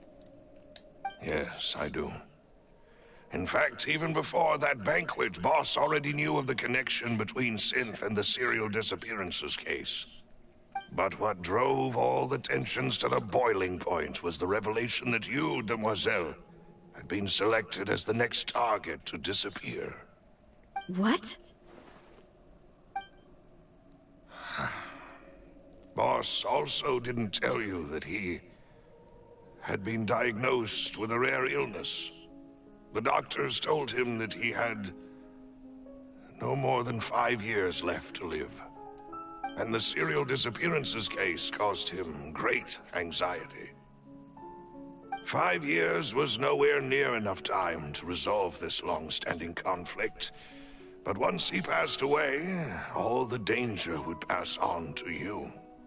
Knowing all of this, he decided to use one final intimidation tactic before his death. He claimed to have already gotten his hands on some key incriminating evidence for the other side, and even told some members of Spina de Rosula about the details. But as long as you remained safe, he would not share the evidence with the public. If something were to happen to you, then he and all those he told would immediately expose all they knew about Synth and the disappeared victims. Right, so nobody would be able to get off scot-free. As we've seen, Boss's tactic has worked. Even though Boss has been gone for a long time, the other side has not tried to take Demoiselle's life. No, I don't believe it. He never appeared to look sick to me. No father wants their daughter to see them weak and haggard, especially someone as proud as Boss.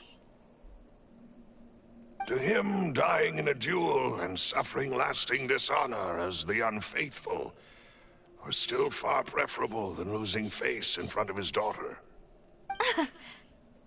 So he chose to die in silence, so that he could protect me. I'm afraid you're not understanding this correctly, demoiselle. What Boss wanted to hand to you was not a parasol, but a sword. If Boss's spirit could hear you telling me that you want to find the answer for the sake of everyone involved, I'm sure he'd be extremely proud. That fool. Couldn't he have just given it to me straight? No. He might have set up everything precisely because He never thought I'd be able to understand him. Is that the amount of confidence he had in me? And what if I was never able to make it to where I am now? Yeah. I suppose that's true. With the way he'd set things up, if I had wanted, I could have just lived out my life without a care in the world. But thankfully, he rarely talked to me about complex matters, and thus understood little of me as a person. In this case, he really didn't need to give me an easy way out. Huh. Malus, what was the key evidence that he shared with you? It's the location where synth is produced. Essentially, it's the enemy's headquarters. When he was threatening the enemy, Boss didn't share the specifics of the incriminating evidence he found. But if you want to use it against the enemy, you'll still have to take several things into consideration. Why? If we know where the place is, can't we just go storming in?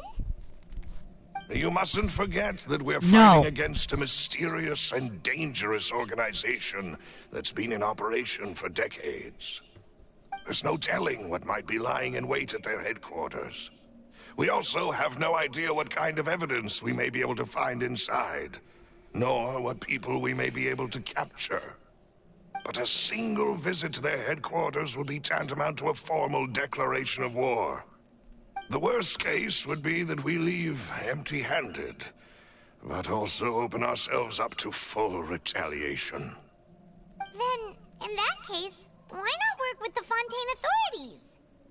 Well, you saw one of them dissolve during Mr. Linney's case. We have no idea just how thoroughly they may have been infiltrated. Huh. That's true. Seems my father really had no choice. But things are different now.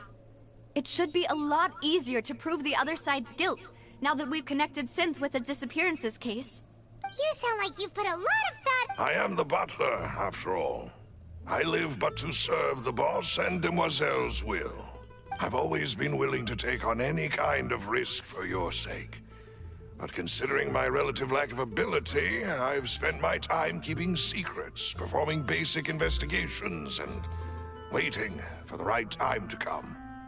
Thank you for all of that, Malus. Have you discovered anything new in the past few years? Let me think. One conclusion I came to was that the enemy must be quite familiar with Spina di Rosula, or at least have an informant planted here. When I announced orders to the organization's members on Demoiselle's behalf, I used to deliberately keep a few people in the dark and observe the reactions of the synth vendors. If the vendors didn't change their plans, then the individuals informed of our orders must be innocent. If the vendors packed up and fled, however, then someone must have given them the news.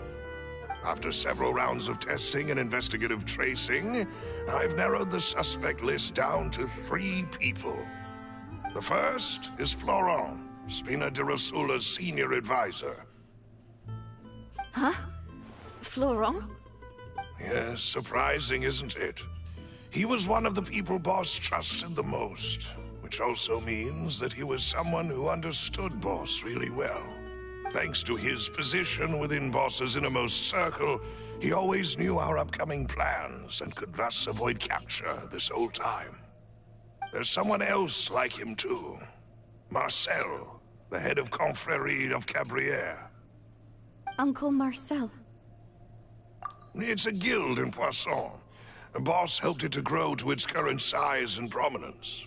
In the beginning, they were only reselling some daily goods, but now they're one of the richest guilds around, with a lot of business connections in the city. So, they're like a sister organization of Spina di Rosula? Yes, you can say that. When we were fighting against the synth dealers, they provided us with plenty of support. It's a bit difficult to imagine someone using their own money to hunt down themselves. The final suspect is Thierry, the man responsible for coordinating information between Spina di Rosula and the guards. Although the guards mostly leave us to our own devices, there are still many activities we have to report to the local authorities. Since Thierry is always in the know about our current activities, he could theoretically always plan one step ahead. I see. These are all people who I communicate with quite regularly. To think that the enemy we've been fighting against has been right next to me all along, among those I trust the most. It's almost too hard to believe. If you want to investigate them, please take every precaution to not alert the quarry. Judging from our experience, the enemy is extremely cautious. Of course. You're too kind, my lady. I'm just doing my duty. And before I forget, proving bosses after that incident, if it might help you... Aw, thank you so... A new case awaits, my dear partner. I hope we can work together. No, not another case. Please, no.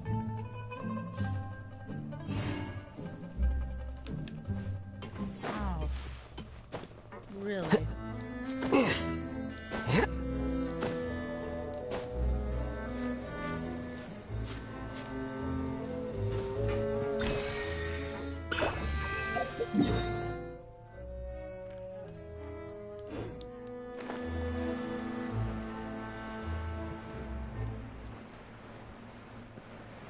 Really?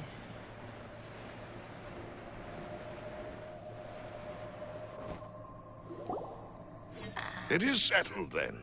Please excuse me, and enjoy your conversation at your leisure. Thank you for arranging everything. Excuse me, miss. Hey, Navia's all quiet. This isn't like her at all. I'm sorry that I only came to visit after all this time. After what happened, I didn't know how I was supposed to face the two of you. Ah, if it's about that, there's no need to apologize. After my husband died, Spina di Rosula sent us a lot of mora and support. I understood your guilt and apology to be genuine. But aren't all of those things nothing compared to the loss of Jacques? I can understand the kind of pain that comes with losing a father so needlessly. You don't understand at all. I didn't know how to face you, because I didn't know what I could possibly bring as a consolation gift. I know only the full truth could bring closure to you, and to all of us. I'm sorry. I appreciate the sentiment, but you don't have to carry all that guilt. On the matter regarding my husband, my daughter and I have more or less found our answer already. Would you mind sharing it with me? I really can't believe that my father could ever bring himself to shoot Jacques. I always knew that my husband's money was earned through others' suffering. He told me countless times that if he could turn back the clock, he would never go into the synth business again. He had many regrets, and felt that he took the idea of providing for his family too literally. For the longest time, he thought Mora was everything. So when Mr. Callis came to him with a proposal, he accepted it almost immediately. He tried to be as careful as he could, but even so, he was still found out by the higher-ups.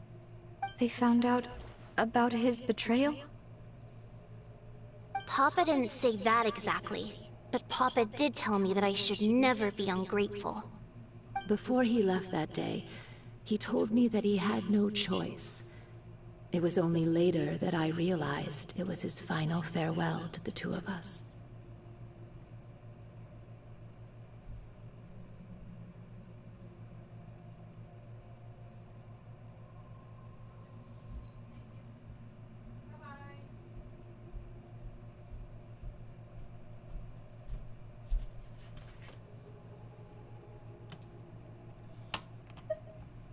I don't know that for sure, but you could say that's the conclusion I eventually came to.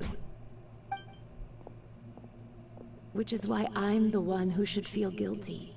Callis had always taken great care of us, both when he was still alive and after he passed away. Even if he fired the shot that killed my husband, it was likely in self-defense. It is impossible for me to hate him for what he had done. But Mama, why is Papa still the bad guy if he did the right thing? Papa always wanted to be a good man, so why did he have to do a bad thing in the end? Well, things aren't always as they seem. You still feel like your Papa was a good man, right? Yeah, Papa was a really good man. The best in the whole world. Then you should hold on to that. If a good man had to do a bad thing, then he must have had his reasons. Regardless of whether he left you a parasol or a sword. He must have done so to give you a better life. Oh. Thank you for everything you've told me. I will definitely find the truth.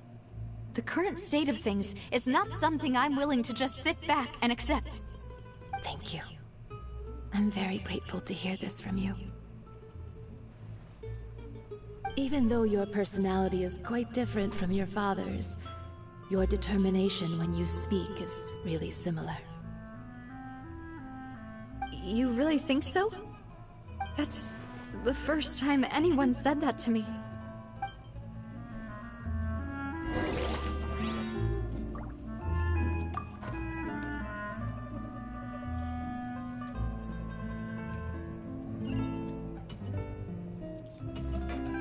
Are you okay, Navia?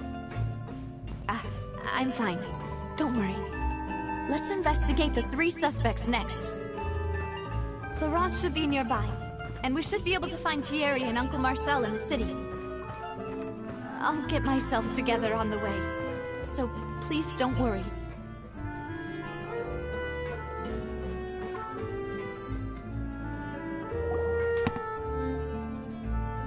Greetings, boss. How may I be of assistance today? I'm sure you've heard about what happened at the Opera House? Someone got turned into water right in front of us. Yeah, I've heard. With something that dramatic, I'm sure journalists will milk it for all it's worth. And it'll be all the talk for the next several weeks. It also reminded me, on the day that the incident happened with my father, it was raining outside, and we found some clothes left at the scene. After my partner here put the dots together for me, I feel like we should try to reopen his case. Can you do me a favor and try to recall what happened that night? Let me think. Mr. Callis was feeling pretty upbeat that day. So he was drinking and bantering away with us at the table. After that, he told us that he wanted to go get some fresh air. So we let him go without thinking much of it. Who knew that we would hear 2 gunshots ring out right after? My first reaction was that Mr. Callis's life was in danger. So I grabbed my holster and made a mad dash toward the scene. But when I got there, it was already too late. Mr. Callis was standing over a dead body with a gun in his hands. All we could do was look back and forth at each other, not knowing what to say. So you also remember 2 gunshots then? Indeed. The guard said that the first shot didn't hit anyone, while the second killed Jacques. But I've never really bought that explanation. Reason being, Mr. Callis had left his gun on the table. I even made sure to confirm that before running to the scene. But according to the guards, that doesn't mean he couldn't have had other guns on his person. About the clothes left at the scene that you mentioned, do you think there was a 3rd person there who was turned into water? At least from our perspective, my father had no reason to kill. So he would also have no reason to bring an extra gun with him. The gun he was holding probably belonged to Jacques, or a 3rd person on the scene. Yeah, that makes a lot of sense. So you're saying Mr. Callis ended up with the gun because he seized it from one of the other guys? But hold on.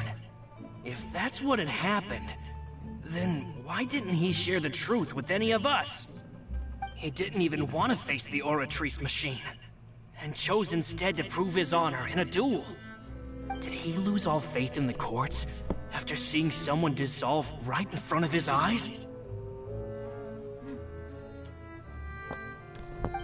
About that, Malouse told me a thing or 2. So, I think I can understand why he committed to the duel. I'll tell you everything, once the whole truth has been revealed. Good job, Cancel, by the I way. understand. Then, I'll leave Mr. Callus's honor in your hands, boss. And if I may just say one more thing. The whole Callus the Unfaithful epithet has been a thorn in my side since the day it was invented. Many people have laughed at me for still calling him Mr. Callus, even after so many years have passed. But it was Mr. Callus's trust that allowed me to rise through the ranks of Spina di Rosula and live the life I lead today. No matter what others might say, he'll always be the man I respect the most. And he'll always be my boss. Don't worry. I will definitely find the truth. You and all our other comrades at the Spina deserve to know the truth as well.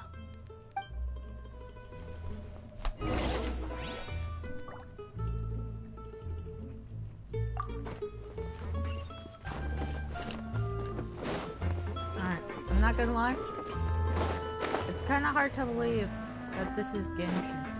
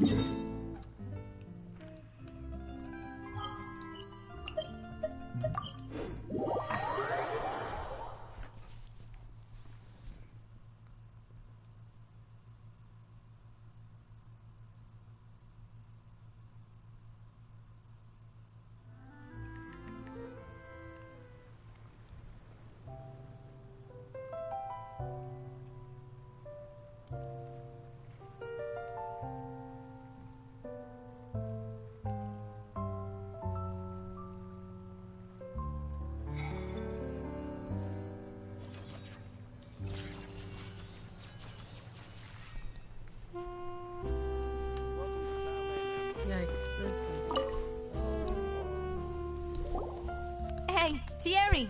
It's me! Oh, now, what brings you here, Miss Navia?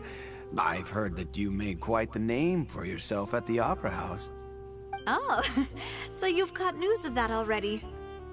Oh, okay.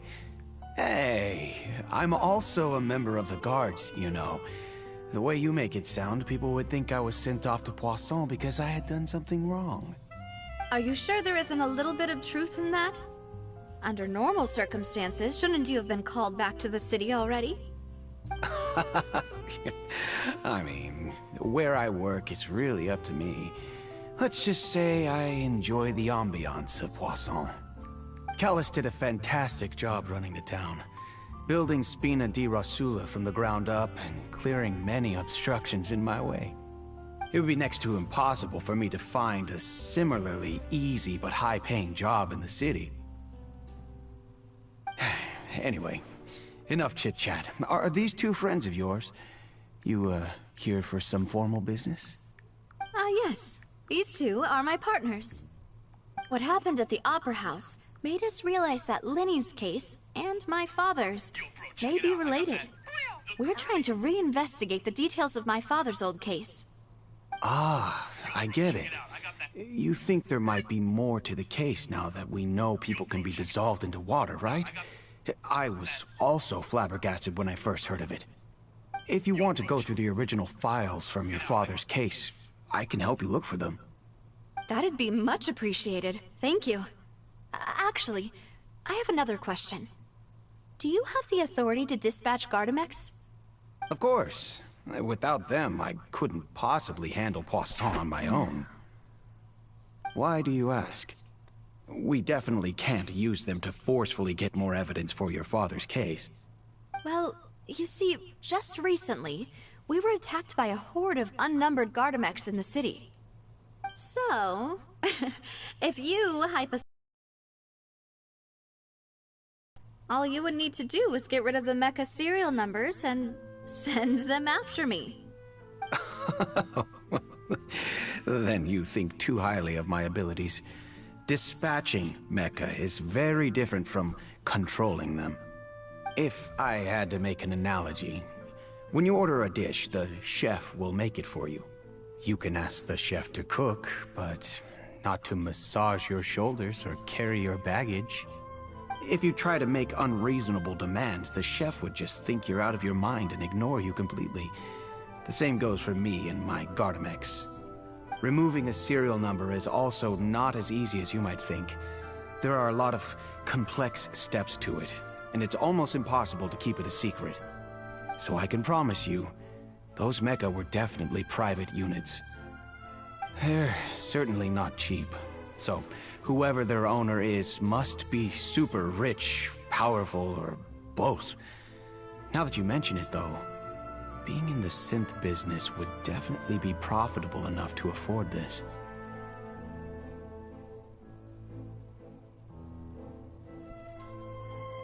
Oh, then you're officially in the clear, Thierry. Oh, well, thank you for the vote of confidence, Navia. Jokes aside, I'd like to wish you all the best with your investigation. I'll be staying in the city for a little while, so just come find me if you need any support from the guards.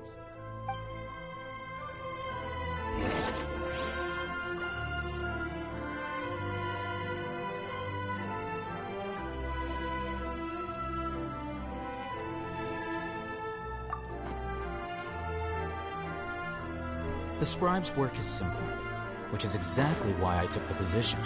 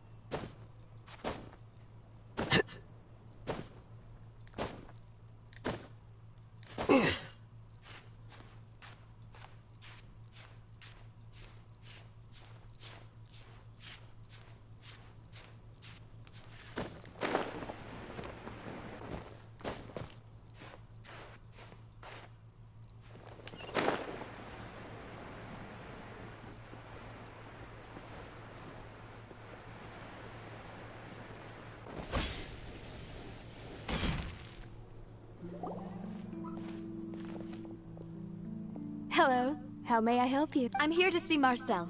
Could you please let him know? You can just say Navia's looking for him. Sure. I will let him know right away.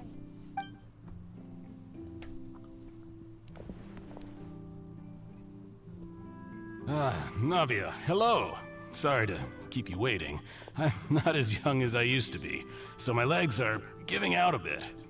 Oh, it's all right, Uncle Marcel. There's no need to stress. I just wanted to talk to you briefly about what happened in the Opera House. I'm sure you saw everything too, right? Yes, I've never seen anything so strange. Oh, you were at the Opera House too? That's right. I went there with Navia to see the magic show. Who knew it would turn into a whole murder mystery? I also witnessed your marvelous sleuthing work. Quite impressive. To beat the Hydro Archon at her own game on her own turf, I can already imagine everyone in Fontaine discussing your exploits over a few glasses of wine. Oh, Paimon doesn't want to become the talk of drunkards.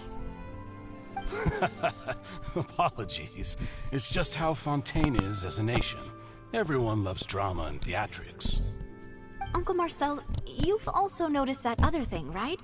The fact that humans can dissolve in water? Yes, I was reminded of your father's case right away. Is that what you're investigating now? Exactly. I still don't have much solid proof, but I can sense that the other side has already... Oh, and what makes you say that? We were attacked on Araneus by some unnumbered Gardamex. And there was also an attempt to get me to drink water from the primordial sea. If not for the vigilance of my partner, I probably wouldn't even be here talking to you right now. Oh, you're giving us too much credit. Wasn't it you who protected us? Alas, it seems things are heating up again. The peace that Callus sought so dearly will soon become a thing of the past. But rest assured, Navia, Poisson will always remain a safe haven for you. If you're scared, you can always return there. If anyone dares to lay their hands on you there, the Confrérie of Cabrières will use its funds to the last Mora to bring them to justice. Thank you, Uncle Marcel. But I don't intend to go into hiding. I'm going to strike while the iron's hot. Do you have any new thoughts on my father's case? About that. Sorry, my age is catching up with me, so it'll take me a while to recall my memory.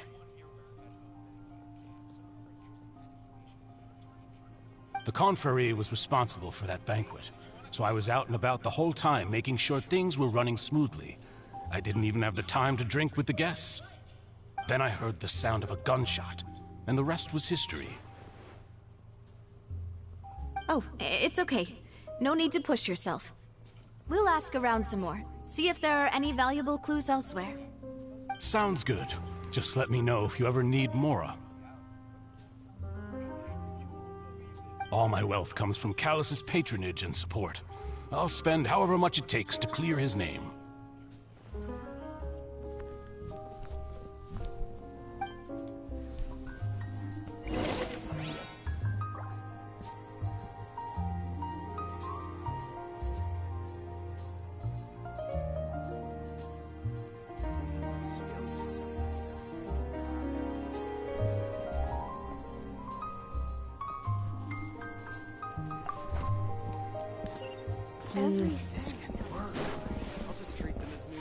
Two cases and one story quest.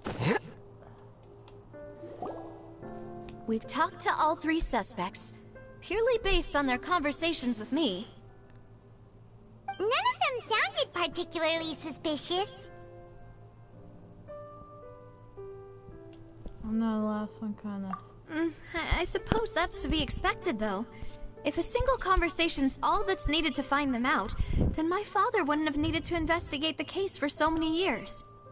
Anyway, even though we didn't make a breakthrough, let's still compile what we were able to find. But where should we start? Ah, you're right! Flora mentioned that Callus probably only ended up with the gun because of circumstance. That makes sense. According to Jacques' family members, he already told them that he had been discovered, and that he had no choice before he left home that day. If I had to guess, he probably received an order from the synth boss to kill my father. Had he refused, he and his family's lives would have been forfeit. So, Jacques fired the first shot?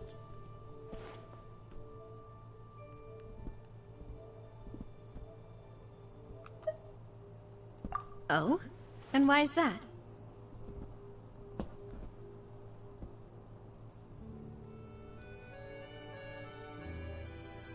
Ooh, that's a good point. Jacques probably already knew that he was just being used as a tool for murder. And once he had completed his mission, he'd be of no more use to his boss. So, what would make more sense from his perspective would be to turn his back on the Order and seek protection from my father.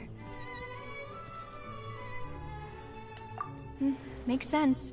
But without evidence, that's still just a theory. Besides Jacques, the attack from the Gardamex has been bothering me quite a bit as well. It's obvious that our enemy has become more antsy after the secret of the primordial seawater was revealed.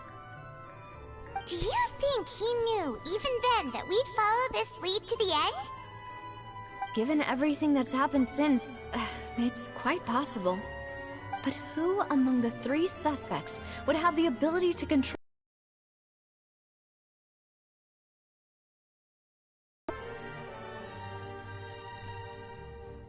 Florent?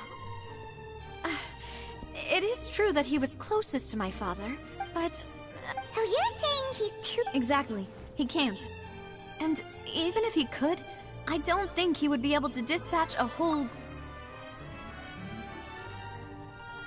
Thierry, you say? Huh. It is possible that he's figured out a way to convert the Gardamex for personal use. But I didn't feel like he was lying when he was talking to us about the mecha. I also don't think he'd be able to keep that kind of tampering under wraps. Yeah. If the mecha were taken from the guards, it should be pretty easy to find out when and how that happened.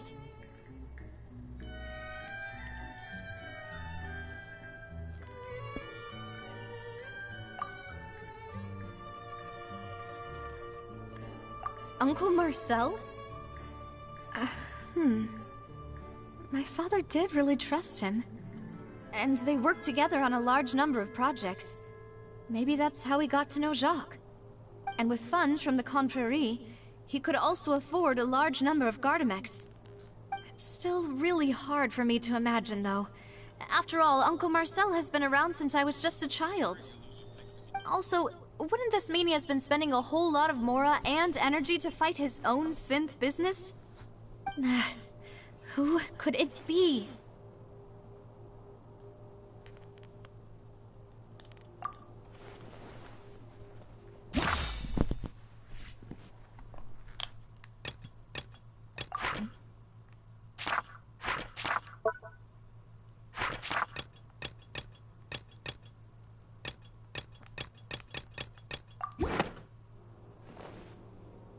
You know, if you think everything through, Uncle Marcel is indeed the most suspicious of them all. Could we be missing other suspects? Malus didn't know about the people turning into water thing when he narrowed it down to these three, did he? Malus has always been very reliable, and his judgment of others' trustworthiness has been fair and well considered. When he laid out his case for the three, the rationale he gave me made a lot of sense as well. The suspect is knowledgeable about the Spina's internal affairs, has the means to dispatch Mecha to assassinate us, and possesses significant intellect and foresight. Even if I don't want to believe it, I'm starting to see how things could all tie back to Uncle Marcel. Well, we still have another trump card on top of all the theorizing and speculating. Yes, Malus did say that charging straight in there would be extremely risky. But we don't have any other options right now. We need far more solid proof before we can hope to go charging in on our enemy. Navia, here you are. Oh, I've been looking for you. Huh? Aren't you the guy from the guards? Did something happen? Yeah. News came from Irenaeus just after you left. We've got another trial on our hands. Wasn't that place built specifically for holding trials? What's so newsworthy about this one? I know. But they said the person they're putting on trial is a Fatui harbinger called Tartaglia. What? Is that someone you know? Yeah, we know him. Maybe even a little too well. Well, he's been accused of being the true culprit behind the serial disappearances case. It's absurd, don't you think? Wait, how? None of our investigations have had anything to do with him. That's what I thought was strange about it, so I came to tell you the news right away. If the charge against him stands, then it'll be next to impossible to get the guards to support any of our planned investigations. Right, because they'll think they've already found the culprit. Oh, come on. Yeah, and it'll be a lot harder then to clear Mr. Callus's name. I understand. Well, partner, what do you think we should do? We still haven't found any conclusive evidence.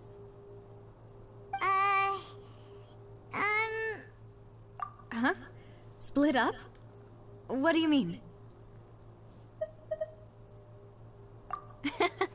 Just as expected of my partner. Since this is a trial about the serial disappearances case, The culprit's attention will be focused on Irenaeus, leaving his home base wide open.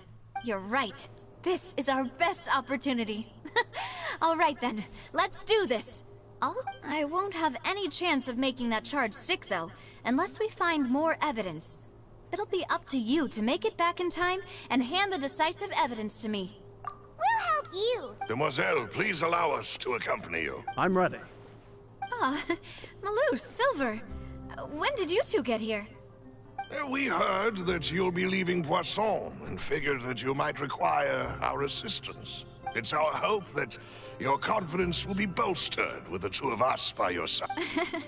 Thank you so much. Then, let's make haste for Irenaeus. Paimon, Traveler, I'll see you at the Opera House. See you then!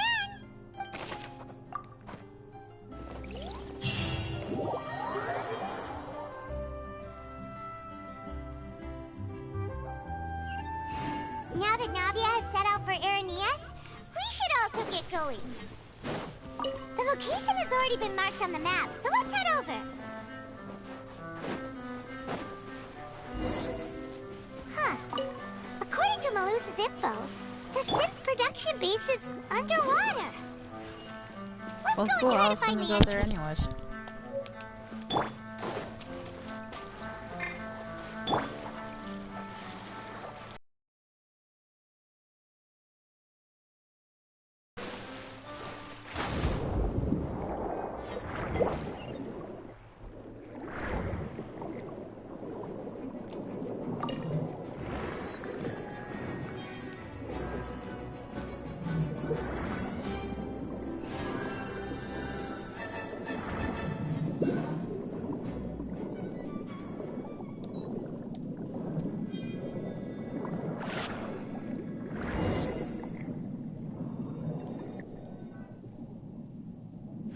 Finally found it! Huh. So this is the entrance that leads to the synth production base. Ah, you're right. Navia's probably arguing up a storm.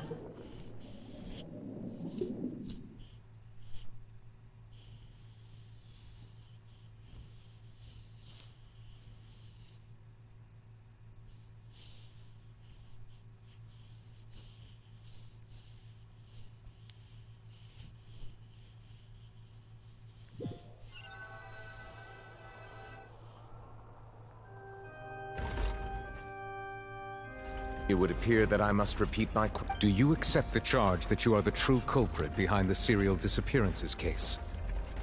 To be perfectly honest, I don't understand your country's complicated court system, or the reason why I'm being charged with something I've never even heard of. However, I did hear that people who have been charged can choose to participate in a duel to clear their name. Is that right?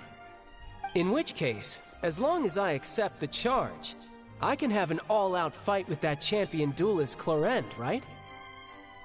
I've got to admit, that's one of the most enticing offers I've ever received. When I privately sparred with her last time, she was obviously holding back. Real disappointing. Hey! Don't you understand? You're currently the prime suspect for a major case. This isn't the place for you to be looking for fights. Oh? Sounds like the Hydro Archon wants to lecture me on the ways of the Opera House. Then why don't you duel me too? I'm the kind of student that learns best in the heat of battle. No. That's not what I meant. Alas, it would appear that communication with the defendant is going poorly, and we have made very little progress. In that case, let me explain everything from the very beginning again. The goal of this trial is to determine the culprit behind the serial disappearances case. That case had nothing to do with him. You've got the wrong man. Huh? What's going on? Why is she interjecting again? I told you it couldn't be one of the Fatui Harbingers. Miss Navia, this is the second time you've interrupted the court proceedings. I only tolerated your behavior last time because you were able to provide the court with a key eyewitness. But that was an exception rather than standard court protocol. I can very well charge you with contempt of court for your interjections. Oh, Oh, please. Did you ever think I had any respect for this place's pointless theatrics? We can put that discussion aside for now. I'm not here to argue with you. I'm here to charge the true culprit behind the serial disappearances case. And if my charges prove true, then Tartaglia here will be proven innocent by default, correct? Oh, a young lady has charged in and offered to clear my name. How fascinating. Well, I'd gotten half bored to death by all these rules and procedures anyway, so I'll take you up on that offer. So, Your Honor, is there nothing else for me to do now? You may take a seat for now in the audience, but that doesn't mean the suspicions against you have been lifted. Now then, Miss Navia, who is the person you would like to charge instead? That person is...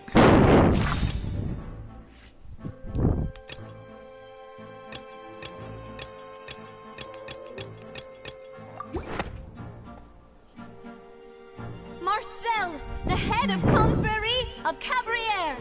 Huh? What confrérie? Never heard of them in my life. I've heard of them, but weren't they Spina di Rosula's sister organization? Oh, is this going to be a friends to enemies type situation? Please let me remind you, Miss Navia, that charging someone is an incredibly serious matter. Committing to the charge also means taking on the legal responsibilities associated with it. And if the charge fails, depending on the circumstances, you may also be charged with the crime of making a false accusation. Knowing this, do you still wish to charge this man? Yes, I do. In that case, I declare the charge to be valid. Miss Navia and attorneys, please take your places on the court.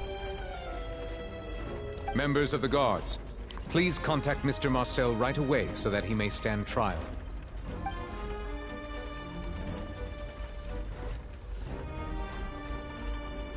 Mr. Marcel, you will not require an attorney. Is that correct? Apologies. It all just happened so quickly. I still haven't figured out what's going on. I think an attorney won't be necessary. This is probably just a misunderstanding between me and Navia. Very well. In that case, since both sides have now arrived, Miss Navia, please present your charges. I would like to take everyone back to 3 years ago, to the case of Callus the Unfaithful. Only through elucidating what really happened in that case can we connect all the dots for the serial disappearances case. Navia, do you really think that I was the one who killed your father? Come on, why would I do that? Callus was my benefactor, and remember both you and I only ran to the scene when we heard the sound of a gun. If that's enough to make me a suspect, wouldn't that make everyone at that banquet a suspect as well? I think there's no point in getting into the specifics right now. The audience doesn't even have the big picture yet. Even I'm struggling to remember some details of that case. Exactly correct, Your Honor. I must refresh everyone's memory about that case before I can explain my charge and reasoning. I see. In which case, I will recount the findings about that case as originally recorded by Maison Gardiennage.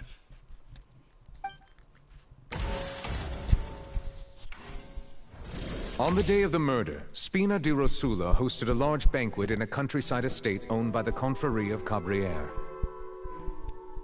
During the banquet, all attending guests heard 2 gunshots from the courtyard. When the guests arrived at the scene, they found the primary suspect, Callus, holding a gun, while his acquaintance, Jacques, lay dead from a gunshot wound. The guards' investigation did not recover any other firearms from the scene. As a result, they concluded that the suspect's first shot must have missed, while the second must have taken Jacques' life. The suspect did not dispute this conclusion, and also declined to defend himself in court. Instead, he chose to prove his innocence through a duel. Callus was defeated by champion duelist Clarande in the ensuing duel, and soon succumbed to the injuries. These are the known facts. The one with the motive to kill was Jacques, not my father. And even so, Jacques still had no reason to pull the trigger.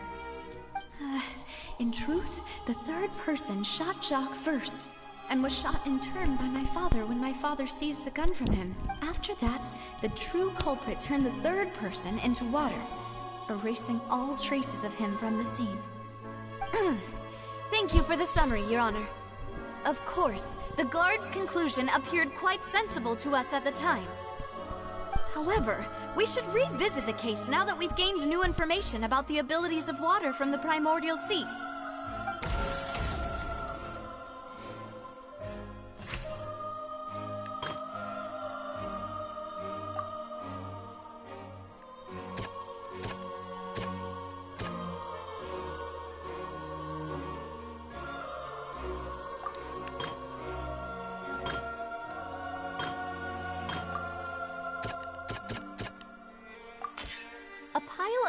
Was found at the scene. The guards once believed they were used by Jacques as a costume to disguise himself. But now, it is clear that the clothes were proof that there was a third person at the scene, and that they were turned into water after committing the murder. Since it was raining that day, the culprit was confident that they could use the rain to wash away all traces of their dissolved accomplice.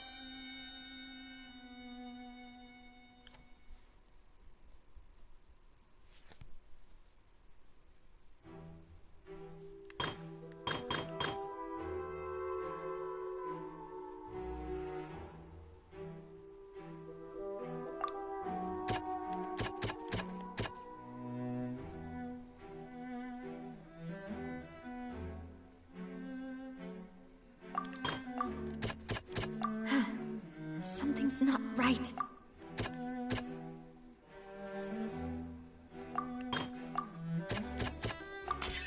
This assassin first shot Jacques, then turned to shoot Callus, only for Callus to wrestle the gun from him and kill him instead.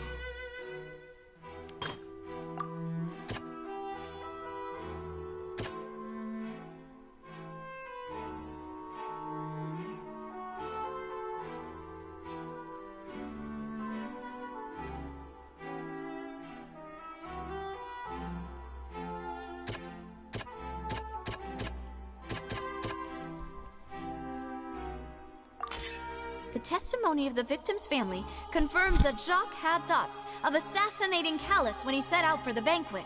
However, in the end he reconsidered, and instead shared everything with Callus, hoping to seek the latter's protection. Unfortunately for Jacques, the true culprit had already considered this possibility, and had sent out another assassin. Realizing this, the true culprit caused the hired assassin to dissolve into water, leading everyone to believe Callus was responsible for Jacques' murder. This is the true version of events.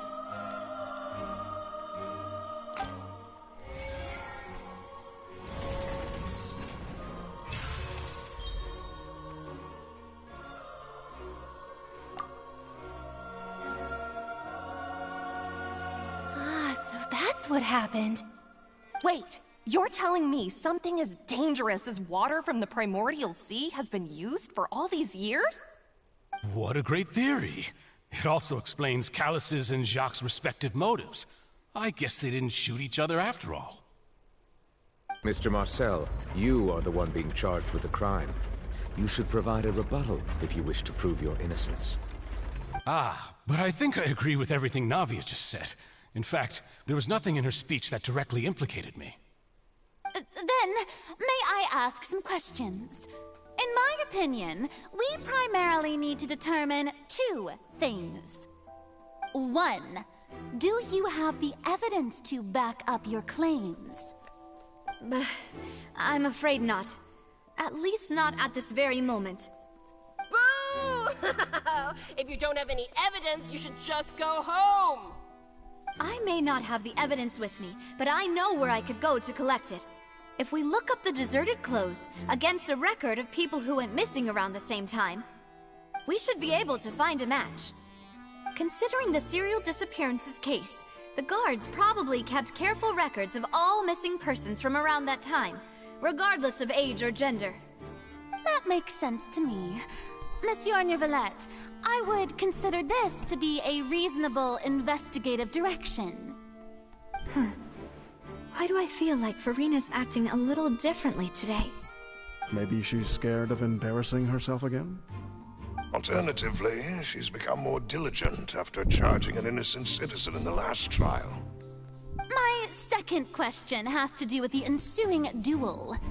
If the truth is indeed as you described, then why didn't Mr. Callis explain himself in court? If he had testified that a person had been dissolved, he could have at least mounted a defense. I've thought about this too, and the answer is actually pretty simple. He felt there were things that were more important to him. The dissolving power of water from the primordial sea is an important secret for the true culprit of the serial disappearances case. My father could have exposed it for all to see, but he chose to take it to the grave. At that time, Spina di Rosula was in dire straits, and his reputation had already been shattered. He had no guarantee that going forward with the truth would allow the culprit to be brought to justice. What was certain, however, was that it would paint a gigantic target on my back. Boss once told me that Demoiselle had already been selected as the next target of the serial disappearances case. What? If the secret had gotten out, the culprit would have fought an all-out war with Espina right there and then. I wouldn't have been the only one in danger.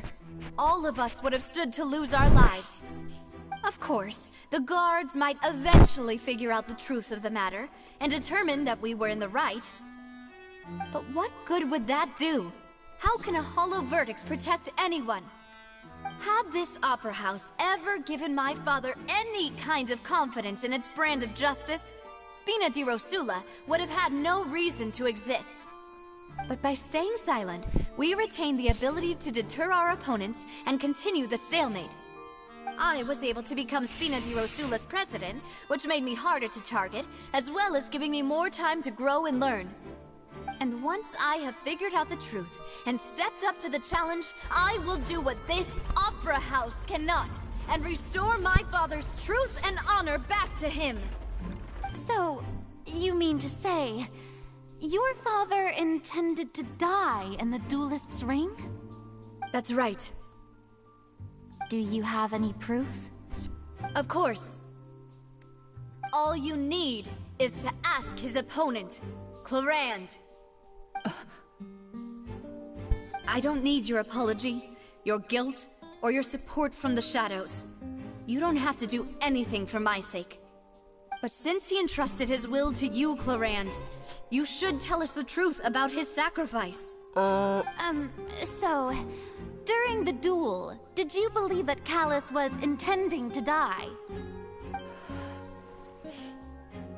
Yes, I did. As a champion duelist, I've fought many battles and taken a countless number of dishonored lives. In my line of work, I've seen all kinds of people give their all for the faintest hope to continue living. Some were determined, others passionate, and some even manic and twisted. Just one look and I can tell if a duelist is hoping to live, or if they're looking to die. I hereby swear on my name and honor as a champion duelist that Mr. Callis never intended to leave the ring alive. Since that's your testimony, I have no more questions. It appears there really are good grounds to reopen this case. I concur. However, Miss Navia, you still have not explained the link between your father's case and the serial disappearances case. Right? What she said was fascinating, but kind of beside the point. Wait, weren't they just talking about the serial disappearances case? Of course, Your Honor. The two cases are connected via a matter of timing. In my father's case, the culprit intended to kill both Jacques and Callis. As a result, they planned to act after hearing 2 gunshots. And at the end of Linny's trial, the culprit also only dissolved the victim in front of everyone because they realized they were at risk of being identified. The culprit could only time their actions so precisely if they were already at the scene. Coincidentally, Marcel attended both the banquet and the trial. So that's why you suspected me. Even after hearing your reasoning, I still can't help but find it a little preposterous. I'm used to it, though. You've always been an impulsive and sentimental child, Navia. It's one of your most endearing traits. No need to appeal to pathos. I won't try to refute your points one by one, but even if everything you just said was true, can you prove that I was the only person present at both events? On top of that, does a person have to be physically present to control the timing? Can't someone remotely monitor the place?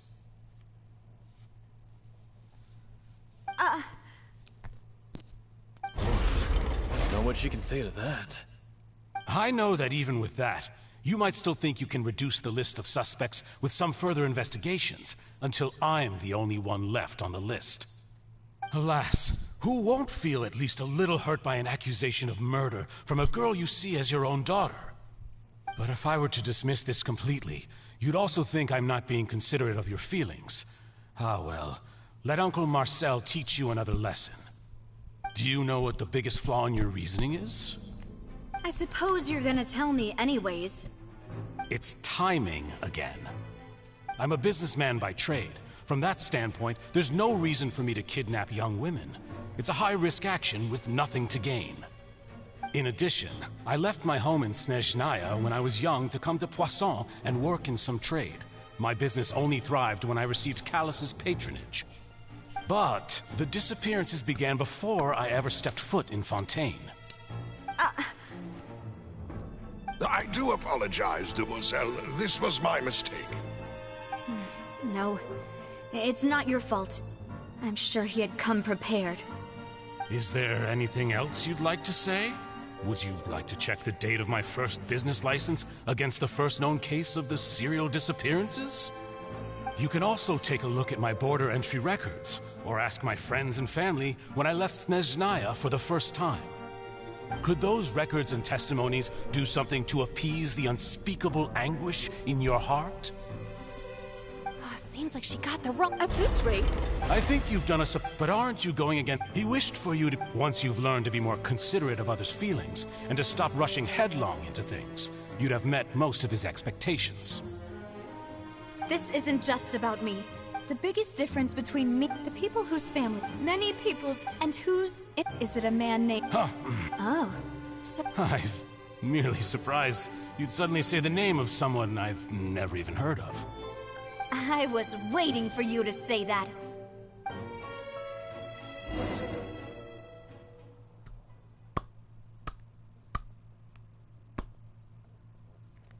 Okay.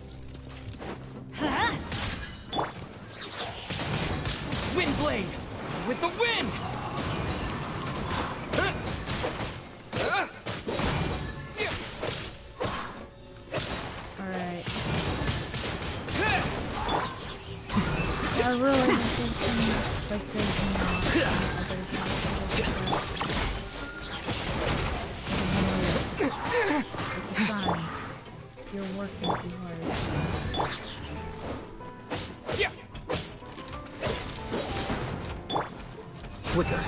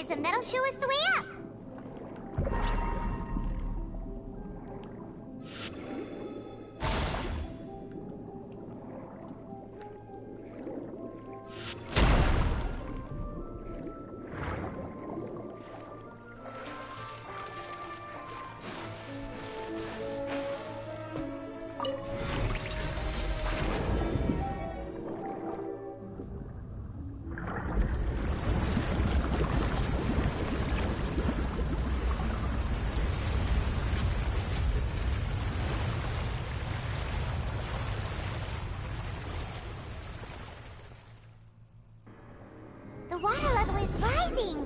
Now we can swim to the top! Okay. But this is still a ways away from where we need to go.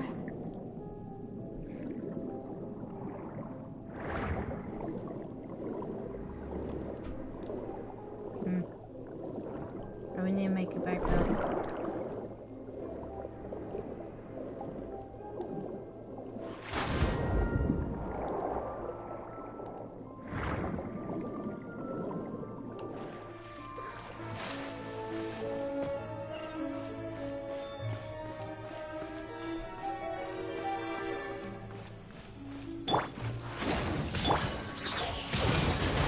Disappear!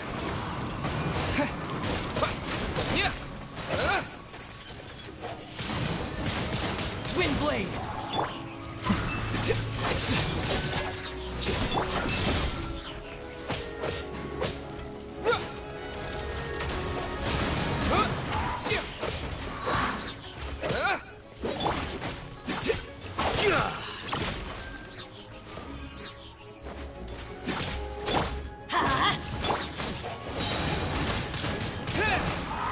With the wind!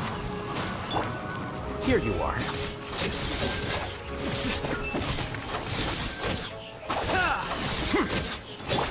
Let's light it up!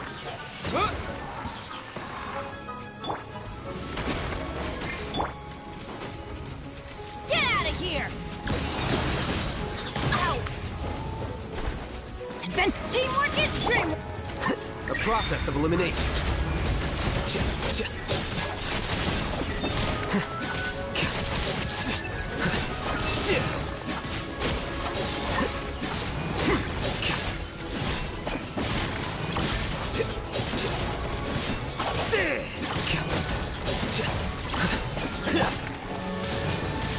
Wind blade!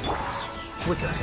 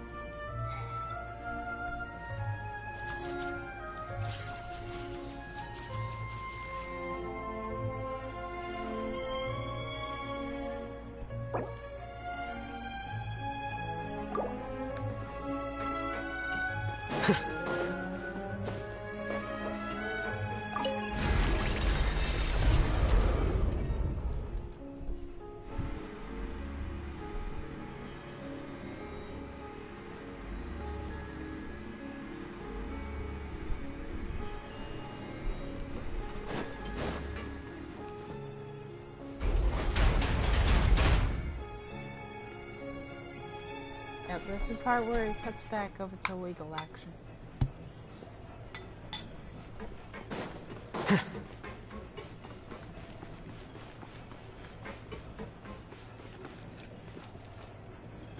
Nope.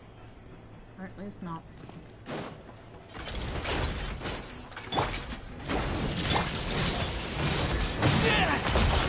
Maybe I wasn't meant for this world.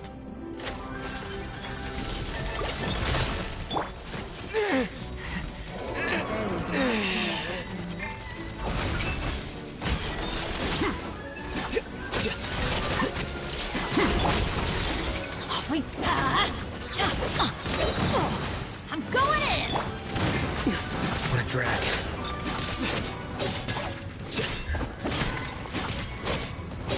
Here you are.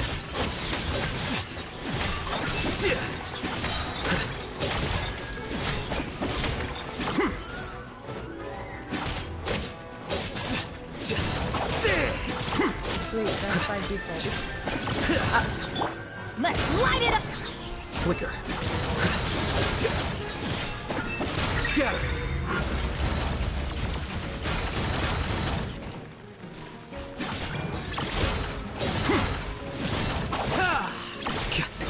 Back to the robot. I bet you can fall.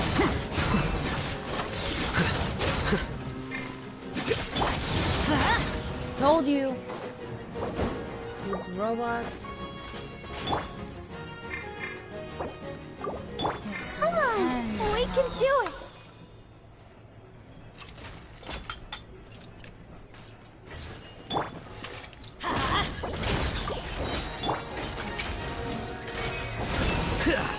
Well now. Teamwork is dreamwork!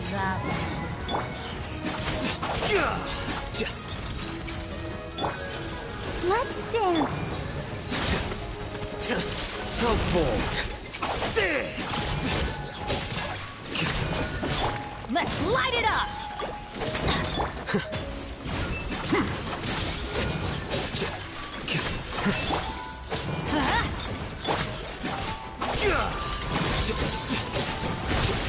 Well now.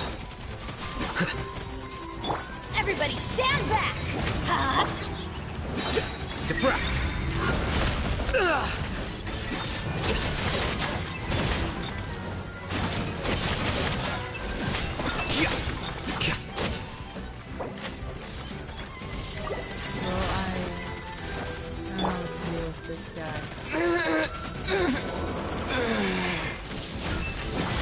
That guy fell down. I would be Steve.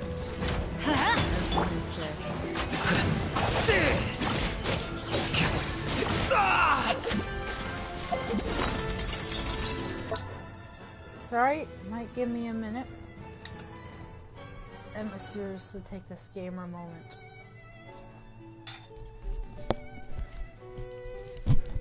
Initiating. No.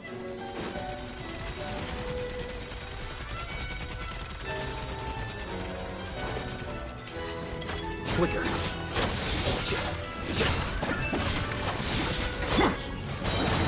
Teamwork is dreamwork!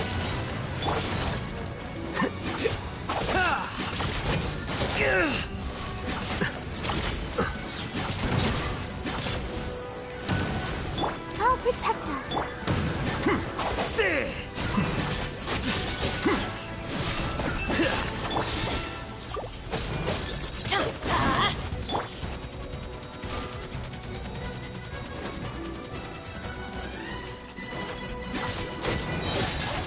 Scatter.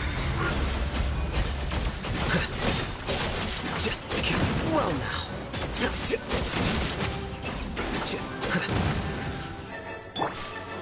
Let's light it up! I'm going in!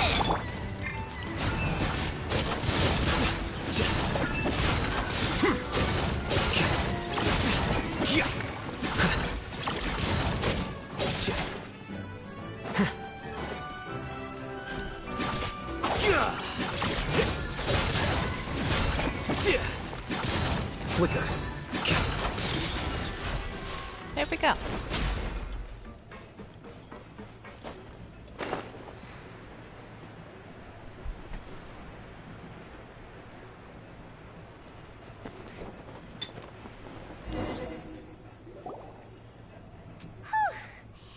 After all that, we finally made it to the innermost sanctum. Though, as expected, the mastermind isn't here. That's right. Then let's hurry up and find some evidence so we can get back to the Opera House and help Nadia.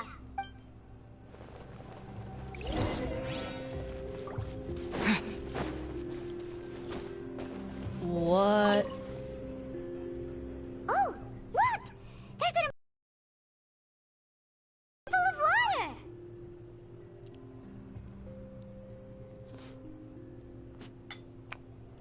That means this is where they make all the synth, and that special water is the main ingredient. If you dilute it with normal, it can dissolve a human. Paimon will take notes on this incriminating evidence. Hey, Xander, what's up?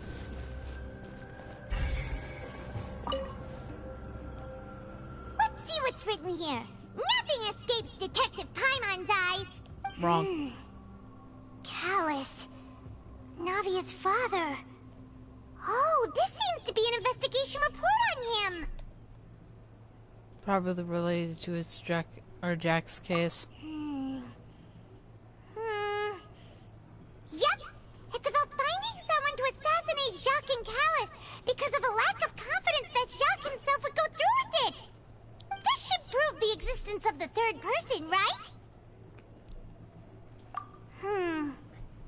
We still have not determined the exact content of the key information Callus has passed on to certain members of his organization. Oh.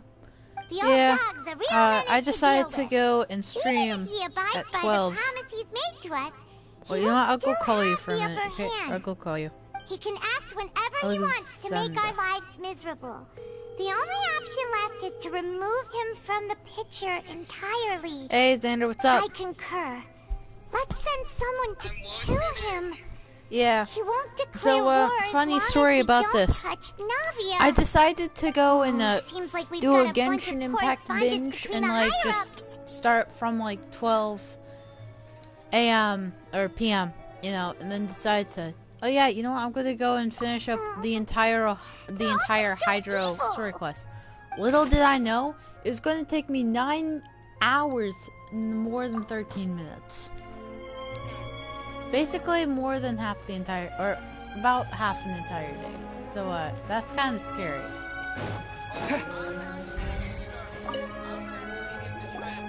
What's all this? Aw, it's a bunch of really cute Like things. tomorrow? Pink accessories, a hair tie, a necklace, Alright, even a what's it makeup about? box. Like, is it about Genshin, Fortnite, Minecraft? Oh, Paimon sees it too, but... Huh? You mean the girls from... And then they were turned into water. And all the boxes of things. These names. That means... Oh, this is terrible. Alright, see you then. See you then, Sandra. Alright. Thank you. Alright, bye-bye.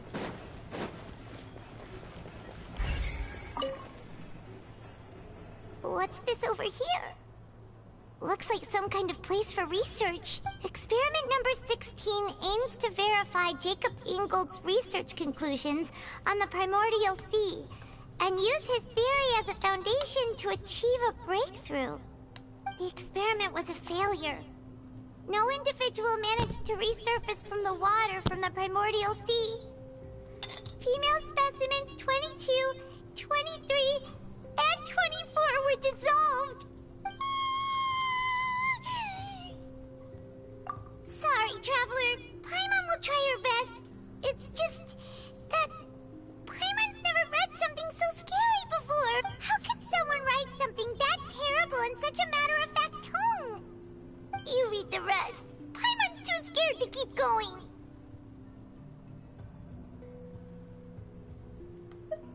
So that's why he did all of these experiments. Wait, did he really think he'd be able to find a way just by dissolving people over and over? That's just insane! Huh? Isn't that the name you heard by the fountain? Paimon thought he was an eyewitness in the serial disappearances case.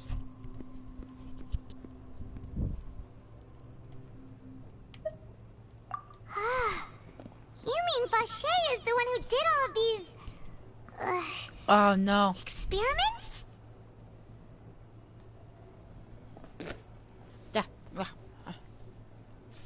So that's it! Vacher was no victim, but personally took his lover and... No, that's not it either! If that's the case, why would he want people to resurface from the water? Oh, okay. Xander, you might need some context. So, Aether goes sees this fountain, and then this oceanid-looking person tells Aether not to worry about telling Vacher. Not telling Vacher, you know, to go and look for her. So, what happened, or what we just figured out now, is that Vacher was an experimenter that took the water from the primordial sea, basically this stuff, and put it into the potion, give it to his wife to see if you know, he could cure her from some illness. Spoiler alert! Spoiler alert! Spoiler alert! That did not work. And then he tested it on himself, and there you go. Here. That's what happened. So many bottles of ingredients that probably just contain the waters of the primordial sea. Oh yeah, and then there were not just a few. There were more than 20 women that died due to this guy giving some potions. Super obvious. Like, he hid some of this primordial water inside drinks, or everyday drinks, and then they dissolve into water. Yeah, we haven't found anything. You got that right, into water. Even Nervalette wasn't able to find anything. Whoever it is probably just that way. Even if we bring all this back to the opera, we won't be able to identify the true culprit. Sure thing. Paimon won't admit defeat to this guy either.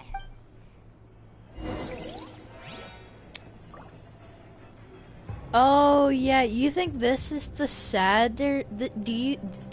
you think this is the saddest thing that's in this game? You honestly think this is the saddest part? Oh. Thank you. But this game goes further than what you previously examined. Oh, no. So Hilly Churls, you know, the everyday mob, or the monster in this world that everybody's trained to fight to survive from.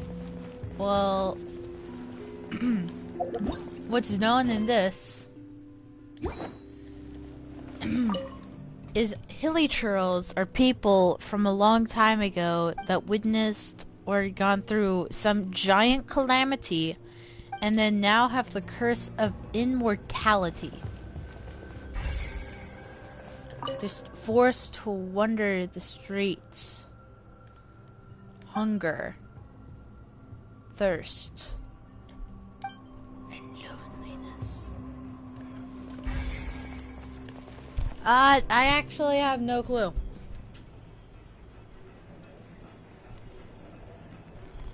I have the ice cream. No, I'm not done. Alright. So, oh, buddy. The Hilly Trail fact is basically just the Samara quest. Trust me. It's scary. You take that side and Paimon will take this side. Check everything. And every statue of the seven is, the ancestor. Nothing at all. Of the Archon. There's a lot of more things. Including the salt. Yeah, you heard it. There's a salt god in this thing for some reason. Vinier. Isn't that Vache's lover's name? Then you found her diary. Let's see! Oh wow, I'm not a creep at all. Aw. It's just a normal diary chronicling their love story. She was so sweet, too. Oh, Paimon feels even worse for her now.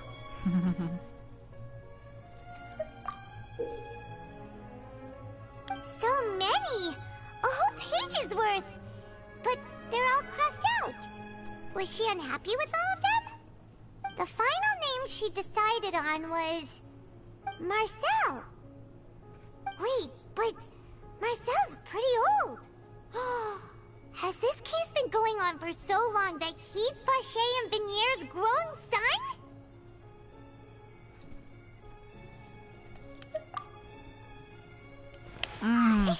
Hey! Paimon still hasn't figured it out yet.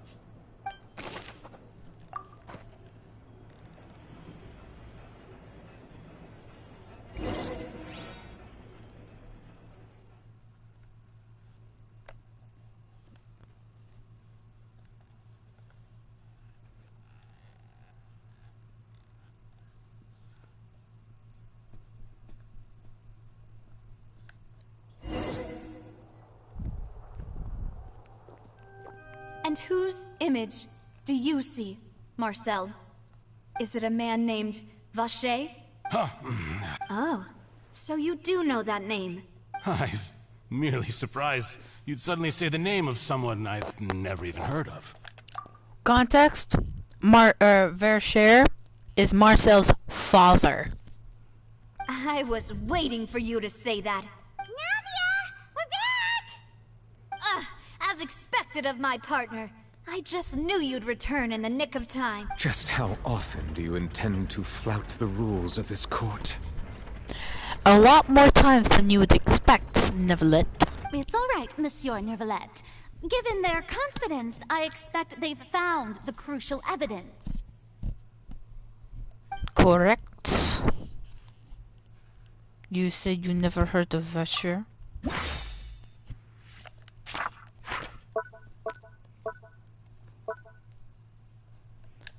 And, you know what we call this?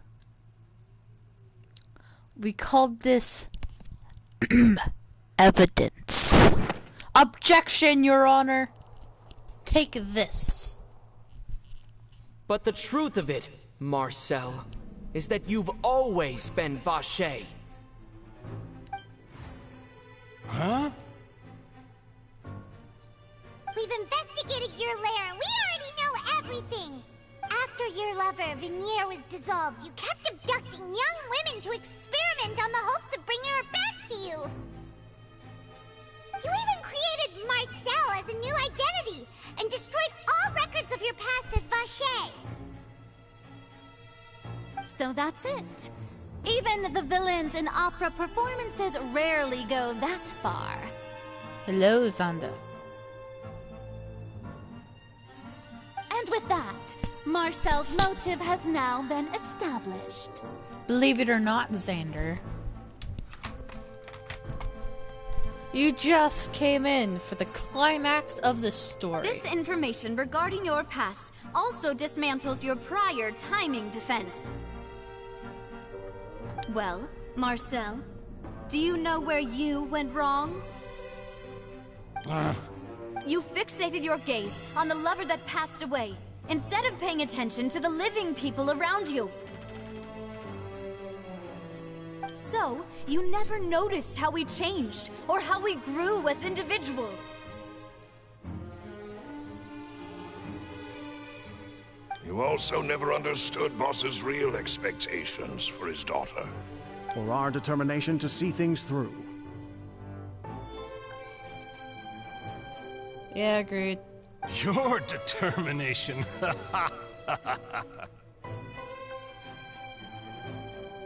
Mr. Marcel, please speak up now if you would like to defend yourself. Otherwise, the trial will move on to the next stage. Do you really think I wanted to do any of this? Pay attention to you. What for? Have you ever paid attention to me? Ever empathized with my pain? Ever known how it feels to watch the love of your life dissolve right in front of your eyes? No one helped me. No one even believed me. All those decades ago, even the officers from the Maison Gardiennage were laughing at me. They said there's no way a human being can turn into water. So I must have gone mad from grief. Vignier's death was brushed away by all of you as if it didn't matter at all. Well, now you know, don't you? Ha! Well, it's too late now. All those who were dissolved are gone forever. You only have yourselves to blame. You set up this ornate opera house in pursuit of your so-called justice, your beloved drama, while turning a blind eye to the suffering of the people.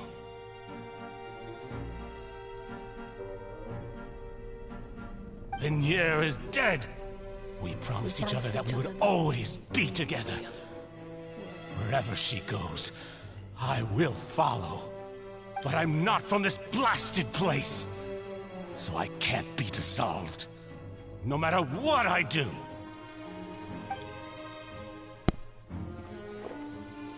Hey, is that water from the primordial sea that he's drinking? I can't dissolve! Can't dissolve! Can't dissolve! Do you all see? I can't go! I can't follow! So if I can't go where she is, what choice do I have but to try to bring her back? I did all of that, and in the end, that accursed Callus still got the better of me. Ooh. I spent my entire life living on pins and needles, only to get stabbed by his idiot daughter at the very end.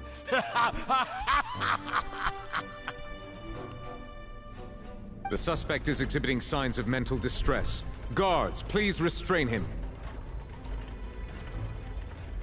Don't touch me! Don't anybody come near me. I still need to save Vignier. I promise. We made a promise. Vignier. Vignier. Please, Vignier. Don't think badly of me. All I want to do is fulfill our promise. At this point, the verdict of this trial is clear. With Mr. Marcel's conviction, the charges against Mr. Tartaglia no longer have any basis. There we go, finally. Fine by me. I was in a bad mood, but after a show like that, I'm actually feeling pretty good. Traveler, please submit all the evidence you have collected to the guards, so that I might review and summarize the truth behind the serial disappearances case.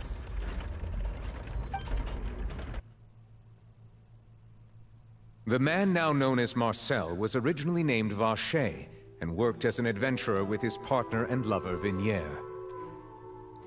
During an underwater expedition, Vignier accidentally came into contact with water from the primordial sea and was dissolved in front of Vacher as a result. Vacher learned of the primordial water's existence through the work of others and began to kidnap young women for research with the goal of This is my evidence. discovering a method to restore Vignier back to life. To cover his tracks, he invented the new alias of Marcel and began to operate a business in Poisson. During the course of his research, Vacher discovered that a diluted concoction of water from the primordial sea can induce feelings of euphoria and began to manufacture and market synth. However, as he accumulated wealth to fund his continued research and expanded the scope, he came into conflict with Spina di Rosula. After exchanging blows with Spina di Rosula for many years, although the assassination did not go as Vacher expected, he was able to turn Callus into the murder suspect by dissolving the assassin he sent to the scene. And just recently, Vacher attempted to frame Linny as the culprit of the serial disappearances case, using a similar method. However, his attempt to frame Linny failed, and the power of water from the primordial sea became public knowledge. This case also exposed enough of Vacher's machinations that he was eventually successfully charged in court. Thus concludes the enigmatic history of the serial disappearances case. with the truth revealed to all. The Oratrice will now deliver the final verdict regarding the charges against Mr. Vacher.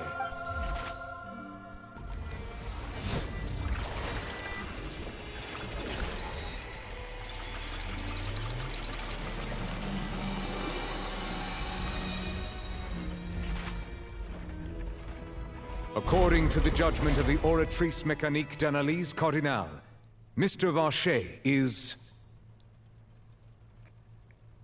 guilty.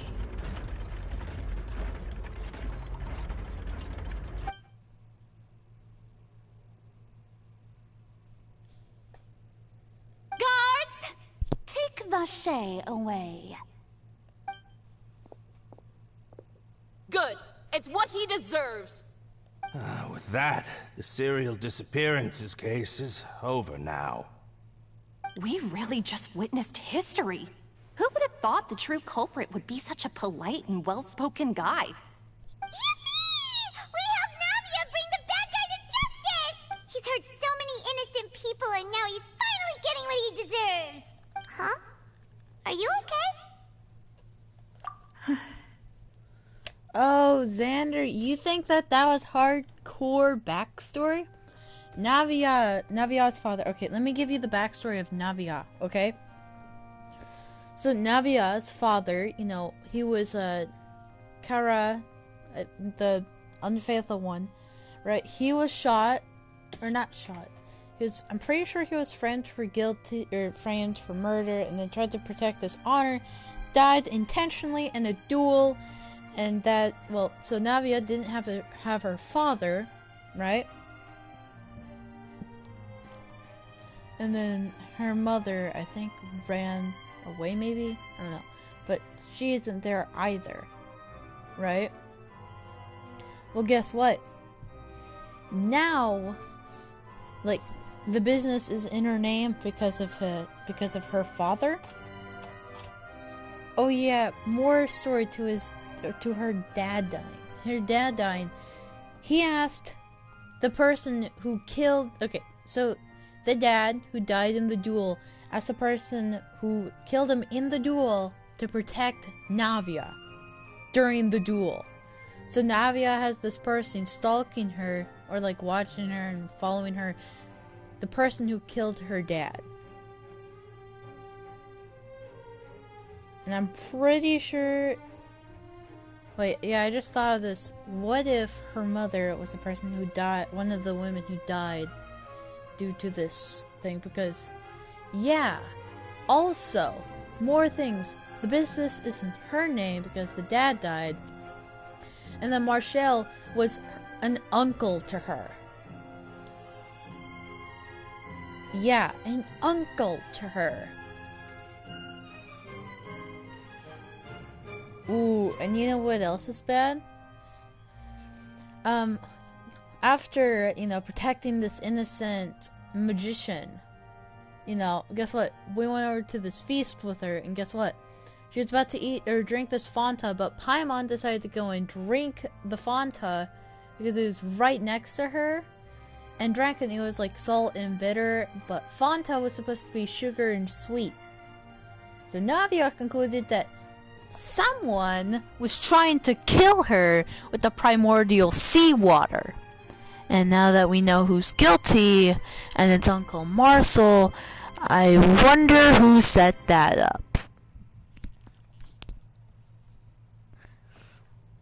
Now think of that as a backstory. Demoiselle, you were absolutely brilliant.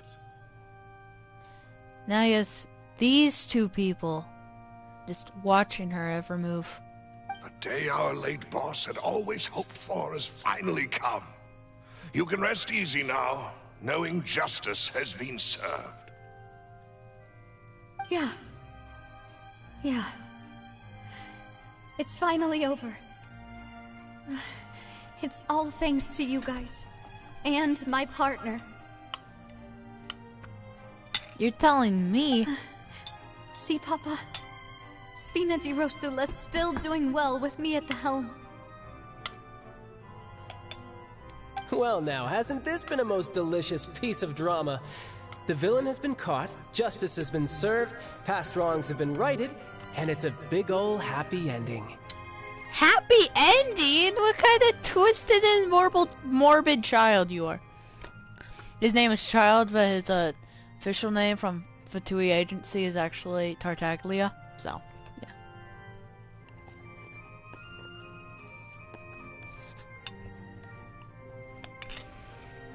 Since it's been such a great show, I'll just let the false accusations against me slide. Either way, I've still got some business to attend to. So, if you'll excuse me... Please wait just one moment, Mr. Tartaglia. What now? None of this has anything to do with me. According to court protocol, since this trial was initiated due to a charge against you, a verdict must also be made regarding the initial charge before the trial can conclude. Oh, come on. Is this really necessary? Haven't you already caught the real criminal? Isn't it time for side characters like me to exit stage left? Please respect the laws of Fontaine. This has always been the rule. Mm-hmm.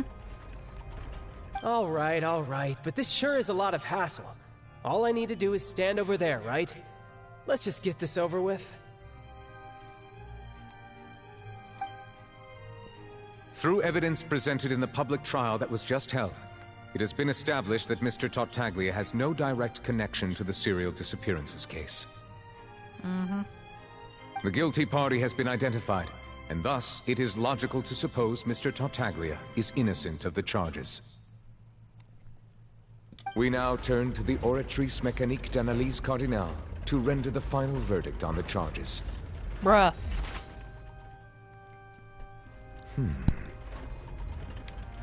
According to the judgment of the Oratrice Mécanique d'Analyse Cardinale, Mr. Tartaglia is guilty.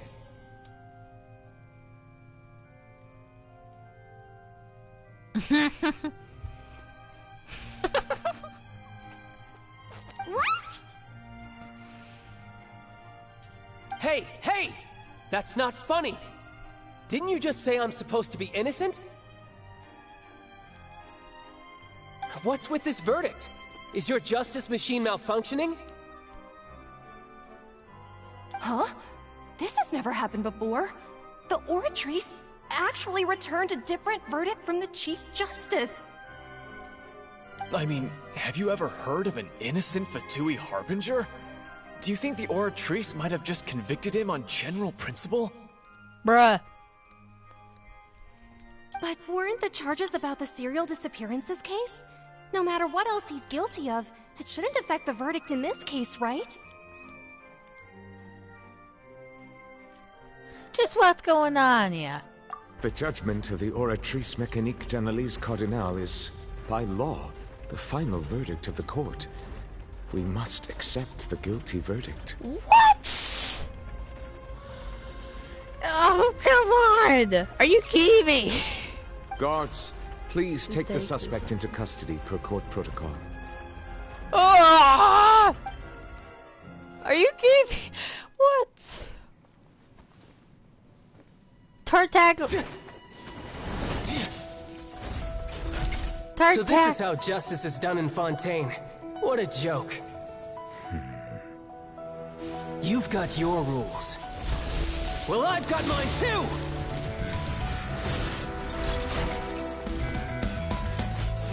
Now look at this cutscene of Child.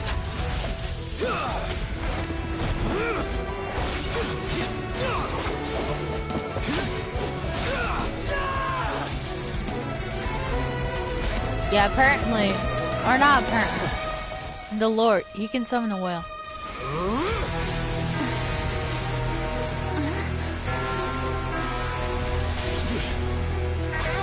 Oh, yep, here comes the serious form. I can tell.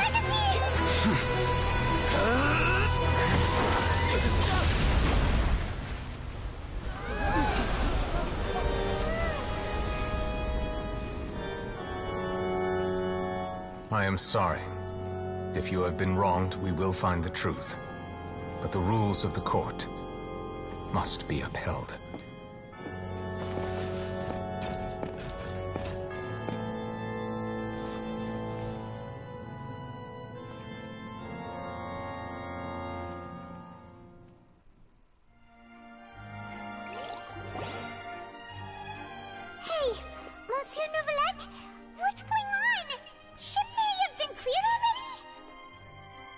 Apologies.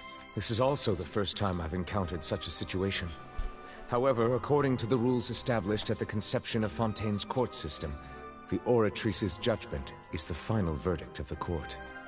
All I do is follow court procedure. As for why the Oratrice arrived at the conclusion it did, you should probably ask someone more knowledgeable than me. Why are you looking at me? I had nothing to do with it!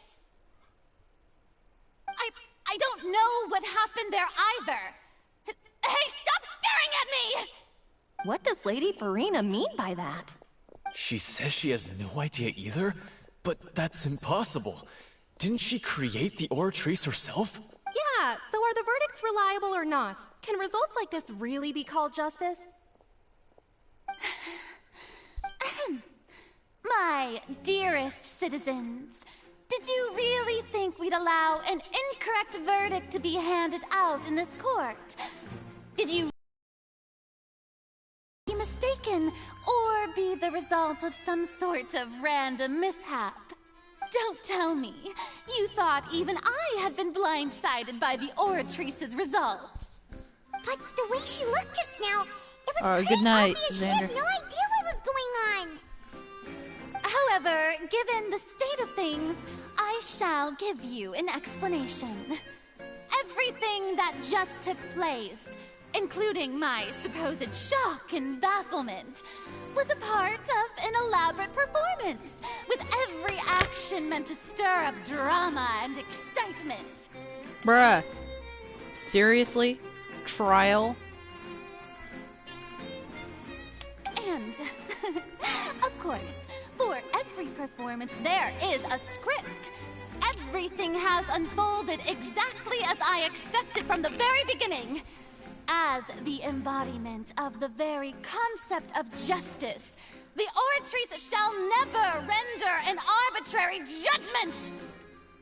If you thought Child had nothing to do with the serial disappearances case, it is only because you've been blinded by the superficial appearance of innocence. Everything he's done, not to mention the danger he poses, are beyond ordinary comprehension and completely unforgivable! All shall be revealed in time. You will come to understand my noble intentions, as well as the absolute correctness of the Oratrice's verdict.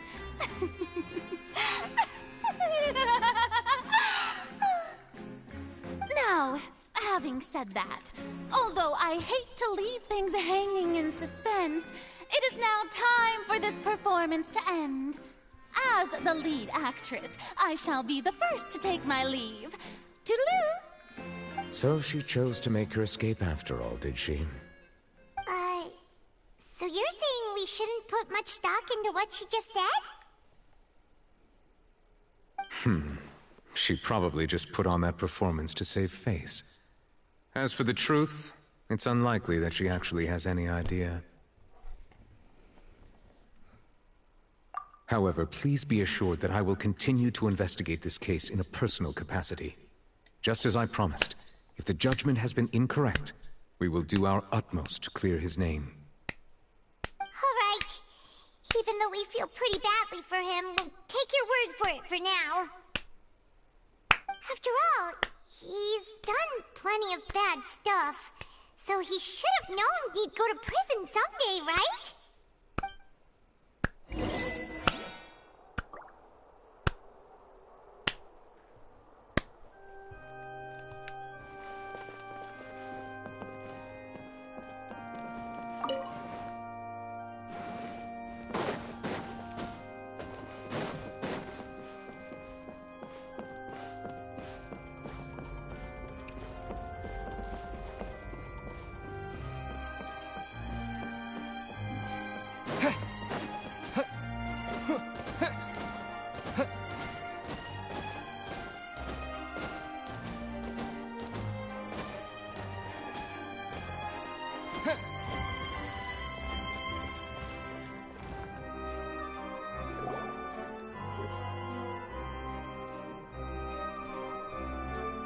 Hey, what are you doing? Quick, stop him!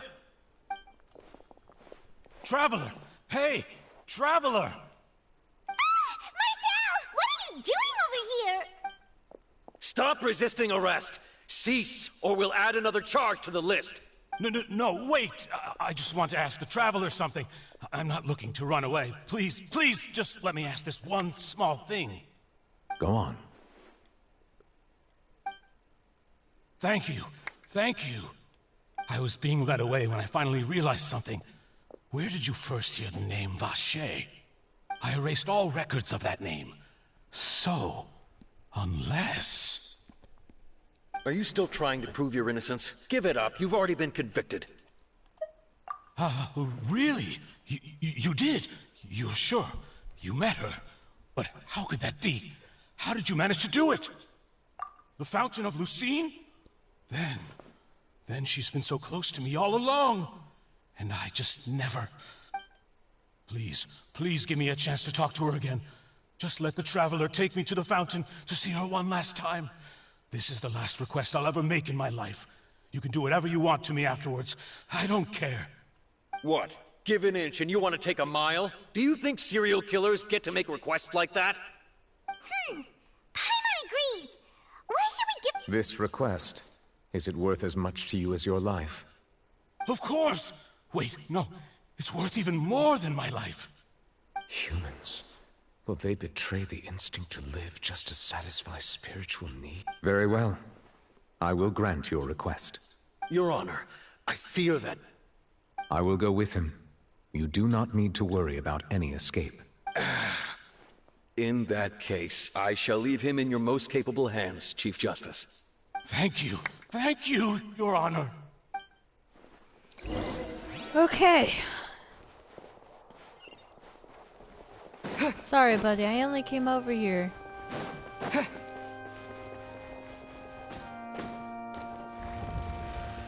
Yeah. There we go. This is all I wanted to do.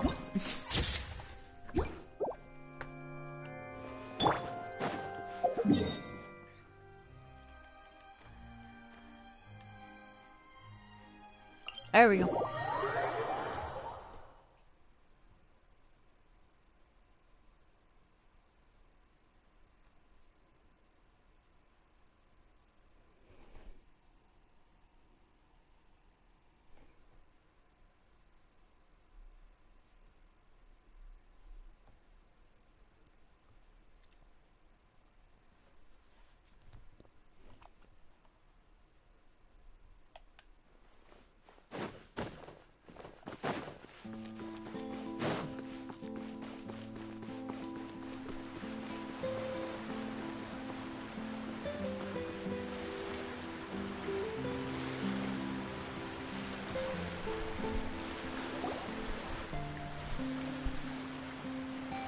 Is this the place? You said she's here, but what do I need to do to see her? Yeah, and even Paimon could hear her after drinking that thing. Didn't you just drink a lot of it on the stage as well? Oh, in that case... Vacher! Ah! Yes, that's it! So you heard it too! Vignier, it's me! It's me, Vacher! Vacher? I'm here! I'm here! Where are you, Vignier? I'm coming for you. I'm finally here for you. Hey, wait!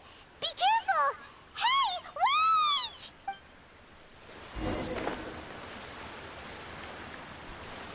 Vignier, is that you? It's me, Vacher! Vignier! Vacher?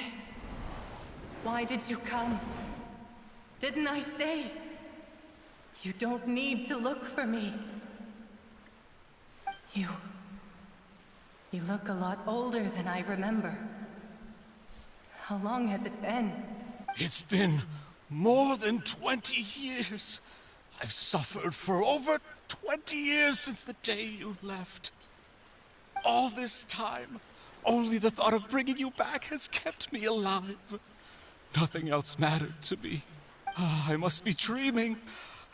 Who would have thought I'd get the chance to tell you all of my feelings like this? Vignier, you are my everything. I really don't know how I could live without you. But Vache, if you ask me, this world would be better off without you. What are you saying? If not for you, I would have finished my law degree and probably become a top-tier attorney one day. If not for you, I would have continued to pursue my love of the arts, and my works would have been displayed in the Palais Mermonia itself. If not for you, I would at least have been able to take care of my mother.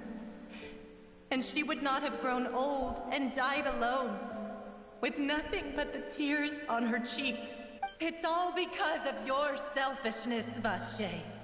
It's all because of you. You... Wait, you are not Vignier. Who are you? You're right. I am not Vignier. I am the sacrifices. Every woman who died by your hand, as our bodies dissolved, our consciousnesses flowed back to the primordial sea. Our thoughts circulated endlessly within the primordial sea, and we were no longer individuals, but we became one, just as streams of water come together in the sea. I'm Cressy. I'm Lemonade. I'm Azine.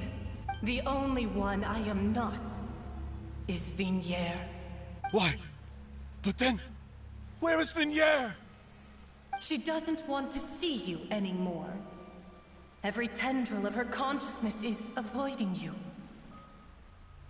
This is what you get for your selfishness. Your selfishness robbed us of our lives and our futures. You said time and time again that you'd do any and everything for her. But did you ever consider whether she'd want to see you do the things that you did? If she would despise you for what you became?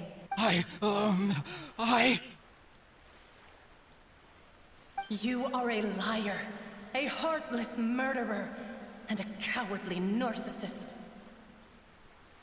The only thing you are not is Vignier's beloved.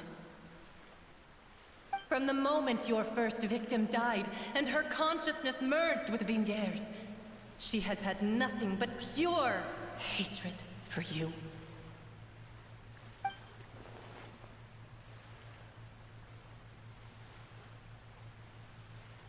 No! Vignier! She can't hate me. Let me see her. Please, have mercy. You still don't understand. When I said don't look for me, that came from the real Vignier. She really doesn't want to see you anymore. But on top of that, she also said that because it's her final drop of pity for you. She said that because she knew that if you did come here, we will show no mercy to you. Vache. Vache? Vache. Vache. Vache. Vache. Drown.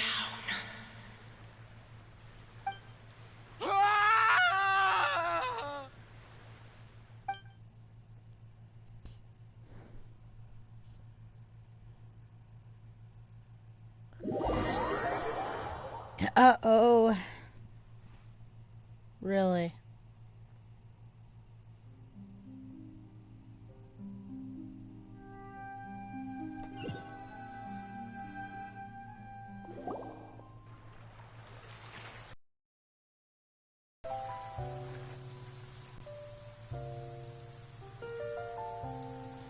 Finally, we have some time to do shopping. Gosh, it's really been a long time since we've been able to relax. Well met, partner. I knew something great was going to happen when I woke up in such a good mood today. Even this weather can't put a damper on the demoiselle's mood. It's a pleasure to see you both again. Oh, hey, Num! Oh, now that I believe. I'm easy to work with and always bring home the bacon. Who wouldn't treasure having a partner like me? Sounds like you're really enjoying life these days, Navia. What have you been busy with since the trial? It's just been one thing after the other. I've been making non-stop trips between Poisson and the court since then. Everyone from Spina di Rosula organized a memorial for my father. We never held a memorial when he first died, since everyone knew that even if we held one back then, no one was going to come. This time, though, everyone in Poisson, and even many people from the court, all attended. So his name's definitely been cleared now. That's what we like to hear. It's been the dearest wish of Demoiselle all along. That blasted stubborn fool. I was right to put my faith in him. I'm so glad I didn't give up on the case all those years ago. Oh, by the way, I ran into Charlotte just after I left the memorial service.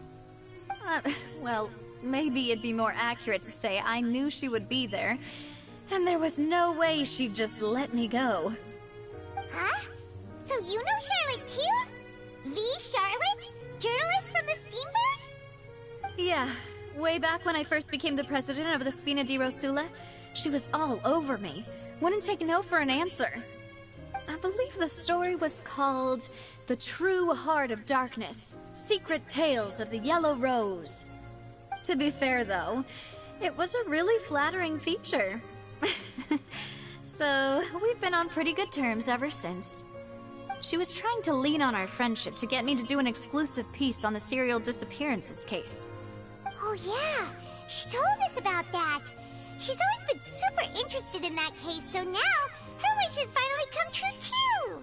Anyway, I told her to make sure that when she writes about you guys entering the opera house with the critical evidence, that you both sound really cool. Now that's another thing to look forward to. We trust Charlotte's skills with a pen for sure. Oh, and in other news, I also took Clarand out for a meal. Oh, are you two on better terms now? While you were investigating Vaché's headquarters, Clarand gave testimony on my father's behalf. It was thanks to her that we were able to turn the tide. I wanted to thank her. I mean, there's also no point in being awkward all the time, so we took the chance to reconcile with each other. Oh, that's great. Paimon also thought Clarand wasn't actually a bad person. It's always good to have more friends. Anyway, now that the case has finally been solved, perhaps it will slowly begin to fade from the public consciousness. Oh, actually, there's still one last thing I need to do. What is it? I should pay a visit to my father's grave, and tell him the truth of what happened, as well as how it all ended. And on top of that, just how much people still look up to him, to this day. That includes me, too. Miss Navia. Indeed. Sure thing. Bruh, I'd like that you was two the to only share the moment dialogue with me. option I have. And in that case, everyone? Yeah, you're right. It's been raining non-stop for a few days now.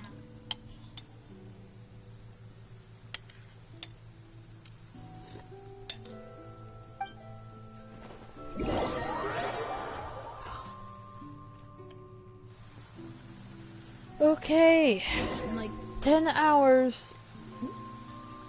Let's accomplish the fart. In 10 hours. Huh? Isn't that Nervalette? Why would the Chief Justice be here? Huh? Navia? My apologies. I should have asked before coming to pay my respects. Don't say... Sorry about that. Oh, I was trying to say there's no need for you to apologize. I wanted to show my father how much I've grown. But still, I doubt I've grown to the point that even the Chief Justice would feel compelled to apologize to me over and over.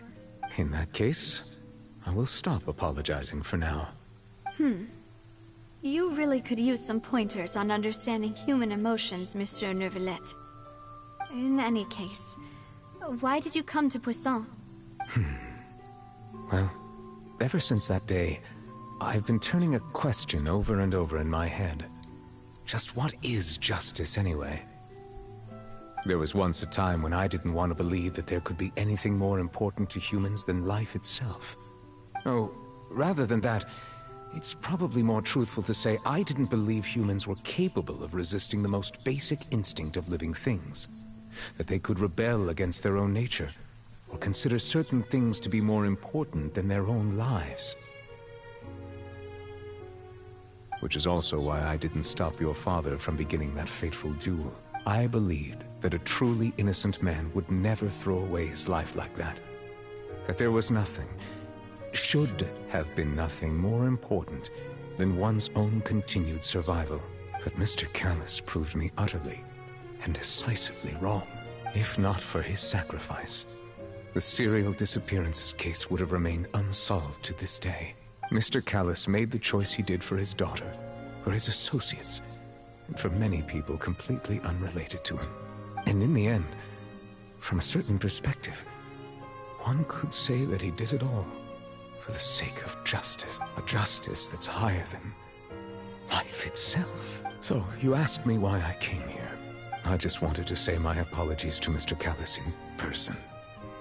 I should have noticed all of this much sooner. This regret has filled that high and mighty chair in the Opera Epiclese indeed insulates one from many important things. Spina di Rosula, thank you so much for your hard work and perseverance. I'm sorry for being mad at you before. So, you're actually one of those types that's cold on the outside, but pretty thoughtful on the inside, huh? That reminds me of Silver, one of my guys. Sorry about that.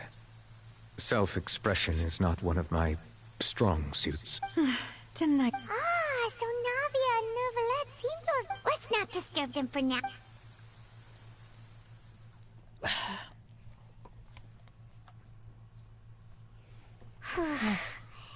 Paimon's never paid respects at someone's grave before. Did Paimon do anything rude there? Huh? Oh, Paimon didn't know that was a thing. But Paimon doesn't know what she would do if she can't fly. Oh no. Paimon hopes Miss Navia won't be too mad. Anyway, Neuvillette is still standing around there. It's not often that we can catch him alone like this, so why don't we go talk to him for a bit? Bruh. If we can't talk to Lady Farina, we can at least talk to him, right? Are you serious?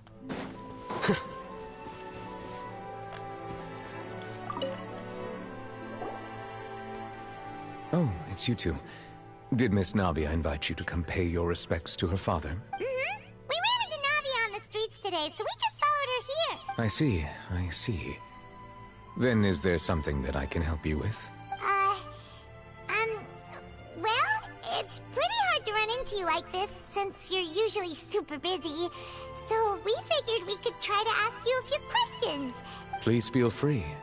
Though outsiders, you helped us solve one of the greatest mysteries in Fontaine, and it would be my pleasure to return the favor.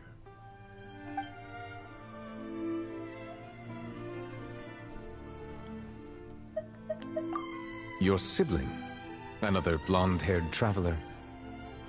I'm sorry, but I've never seen anyone who matches that description. If she ever stepped foot in Fontaine, I'm sure she followed our laws to the letter, and had no reason to appear on the stage of the Opera Epiclese. Is there anything else you'd like to ask me about? My apologies.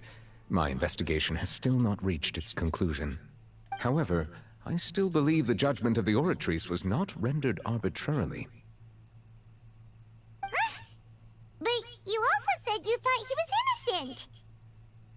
For many years, I have been quite aware that the Oratrice does not simply mechanically repeat the verdict that I give on each case. As a divinely created mechanism, the people's unified faith in the concept of justice is integrated into it. Not only can it produce the incredible power of indemnitium, but it likely also possesses other traits, such as self-awareness. Which is all to say, I have been prepared for a situation like this for a long time. Huh. So when Lenny told us that he heard a human voice from the room where the Oratrice's core is stored...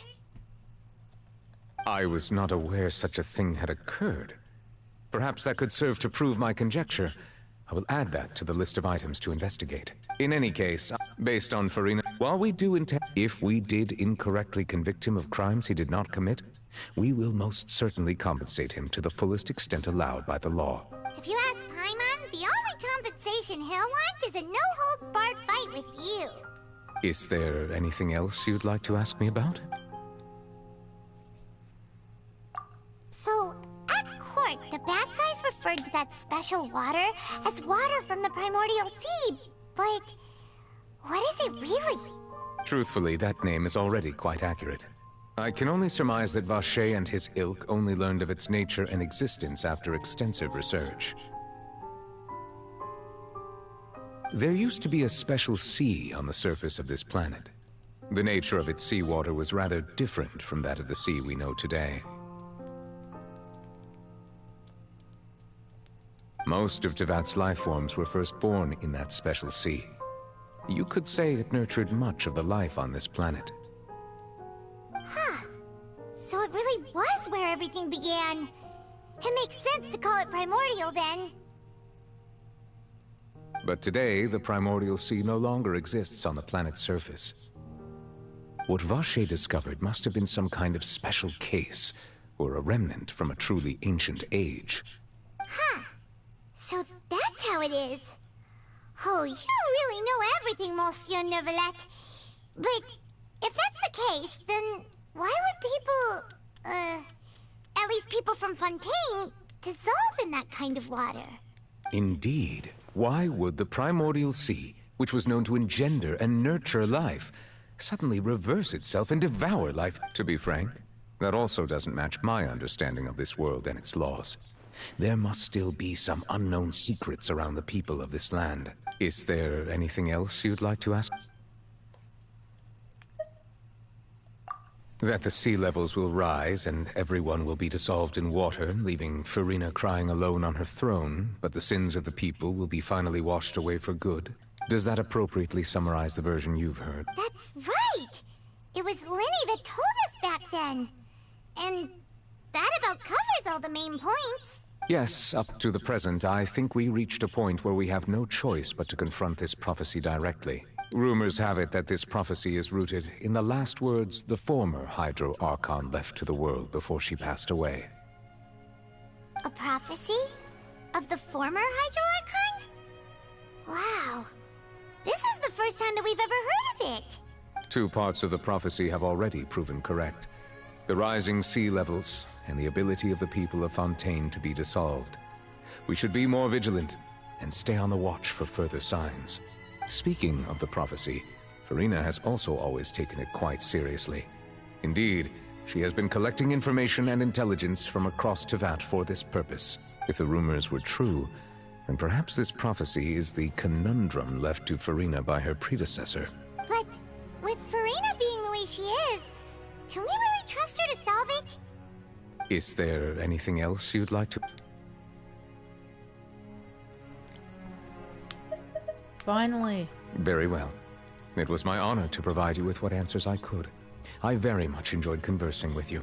It will soon be time for me to leave this blissful tranquility behind and return to Palais Memoria. You really are super busy, Monsieur Neuvillette. Paimon thought you only came here to pay your respects today because you had the day off. How old does Paimon know how to... Crime and villainy do not have the day off. Bruh. And so justice must work around the clock as well. This is merely the nature of a justice's work.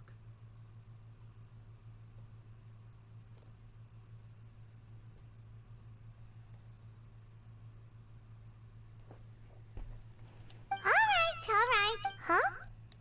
Paimon just noticed that the rain has stopped.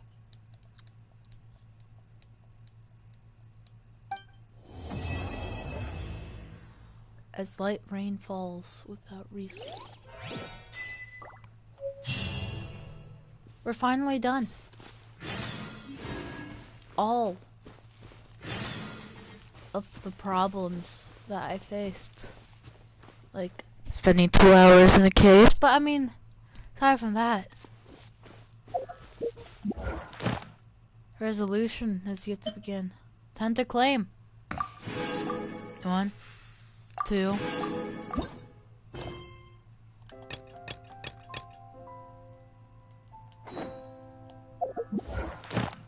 that really it? Wow, all that. There we go. I guess it's just a matter of me doing my stuff, I suppose.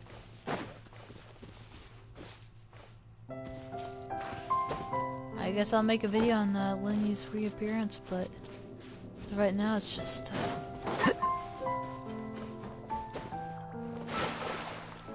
casual case of resolution, you know.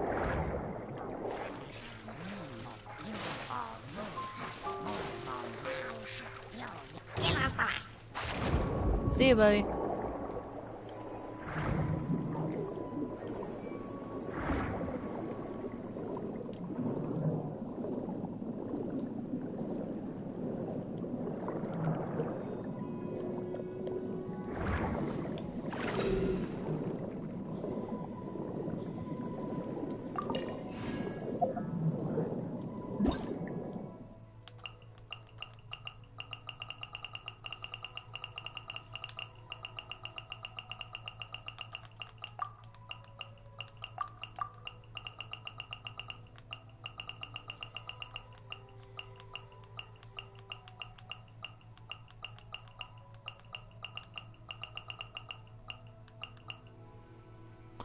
Alright, and we got 22 primos. Achievements have yet to be collected.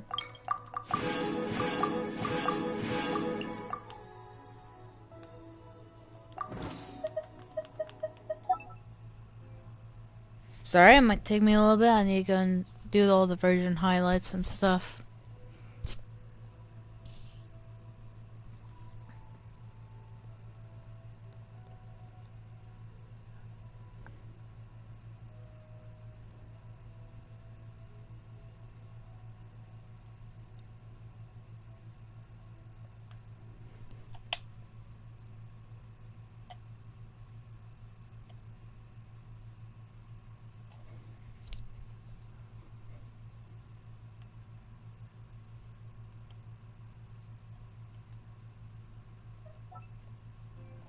Alright, sorry, I gotta go do the community thing because apparently that's stuff that gives you notifications. Man, I never wanted to play another game for a while. Oh, I have to go to the QR code. Of course, why not?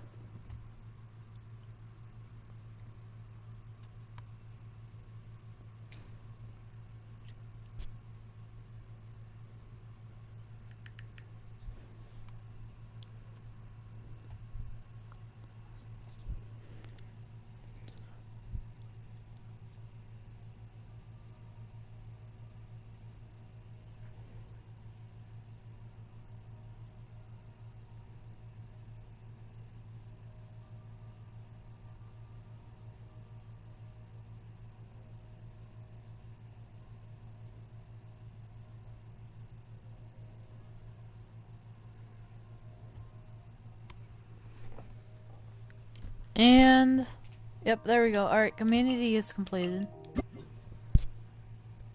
Now I have to do this announcement from MiHoYo.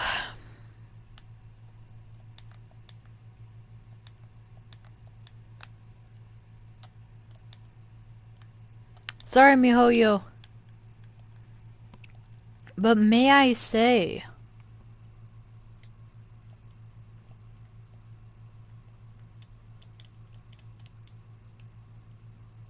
it did quite deliver. Yep. Did quite deliver. 2 magicians.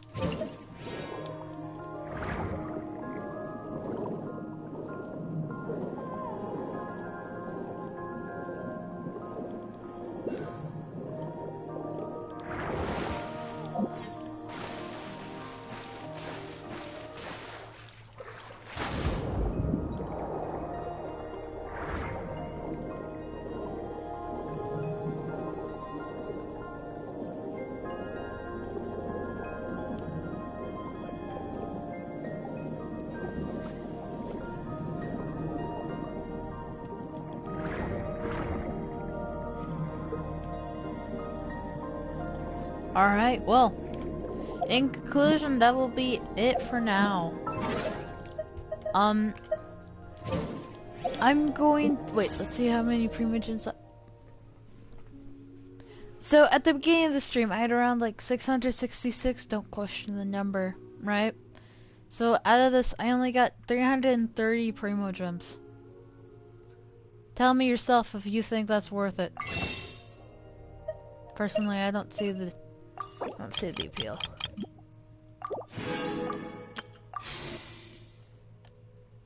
I just got 8. Technically, I only got 6 from the story quest. So if you just started, I mean, yeah, go for it. But like, man.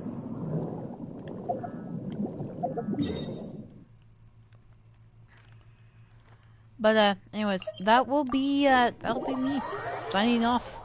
See ya. It's been a while. And hope you know the dedication I put this stream. I started at 12. I made a community post about it, right? 12. I started at 12, right? But I did not expect it to run me 10 hours, 17 minutes. Yeah, that was something unexpected. So, I mean, I'm far from, like, the average dedication that the average YouTuber does for their videos, but... I mean, I wouldn't consider myself too high in that regard, but... I mean, this did take some dedication, so... You know...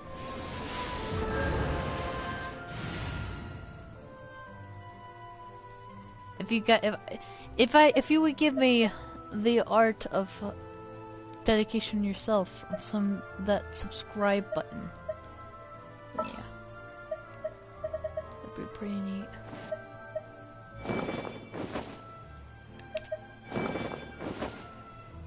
Time for afternoon tea. Afternoon tea. Let's see if we have enough for this statue.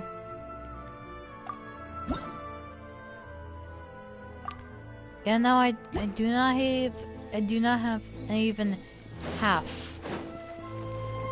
Okay, never mind, I do have half, but like... Yeah, she's fast. Okay.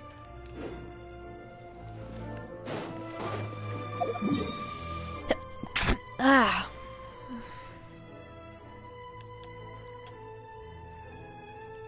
Alright, well, anyways, I will be seeing you later. Step on up. Let's see, is she even equipped with the proper etiquette of sword? Nope, not even close. This is the proper etiquette of sword, if that's her preference. Don't question why I took the time and resources to max out this sword. I don't know that answer myself.